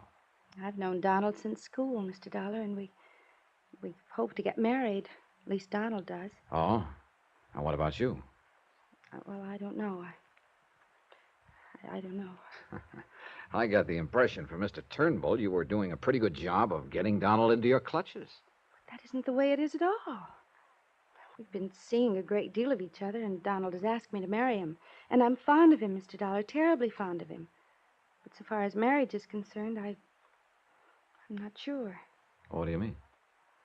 I can't help wondering all the time if he isn't hoping to marry me just as an escape from his uncle. Uh-huh. Would you marry him? If I were sure of him. You'd be sure of an awful lot of money, Dorothy. What? The minute he reached 30, that is. Mr. Turnbull has poisoned your mind, Mr. Dollar. What money Donald has or may have has nothing to do with it. That sort of thinking is filthy. I guess you mean that, don't you, Dorothy? Yes. I think I've loved Donald ever since my father brought him into the museum. Your father? Yes, he's curator of archaeology. Well, how does he feel about Donald and you? His only interest in Donald is in the money, the financial support he gives the museum. Oh. Since Mother died, he's become a grasping, self-centered old man whose only interest is in the museum. I see. So I don't live with him anymore. Well, then I take it he opposes any thought of your marrying Donald. He wants me to string him along for his money and scientific contributions. But Donald is making something of himself, instead of wasting his life in idle luxury as Mr. Turnbull would have it. Or would he rather have Don increase the family fortune? No, just not spend it. That's all he cares about. So if anything should happen to Donald, there would be more left for Mr. Eric Turnbull. And that's why I called you. Because I'm afraid that if Donald does go on this expedition to Egypt, something will happen to him. Oh, now, wait a minute. Turnbull has objected strenuously to this latest expedition. You don't know them yet. Either of them. They're of the same stock, and they're both stubborn, determined, and willful, and his uncle is clever. Clever enough to play on this stubbornness. Capitalize on it. What's that supposed to mean? He knows that the surest way to keep Donald from doing something is to insist that he do it. It's always been that way. Are you sure you haven't been reading too much psychology? It's true. And in spite of Donald's academic maturity, he's almost like a child in some things, emotional sometimes. That's another reason why I wonder if Donald really wants to marry me. If he loves me enough. Or if he's simply rebelling against his uncle. You feel, then, that Mr. Turnbull is opposing the expedition to be sure that Donald will make it? Yes. Because he doesn't quietly reason with Donald, talk things out. He shouts, he storms, he threatens. And that gets Don's back hair up, huh? It makes him more determined to go than ever. Wouldn't it do the same to you? Maybe so. And I'm afraid that if he does go, he'll never come back. You honestly don't want him to go? No. Just what do you think might happen to him? This curse of Kamashek you mentioned? I think that would be the excuse for his uncle to have something happen to him. Well, what is this curse? Do you remember King Tutankhamun? Well, I remember hearing and reading something about him, old Egyptian pharaoh. His tomb had a curse on it, too. But because they believed it would yield important historical data and some of the treasure of those ancient dynasties, an expedition went to the Valley of the Kings and excavated it anyhow. You're really hip on this stuff, aren't you? Because of Donald's interest in it, I guess. But listen to me. One after another, people who were involved in that expedition died under very mysterious circumstances. Yeah, I remember. Even Lord Carnarvon himself. They said that he died from the results of a mosquito bite and pneumonia. But the other deaths were not so easily explained away. Not even by able scientists and doctors. You believe in the curse of King Tut, then? And now the curse of Kamashek? No. No, I don't. But from what you just told me... There have been too many other tombs, all bearing warnings, where the people who dug into them, touched the treasures in them, even touched the remains of the kings, had no harm at all come to them. Well, then I'm afraid I don't see what you're driving at. This, Johnny. Any mysterious death of someone who's explored one of these ancient tombs will be accepted as a result of the curse. Don't you see? It's an open door to murder. You know something? To me, it all sounds a little far-fetched. No. Because of Eric Turnbull. Because I'm sure he wants Donald out of the way. For his money? This terrible friction between them, this antagonism that's been building up for years. And it's reached a point where either one of them would be glad to see the other out of the way. But Eric Turnbull is the only one who's evil enough to do something about it. Well, I gotta admit, the sparks kind of flew between them when I saw them together. And don't forget, it would be to his uncle's advantage if Donald were to die. He needs the money? Well, no, I guess he doesn't. Well, what about you? I'm doing all right at the museum. I'm earning enough to live on, and I'm happy in my work. Just the same, as I understand it, you'd collect half of Donald's life policy. I hate you for even thinking about such a thing. I'd hoped you would help me save Donald's life. Funny, though, isn't it? Funny. Eric Turnbull is my employer in this case. If there really is a case. Because he's smart. He's clever. He's clever enough to know that calling you in would help cover up anything he might do. All right, look. Suppose Eric Turnbull did plan to get rid of Donald. How? I don't know. But this I do know. And it's the thing that has scared me.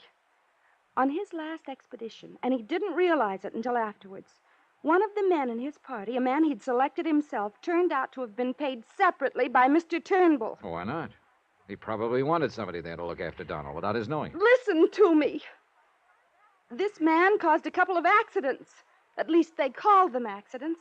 That could have cost Donald his life. Oh, now, Dorothy, look. No, please. no. No, I can see that you don't believe anything I've told you. Dorothy, I think you're just building up something in your imagination. You that don't doesn't... believe me. But at least do this. Remember, no matter what happens, remember what I've told you. Somebody was lying. That was a cinch. But who? And why? Unless one of them really was plotting against the life of Donald Cronin. I couldn't get it out of my head that at least Eric Turnbull didn't need whatever money would come from Donald's death. Dorothy Harkness, on the other hand, would gain what to her would be plenty. Sure, nearly $1 million would go to Turnbull, but that would mean much less to him than the $50,000 insurance would to her. Well, there seemed to be nothing more to say to her at the moment, so I left her, took a cab back to the station. That's item 5, 65 cents, and telephoned to the house on Birchbrook Road in the hope that Donald would be home and I'd have a chance to talk to him. Hello? Oh, Mr. Turnbull, this is Johnny Dollar. Oh, splendid. Where are you? Well, I'm at the station, but I was calling to try and... Splendid. Haskins will drive the car down to meet you immediately. Well, now... I knew that if you thought it over, you'd be willing to take on this case. Yeah, sure. You just wait right there. Haskins will be along in a few minutes. Goodbye.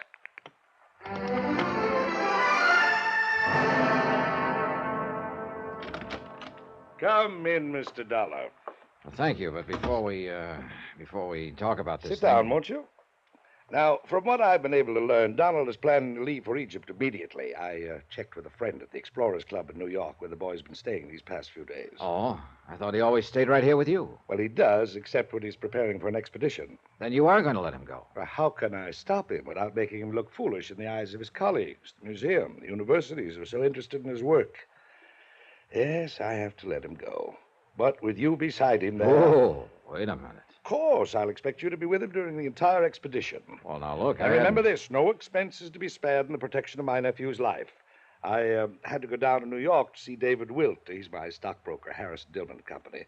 While I was there, I stopped at my bank and arranged to have some 5,000 in American Express traveler's checks ready for you. All you have to do is go down there and sign them, pick them up. If you need more, cable me. You don't waste any time, do you? I know Donald. He's very stubborn, determined, and willful. In his present frame of mind, he might pack up and take off at a moment's notice. I want to be sure you're at his side. Okay, you're the boss. But, Mr. Turnbull... Yes? You still haven't told me why you think his life is in any more danger on this expedition than on any of the others he's undertaken. Because that girl, Dorothy Harkness, is smart, is clever. and because of something that happened on Donald's last expedition in Yucatan. Oh? He didn't realize it until afterwards, but one of the men in his party, a man he'd selected himself, turned out to be a friend of this Dorothy Harkness. Not 20 minutes ago, I heard exactly... Now, listen to me. This man caused a couple of accidents. At least they called them accidents. That could have cost Donald his life. And Mr. Dollar, though lacking any proof, I am convinced he was put up to them by the beneficiary of his insurance policy, Dorothy Harkness. Did I say somebody was lying? Somebody had to be lying. And by now, that old feeling was beginning to come back to me, that hunch, whatever it is, that told me somebody was planning to kill Donald. Eric Turnbull? Dorothy Harkness? Who? Something told me I'd better get to Donald Cronin, but fast.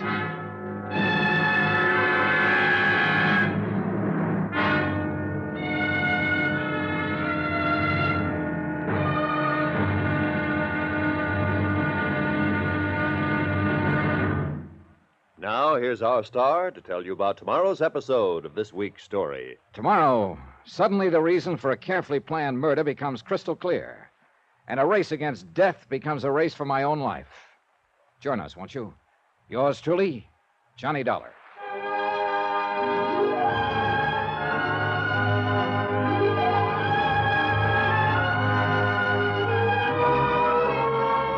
Yours truly, Johnny Dollar, starring Bob Bailey, is transcribed in Hollywood. It is produced and directed by Jack Johnstone, who also wrote this week's story. Be sure to join us tomorrow night, same time and station, for the next exciting episode of Yours truly, Johnny Dollar. Roy Rowan speaking.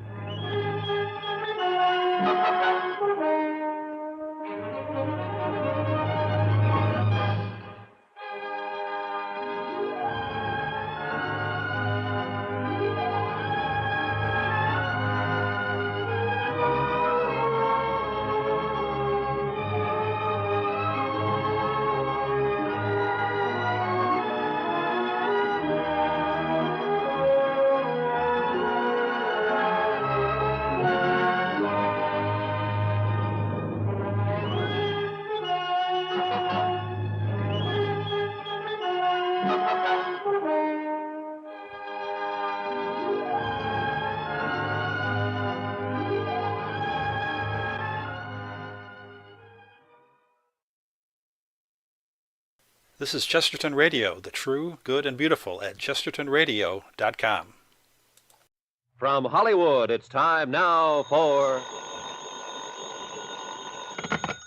Johnny Dollar. This is the operator at the Explorers Club. Oh, good. Have you been able Sorry, Mr. Dollar, but I haven't been able to reach Mr. Donald Cronin for you. Well, hasn't he been there at all? He was in and out all morning, but he refused to answer any calls then. Since you first telephoned, he hasn't been back. Well, do you know when he will be back? No, I don't, sir. All right, then leave a message. I'll meet him there at the club. Is it very important that you see him, Mr. Dollar? It's important that I keep him from being murdered.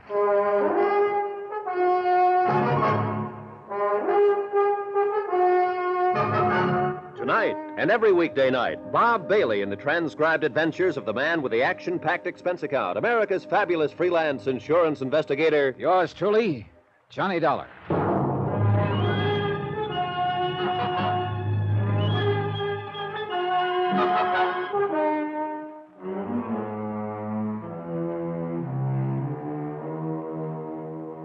From Special Investigator Johnny Dollar to Inter-Allied Life Insurance Company, Crutchfield Square, Hartford, Connecticut. Assignment, The Curse of Kamashek Matter. Expense account continued.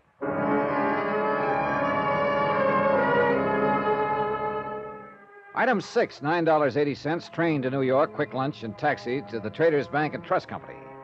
There I picked up the American Express traveler's checks that Eric Turnbull had left in my name, had left for expense money to take me to Egypt, to make sure his nephew Donald Cronin lived safely through an expedition to open the grave of the ancient pharaoh Kamashek. The bank teller's brief remark gave me something to think about. I'll sign, Mr. Dollar? Yep. Yes, now, let me check the amount for you just once more. All right. 1,000, 2,000, 3,000, 3,500, 4, 45, 47, 48, $5,000 even. Mm-hmm. Yes, here you are. Good, thanks. And as I'm sure Mr. Turnbull knows, this will close out this particular account completely. I thought about that remark a little later when it began to tie in with some other things I learned. Right now, item 780 cents cab fare to the Explorers Club. Donald had not yet returned, so I left another message for him, asking him to sit tight until he heard from me. And I meant sit tight. Because apparently, after the latest argument with his Uncle Eric, he was quite likely to hop off to Egypt on short notice. This I didn't want. As a matter of fact, at this point, I wasn't sure I approved of his expedition at all. Both his uncle and his girlfriend, Dorothy Harkness, had told me they thought his life was in danger. And each accused the other of plotting his murder. I was about to leave the Explorers Club when I was buttonholed by a short, kind of cute-looking old character in gray striped suit, tattersall vest, spats, believe it or not, and all but a monocle. I say there, old man. Yes? If you'll pardon me, I believe I overheard you inquiring at the desk for Donald Cronin, didn't I? Oh, yes. Do you know him? Oh, I most certainly do. But excuse me, I'm Percival Thronghurst Scatterday. Mr. Scatterday, I'm Johnny Dollar. Oh, yes. Donald told me that he'd met you at his home. Tell me, do you plan to accompany him on the expedition to Thebes? Well, yes. Excellent. It should result, you know, in one of the most important archaeological finds of the century. Think of it. The tomb of Kamashek. Yes. Do you know where Donald is now? Treasures, artifacts, and that should put to shame the ones that were excavated from the tomb of Tutankhamun. Yes, I'm sure it will, but now... If history has told us the truth about Kamashek, 18th dynasty, I believe... Now, that I wouldn't know. But now, Mr. Scatterday, it's important that I reach Donald Cronin just as soon as... No. Now that I think of it, Kamashek was 12th dynasty. Mr. Scatterday, But he couldn't be, because that was the era... Oh, yes, I remember now. It was the 18th, the same period in which the great temple of Queen Hatshepsut was erected at Daya el-Bahari at Thebes, of course. You've seen that, of course. No, I haven't. Oh, magnificent, enthralling. Now, look here, sir. But now, Mr. Dollar... I've got to reach Donald Cronin, so if you'll excuse me... Mr. Dollar, please, you say you are going with Donald. You do know about the curse of Kamashek. Or do you? Yes, I've heard of it. Oh, then you'll certainly arrange not to be present at the opening of the sarcophagus. Why? Well, as I'm certain you know, all the preliminary work has been accomplished by the advance party, of course. So I understand. The antechamber of the tomb was opened over a month ago. So? Well, it simply means that as soon as Donald arrives, they will penetrate to the sepulchral chamber and the sarcophagus itself. Well? Mr. Dollar, it was engraved on the stone slab, barring the way to the last chamber, Mantak Ko Fore El, and so on. Oh, what's that supposed to mean? The warning, my boy, the warning that whosoever violate the tomb and desecrate the body of the noble pharaoh by contact therewith shall quickly die. You don't believe in those things, do you? Mr. Dollar. As I always understood it, those warnings were just put there to discourage thieves from robbing those old tombs. Mr. Dollar, I only ask that you remember what happened to those who violated the tomb of Tutankhamun. Oh, well, couldn't the deaths of the people who entered that tomb be due simply to coincidence? Or rather, things, circumstances quite apart from their having done so? Of course they could, but were they? Mr. Dollar, I assure you that if it were not for the warning of the curse of Kamashek, I would be the first to want to enter that tomb. Instead, I have refused to go on the expedition at all. Take care of Donald. Well, that's what I'm being hired to do. And of yourself, sir. Yeah, sure. Now, sorry, but I'm anxious to reach Donald, and you say you've seen him here at the club? Yes, only last evening. He was here making some of his final preparations. Well, do you know where he is now? Yes. Well, where? At his uncle's place in Stamford, Connecticut. You're sure? As sure as I am that you've not heeded my warning about the curse of Kamashek. But I beg you, Mr. Dollar, for the welfare of Donald Cronin and yourself. Yeah, sure. Thanks. If this were a mystery story instead of an accounting of expenditures on a case, I'd tag Percy Scatterday as a prime suspect for whatever might happen later. Like the man who tries to throw you off his own trail by suggesting that somebody else is gunning for you. But I decided he was just an old fogey who'd been turned down on the Kamashek expedition, was trying to justify his own shortcomings with the tales about the curse. But you know something? I was wrong. I should have listened to him a little more understandingly. Item 8, 75 cents, taxi to the office of Harrison and Dillman and Company to see David Wilt, the man Eric Turnbull had named as his stockbroker. The reason? The remark the bank teller had made about closing out an account. As it turned out, my timing was perfect. Sit down, sir, sit down. I'll be with you just as soon as I finish this phone call. Oh, sure, thanks. Hello. I'm sorry to have kept you waiting, but someone just stepped into my office. If you'd rather be left alone, No, it's all right. Now, as I started to say, if you dispose of the gold medal mining stock, your holdings will be reduced to practically nothing. Yes, that's right. Well, but Mr. Look, you sure you wouldn't rather I come back another time? Very well, very well. It's just that I hate to see what was once a very strong investment program. Very well, Mr. Turnbull, if you insist. Turnbull? Yes. Goodbye. Now, sir. Eric Turnbull, Mr. Wilt? Oh, yes, but...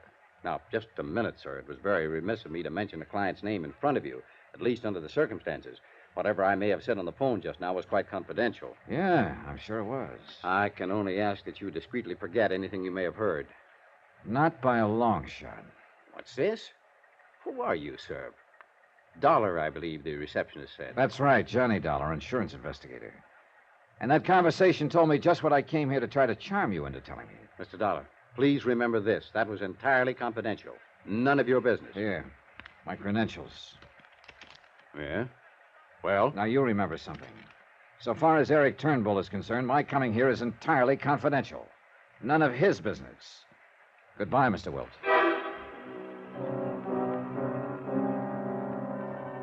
So the wealthy Eric Turnbull wasn't so wealthy after all. Big investments in the stock market, he'd said. But they didn't look so big anymore. And the closing out of bank accounts. Item 9:30 cents phone call to Dorothy Harkness. Yes, Mr. Dollar? I just called to tell you, Dorothy, that if it'll be any satisfaction to you, I'm going to make the trip to Egypt. Oh, thank heaven. Then Donald will have some protection against the machinations of his uncle. Oh, gal, that sounds like a line out of an old melodrama. I know you don't believe me, Mr. Dollar, but I'm so sure that Eric Turnbull is plotting against Donald's life. You know something? I'm beginning to feel a little that way, too. Then you did believe me, in spite of the way you poo-pooed everything I said. Are you and Donald leaving together? I can't seem to find him. Do you know where he is? Have you tried the Explorer's No, not there.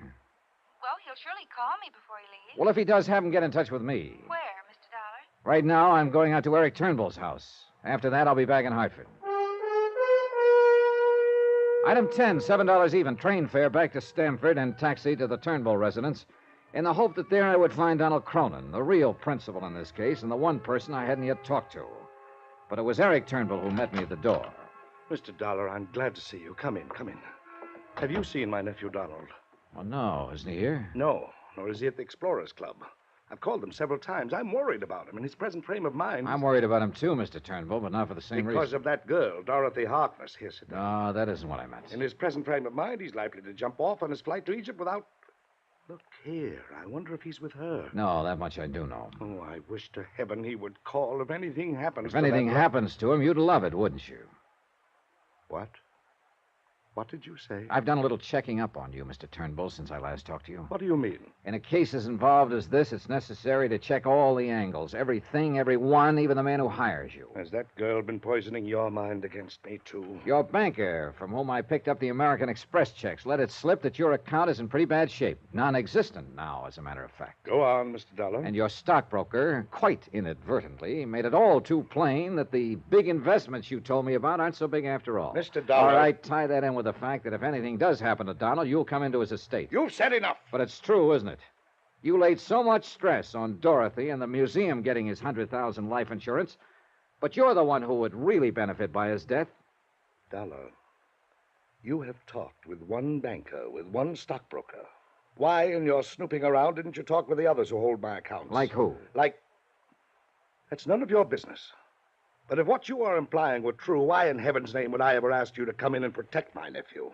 As a cover-up? I should knock you down with my bare fists, and believe me, my boy, I could do it. Now listen to me. I'm listening. If I didn't have any money, how could I afford to give you the $5,000 in expense money, pay whatever other costs may be involved in your employment? And why do you suppose, in spite of this high-handed attitude of yours, I'm still begging you to stay on this case? See Donald, Mr. Dollar. Talk with him. You'll find that in spite of the angry scene between us, I'm concerned only with his welfare, that I want to protect him, that I want you to protect him. Wait, that's Donald. Now, let me take it. Well, now, just a minute. Johnny Dollar. Oh, Mr. Dollar, I was calling Mr. Turnbull. Mr. Scatterday? Yes, at the Explorers Club. Mr. Dollar, I've just talked to a couple of fellow members who saw him off. Saw him? Donald Cronin? Yes, last night. His plane has probably reached Cairo by now. Fooled all of us, didn't he? Yeah. Thanks. Well, thought you'd want to... Well, Donald left for Egypt last night. Oh, no. Oh, yes. Then please, I beg of you, go. In heaven's name, go to him. Stay with him. Protect him. For a long moment, Eric Turnbull simply stood there, sobbing, pleading with his tear-filled eyes. And suddenly, I don't know why, I found that I believed him. I wish now that he'd been lying. 2 lives might have been saved.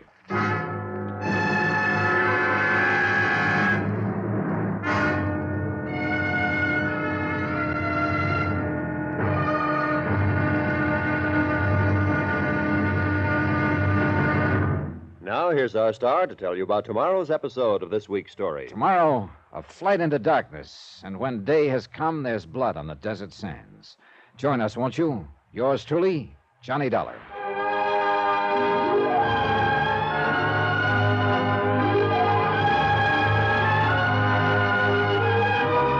Yours truly, Johnny Dollar, starring Bob Bailey, is transcribed in Hollywood. It is produced and directed by Jack Johnstone, who also wrote this week's story. Be sure to join us tomorrow night, same time and station, for the next exciting episode of Yours truly, Johnny Dollar. Roy Rowan speaking.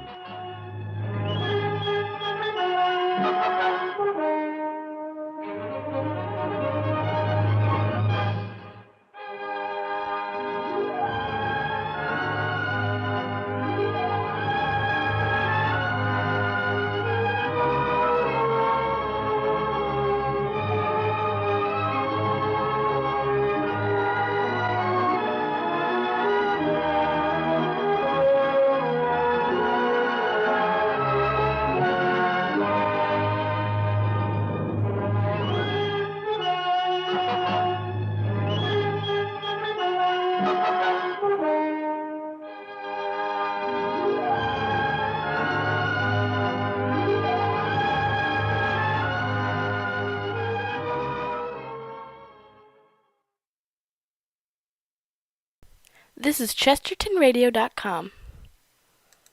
From Hollywood, it's time now for Johnny Dollar. Have you found Donald yet, Mr. Dollar? Have you been... Oh, this is Dorothy Harkness. Yeah, I know. And no, I haven't found Donald Cronin. He wasn't at his uncle's place? Johnny, you must find him. Talk to him. Talk him out of making the trip to Egypt. Dorothy. If he does, he'll die.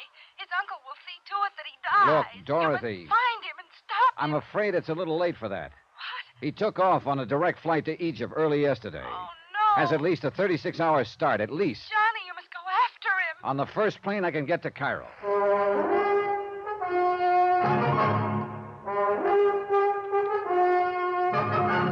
Tonight and every weekday night, Bob Bailey in the transcribed adventures of the man with the Action-Packed Expense Account, America's fabulous freelance insurance investigator. Yours truly, Johnny Dollar.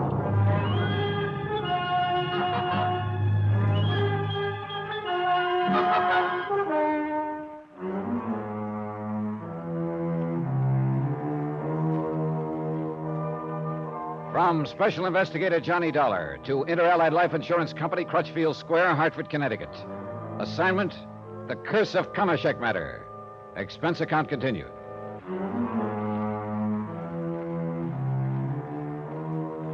Item 10, taxi, train to New York, and cab to the airport, $9.45. Item 11, round-trip plane fare to Cairo, Egypt, $1,305.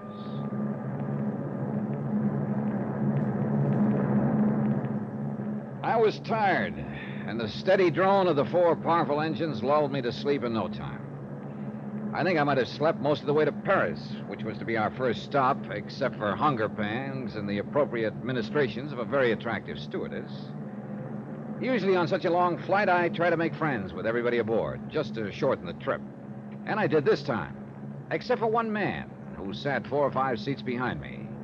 He was a rather hefty individual, dark-complexioned, about 30, I'd guess, who didn't budge from his seat during the entire flight. And every time I approached him to pass the time of day, he immediately made like he was asleep. So he wanted to be alone. But when I settled down into my seat, next to a lovely petite brunette named Carolyn, who was... Now, that's beside the point, except for purely personal reasons that I'll pursue further when I get back to the States. Yeah. The point is that in primping a bit and replenishing her lipstick, she held up a small mirrored compact. And reflected in it, I could see that the dark-complexioned man was not only quite wide awake, but watching me every second of the ride. In a rather strange way, too. Concentrated. Like you'd watch a fly you're planning to swat. Then every time I'd turn around, he'd promptly shut his eyes and feign sleep again. Finally, it was early evening, we sat down at Le Bourget, the airport on the outskirts of Paris.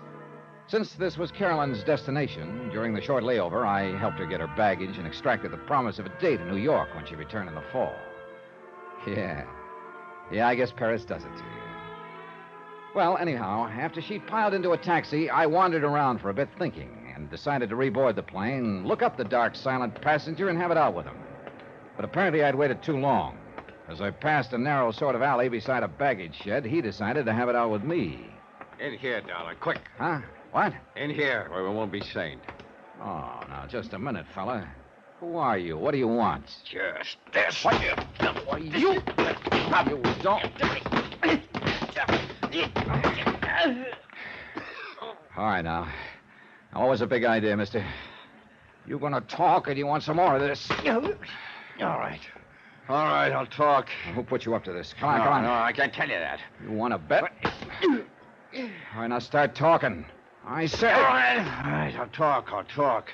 It was Turnbull. What? Turnbull? Yeah, that's right. Frederick Turnbull. Why? Oh, should I know? I do a lot of strong arm for him. Go on. So he pays me good to get you out of the way, so I should ask questions? Well, maybe he'll have a few to ask you if you ever get back to the States. Now, roll over. Huh? No. Hey. All right. Hey, what are you doing? That's my passport. That's right, mister. That's exactly what it was. When you get back on your feet, you can try to figure out how to go on from here without it. Listen, you dirty... Sorry, buddy. I gotta catch a flight. I suppose I should have turned the unfriendly thug over to the French police, but figured he'd have trouble enough lacking a passport to keep him out of my way for a while. The only charges I could make against him would be for assault. Time was of the essence, too. Since Donald Cronin actually was 2 days ahead of me, and it was important that I join him at the tomb of Kamashek as soon as possible. At least so I thought. Until I entered the main building of the airport again and heard my name being called on the PA system. The information desk showed me where to take a transatlantic phone call. Johnny Dollar. Dollar, this is Eric Turnbull. Well. Thank goodness I was able to reach you during your Paris stopover. I'm glad you did, Mr. Turnbull, because there are a couple of things I want to talk to you about. When you return, Mr. Dollar. What's the matter with right now? And may I suggest that you take the first plane back here that you can get? First, I want a little explanation for a beating I just took for... Wait a minute. What did you say? Come back here and we'll settle our accounts. The case is closed. What? Donald is dead. Where? How? I just received word from one of the members of the expedition. In Egypt? Yes, the curse of Kamashek has been fulfilled. Or was he murdered? I'm afraid it was the same mysterious death that's overtaken so many who have violated those old tombs. Well, I don't believe it. Any more than you believe in that so-called curse the last time I talked to you. I know. I was wrong. Heaven forgive me for letting the boy go. Look, Mr. Turnbull, things just don't make sense at all. Come back, Mr. Dollar, and we'll talk about it here. Listen to me. Yes? Before I decide what I'm going to do, I want to know why you hired a thug to try to put me out of the picture. What? I don't know what you're talking about. Oh, you don't? Well, he made it plenty plain that he's handled strong-arm jobs for you before. That's impossible. Gave me your name as the man who's hired him many times. Frederick Whoa, hold it a minute. Dollar, I'm very sorry, but I haven't the least... Maybe I will go back to New York at that. Mr. Dollar. It suddenly dawned on me that I must have been slightly befuddled by the partial beating I'd taken earlier. You know, when the thug made his little confession a few minutes before. I'll talk. It was Turnbull hired me. Frederick Turnbull. Frederick Turnbull, he'd said, instead of Eric Turnbull. Sure, they sound alike. But a guy who's done a lot of strong-arm jobs, knows the right name of the guy that hired him, that can mean only one thing. Someone had instructed that thug to say he'd been hired by Turnbull. But who? I canceled out the rest of my flight to Cairo, made reservations back to New York, and then while waiting for that plane, ran up item 13, $82 American. On phone calls to whomever I could dig up among the Egyptian government authorities who'd been overseeing the excavation of Kamashek's tomb. What little I learned was pretty much summed up by the British doctor who'd been a member of the expedition. Very mysterious, Mr. Dollar. You see, because of the superstition about violating the tomb, only 2 of our people even touched any of the bones we found within it. Yeah? And incidentally, that is all we found. The tomb had been thoroughly ransacked by thieves, probably centuries ago. Yeah, but you were saying, Doctor. Oh, yes. Only 2 touched any of the remains. One was a native carrier, as soon as the bones had been properly sprayed with a preservative. Uh-huh. And the other was Donald Cronin, who, for some reason or other, wrapped up the bones and sent them by air to his uncle, Mr. Eric Turnbull in the United States. Oh. Well, go on. Well, that's really all, Mr. Dollar. Except, of course, that both of them have died of some strange malady that the authorities have not been able to determine. And that's why the tomb has been officially closed again. Hey, listen, tell me something. Could the bones have been accessible to anyone before those 2 touched them? Yes, to anyone in the party. Well, now, don't tell me that you suspect... Oh, listen, mister, I don't know what I suspect. But I don't believe it was any curse of a long-dead pharaoh that killed those 2 men. Oh? Even in view of what happened to those who entered the tomb of Tutankhamun for some years ago, and then the tomb of King... Look, tell me this, will you? Have any of the expedition returned to America? Well, of course, the authorities have here no reason for holding them. You haven't answered my question. No. Well, only the 2 young men that Donald brought along with him. Who were they? Carl Fortina. Well, who's he? From New York. Like Donald himself, he's an archaeologist. And the other? One of his colleagues at the museum in, I believe it's in Stamford. What's his name? He's a young osteological expert, son of a curator at the museum, as I recall. What? His name is Walter Harkness. Well, I'll be. But surely you don't think... Doctor, you go right ahead and hang those 2 deaths on good old King Kamashek. Me? I'm going after a couple of live suspects.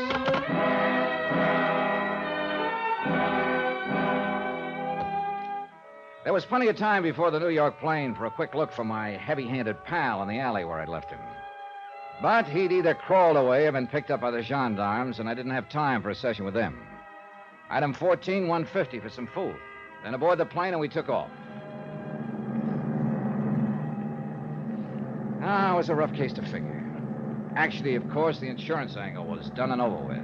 It ended with Donald Cronin's death. And 2 people would benefit by his death, both of them number 1 suspects. One, his uncle, Eric Turnbull, who would now take over the $1 million estate.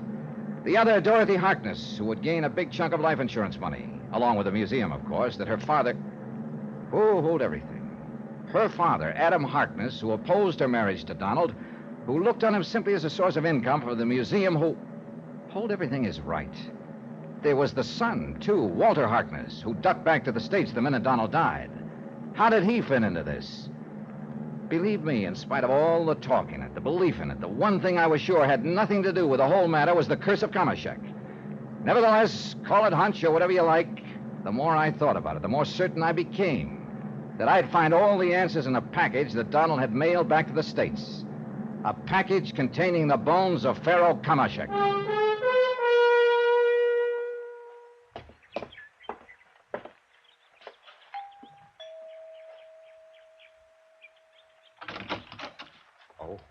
Mr. Dollar. Hello, Haskins. Mr. Turnbull in? Yes, and I'm sure he wishes to see you. It's a frightful thing about Master Donald, isn't it, sir? How does Mr. Turnbull feel about it? Terribly broken up, sir. I'll bet. Oh, but please come in. He's in the library. Thanks. He just received a package the poor boy sent to him before he... Wait, Haskins. Has he opened it yet? He was examining the contents when the doorbell... Good heavens. Mr. Turnbull. He's fallen from his chair, Mr. Dollar. Mr. Dollar, he's... Oh, no. Yeah, Haskins. He's dead.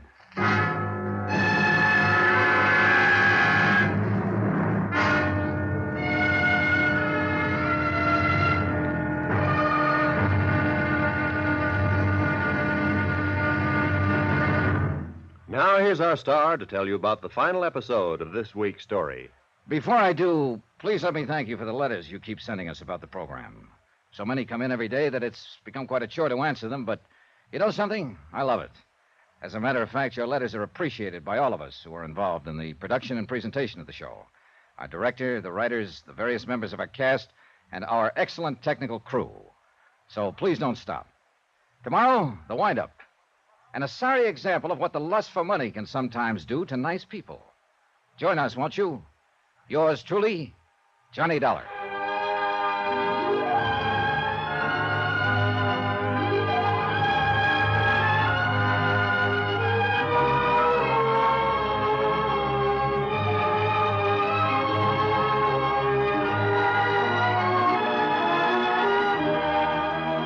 Yours truly, Johnny Dollar, starring Bob Bailey, is transcribed in Hollywood. It is produced and directed by Jack Johnstone, who also wrote this week's story. Be sure to join us tomorrow night, same time and station, for the next exciting episode of Yours truly, Johnny Dollar. Roy Rowan speaking.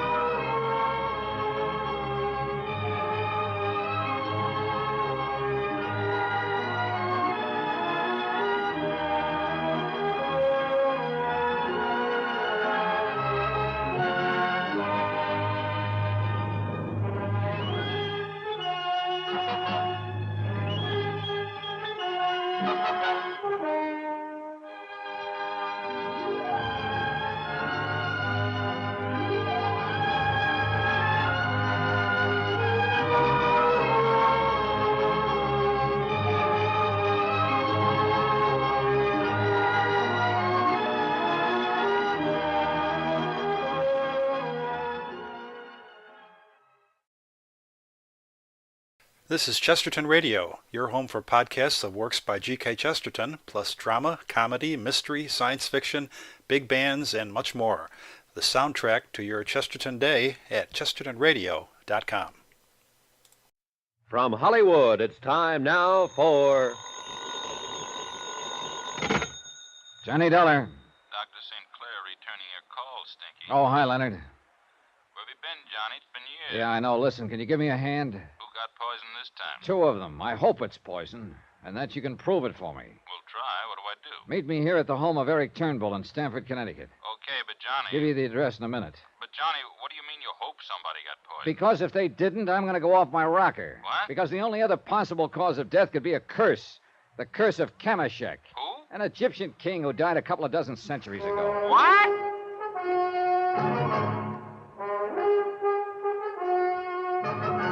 Tonight, and every weekday night, Bob Bailey in the transcribed adventures of the man with the Action-Packed Expense Account, America's fabulous freelance insurance investigator. Yours truly, Johnny Dollar.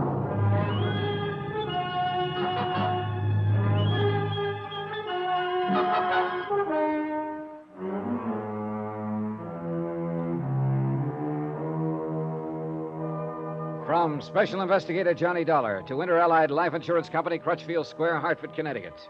Assignment, The Curse of Kamashek Matter. Expense account continued.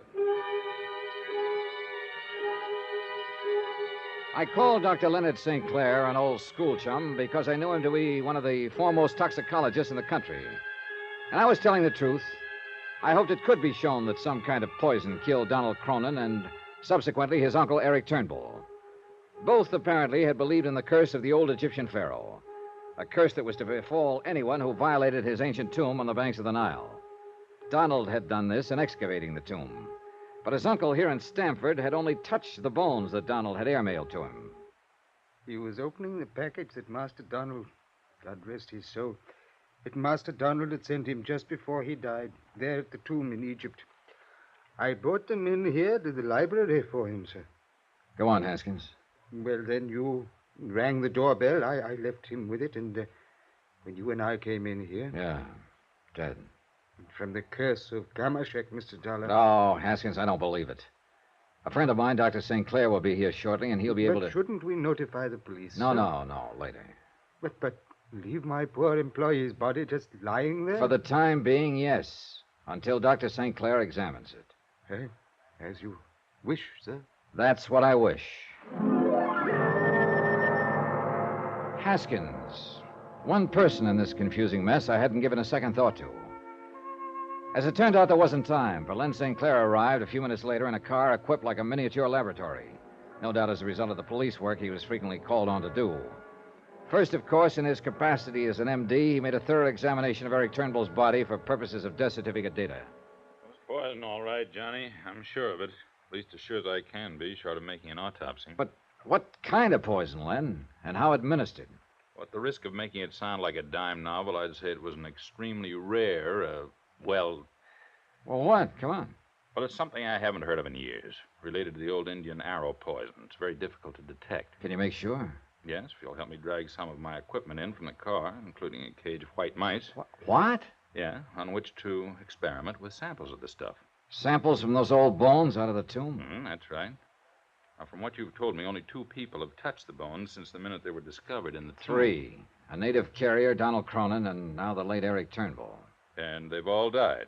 But, Johnny. Yeah? The poison I'm thinking of would hardly have been put on those bones in the time of the pharaohs. Oh, and by the way, I hope no one's touched them here. No, I've left them just as they are in that mailing wrapper. Good. Because it could be fatal. I'll carefully scrape them when we get the equipment in here. We brought in what Len needed for his work, including the white mice. Then I closed him in the library and left him to his experiments. To a bit of research, too, for he'd brought in a couple of thick books on toxicology. As a matter of routine, I phoned the local coroner and then tried to reach Dorothy Harkness. Her number didn't answer. I was about to drive over to her little apartment when Len came out of the library. I was right, Johnny. Curaba arsenium. That the name of the stuff? Uh-huh. In its powder form, absorbed into the pores of the skin, it could be fatal almost immediately. And listen to me. Yeah? Somehow, between the time the bones of that old king were discovered and the time that Donald Cronin touched them, somebody put that poison on him. How? Without endangering himself? By keeping it in aqueous solution until the bones were sprayed with it. Sprayed with it? Wait a minute. Yeah? Sprayed with it, huh? A doctor, an Englishman who was on the expedition, told me that the bones had been sprayed with some kind of preservative, even before the native carrier touched them. You thinking what I'm thinking? Yeah, right. Instead of preservative, it was the poison. Well, who sprayed them? I've got a wild idea, Len. But if it's right, it'll sew up this whole case. I wonder who that is. Well, while you're finding out, I'm going back and recheck these tests. But only as a matter of routine, because I'm sure I'm right. I beg your pardon, sir. Yeah, Haskins? Miss Dorothy Harkness is here, sir. Huh? And her young brother, Walter. Shall I ask them in, sir? By all John, means. this terrible thing that has happened. Is that really the way you feel about it, Dorothy? Yes, just what do you mean by that, Mr. Dollar? I'm Walter Harkness. Well, come right in, Walter. Because I have a sneaking suspicion you're the boy I've been looking for. What? Your conscience finally begin to hurt you? Would you like to sit down and write your confession now? What are you talking about? Or did you and Dorothy just come here to put on a front? You know, as a cover-up? I don't know what you're talking about. Johnny, what are you saying? Sit down, both of you, because I'm going to be saying plenty. Look here, Mr. Sit Dollar. down, I said. Now sit down. All right, Dorothy, we'll begin with you. Johnny, I don't understand. Now listen to what you me. From what you told me, and I've no other reason for believing it except that you told me, Donald Cronin was in love with you. It was true. And I At was any in love- rate, he made you part beneficiary of his $100,000 life insurance policy. Half of it, I believe. A cool $50,000. How can you say or even Oh, think... be quiet. Mr. I'm coming to you right now, Walter. You're working for the museum where your father is curator of archaeology.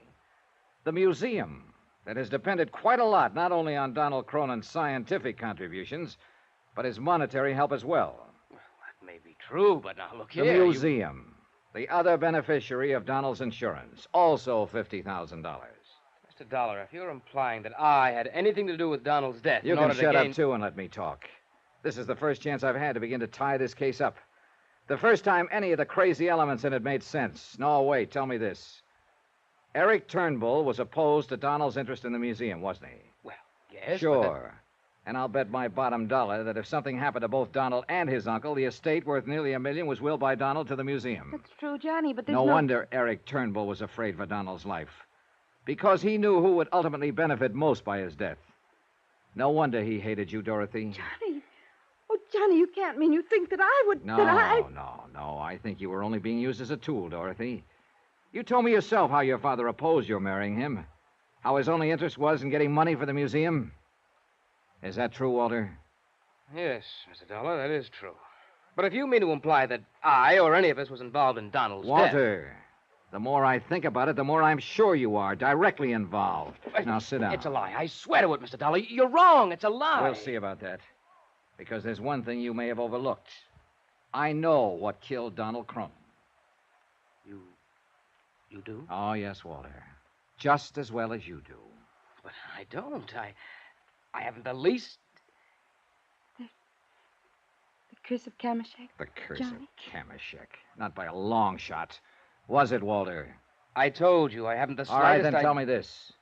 Immediately the pile of bones was found in Kameshek's tomb before anyone touched them. I refused to touch them Will you listen to me? Before anybody touched them, somebody sprayed those bones with a so-called preservative.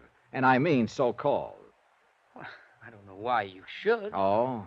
Well, that's common practice these days, in case you don't know it, but I fail to see what was supposed to be a preservative was in reality a deadly poison. What? Oh, come on now, Walter. But you're wrong. You must be wrong. That's impossible. You know, you're very convincing, I must admit. Well, it's true. I applied that preservative, Mr. Dollar. Oh, you did? Yes. Aqueous solution, wasn't it? Of course. And I'll bet you washed your hands very carefully immediately afterward, didn't you? Yes, of course I did, because I was told to. By whom? By... Oh, no. Walter? What is it? Holy... Tell me, Walter. Walter! Yes? Do you know anything about a man who tried to intercept me on my way to Egypt? To make sure I didn't get there until the bones of the pharaoh were sent to Eric Turnbull and that Donald Cronin died? No, I don't, believe me. Then answer me this one. Did you make up the, we'll call it preservative, that you used over there? No. Then who did? And who told you to be sure to wash your hands immediately after using it? Well? Walter! Oh, no! I'm afraid so, Dorothy. Oh, no! Better tell me, Walter. I beg your pardon, Mr. Dollar, but Mr. Harkness Sr. is here, too. Mr. Dollar, I'm Adam Harkness, curator of archaeology at the museum. Well, Mr. Harkness, I'm really glad to see you. Dorothy, Walter. Mr. Dollar, I've come to pick up the bones from the grave of Kameshek that I understand Donald Cronin sent to his uncle instead of to me through some misunderstanding. Oh, yeah, sure. I had a notion you'd want to pick up those bones, Dr. Harkness. And I'll give them to you on one condition. Oh? What is that? That you take them out of the package in which they arrived here with your bare hands. That you carry them out of this house also in your bare hands. Why, that's a strange... Will you? Of course not. Why? Why, because such priceless relics are too fragile, Too full of a deadly poison that you had them sprayed with? Kuraba arsenium, I believe it's called. I don't know what you're... Walter, what have you been telling us? It's true, isn't it, Father? Well, Dr. Harkness... Daddy! I don't know how you found out, Dollar, but I'll tell you this. You won't ever live. Wait a minute, put that thing down. Father! Wait a minute! Daddy!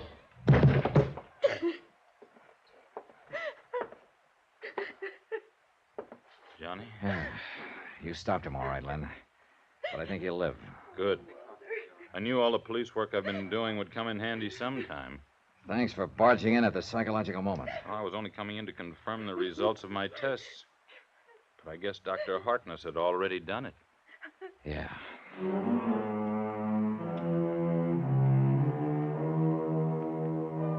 So, I guess the museum will profit mightily from half the insurance and all of the estate of Donald Cronin. The museum, that is, without Dr. Adam Harkness. Expense account total, including transportation back to Hartford, $985. Remarks? Well, doesn't mean a thing, I know, but I kind of wonder what I might have found if I'd been assigned to investigate the deaths of the people who excavated some of those other old Egyptian tombs. Tombs that had a curse on them. Interesting thought, isn't it? Yours truly, Johnny Dollar.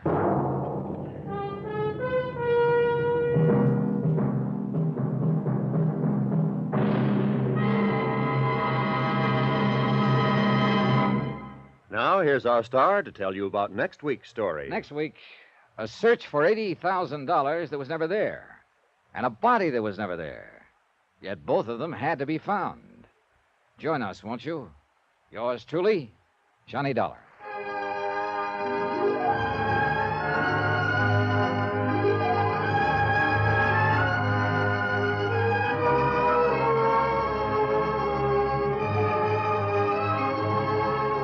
Yours truly, Johnny Dollar, starring Bob Bailey, is transcribed in Hollywood. It is produced and directed by Jack Johnstone, who also wrote this week's story. Heard in this week's cast were Paul Dubov, Alan Reed Sr., Dick Crenna, Virginia Gregg, Ben Wright, Forrest Lewis, Eric Snowden, Barney Phillips, James McCallion, and Les Tremaine. Musical supervision by Amerigo Marino. Be sure to join us on Monday night, same time and station, for another exciting story of yours truly, Johnny Dollar. Roy Rowan speaking.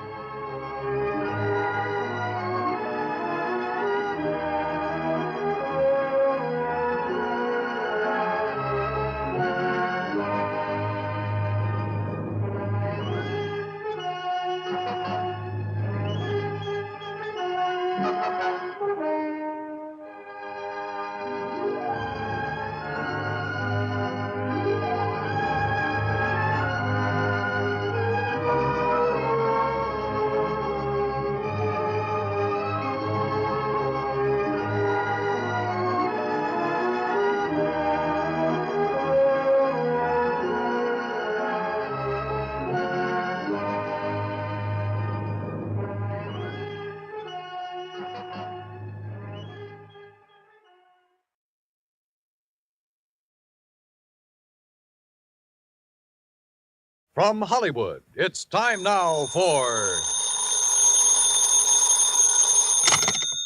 Johnny Dollar. Hi, Johnny. Who dat? George Reed. Well, Merry Christmas, George. Is it? Oh, what's the matter? You ever hear of Jediah Gillis? Eccentric? Owns about half of Rhode Island? That's the boy. A couple of weeks ago, he wrote a special policy on an item he wanted insured. And it's up and disappeared, huh? How'd you know? Oh, just a wild guess. What did he lose? I hope you're sitting down, Johnny. Yeah? Why? Because the insured item is a mouse. House? Mouse. What?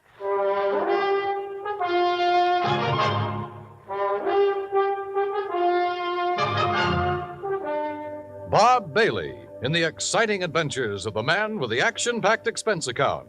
America's fabulous freelance insurance investigator. Yours truly, Johnny Dollar.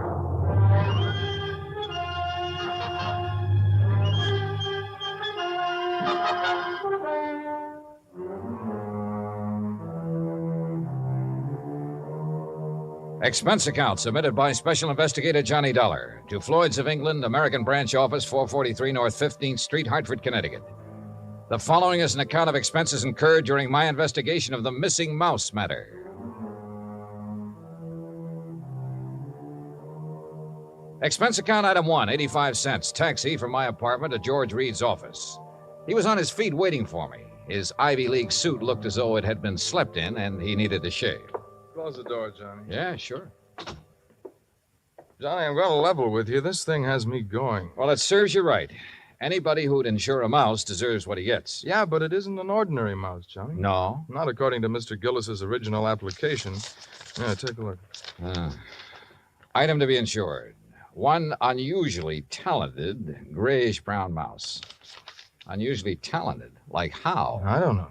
What? I tried to find out, but Gillis wouldn't tell me. And still you issued the policy? You know our company, Johnny. We have a reputation for insuring almost anything, but we have to draw the line occasionally, and we would have here, except for one thing. What's that? And believe me, it better be good. It is. Gillis carries all of his insurance with us. Yeah, but even so. Just one of his several policies is a straight life for $350,000. Wow, king-size premiums, huh? Exactly. So when he called asking us to insure this fellow's mouse for a few weeks... Wait a minute. Gillis doesn't own it? No. Well, who does? It belongs to a friend of his, a man named Glazer. He's spending the holidays with Gillis. Gillis didn't want to be responsible if something happened to Glazer's mouse while he's there, so he asked us to write the policy. How much did you insure it for? All the company would allow, $5,000. Oh, now, George, you think I want to get all worked up over a lousy $5,000 loss? What kind of a commission can I possibly make on that? Look, give me a chance to finish, will you? All right, but only because it's Christmas. All right. Late last night, I received a call from Gillis. He wanted to know whom we considered the best investigator in this part of the country.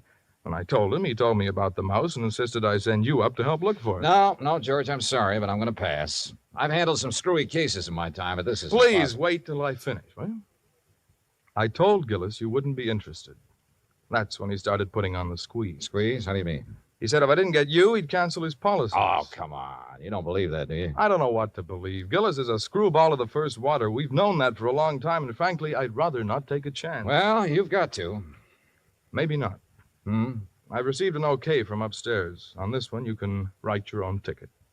Well, why didn't you say so in the first place? You didn't give me a chance. Look, there's a train for Providence at 3:30. Here's Gillis's address. He wants you to stay with him. That'll cost more, Georgie. It figures. Merry Christmas, Johnny. Same to you, Santa Claus.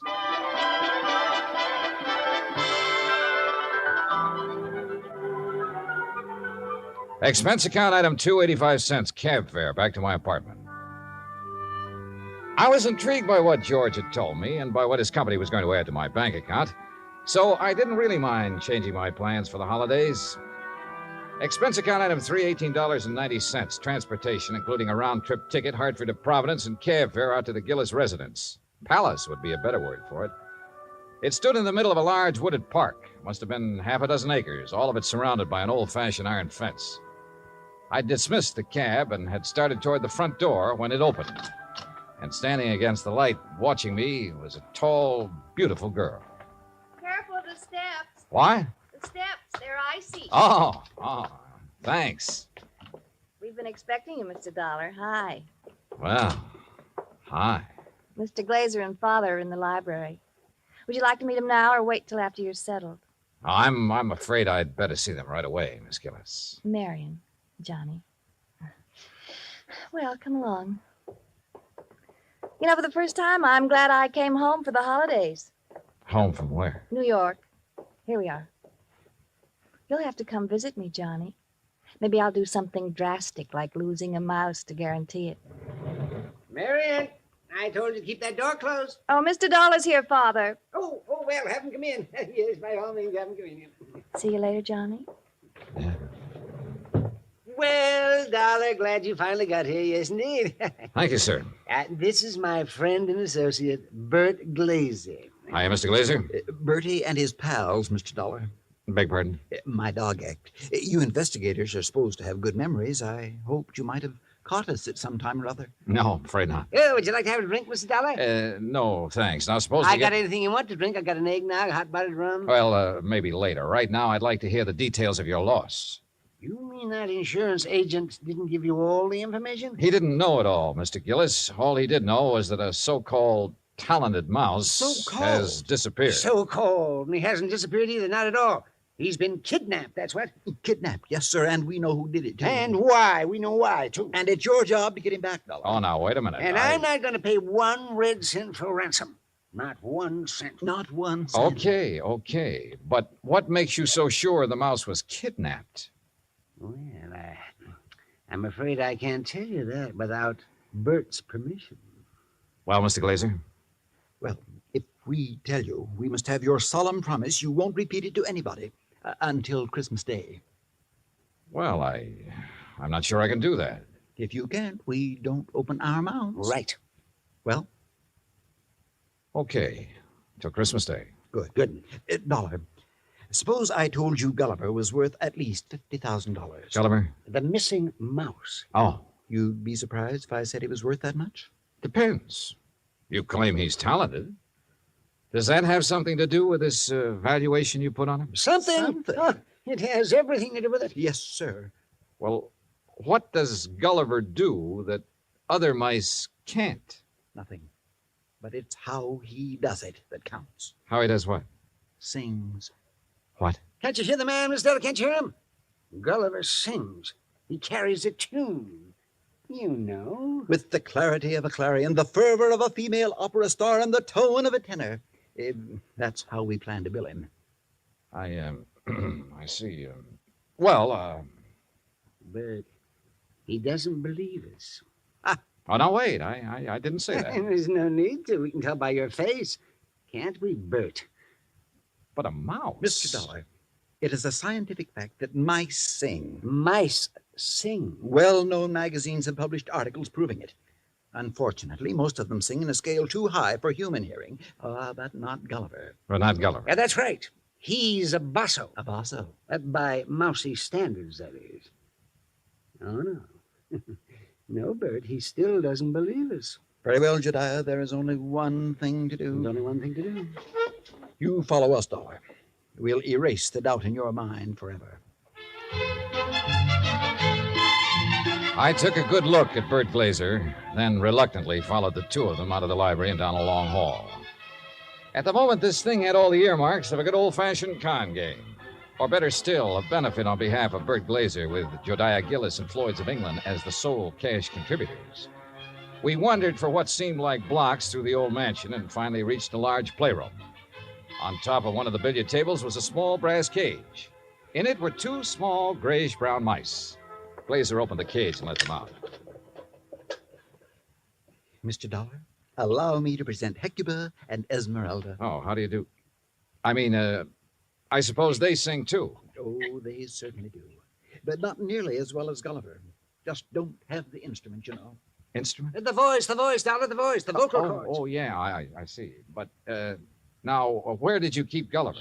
In here with the others. Bert didn't want to separate them. That's right. I originally started to make the three of them into a singing, trio, like the Andrews sisters. But Gulliver advanced so rapidly, I decided he should be a soloist. Oh, sure. You aren't afraid of mice, Mr. Dollar? No. No, well, that's fine. They sense it if you are, you know. It upsets them. Upsets them.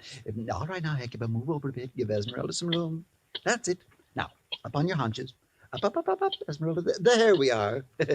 Now, what would you like to hear, Mr. Dollar? Oh, anything at all? Oh, Bert, how about my favorite, Over the Waves. Good. Yeah, da. You got it, Esmeralda? Over the Waves. That's it, Hecuba. All ready then? Good. That'll be fine. Ready now? 1, 2, 3. 1, 2, 3. Oh, that's it. Oh, beautiful, Esmeralda. Beautiful. Yeah, da.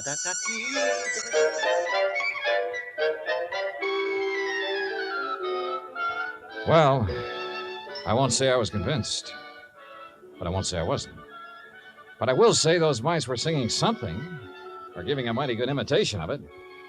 We returned to the library, and this time I sampled the eggnog liberally. Is that all right, Dollar? Oh, fine, thanks. Well, Dollar, you know now why we believe Gulliver was kidnapped? Well, I'm not sure. To exploit him. What else? Exactly. You have any idea who did it? Harry McQueen, that's who. McQueen. Who's McQueen? Used to be my agent. Theatrical agent? Uh-huh. He's been snooping around here lately, Johnny. We figure he's gotten wind of our mice. Well, what do you mean by snooping around, Mr. Gillis? Oh, you know, he's been out here twice this week wanting to see me. Had to kick him out of here yesterday morning. How'd he get in? Well, my daughter answered the door. Yes. She didn't know McQueen from Adam. So when he asked for me, she figured he belonged in here, rehearsing the show with the rest of us. Rehearsing what show, Mr. Gillis? What show? The show for the Children's Hospital. Jodiah puts one on for the sick kids every Christmas Eve. Of course. You know, Dollar, variety act, a Santa Claus. This year, though, we got a radio hookup. Go all over the state. And Gulliver, well, he was going to headline. And that's why I sent for you, Dollar. I figured you can get him back by tomorrow afternoon if anybody can. How long was McQueen in here before you noticed him? Long enough to lift Gulliver. This was our dress rehearsal, Dollar. We'd asked some of the kids from around the neighborhood in to watch, so it was pretty crowded. Where were the mice during the rehearsal? Well, that's where I made my mistake. What do you mean? We were keeping them a secret till the real show. Well, where were they? In their cage, over there on the mantel. Now, we were using this part of the room for the stage, so McQueen could have just reached in and taken Gulliver without us seeing him. Now, what makes you so sure McQueen did it? We told you. Besides, who else would want him? Who else? And it was right after I kicked him out of here that I discovered Gulliver was missing. What'd you do then? Why, I called off the rehearsal and started searching for him. McQueen? Big Gulliver. And I put in a telephone call to the Providence house where McQueen was staying. Did you talk to him? Nope. They said he checked out. After questioning them for a while, I finally had a nightcap with Jodiah, then went to the phone in the hall and made some calls. including one to George Reed. Well, how's it going, Johnny? It's not. That's why I'm calling. Look, they think a theatrical agent named Harry McQueen stole the mouse. He has offices in Boston and New York. I placed a person-to-person call to both offices, but with tomorrow Christmas Eve, he might not get the message. So, what do you want me to do? Find out his home number. Ask him to call me here. Okay. Anything else? Hello? Johnny? Johnny, you there? Yeah. And so is a cat. What? A big yellow cat. What's so unusual about that? Oh, nothing. Except he's got a grayish-brown mouse between his two front paws.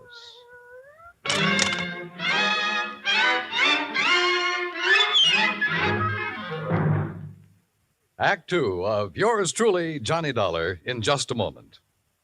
You can't buy happiness by the pound or the yard, but you can have it by the hour with no strings attached every Monday through Friday evening and each Saturday in the daytime when the Robert Q. Lewis Show is on the air. Join him and his fun-loving gang 5 nights a week and Saturdays in the daytime on most of these same stations. Now, Act Two of yours truly, Johnny Dollar, and the Missing Mouse Matter.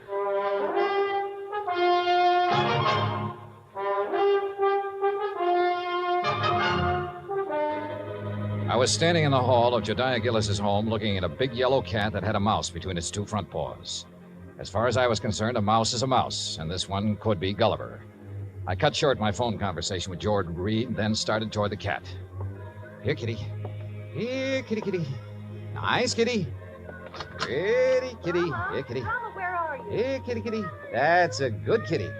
Now, kitty, let me have the little mouse. Mama, you naughty cat. Where? Oh, This cannibal belonged to you, Marion? yes, I promised Father I'd... What do you mean, cannibal? Take a look. Oh, no. Oh, yes. And he's very, very dead.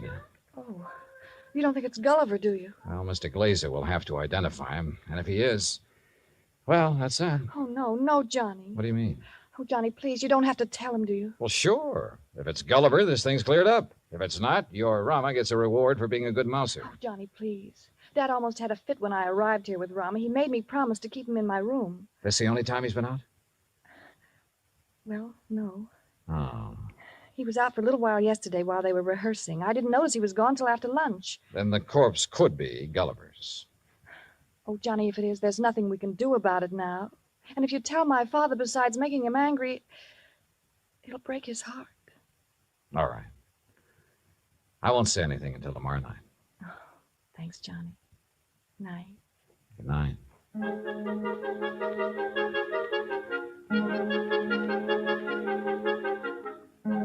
Christmas Eve morning came cold, crisp, and clear. The Gillis grounds were covered with new fallen snow, and the trees were heavy with icicles, giving the whole place the look of a winter wonderland. I dressed and went down to join Gillis and Bert Glazer at breakfast. I was on my third strawberry when the phone started to ring. Yeah. You expecting a call, Dollar? Yeah, matter of fact, I am. Yeah, then you'd better answer it. If it's somebody at the broadcast station for me, tell them I'll be at the Children's Hospital at noon. They can call me there. Right. Hello? Johnny Dollar? Speaking. Look, I don't know what's going on down there or why you're going to pester me about it. Who is this? Harry McQueen. Who did you think? Well, I wasn't sure. Well, your friend Reed got me out of bed this morning, Dollar. He told me you wanted to ask me some questions about a mouse that's missing from Jediah Gillis's place. Hey, that's right. What do you know about it? Well, I've done a lot of pilfering in my time. I've taken towels from hotels from Maine to Miami and Seattle to Bridgeport. But I never had to stoop so low as to steal a mouse from any hotel, garbage dump, trap, or field. Do I make myself clear? Perfectly. Except for one thing. Yeah? This particular mouse was a performer. Was a what? He was trained, did tricks. Still doesn't interest me. Well, then why were you trying to see Mr. Gillis? To get some of my people on his Christmas show. Anything wrong with that? No. There'll be a lot of publicity about it. Would have done him a lot of good. And you're sure you weren't interested in the mouse? Look, Dollar, when I went into this business 18 years ago, I swore then I'd never handled kids, belly dances, or animal acts. But you handled Bert Glazer's dog act. Is what? Dog act. Bertie and his Oh, pals. somebody's feeding you a line, Dollar. That act was billed Bertie and his pal, and the pal is a dummy. Glazer's a top-notch ventriloquist. He's a master. You hear me, Dollar? Yeah, Harry. I hear you fine. I had to do some thinking, so I put on my coat and went outside for a walk around that wooded park.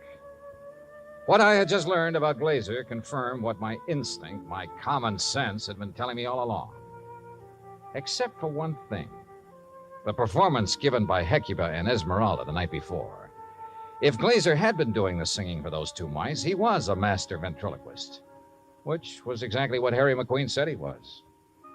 I'd started back toward the house, wondering if I should get Jediah aside now and tell him or wait until after the show, when something soft and cold hit me on the back of the head. Hey! Sorry, Johnny, I couldn't resist such a serious target. Anything new? Well, if you mean, have I found Gulliver, the singing mouse? No. Dad told me to tell you if Gulliver does turn up before 1:15, rush him over to the hospital. Yeah, sure. But I think that's extremely unlikely. You think Rama got him, don't you? If he did, he got a very ordinary mouse. He didn't get one that sings. I'm afraid I lost you. Doesn't matter. Oh, now I wonder what he wants. Who? That boy on the porch. Oh, well, if this was Hartford, I'd say he was the paper boy coming around to collect. Well, it's not Hartford, and he's not a paper boy because Dad doesn't subscribe to anything but Fortune. Oh, well, then he's selling something. Well, if he is, he's not going to give us a chance to buy any. Johnny, looks like we scared him off. That's funny. Hey! Hey, come back! He sure tore out of here when he saw us. Wonder what he wanted. Do you suppose he was one of the kids they invited in to see the dress rehearsal? Well, if he was, what would he be doing back here today? I don't know. Let's take a look around. We found it in the playroom, near where Gulliver's cage had been. It was a roundish metal clamp, the kind a boy wraps around his trouser leg when he's riding a bike. I was about to call the hospital and ask Jediah for a list of all the kids they'd invited to the rehearsal when the front doorbell rang. Johnny, it's that boy again. Better let me get in.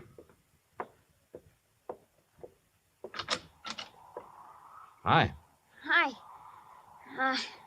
I was over here to see the show the other day. Oh? Yeah. You see it? No, I wasn't here then. Oh. Jeez, sure is cold, ain't it? Yeah, sure is. Oh, why don't you come in and get warm? Oh, no, that's okay. No, come on. Nobody's here. No? Oh, okay. Yeah, sure, come on. I don't want to bother nobody, you know. I was just riding by and I thought I'd stop and tell old man Gillis what a swell show they put on. You really liked it, huh? Yeah.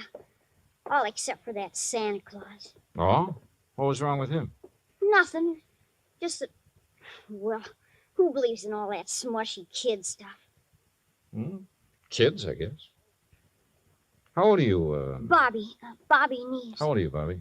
Almost 11. Well, being that old, I can understand why you weren't impressed with the Santa Claus. All that other stuff, too.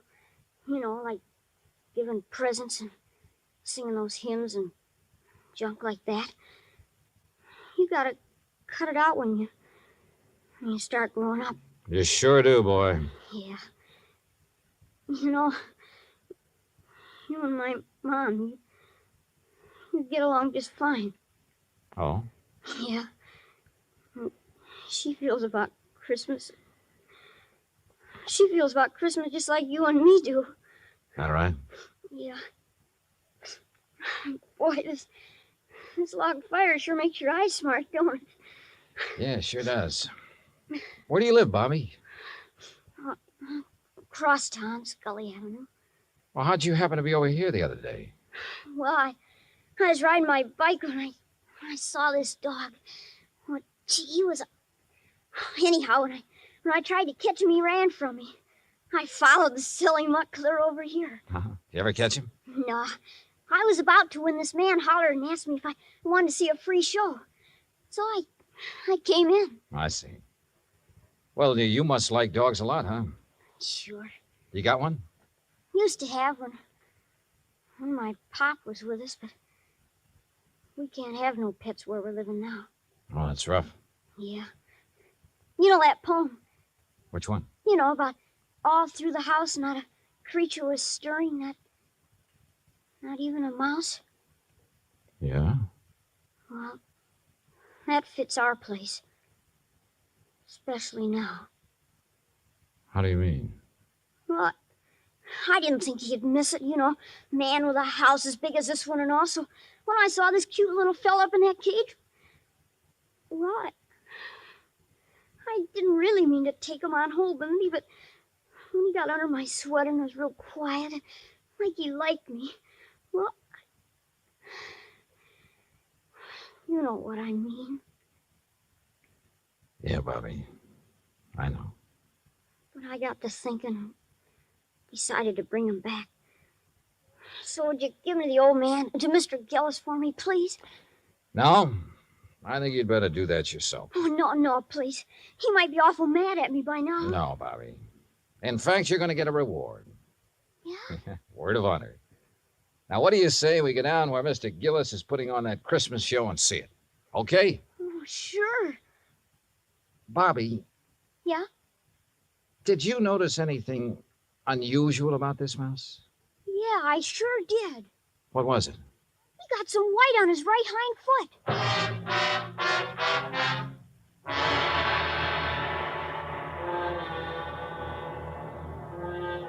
Expense account item 4, $1.60. Cab fare from the Gillis residence to the Children's Hospital for Marion, Bobby, and myself. Inside, we followed the sound of children laughing and reached the auditorium. Marion found a seat among the nurses, and I took Bobby backstage. When Jediah saw Gulliver, his face lit up like one of the trees he'd had delivered to the war. Oh, Gulliver! By golly. I knew if anybody could do it, you could, Dollar. I didn't do a thing, Mr. Gillis. All the credit goes to Bobby. Oh, to Bobby. Well, I'll speak to you after the show, young man. Yes, sir. Bert, look, he's back. Oh, glad to go, Master. Oh, Gulliver, I do declare I have never been so glad to see a person before. You better hurry, Bert. He's scheduled to go on in just a minute. Oh, he will. Well, I'll go check on the microphone when everything be just so. Don't go away, Dollar. No, he won't. Bobby, why don't you sit over there where you can see the stage? Yes, sir. Bert, you think Gulliver will sing today? I know he will. Oh, get ready, Gulliver. But that boy had Gulliver all day and all night, and he didn't sing once. Did the boy ask him to? Ladies and gentlemen, boys and girls, for the first time in the world, one of the wonders of the world, Gulliver, the singing mouse.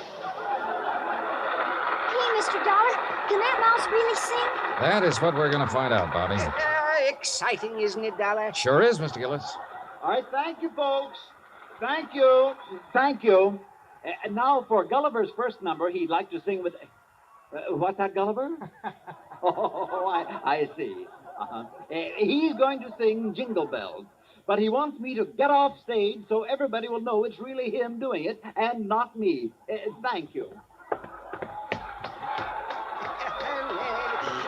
Is he all right, Bert? Oh, fine. Just feeling his oats. Well, why doesn't he start? He's going to. Listen.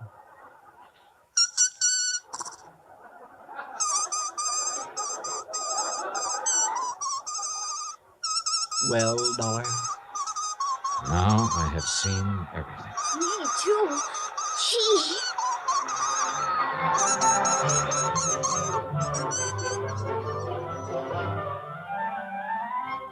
Bert Glazer had a logical answer for having lied about his old vaudeville act. He knew I wouldn't believe the mice could really sing if I'd known he was a ventriloquist. And well, after all, yet sometimes... Expense account total, including cab fare, Hartford Station to my apartment, $38.20. As for my separate and additional fee, as agreed upon before I took this matter, well, there's a boy named Bobby Neves who lives on Scully Avenue over in Providence. See that he gets it, huh? Yours truly, Johnny Dollar.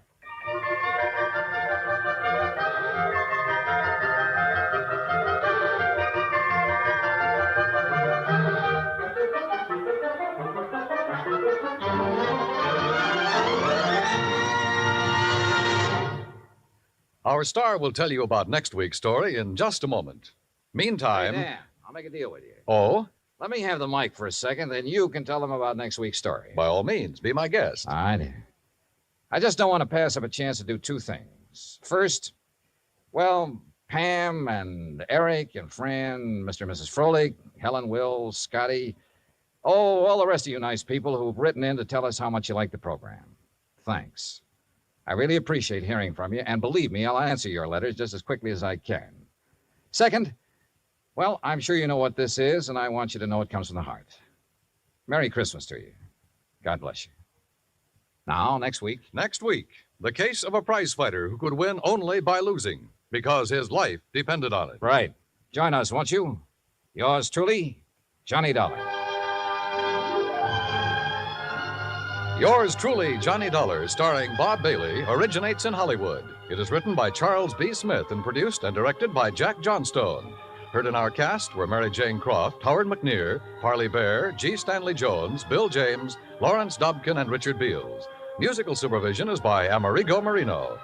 Be sure to join us next week, same time and station, for another exciting story of yours truly, Johnny Dollar. Dan Cubberly speaking.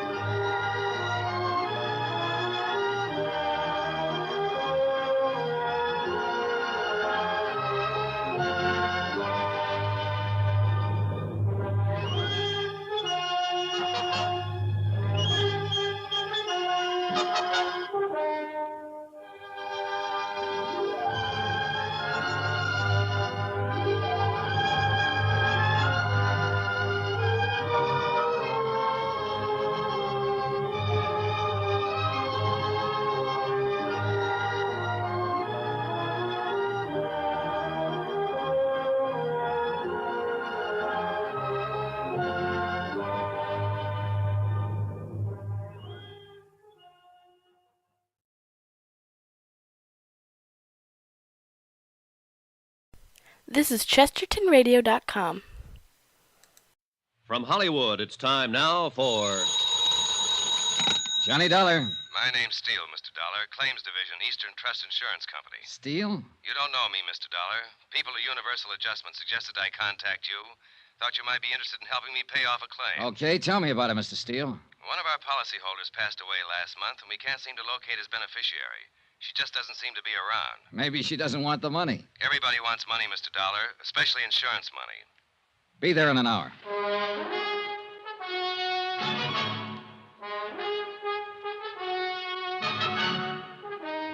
Tonight and every weekday night, Bob Bailey in the transcribed adventures of the man with the action-packed expense account, America's fabulous freelance insurance investigator. Yours truly, Johnny Dollar.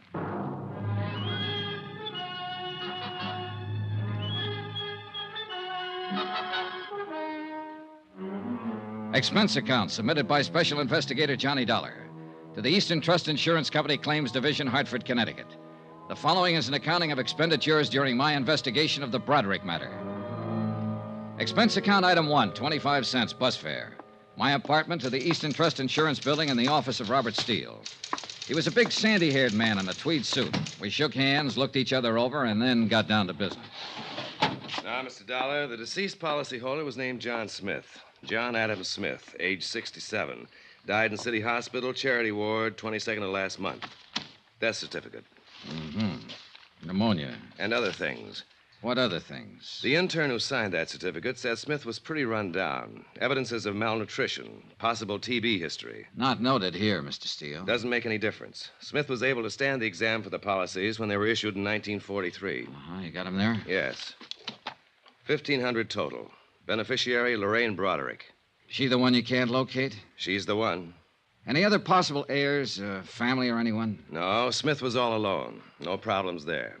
Any other material that might help to find Lorraine Broderick? Well, this stuff here, it might help you. I don't know. I just don't know. You sound discouraged, Mr. Steele.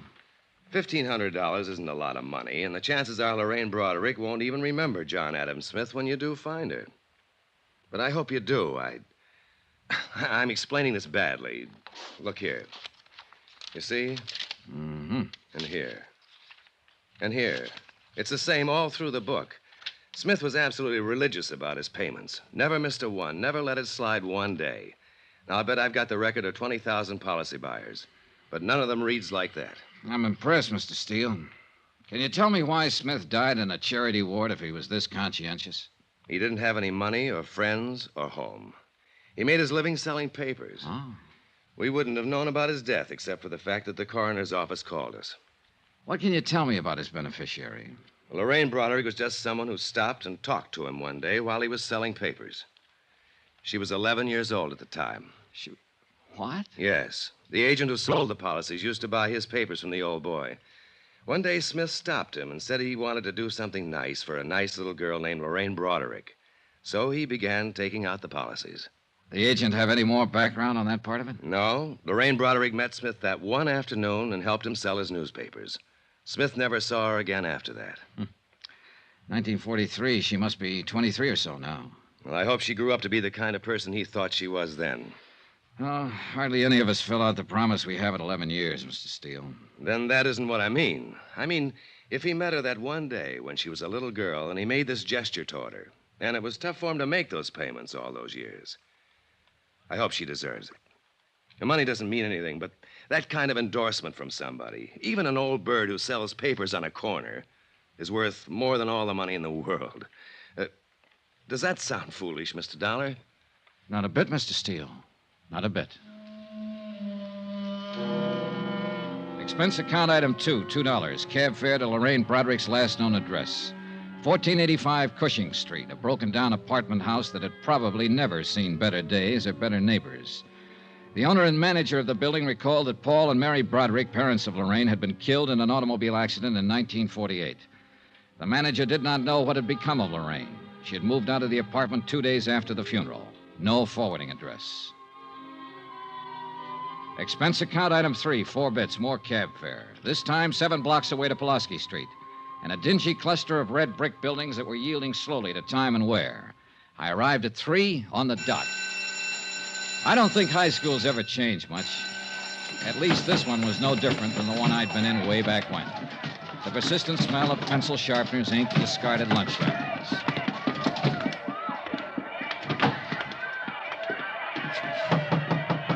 Yes? Sister Mary Regina? Yes, may I help you? Good afternoon, sister. My name's Johnny Dollar. I wonder if I could talk to you a moment. Dollar. Yes. Are you sure you shouldn't be speaking to Sister Amadea in the grade school? I don't believe we have any students named Dollar. Oh, no, sister. I don't have any children in school here. I've been hired by Eastern Trust Insurance Company to locate a beneficiary on one of their insurance policies. I thought perhaps you might help me. Well, I'll try, Mr. Dollar. I took a chance and came here because it was the nearest high school to the girl's address. Her name is Lorraine Broderick. Lorraine Broderick? Yes. The last trace I have of her was in 1948. She was about 17 then, possibly still in school, possibly this school. Lorraine Broderick. Mm-hmm. Sound familiar, sister? In a way, yes. Oh, there are so many, Mr. Dollar. Yeah, I just met about 3,000 of them out in the hall. Yes, I know. 1948. Benson, Brady, Broderick, Lorraine Mary Broderick. Oh. Yes, Mr. Dollar, your guess was very good. She was here in St. Charles from 1945 to 48, yes. I wonder if there's an address listed there, home address. 1120 Seaton Place. Oh, my, that's quite far from here. Parents deceased, guardian. Oh. Anything wrong, sister? Why, I remember Lorraine now, Mr. Dollar. Her parents were killed in an automobile accident in her senior year. Yes, and she went to live with her uncle, James Broderick, at this Seaton address. Oh, yes, I remember that lovely girl. She was in Sister Hildegard's class. That ties up with what I know about her so far, sister. Oh, I remember her so clearly. I can even see her face. Perhaps that was it, her face. Like an angel's, gentle and fresh and wonderful. The man who left her the insurance money must have thought the same as you do, sister. He saw her one day when she was 11. Oh, I have an annual from that year, Mr. Dollar. Would you like to see Lorraine? Yes. Right here. Yes, here we are. That's Lorraine Broderick. Beautiful, isn't she? Sister Mary Regina pointed to a group picture on one of the pages. It was labeled Girls Fidelity. Lorraine Broderick was in the first row, one of 30 or 40 self-conscious little girls wearing identical self-conscious expressions. Her hair appeared to be deep brown or black, her features soft and slightly cherubic. Undeniably, Lorraine Broderick had been a beautiful young girl. In all probability, she was a beautiful young woman, wherever she was. By 5 o'clock, I'd been to her uncle's address on Seton Place.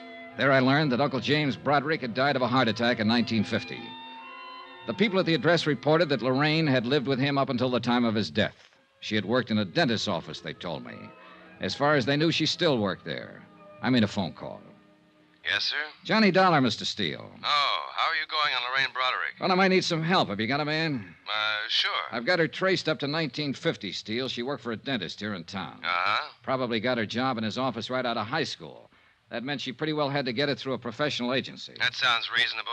I got a man to check the agencies in town that specialize in that. Let me know.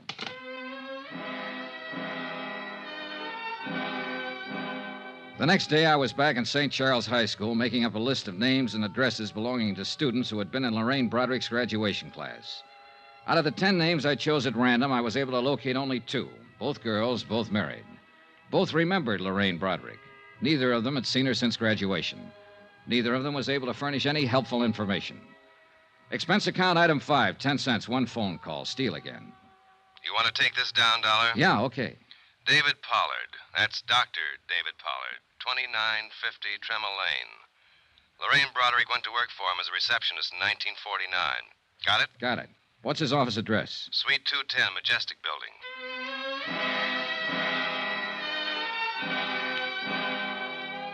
I got there about 5:45. There was no receptionist on duty. As a matter of fact, no reception desk. A stern-looking nurse in a rumpled white uniform knew nothing of a Lorraine Broderick who might have worked for Doctor. Doctor was working with a patient. If I cared to wait for Doctor... Yes, what is it? My name's Dollar. I'm with the Eastern Trust Insurance Company. I don't need any today, Mr. Dollar. I'm not looking for a sale, Doctor. What? That's right. I'm trying to find a friend of yours. Who are you talking about? Lorraine Broderick. Oh. How is Lorraine these days? I don't know, Doctor. I'd like to meet her and find out. Well, you're looking in the wrong place. I can't help you. She hasn't been around here for a couple of years. Goodbye. Oh, wait. Well, what now? Well, you've got an awful big chip on your shoulder, Doctor. You won't even let me explain my business. I'm not interested in your business. I can tell you mine's been going on since 8 o'clock this morning, and I'm pretty tired. You finished now? Well, yes. Can I take you downstairs and buy you a drink? Sorry. What is it you want to know? Where I can get in touch with her. I don't know. She quit without notice a couple of years ago. Just didn't come back. Too bad, too. Do you have any idea where she might have gone?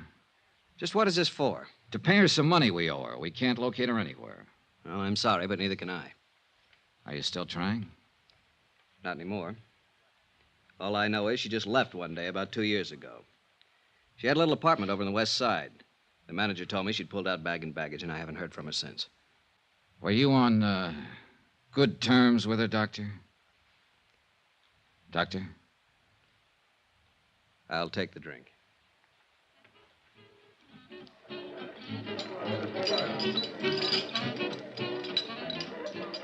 Don't misunderstand me, Dollar. She was a real sweet girl. But there was something about her. I don't know. I hope you find her. Or maybe I don't. What are you talking about? She had plans of her own, plans she never told me about. Look, I was in practice 3 years when she came to work for me, fresh out of high school. With all of it, she still made me feel like a little boy in knee pants. That smile of hers you could take 2 ways. And the look that went with it. I'm sure she's met a lot of men since she walked out on me, and I'll bet all of them have found out the same thing. What's that? That they've been taken. You mean money? Oh, it wasn't the watch or the necklace or the loans every now and then. It was being taken worse. You know, being used and knowing you're being used. I don't quite get it. And I'll make it clear. That sweet, fresh, beautiful little girl was out to do everything and everybody for all she could get. She's rotten, you know, just plain rotten.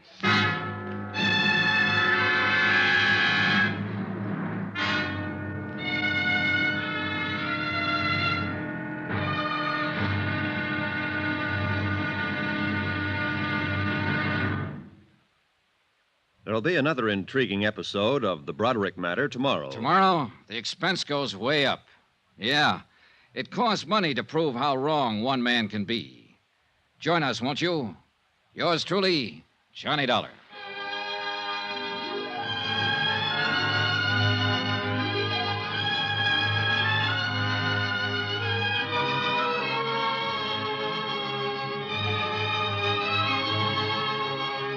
Yours truly, Johnny Dollar, starring Bob Bailey, is transcribed in Hollywood. Written by John Dawson. It is produced and directed by Jack Johnstone.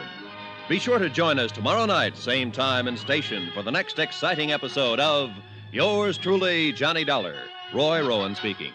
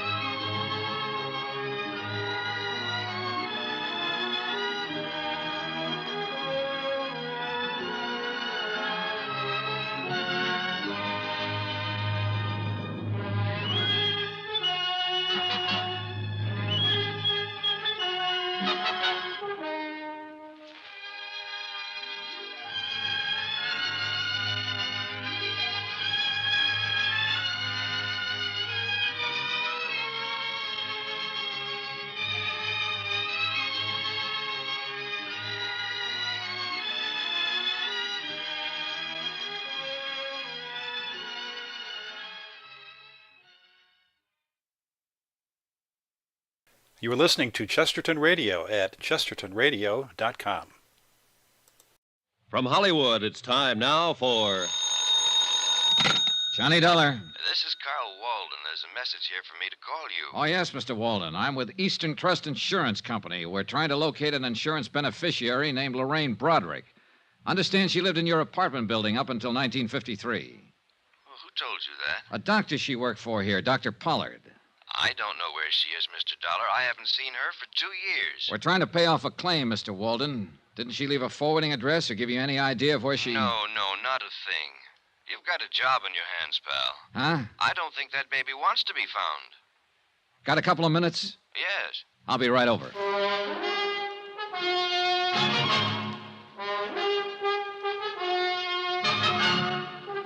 Tonight and every weekday night, Bob Bailey in the transcribed adventures of the man with the action-packed expense account, America's fabulous freelance insurance investigator. Yours truly, Johnny Dollar.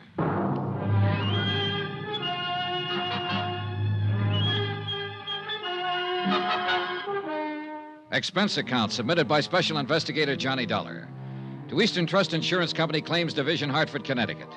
The following is an accounting of expenditures incurred during my investigation of the Broderick matter. Lorraine Broderick, that is, missing. Expense account continued. Item 6, $14 even, photographs. The photographer who had taken the pictures of the 1948 graduating class at St. Charles High School still carried the proofs in his files. Among them, 4 poses of Lorraine Broderick. I'd stopped by to get them on my way out to see Carl Walden, apartment house manager. He hadn't changed his mind about anything since our phone conversation. No, sir. She doesn't seem to want anybody to know where she is. She'd have left a forwarding address or something like that. Instead, she pulled out in the middle of the night bagging baggage, and that's the last we ever saw of her. Just when was this, Mr. Walden? About the middle of December or so, 1953. Yes, it was a couple of years ago. Mm-hmm. Oh, you want one of these? No, thanks. I don't smoke. Can you think of any place she might have gone, Mr. Walden? New York City. Oh, why New York? Well, it's the closest place to go, isn't it, for somebody like her? I'm not so sure I know what she was like. I've had several different versions, Mr. Walden. Say, you talked to that doctor she worked for? Yeah. Boy, I'll bet his version was a pip. How do you mean? Well, she walked out on him. That poor guy was around here several times asking if we'd heard from her, if she'd written us a change of address. He didn't say it, but I think he had it real bad for her. Oh? Oh, yeah. And I didn't tell him about the other guy either. Well, suppose you tell me about the other guy, Mr. Walden. Well, why not? Well? Well, about a week before she left, I saw her in the hall a couple of times with this other guy. Big, gray-haired man, wore Homburgs and things like that. An older man, is that what you mean? Oh, no, not old. 45-ish, maybe. You know, expensive-looking character. Drove a caddy the size of a freight train, New York plates. He'd buy and sell this place with his pocket money. Happen to know his name? No. He never came around again after she moved out. But they were sure chummy while he was here. At least a couple of times I saw them together. Can't blame him. She was okay. Did she owe you any rent when she left? Nope. Did she give you notice she was vacating? Nope, just left. A note or anything? A $50 bill on the desk in an envelope addressed to me. That's all. That's it. Well, was she friendly with anybody else in the building? Well, not that I know of. People here keep pretty much to themselves. You know, it's a funny thing. What's funny? That old boy with the Homburg. I wonder why he never came around looking for her. Good question.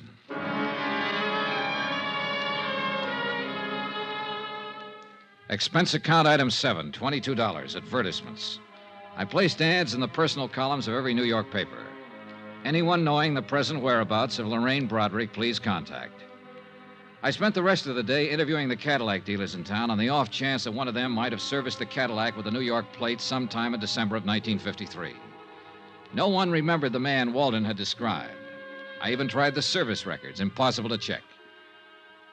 The case was stalemated that way for 5 days. Last Tuesday, things picked up. Johnny Dollar. Hello? Hello, who is this? Johnny Dollar? Yeah. Can you hear me very well?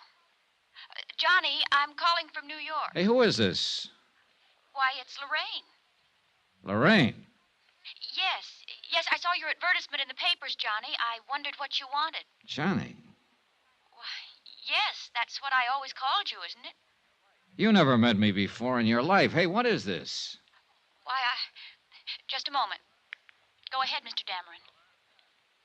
Mr. Dollar? Yeah. Just what is your business with Lorraine Broderick? I want to find her to pay off an insurance claim. Now, who are you? I see.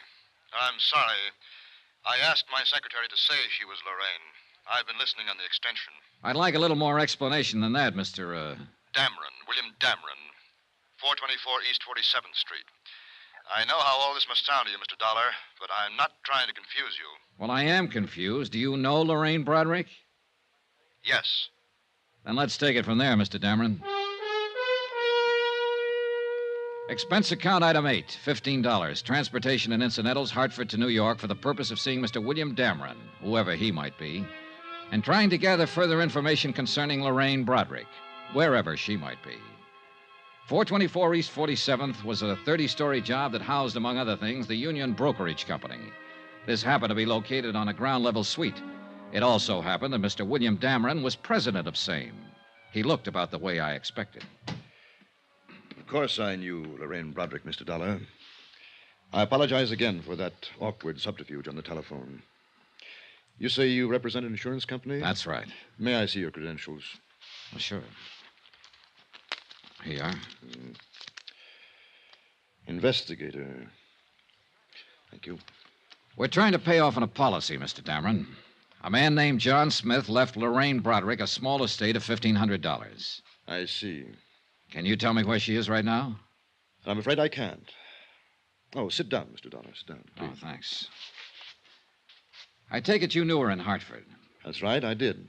She came here to New York with me. Oh? Let me assure you, there was nothing improper about it. I met Lorraine when she was working for a dentist there, a doctor, whatever it was.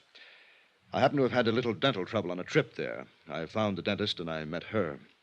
When I suggested she drive to New York with me, I did it with the understanding that we were to be married here. Uh-huh. You couldn't have known her very long, Mr. Dameron. A week. No one could have been more surprised than myself at my own conduct. And still more surprised when once we arrived here, Lorraine disappeared. Yeah, that seems to be a habit of hers. Tell me about it, Mr. Dameron. Look, you're talking to me, not the insurance company. Very well. It was Christmas Eve of 1952. Lorraine was staying with my sister Pauline up in Westchester County. I picked her up about 6 o'clock that evening to go to a party out on Long Island. Between here and Long Island, we stopped for gasoline. I left the car for a moment, and when I came back, Lorraine was gone. And, that's it. Did you see her or hear from her after that? No, I didn't. Did she leave a note in the car, a message of some kind? No. I don't quite get this, Mr. Dameron. You were going to be married after you knew her only a week. You brought her here to New York, and a few days later, she just stepped out of your car in a filling station and disappeared. It was quite reasonable from her point of view, I suppose. But not from mine. It doesn't make sense. Did you have a fight, an argument or something? Oh, no. Well, what was it? Nothing. I don't think I would ever have argued with Lorraine. Lovely, gentle, sweet. Yeah, I know. What about her things? What things? Well, her clothes out at your sister's. Didn't she send for them, or what? No, she only had 2 small bags. They're still there, as far as I know. Well, what did you do? Did you call the police? No, why? Well, I would if a girl I was going to marry disappeared like that. No, I'm afraid a call to the police would have been, well, rather awkward, a man in my position. Let me ask you this. Do you have any idea why she walked away? Yes. Perhaps it's of no practical value to you, though. Any information I can get will be helpful, Mr. Well, all right, then. I think Lorraine was frightened. Of what? Of life, Mr. Dollar. Not people or circumstances, but life. Yes. You say that with a lot of conviction. Yes. Lorraine had always been, well, a poor girl. She lived with a rather decrepit uncle for a time after her parents were killed in an accident, an automobile accident, she said. And I think that I offered her the happiness and security she had always longed for. But I also think she was not mature enough or adjusted well enough to accept it. This is of no value, is it? Well, it might be. Can you tell me if she ever spoke of any ambitions? Maybe she wanted to go on the stage or become a nurse, something. Lorraine simply wanted to be my wife and live here. I can see you find that difficult to believe when I'm almost old enough to have been her father. But that is not the reason Lorraine walked away from the car that night. Believe me, Mr. Dollar, unless I'm terribly mistaken, she was very much in love with me and wanted to marry me. Have you tried to find her, Mr. Dameron? No, I have not. I waited around the filling station that night hoping she'd return, but I didn't report the matter to the police, as I said before. I intended to hire private detectives to locate her, but then I gave that up, too. I'm afraid I don't understand this. If you loved her. Would this make it more understandable? Lorraine was a rational, normal human being when I left her in that car. No one forced her away from it, or me. The man at the filling station said she merely stepped out and disappeared down the street. She left of her own free will, for her own reasons. I think I see your point. Thank you. I've hoped that one day she would appear at my door, contact me, come to me. But she hasn't. The most matchless woman I've ever known. Is there any way I can help you more concretely? If you could tell me the exact location of that filling station. Yes, I believe I can do that, but why? Last place she was seen alive. Oh, that word alive. Just a word, Mr. Dameron. Have you spoken to many people who knew her? A few. The dentist she worked for, an apartment house manager, principal in her high school. Mm-hmm. Yeah, I think they all told me the truth. The what? The truth. You know, how it actually was. What really happened. Oh, Mr. Dameron, she would have run out on you in Westchester, taken a cab from your sister's place with her luggage, or she could have come to you and called off the marriage. Mr. Dollar, Now, looking at you and talking to you, anyone would be impressed by the fact that you're a reasonable and understanding man. I am. She could have left you a dozen easier ways, Mr. Dameron, but it doesn't stand to reason that she'd step out of a car on Christmas Eve on the way to a party and disappear. With no luggage, with the clothes on her back, and no more. Women don't do things like that. They want an overnight bag, a change of clothes, somewhere to go to. It doesn't make sense. But that's exactly what she did. They don't do it that way unless there's a mighty good reason. A real gilt-edged reason, Mr. Dameron. Something that says what's ahead is better than what's being left. How much did she swipe? What? What did she take? How much?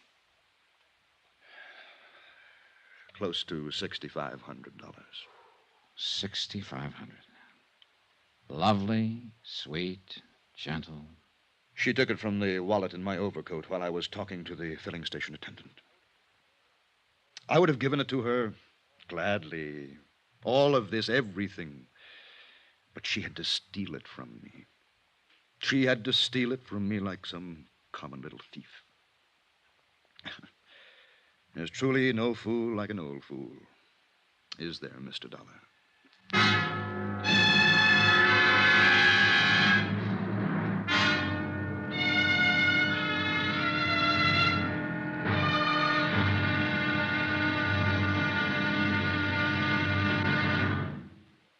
There'll be another intriguing episode of the Broderick matter tomorrow. Tomorrow, when the trail really gets hot and goes right down on a police blotter. Join us, won't you? Yours truly, Johnny Dollar. Yours truly, Johnny Dollar, starring Bob Bailey, is transcribed in Hollywood. Written by John Dawson, it is produced and directed by Jack Johnstone. Be sure to join us tomorrow night, same time and station, for the next exciting episode of Yours truly, Johnny Dollar. Roy Rowan speaking.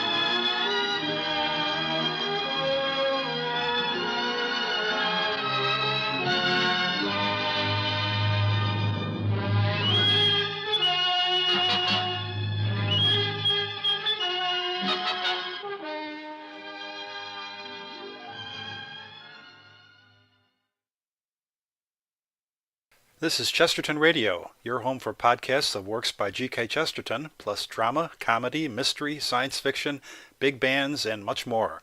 The soundtrack to your Chesterton day at chestertonradio.com. From Hollywood, it's time now for Johnny Dollar. Bob Steele, Eastern Trust. How's New York? Fine, but I haven't found Lorraine Broderick yet. How about your lead? What was his name? Dameron? He hasn't seen her since Christmas Eve, a couple of years ago. She walked out on him with $6,500. What now? You, want to keep on with it, Mr. Steele? Sure, we have to pay her off, even if it is only $1,500. But you sound like this was all the farther you want to go. It might be at that. Oh, what did you say?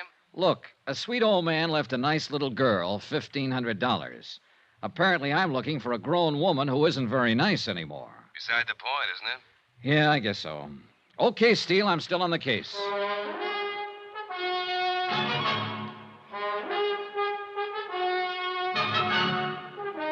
Tonight and every weekday night, Bob Bailey in the transcribed adventures of the man with the action-packed expense account, America's fabulous freelance insurance investigator. Yours truly, Johnny Dollar.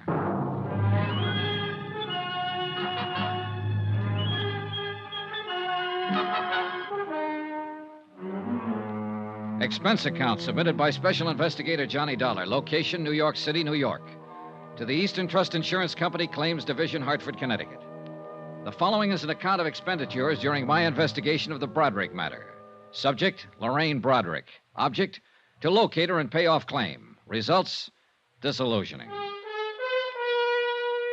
More expenses. Item 9, $3, cab fare. From the plush offices of William Dameron to a filling station out on Long Island. To check his story of Lorraine's disappearance. A major oil company owned and operated the filling station where Lorraine Broderick had last been seen. Their payroll records named 3 attendants on duty, Christmas Eve, that is, in 1953. Item 10, $28, more cab fare, and don't squawk about it. I located and interviewed all 3. Enclosed fine statement of Edward Quinlan. Sure, I remember that chick. Better looking than this picture, I'll tell you that. She drove in with this old guy, Dameron, you said, yeah. Well, he hadn't been away from the car 20 seconds before she was out walking down the street as fast as she could, long dress and all.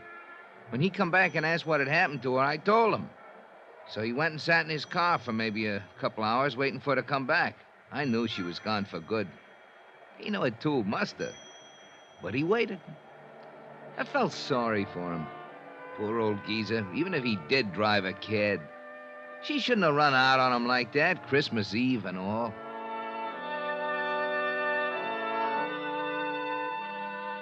Pauline Dameron Whitfield, sister of William Dameron, living up in Westchester County, verified her brother's story. Lorraine Broderick had left all of her clothes and bags at her house. Mrs. Whitfield had not heard from her or seen her since Christmas Eve, 1953. A check of the luggage revealed no information that would be helpful in locating Lorraine Broderick. The following morning at the New York Police Department downtown, I requested a missing persons investigation on Lorraine Broderick. She was booked in under an alias, Jane Brown. When I got to court, she gave her right name, Lorraine Broderick. What was the charge, Sergeant? Misdemeanor, drunk, disturbing a peace.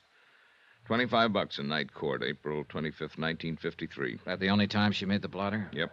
What's the address, Sergeant? 1346 Yardley. 1346 That's 2 Yardley. years. Thanks.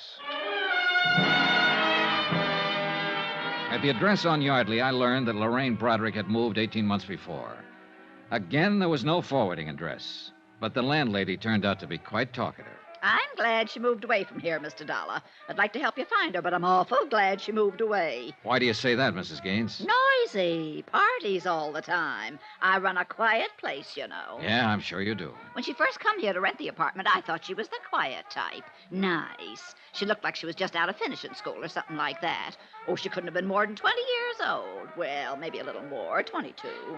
She told me she was a secretary and she worked in Manhattan. Well, I let her have the apartment, of course. She paid her rent in advance, in cash. But once she was in, it was a different story. Yeah. Did she tell you where she worked in Manhattan? No, she never quite got around to mentioning that. Anyway, she couldn't have worked very hard. All the dates she had, night after night, honestly. Do you happen to know any of them, Mrs. Gaines? I do not. Big, noisy parties. Well, did she go with any particular man? A smart little girl like that sticking to just one man? I don't know whether she was very smart at all. Was she friendly with anybody in the building? Nope. Any idea where she might have gone from here? Nope. All I can say is I'm glad she don't live here no more. I went back to police headquarters. It had occurred to me that hardly anyone is ever arrested for being drunk and disturbing the peace alone. I was right. The night court files revealed that Lorraine Broderick had been arrested with 5 other people, 3 men and 2 women. I took down their names and began to check them out. Number 3 down the line was a man named Tyler in the hosiery business. Yes, he remembered Lorraine Broderick very well. No, he hadn't seen her for 6 months, but he could tell me where she lived. He'd seen her going in and out of an apartment on 61st Street several times. He gave me the address. The boy will take your bags. Will he? Yes, sir. May I help you? I'm looking for a Miss Lorraine Broderick. Broderick? Yes. I'm sorry, sir. We have no one by that name registered here. That's funny. I thought at first you were going to say Lorraine Bradley. We had a Mrs. Bradley here at one time. Oh. Did Mrs. Bradley look anything like this picture? Yes, that's Mrs. Bradley. Bradley, huh? How long ago did she move out? 4 months ago, anyhow. Do you have her forwarding address? No, sir, I don't. I wish I did. Huh? Mrs. Bradley wrote us a bad check for her rent. We've been trying to locate her. Did you report it to the police? Yes, sir. I understand she's been quite active along those lines. They're looking for her, too. For the 3rd time in one day, I was back at police headquarters, this time inquiring about a Lorraine Bradley. There were 5 wants on her for passing bad checks. Gave it up about 4 months ago here in New York, looks like. Then we got a buzzer from Chicago. She was there for a couple of weeks. Wrote about $600 in wallpaper. San Francisco people are looking for her, too. Here's something came in yesterday. Last job in Santa Barbara 3 days ago. Expense account item 11, $4.05. 1 long-distance phone call to Mr. Steele at Eastern Trust in Hartford. Using the name Bradley, huh? Yeah, it's probably just a phony. No record of a marriage in New York City to anyone that name. I looked. What's wrong with her, anyhow? I don't know. Well, you better get out to the coast and find out. Item 12, $38, hotel, board, and miscellaneous while in New York City. Item 13, $258.60, New York to Santa Barbara. A little town by the Pacific that impressed me as not caring one thing about the rest of the world. Sun, sea, a pleasantly crowded harbor, some sprawling hotels, 2 lush green golf courses, and acres of smug, expensive homes. At the police station, a Sergeant Martin was out, so I went over to the harbor inn to meet the latest victim of Lorraine Broderick's talents, a hotel operator named Harrington. Tall, gray-haired, slack sport shirt, suntan, and sandals. I suppose I'm avoiding this business and your questions because I still feel quite chagrined about this whole thing. Pretty understandable, Mr. Harrington. On the face of it, you'd think I'd been in the hotel business 30 seconds instead of 30 years, the way she took me. Well, if it's any comfort, she's done the same thing in several cities and as many hotels. No comfort, thank you. She was that good, huh? Brother, she was the best. She pranced in here as big as life, probably didn't have a nickel in the purse. What's more, for the whole 4 days she was here, she didn't break stride once. Only the best of everything. Uh-huh. Let's see, she gave you a check for $813, is that right? Painfully right. And I took it. No questions. Every night in the dining room, she'd order champagne, special dishes. That'd give you some idea of how she carried on. Yeah, I get the idea. I've seen my share of grifters and bad check artists, but she tops them all. Perfume, clothes, luggage, conversation. Can I ask you a question? I'm humiliated already. Go ahead. She checked in here alone, registered as Mrs. Lorraine Bradley, Beverly Hills, right? That's right. Well, now, didn't it strike you as odd that a woman would check in a place like this, a resort hotel, alone, stay 4 days, and meet no one, see no one? You're wrong. She didn't keep to herself. Became friends with at least half a dozen guests in the place. And the way she was throwing my money around, why not? She picked up all the tabs. She threw me off right from the start. Let's talk about that. Start at the top, please. Well, she showed up last Wednesday night in a cab loaded down with luggage. Probably wrote a bad check for that someplace. Probably. She came swinging into the lobby with the cabbie following her. Told the night clerk she wanted to see me. When I came down the stairs, she yelled, "Harry," ran up, kissed me, asked me how my wife was. You beat that. No. One of those tricks that your mind plays on you, I suppose. I actually thought I did remember her from somewhere. Pretty good. What was her story? She said she was on her way back from Lake Tahoe, wanted to rest up. Something about just getting a divorce, being awarded $3,000 a month alimony. That impressed me. It would impress anyone, Mr. Harrington. Did she make up any kind of a story about where she'd met you before? No story. But I got the impression, and of course she saw to it, that she had stopped here before. I wasn't altogether a boob. I did check her home address in Beverly Hills. There was a Robert Bradley listed there, same address she gave. Later on, I found out that he's in Europe with his wife and children. But his name was in the book. Oh, yes. Say, getting back to that part about her being familiar. That's just a good trick on her part, Dollar. Now, I did think I'd known her from somewhere, and, well, she also arranged it so that I was too embarrassed to ask her specifically. In all honesty, I suppose I wanted to have known her. Can you explain that? She was about the most beautiful thing I ever saw. She walked through that door right now and told me none of this was true. I'd probably believe her. Mm-hmm. Do you have a copy of her hotel account? I'd like to look it over. Why? Well, the phone calls mostly. Maybe she contacted someone we can trace. No phone calls. Here. This check was drawn on a bank in Beverly Hills. Was it personalized? No. Maybe I should have thought something of that. No, not particularly. Well, here's this much. I can't stand to look it over. It makes me kind of sick. $813. I spent another hour with Mr. Harrington as he distastefully covered the items on the bill she'd paid for with that bad check. Later that afternoon, I met with Sergeant Martin, Santa Barbara Police, who reported that a woman answering Lorraine's description had passed bad checks in Burlingame, Santa Maria, and Ojai, California. Expense account item 14, $102.85. Transportation to Monterey and Santa Cruz, where I interviewed 2 other hotel managers who would file complaints. Their stories were pretty much the same as Harrington's, down to the pretended familiarity, the divorce, and alimony details. Item 15, $4.15. Long-distance phone call, Steele again in Hartford. That you, Johnny? Yeah, Mr. Steele. I've been hopping around all over the state. Policeman in Santa Barbara called here trying to find you, Sergeant Martin. He says he's got a line on her. Huh? He's done it again. Up down to Malibu Beach. The man who runs the seaside inn there found out her check was bad 15 minutes after she left. Now get started. You shouldn't be more than an hour behind her. Mr. Steele, I'm on my way.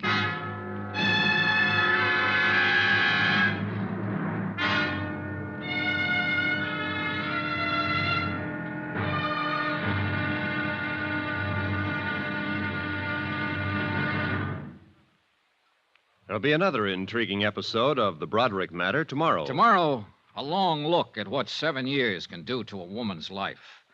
Join us, won't you? Yours truly, Johnny Dollar.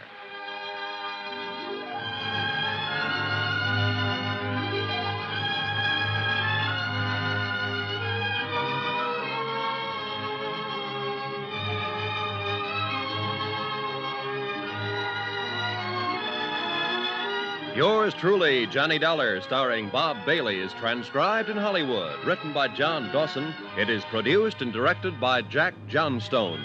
Be sure to join us tomorrow night, same time and station, for the next exciting episode of Yours truly, Johnny Dollar. Roy Rowan speaking.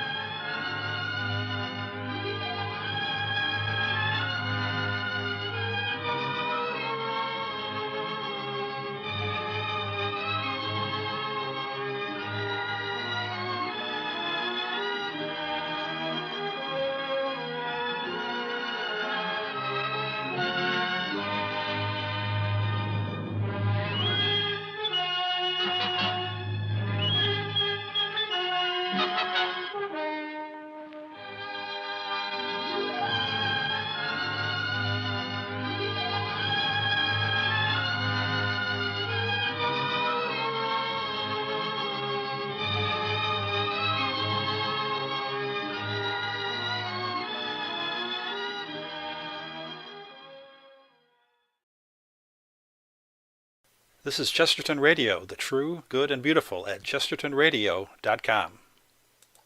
From Hollywood, it's time now for Johnny Dollar. Dollar, my name's King, Malibu Sheriff Station.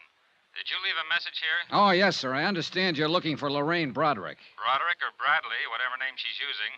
We want her. I'm looking for her, too. Well, what's your connection? I'm an insurance investigator. We've been trying to find her all the way from Hartford. We have to pay off a claim that's due her. Claim? Yeah, that's right. An old man left her $1,500. She doesn't deserve it, not that one. I can't tell him that. He's dead. I'm expecting a little action on it pretty quick. Like to be in on it. Come on over.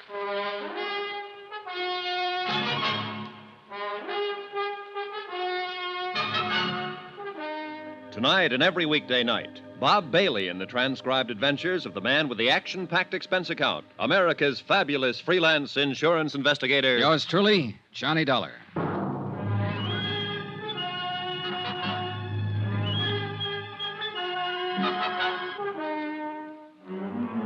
Expense account submitted by Special Investigator Johnny Dollar. Location, Malibu Beach, California. To the Eastern Trust Insurance Company, Claims Division, Hartford, Connecticut. The following is an accounting of expenditures during my investigation of the Broderick matter. More expenses, item 15, $38 even. More transportation. My trip here to Malibu Beach, where I didn't even bother listening to another disgruntled hotel proprietor repeat a bad check story I knew only too well. I went directly to the sheriff's station and Deputy King. Well, that's about the picture, Mr. Dollar. Lorraine Bradley was at the inn 4 days and checked out this morning. Used the name Bradley. Lorraine Bradley. She can't be too far ahead of you now. I hope not. This has been a long, rough chase. While she was at the inn, she took up with one of our local residents, a man named Joe Tappan, who lives over in the beach colony. We know this much. He drove her into town this morning when she checked out of the inn. Have you talked to this man Tappan yet? He hasn't come back yet. When did she leave the inn? Oh, about 10 this morning. Uh-huh. After 2 now. It gives him just about time. He has a house over in the colony. We've got a man there. Colony? Down the road a piece. They call it that because a lot of movie stars built beach homes there 25 or 30 years ago. Movie colony, right in the beach. Oh, this Tappan, is he an actor? Yeah, when he gets work, which isn't very often. Mainly, he keeps suntan. Excuse me. Sure. Yeah, this King. Oh. Good, right away. Tappan just drove up to his house. Let's go. I went with Deputy King to talk with Joe Tappan. He turned out to be a healthy, muscular man in his mid-30s. By the time we got there, he was in trunks and sunglasses, sitting on a porch at the front of his house. He was a little stunned by the news we brought him. What? Lorraine a phony? But are you sure about this, Sheriff? That's the man at the Seaside Inn. Oh, no. No, I don't believe it. Is this Lorraine? Go ahead, look at it.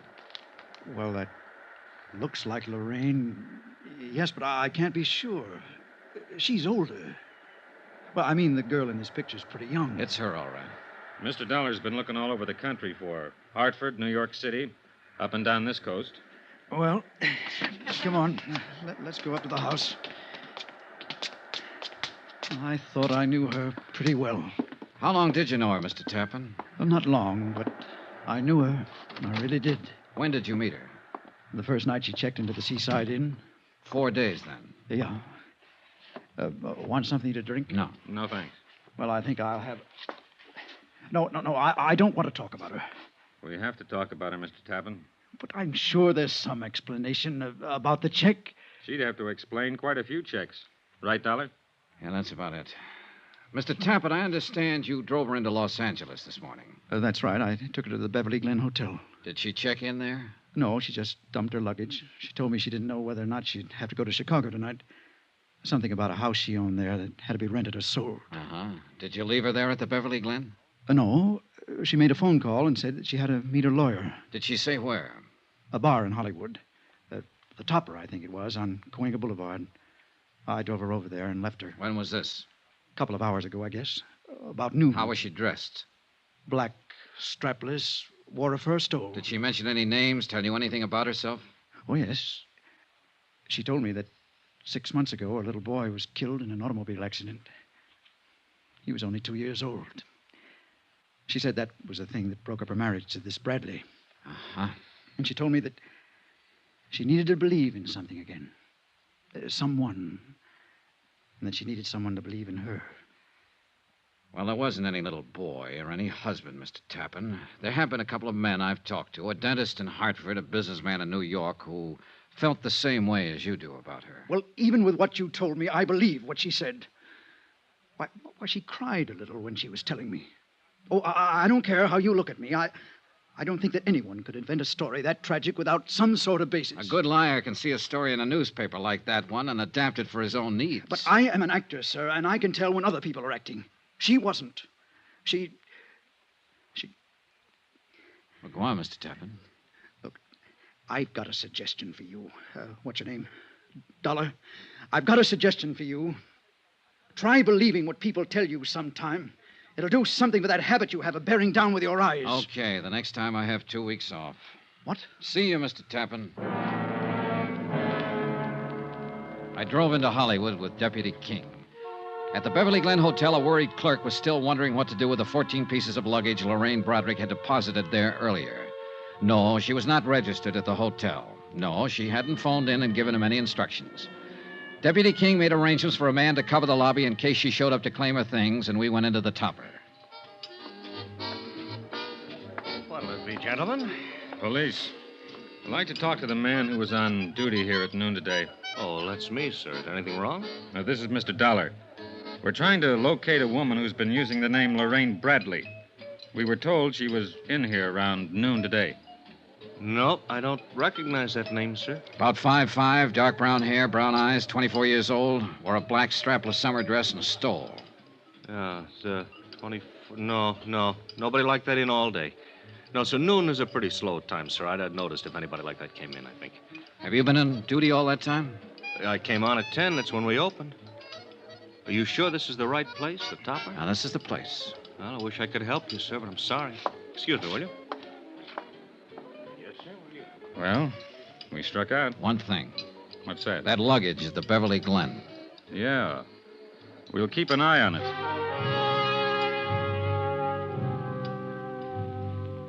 Lorraine Broderick did not return to the Beverly Glen Hotel that day to claim her luggage.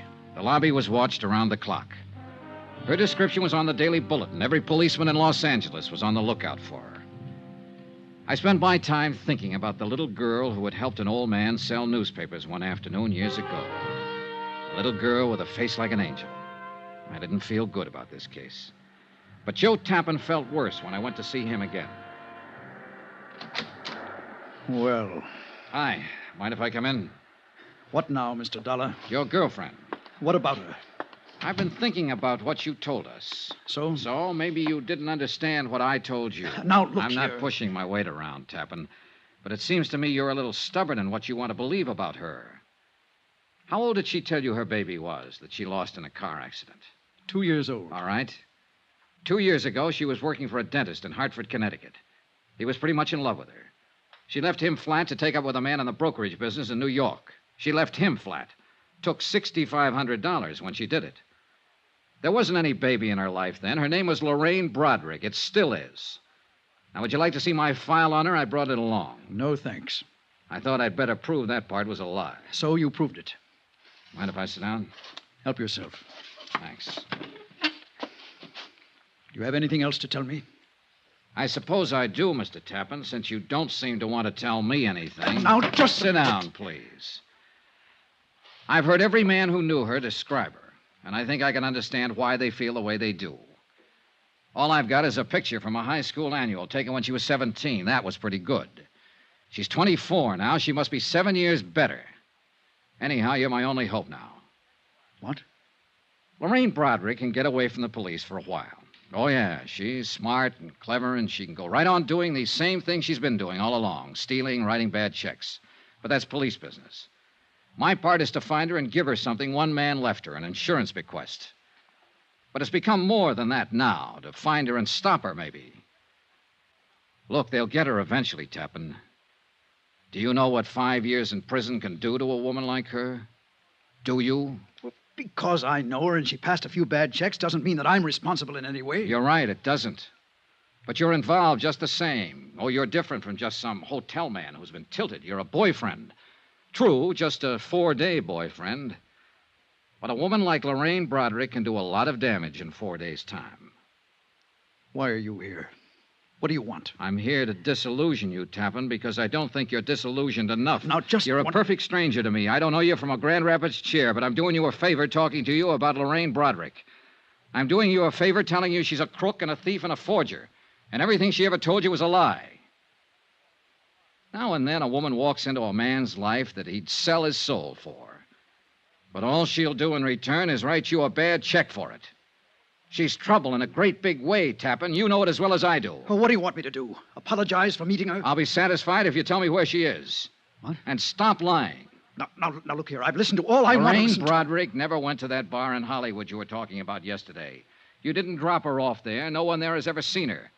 And she's the kind who could walk around the polo grounds with 50,000 other people and still be seen. Now, where did you take her? Where is she now? Could it be fixed so she wouldn't know I told you? I suppose so. She's at the Wentmore downtown. Registered under the name of Evelyn Brady. Oh, this beats me, Dollar. I just don't understand it. What do you mean? How what you told me is true. I know that. But an hour ago, she called me up here and she said, Joe, I love you. Now, that sounded true, too. And I told her that I loved her. Now I'm turning her in. What kind of crazy world do we live in?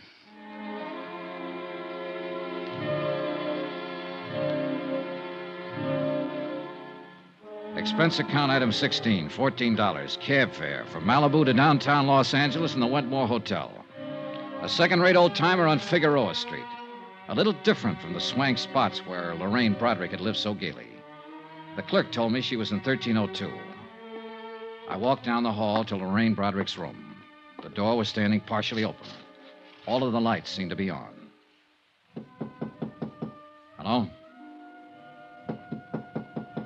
Hello? Hello, anybody? Move it! Huh? Get out of this room! What? Get away! You're out, Joe! I'd found Lorraine Broderick at last. Only she was standing on a ledge outside the window, all ready for a leap into eternity.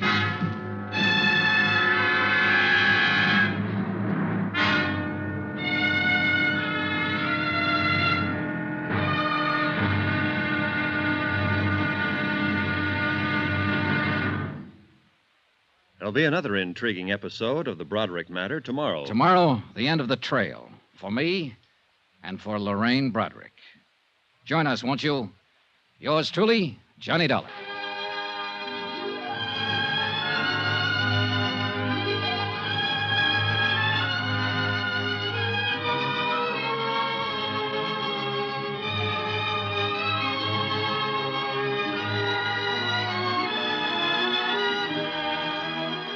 Yours truly, Johnny Dollar, starring Bob Bailey, is transcribed in Hollywood. Written by John Dawson, it is produced and directed by Jack Johnstone.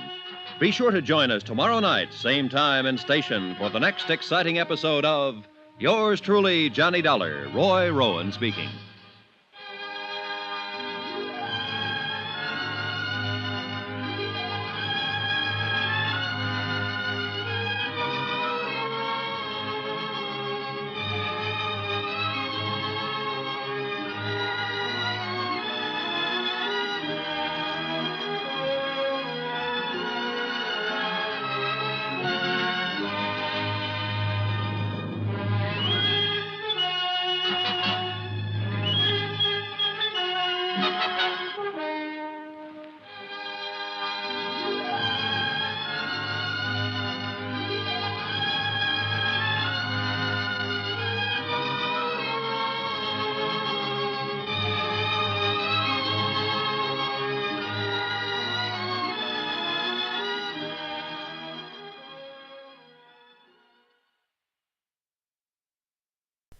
This is ChestertonRadio.com. From Hollywood, it's time now for Johnny Dollar. Room 1302. This is the desk clerk. I have a call here. Never mind the call. You call the police. Call the what? Call the police and tell them to hurry. There's an attempted suicide up here. Who is this? Shut up and do as I tell you. Now, just a minute. It won't do you any good. It won't do you any good at all. Wait a minute. Police, you, who cares? I'm going to jump anyhow.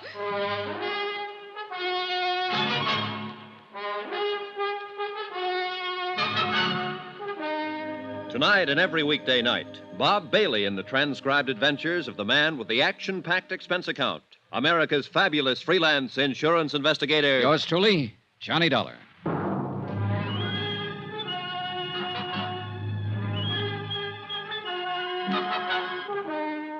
Expense account submitted by Special Investigator Johnny Dollar. Location, Los Angeles, California.